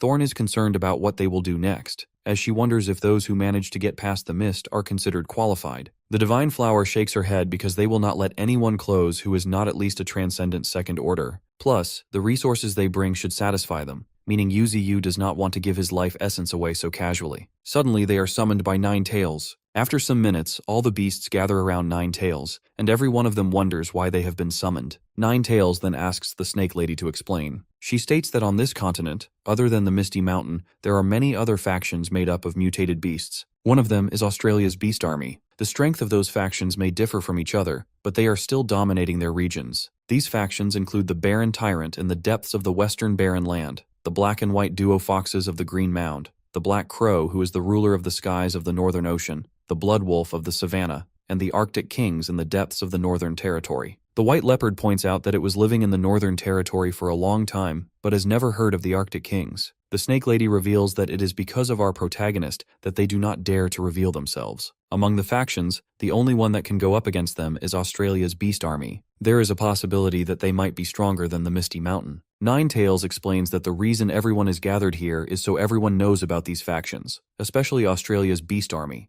which is about to declare war against them. Therefore, they need to prepare and start talking to other factions. They cannot just sit doing nothing and wait for an attack. She insists that they cannot continue living under the protection of our boy forever. Understanding the situation, Glacier wants to know what they should do. A peregrine falcon reveals that it has discovered the Green Mound under the Fox tribe is going through a war where a high number of mutated beasts are eliminating each other. 9 Tails states that as they still do not know why they are killing each other, she is still thinking if they should help them or not. Demon Bull adds a point that fighting between these beasts is not always for territory or resources. He thinks there is a possibility of a treasure involved. Thorn reflects that it would be amazing if the Fox tribe of the Green Mound joined hands with them. However, the beasts of the Green Mound are pretty dangerous, and that way they will also get involved in their war. Unexpectedly, Flash comes forward as he decides to willingly go. He is confident he can deal with the issue clearly, whether it is for territorial rights or the ownership of a treasure. He believes he cannot forever live under the protection of our hero, which is why he wants to go. King Joe comes in as well, as it is bored of living peacefully. It has an itch for a battle and wants to make the enemy's bodies into tiny pieces.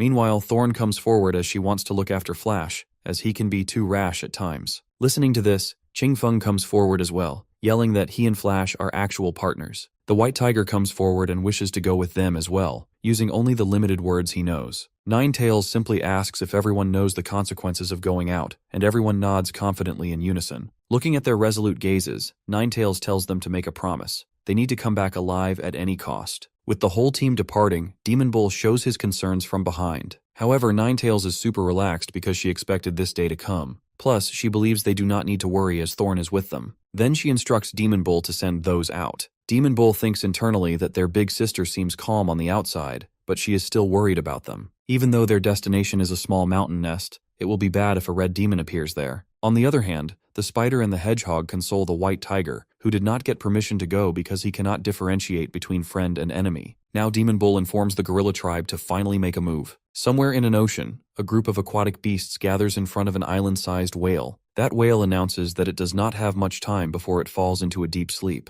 It hopes to see the glory of the sea tribe once it opens its eyes. It then instructs its beasts to do everything they can to take over the continents regardless of any sacrifices. With this, the island whale instructs them to declare war. Somewhere in a city, Qing's assistant and another woman monitor the progress of their powerhouse. It is the first time they have modified a powerhouse of the transcendent second order. They are observing a warrior that they have roped in with the essence of life. This man has already gone through genetic modification to become powerful. The research they have used to modify him comes from high-grade teams within the Darkness Assembly. Qing's assistant does not want this project to fail. Suddenly, the energy of their powerhouse fluctuates as his cell fusion begins overloading. If this goes on, he will surely die. After a burst of immense energy, the powerhouse somehow manages to survive. Now his body has become super light, and his strength has improved as well. Suddenly, someone comes in and attacks him from the sky. He wonders if it is an enemy. However, it is none other than Qing, who has come there to spar with him. Both of them fight on par with each other. Seeing this, the pink-haired girl is shocked, as she did not expect him to be that strong after fusing with the genes of the blood-colored skywolf. Meanwhile, the powerhouse skids back in defense. Standing above, Qing is greeted by both her assistant and the pink-haired girl. Observing how powerful that powerhouse has become, Qing orders him to follow her from now on. She then gives him her demonic sword, crafted from the bones of a transcendent second-order mutated blood wolf. The powerhouse gladly accepts the gift. Later, Qing receives a report that the Misty Mountain is selecting only one person to trade every 3 days. The top people of each country have realized that the Misty Mountain is taking precautions and preventing powerful entities from entering. However, Qing is not feeling worried at all. She comments that the Federation is not suitable for their development. Therefore, she has planned to move the Darkness Assembly to a small country near the border. Within 6 months, the scale of the Darkness Assembly will be expanded many times compared to the present. In the meantime, Yuzuyu has finally opened his eyes. He instantly asks how many days he has been cultivating. Ninetails states it has been 1 month and 30 days. Our boy reflects that he will be breaking through to the Transcendent Fourth Order soon, and he now plans to consume the Thunder Spirit Herb next. Seeing the dragon egg, he believes that it should be born soon as well. Our protagonist decides to split the spirit herb created from the trade with Benson of the Luo Kingdom. He will give half to the dragon egg and use the other half himself. A new innate ability is added to his talents, Thunder Gathering. Our hero strengthens it to level 4 directly. With this ability, he will be able to draw in heavenly thunder on a larger scale. He believes this may increase the efficiency of his cultivation. However, there is a risk of accidentally damaging everyone in the Misty Mountain. Therefore, Yuzuyu instructs the fox to lead everyone away from the area and stay clear for the time being. As soon as everyone goes away, our protagonist starts upgrading his ability as heavy thunder appears nearby. From a distance, Ninetails notes that this heavenly thunder can eliminate a transcendent first-order entity easily. Then, suddenly, Ninetails notices that the white tiger is not holding the dragon egg. However, the white tiger does not respond effectively. This prompts the fox to go and get the egg herself. The dragon egg remains near Yuzuyu while he is busy upgrading his thunder ability. The thunder striking down prevents Ninetails from approaching the egg, and she fears that if this continues, the dragon egg will be damaged. Unexpectedly, our protagonist tells the fox that she does not need to worry. He explains that it is good for the egg to borrow the power of the thunder to cleanse its bloodline. With this, it can become a true dragon and will be breaking out of its shell soon. Meanwhile, in the Green Mound, a powerful tiger from the tiger tribe named Fourth King Bawang, a transcendent second order, is busy eliminating beasts. He demands that the fox tribe hand over the spirit flower, claiming it hurts him to eliminate any more of their lives. The black fox states that the spirit flower is the greatest treasure of the fox tribe and they cannot give it to anyone. Consequently, the tiger tribe moves forward with killing intent. The fox tribe refuses to give up, and both tribes begin their fight against each other. Unfortunately, Bawang deals a heavy blow to the black fox. Seeking revenge, the white fox comes forward, but it also receives a heavy blow from Bawang. Now the tiger laughs crazily as he plans to eliminate both of them to settle everything. The rest of the tigers are busy dominating the remaining foxes. Bawang points out that they cannot win with their small bodies, because a fight between beasts depends on sharp claws and teeth. He squeezes the black fox's body while remarking that the main factor deciding the winner is the difference in their sizes. Before anything can go wrong, Bawang receives a strike out of nowhere. It is Flash, who has come to help the fox tribe.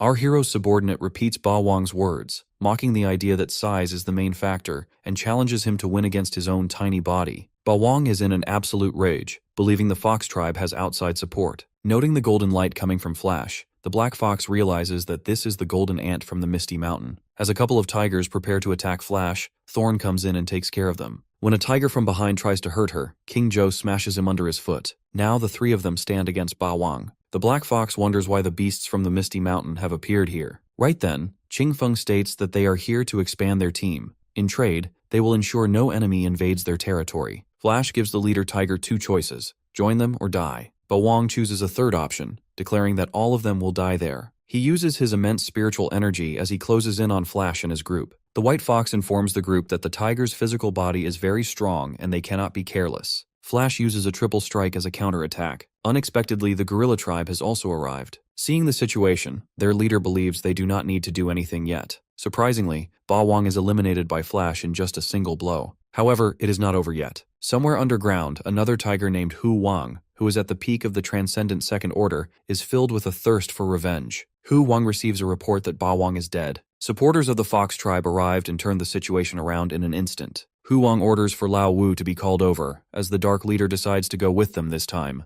Back in the Green Mound, Thorn is observing a small, weird creature that is threatening to eliminate her. The White Fox explains that this is the blood spirit fruit, which can nourish the blood and strengthen the body after consumption. Observing how they have built houses, Thorn comments that they have picked up many things from human culture. The Fox tribe is not on good terms with humans, but they have indeed learned a lot from their ways. Thorn then decides to give her blood spirit fruit to Flash, as she cannot bring herself to eat it, and Ching Feng says the same thing. However, Flash refuses and tells them to eat it themselves. A flashback hits the Black Fox's mind, in which Flash asks him if they will join the Misty Mountain or die in the Green Mound. Thinking that it is better to join the Misty Mountain rather than surrender to the 5 tiger tribes, the Black Fox agrees. Back in the present, Flash asks the Foxes about the power of the remaining Tiger Kings after the death of Ba Wang. The Black Fox states that, other than Ba Wang, there are 4 other tiger leaders. Among them, the most powerful are the Great Leader, the Dark Tiger, and Lao Wu, who has cultivated into a human form. Thorn comments that this should be similar to the Demon Bull.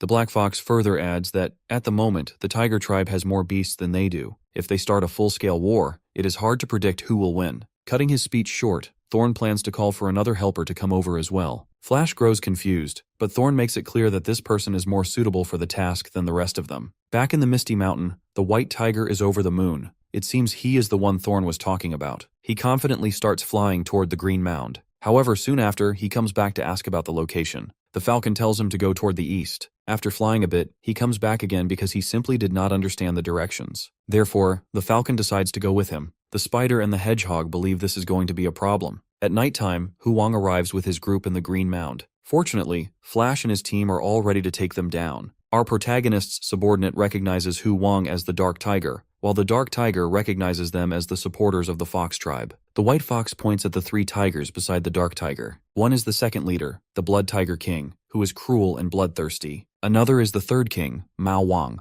On the other hand, the most terrifying 5th king is nameless. Without their intelligence, the Fox tribe would never have known of his existence. Hu Wang yells that they only managed to eliminate Ba Wang because they invited a group of supporters. Planning to not let them escape this time, Hu Wang unleashes supersonic waves, a tiger roar, toward them. But King Zhou counters the attack with his own supersonic waves. Next, Hu Wang orders his tribe to kill all the foxes. The foxes do not give up on their territory, as they would never allow the tiger tribe to destroy their peace. With that, the fight between the foxes and the tigers begins. Ching Feng is also busy eliminating enemies when he is encountered by Mao Wang. Thorn saves him by countering Mao Wang's attack, and now the both of them face each other. On the other hand, Flash uses his single strike after increasing his strength to counter the 5th Tiger King. In the meantime, the Black and White Foxes are up against the 2nd Tiger King, the Blood Tiger. King Zhou, meanwhile, is up against Hu Wang, who increases his spiritual energy from 10,000 to 50,000. King Zhou blasts off flames, but Hu Wang jumps out of the fire unscathed. In midair, he unleashes a roaring wave toward King Zhou. Unfortunately, it hits King Zhou, which makes Hu Wang boast about his own strength. Fortunately, King Zhou is still alive as it emerges from the smoke and bites its opponent. Unexpectedly, some kind of poison from Hu Wang infiltrates King Zhou through the bite. As a result, King Zhou immediately frees Hu Wang. Turns out Hu Wang is from the dark element.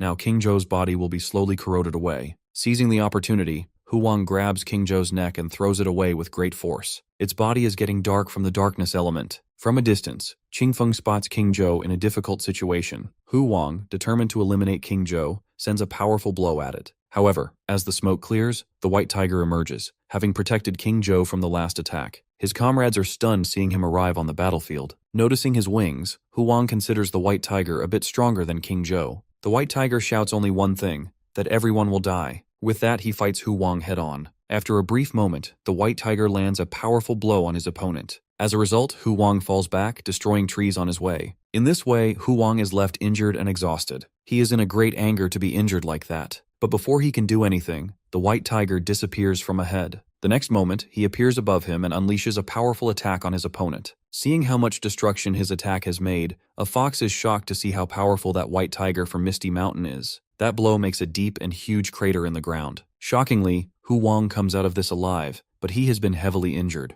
With that, he uses his special ability, Shadow Tiger, which allows him to make a shadow clone of himself possessing 70% of the main body's power. Hu Wang is confident that the white tiger will not be able to handle two of him. In exchange, the white tiger only yells that everyone will die. Hu Wang is pretty sure the tiger must be fully aware that his power is inadequate to tackle him now. On the other hand, the nameless tiger has received heavy blows from the golden ant and is injured badly, but still, he wants to eliminate Flash no matter what. Our protagonist's subordinate, Flash, comments that even though the tiger is strong, he himself is stronger. Then, our boy's loyal ant uses his triple strike after increasing his strength, striking at his opponent from multiple directions. The black and white fox succeed in defeating the second Tiger King. On the other hand, the third Tiger King is being toyed with by Thorn, as she expresses a wish to become his master. Qingfeng also stands tall atop the body of his fallen opponent. Now only the battle on the side of the white tiger remains. Hu Wang unleashes a double roaring sphere, which hits the white tiger directly. Before Hu Wang can celebrate his victory, the white tiger emerges from the smoke. This shocks Hu Wang, because his strongest attack was only able to dirty the beast's fur. Our hero's tiger furiously shouts that everyone will die.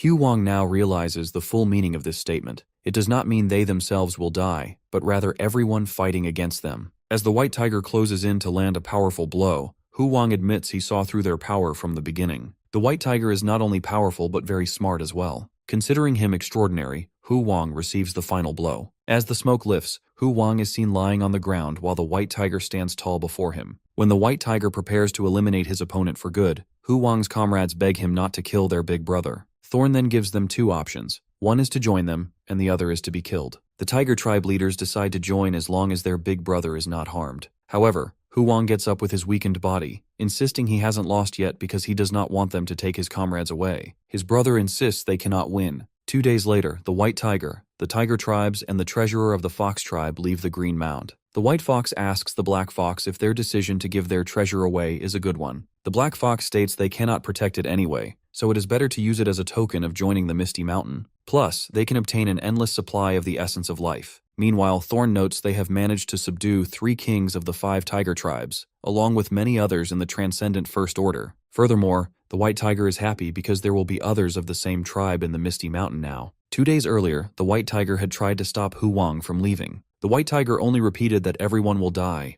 Thorn then explained that he needed to say he would wait for Hu Wang at the Misty Mountain in 3 months. If Hu Wang defeats him there, his tribe will be returned. But if he loses, Hu Wang will join the Misty Mountain. In the upcoming days, Thorn, Flash, and the others are all busy in battles to expand their power. Yu Ziyu, on the other hand, is cultivating to break through to the transcendent Fourth Order. During that time, the Misty Mountain enters a brief moment of peace. The scene shifts to the Magic City, one of the most modern coastal cities of the Federation. Inside a car, a blue-haired woman named Lin Ziyi, a transcendent First Order and one of the 10 Great Heavens pride of the Federation, sits observing the waves. She notices how unusual the sea is today. After getting permission from her teacher sitting beside her, she vanishes from the car to take a look at the ocean. Her teacher, who wears glasses, has never seen Lin in such a hurry and hopes everything is fine. After vanishing, Lin teleports to the coast. As soon as she opens her eyes, she finds herself in front of a massive scale of sea beasts. One of the beasts shoots its spike-like horn toward the mountains, and that spike blasts off instantly. Lin moves her focus from the monsters to the destructive power of the attack. In the meantime, a monster discovers her. The giant sea monster opens its mouth to devour Lin.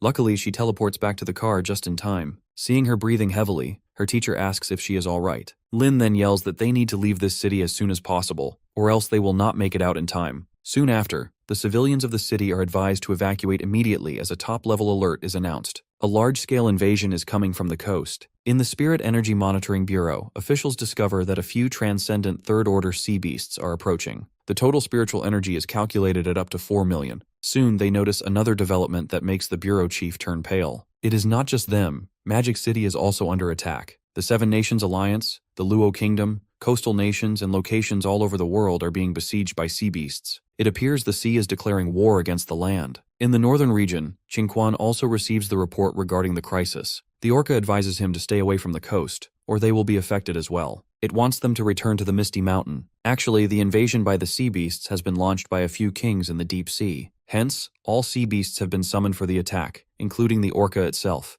Qingquan understands the situation and advises the orca to be careful. With that, Qingquan starts heading back while riding the Arctic bear. Australia's beast army is also going out to counter the sea beasts. In front of them stand the King of the Seven Seas, the Flood Dragon King, a transcendent Third Order Peak, the Vermilion Monarch, and the Azure Sea Serpent, both transcendent Third Order. The Flood Dragon King describes himself as one of the 7 kings of the deep sea. He demands that Australia's beast army give up and hand over their land to them. The kangaroo reveals that while he was worried about the deep sea, he did not expect such a massive invasion of the continent. He calls them reptiles of the deep sea, believing they will regret this later. Back in the city, a doctor wants to know about the situation, but his assistant informs him that they have not been able to establish a communication line yet. Both of them are standing in front of a giant dragon who hasn't reacted at all until now. The doctor believes this dragon will be their only hope for dealing with the sea beasts, as they have lost all coastal cities within just half a day. The doctor actually has an ability to communicate with mutant beasts. He believes that if they are somehow able to control this dragon,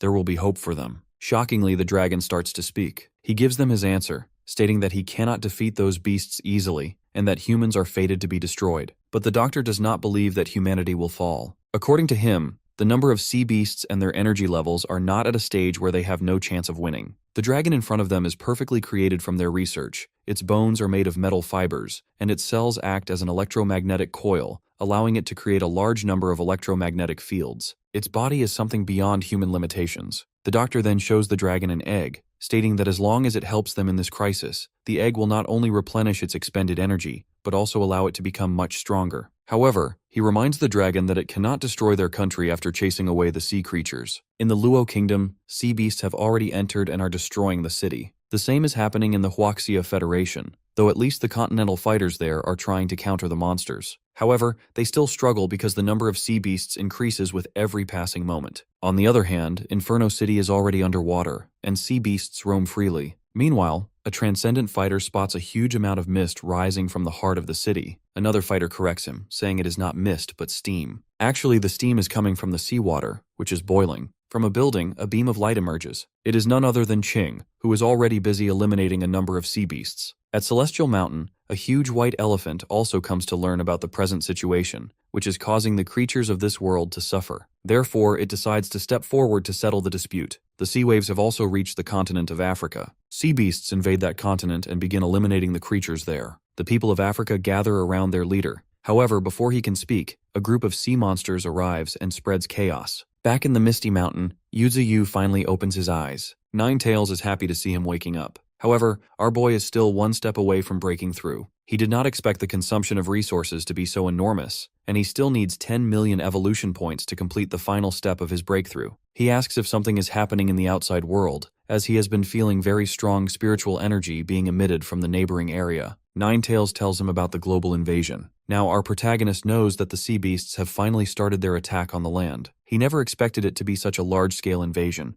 but our hero has a plan. He has now found the opportunity to gain more evolution points. Plus, by helping humans in this crisis, his prestige in the human heart will rise. This way, he will kill many birds with one stone. He then orders Ninetails to take some land beast with her to subdue sea beasts to expand the Misty Mountain army. For himself, our boy decides to meet these deep-sea creatures personally. Back in Magic City, sea beasts swim freely under the water. Meanwhile, some of them are attacking Lin. She uses Space Slash and succeeds in eliminating one monster, but unfortunately, she has almost used up all of her strength. She no longer has the energy to escape. However, she believes that luring the sea monsters to her position will give others time to flee. Soon, a huge monster appears right behind her, preparing to eat her. To her surprise, the huge monster receives a heavy blow and falls to the ground forcefully. It is actually the work of the huge white elephant from Celestial Mountain. This is the white jade elephant, a transcendent third order. Lin is stunned to see a white giant elephant floating in the sky. The elephant gathers energy and launches another attack toward the fallen giant monster. In the meantime, Lin teleports to the rooftop of a building. She knows that if she does not escape soon, she will die,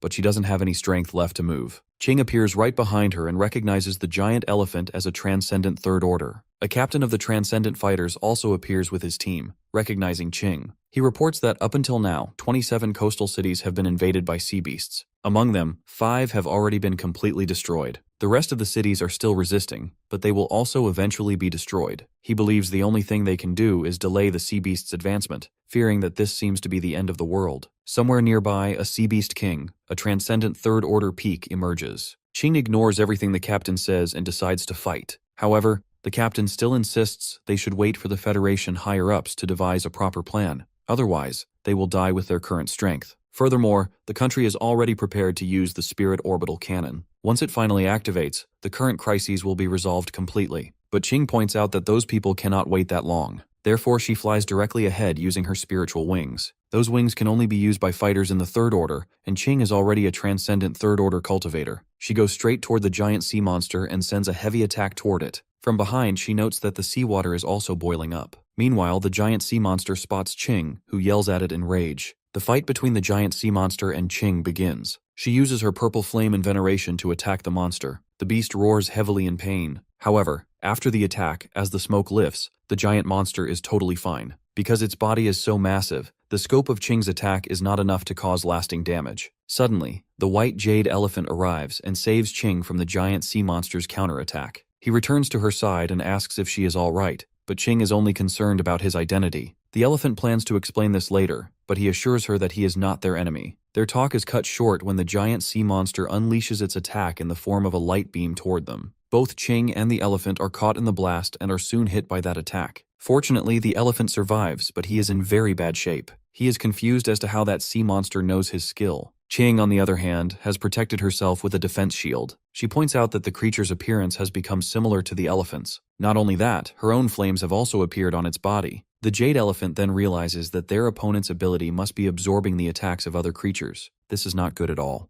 The giant sea monster roars heavily with confidence. In another place, sea beasts devour humans one after another. The humans try their best to save themselves. As soon as one monster is about to devour a mother and her child, mist monsters come in and save her. Actually, Yuzuyu has sent a number of mist monsters to take care of the sea beasts. All the humans there recognize the divine tree, as they believe our protagonist has come to save them. All of them start to cheer for our boy. On Yuzuyu's way here, our hero has seen how bad the invasions of the sea beasts nearby are. If the situation goes further, it will get even worse. Back in the Magic City, that giant sea monster launches an endless amount of thorns toward Ching, who protects herself with a shield. On the other hand, the white elephant goes near the sea monster and stomps on it heavily, causing fluid to burst from its mouth. In the meantime, Ching closes the distance and unleashes her purple flame sword. However, it is still not enough to eliminate the beast for good. It instantly starts preparing for a breath attack. Before Ching can escape, the monster unleashes the blast. That attack lands straight on a building along with Ching. Fortunately, she is somehow able to survive the blast. The elephant grows worried about her, but she unexpectedly admits that this monster is unkillable. The elephant remarks that it is not a normal sea beast. It is one of the 7 kings that unified the deep sea. Furthermore, it is one of the leaders responsible for the land invasion, known as the King of the Sea Beasts. The King of the Sea Beasts roars as it unleashes an attack, sending countless thorns at them. After protecting himself, the elephant unleashes yet another attack, Sky-Piercing Hoof. He lands a powerful blow on his opponent, and as a result, seawater sprays everywhere. Meanwhile, Ching notes that he actually managed to shatter space. Other than her master, this is her second time seeing a creature shatter space like that. After landing the attack, the white elephant stands near the whirlpool. King is curious to know if the fight is over. The elephant states that no matter how strong that monster is, it is impossible to survive that attack. But to their surprise, the giant monster appears above them and uses the elephant's own ability, the Sky-Piercing Hoof. The attack lands directly on the white elephant. As a result, the jade elephant is unable to move, as he is heavily injured. Ching finds the monster too tough to defeat.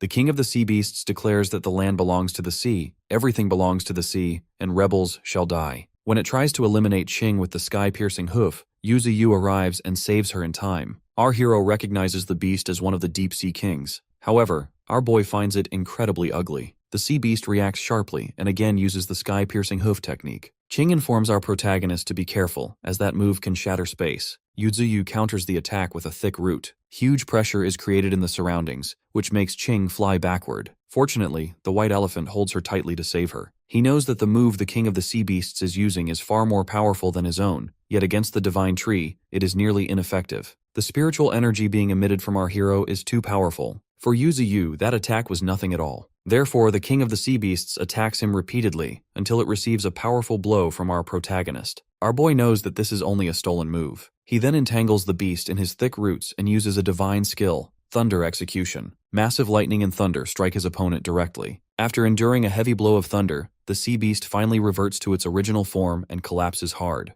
The white elephant and Ching are stunned to see that Yuzi has won. Our hero, on the other hand, notes that the destruction this coastal city has endured is much higher than the damage caused by Australith. He immediately fills the city with his trees. Naturally, the citizens gather around as they recognize the divine tree from Misty Mountain. Meanwhile, in the Freedom Federation, a giant octopus, the Octopus King, one of the 7 Sea Kings, is destroying buildings one after another. Seawater begins gathering inside the city. At the same time, in the Freedom Federation Military Command Center, the commander receives a report that 5 of their cities have already been destroyed. Furthermore, more sea monsters are currently advancing toward the inner cities. He then receives another report containing information from the White House. According to the intel, the Divine Tree has defeated one of the 7 Sea Kings. The Federation's allies are no longer in a critical situation because the Divine Tree is guarding the coastal city. However, there might be another wave of attacks. The commander knows that unlike those protected by our boy, they do not have such a powerful mutated beast to defend them. Given the situation, they are unsure of their chances of victory. Soon, a doctor enters and reveals they still have a chance to win because they have sent their dragon toward the battlefield. That dragon now stands in front of the Octopus King. The doctor says the battle is just beginning.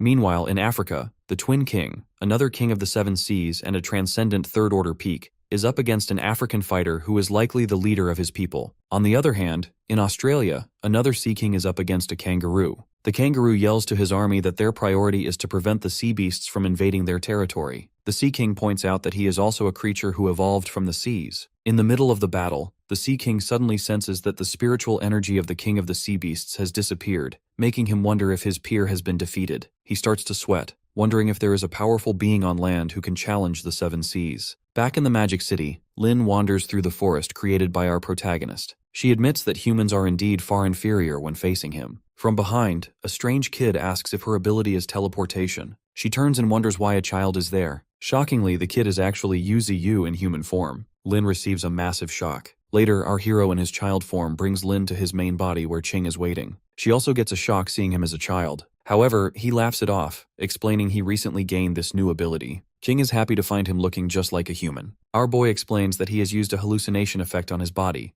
Those who see him will perceive him as a human child. But there are limitations, as he cannot stay too far away from his main body. After returning to his main body, Yuzi plans to deal with the sea beasts he has captured inside his roots. Among them is a mutant giant turtle, a transcendent second order. Aside from high defense, it lacks other abilities. The same goes for many other sea beasts. It turns out most of them are quite useless and not worth taking under his command. Therefore, he goes straight to the important one, the sea beast at the transcendent third order peak. This beast follows an evolutionary path similar to his own. From Ching, our protagonist learned that this beast took only a few minutes to evolve into a giant elephant. This is just the starting point of it evolving into a copy of his main body. The evolution will probably merge with the abilities it has learned before. Our hero wonders if, once it completes its evolution, it will become a real willow tree. He also wonders if he would have obtained its innate abilities had he devoured it immediately after the battle. For now, he decides to keep it and use the others to cultivate his evolution points. After eliminating the rest of the sea beasts,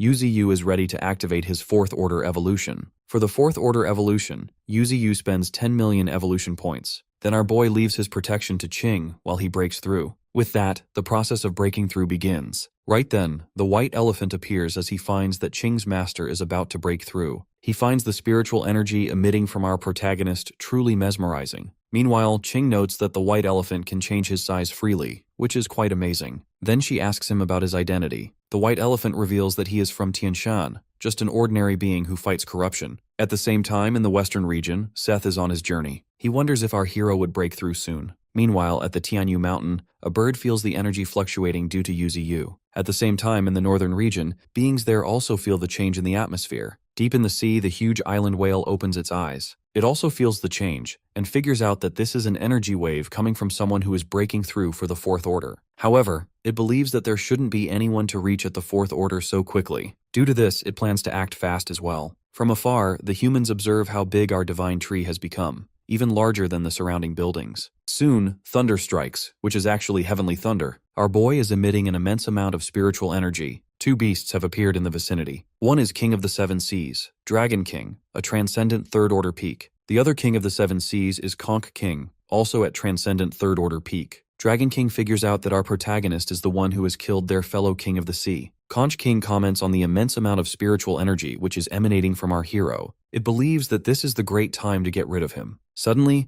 Ching and the white elephant feel the presence of those two monsters who have a huge amount of spiritual energy. Both of them are terrified of figuring out that they are two of the kings of the seven seas. Both of those kings get near Yuzi by swimming through the seawater. The white elephant sweats as a doubt that they can win against them. More importantly, our boy has not broken through yet. Those two kings are that much powerful that they can eliminate them in just one single hit. The elephant knows that it would take at least 1 hour for our protagonist to wake up. Ching shouts for him to calm down as she prepares herself for a fight. She wants him to think about something rather than panicking. She points out that they will not follow him when he tries to escape because their target is not him but her master. So she wants him to leave now, because if she dies in this fight, he won't get another chance to leave. The white elephant is stunned to see she has already decided to fight them. Therefore, he follows her, as he has also decided to join her in that fight. Suddenly, Dragon King launches a water whirlpool blow towards them, so Ching intercepts this with her flame ability. Dragon gets furious to see a human interfering with their work. Therefore, his fellow Conch King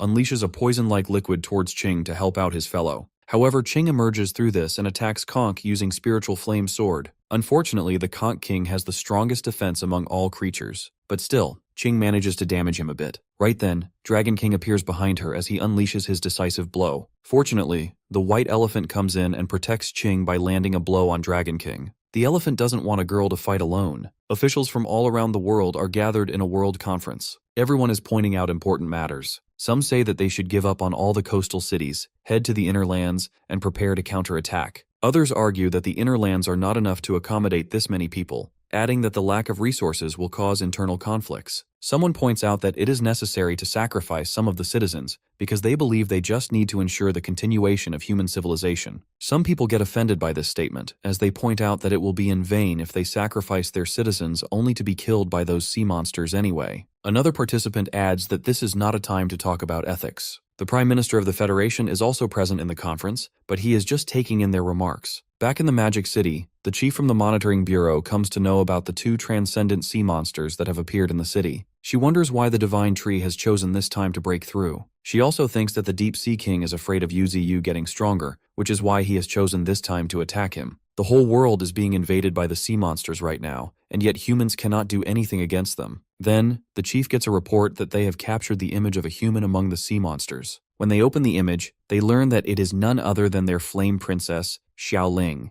The chief does not know why she is there, and she wonders if Xiaoling is planning to fight against those sea beasts. Rejecting all other thoughts, the chief concludes that she is fighting for our protagonist. Back on the battlefield, Ching uses her spiritual flame gigantic sword and lands a blow on Dragon King. She manages to hurt him, which makes Dragon King decide not to take her lightly. He now considers her as someone at the first rate. Meanwhile, the white elephant directly hits Conch King. After that, he uses piercing tusks. When Conch King falls back, the elephant takes the opportunity and tries to attack with his sky-piercing hoof. Unfortunately, Conch King unleashes a huge amount of sulfuric acid. Both of their attacks clash as they step back. Conch King never expected his top to be damaged like this after just one stomp. However, the white elephant is also in a bad situation, as his skin is burning from the acid. Parts of his left body just got hit by the liquid. Right after that, both of them prepare to launch another attack on each other. Back to Ching. She uses light butterflies to counter the stream shield of the Dragon King. However, it does not affect Dragon King at all. He then shouts for her to step back as she is getting in their way. Unfortunately, he uses the stream shield ability to trap Ching inside. She gets frustrated because a skill that is meant for defending is being used to trap her. Right then, her opponent unleashes Stream Cannon.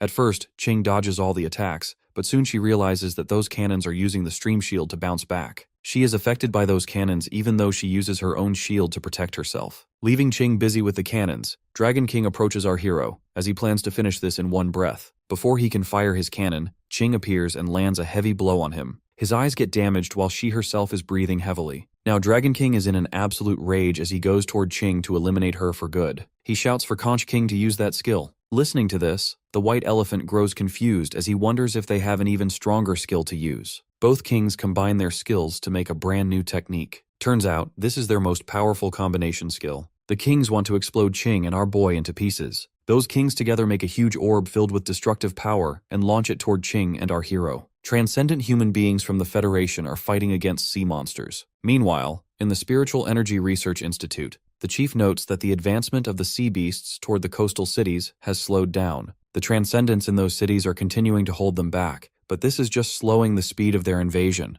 This will continue until they deal with the Sea Kings. The transcendent leader eliminates one big sea monster, but more and more come out as there is no end to it. Suddenly, all of them start to feel an immense and terrifying spiritual energy, and the sea monsters also feel the same thing. The team leader feels that it is coming from the direction where Ching is. He wonders what kind of monster she is facing at the moment. Back in the Magic City, the Kings are about to launch their most powerful attack. If that goes off, Ching and the White Elephant won't be able to block it. This attack will not only eliminate the Divine Tree but also destroy all the cities along with the humans. Therefore, the elephant wants Ching to use her full power without holding anything back. But Ching already knows it and doesn't want anyone to dictate it to her. In the meantime, the Kings launch their ultimate skill, Twin Stream Cannon. Both Ching and the White Elephant develop a huge shield around them so they can counter the incoming attack. Sadly, their shields start to break while Ching starts losing her blood in the process. On the other hand, both Kings shout as loud as they can so they succeed in destroying everything. A huge blast erupts as a result. As soon as the smoke is clear, we see that Yuziyu is completely alright, standing in between, as the destructive cannon has been split into two halves. However, the White Elephant is lying in a very bad condition, yet he has successfully protected Ching. As the two Kings again start developing their combination skill, they feel offended that the elephant has successfully protected that girl, but they know that they will be successful in the end. Now that our protagonist is unfortunately alone, they are determined to take him down this time. Therefore, Ching steps out to try stopping them again. Meanwhile, the White Elephant tries to stop her, but Ching still moves forward even in a very bad state. In the meantime, the Kings again launch their destructive orb toward our hero. But for Ching, protecting her master is the most important thing. She recalls the time when she lost him once. At that time, the shouting of the humans and the crying of beasts went on endlessly. She wonders if fighting for boundaries is really that important, whether it's the humans who are trying to expand their territories or the sea monsters that have invaded the continent to expand their power. For her, those wars are completely useless. She believes that the only one who can stop all of this is her master. Therefore, she needs to protect him at all costs, not just because he is her master, but because our boy is also the guardian of Earth. As the Kings launch their destructive attack, Ching comes in and does her best to protect our protagonist. From afar, the lying White Elephant grows super worried about Ching. Surprisingly, Ching manages to block that attack, even though she is now in a very poor condition and completely exhausted. Seeing this, Dragon King is stunned and remarks that she is doing something which is useless. But Ching mutters that it is not useless at all. She starts falling down, as she believes she has bought enough time. As she falls, the White Elephant runs to catch her. But unexpectedly, our hero's root catches her safely. It looks like Yuziyu has completed the process of breaking through.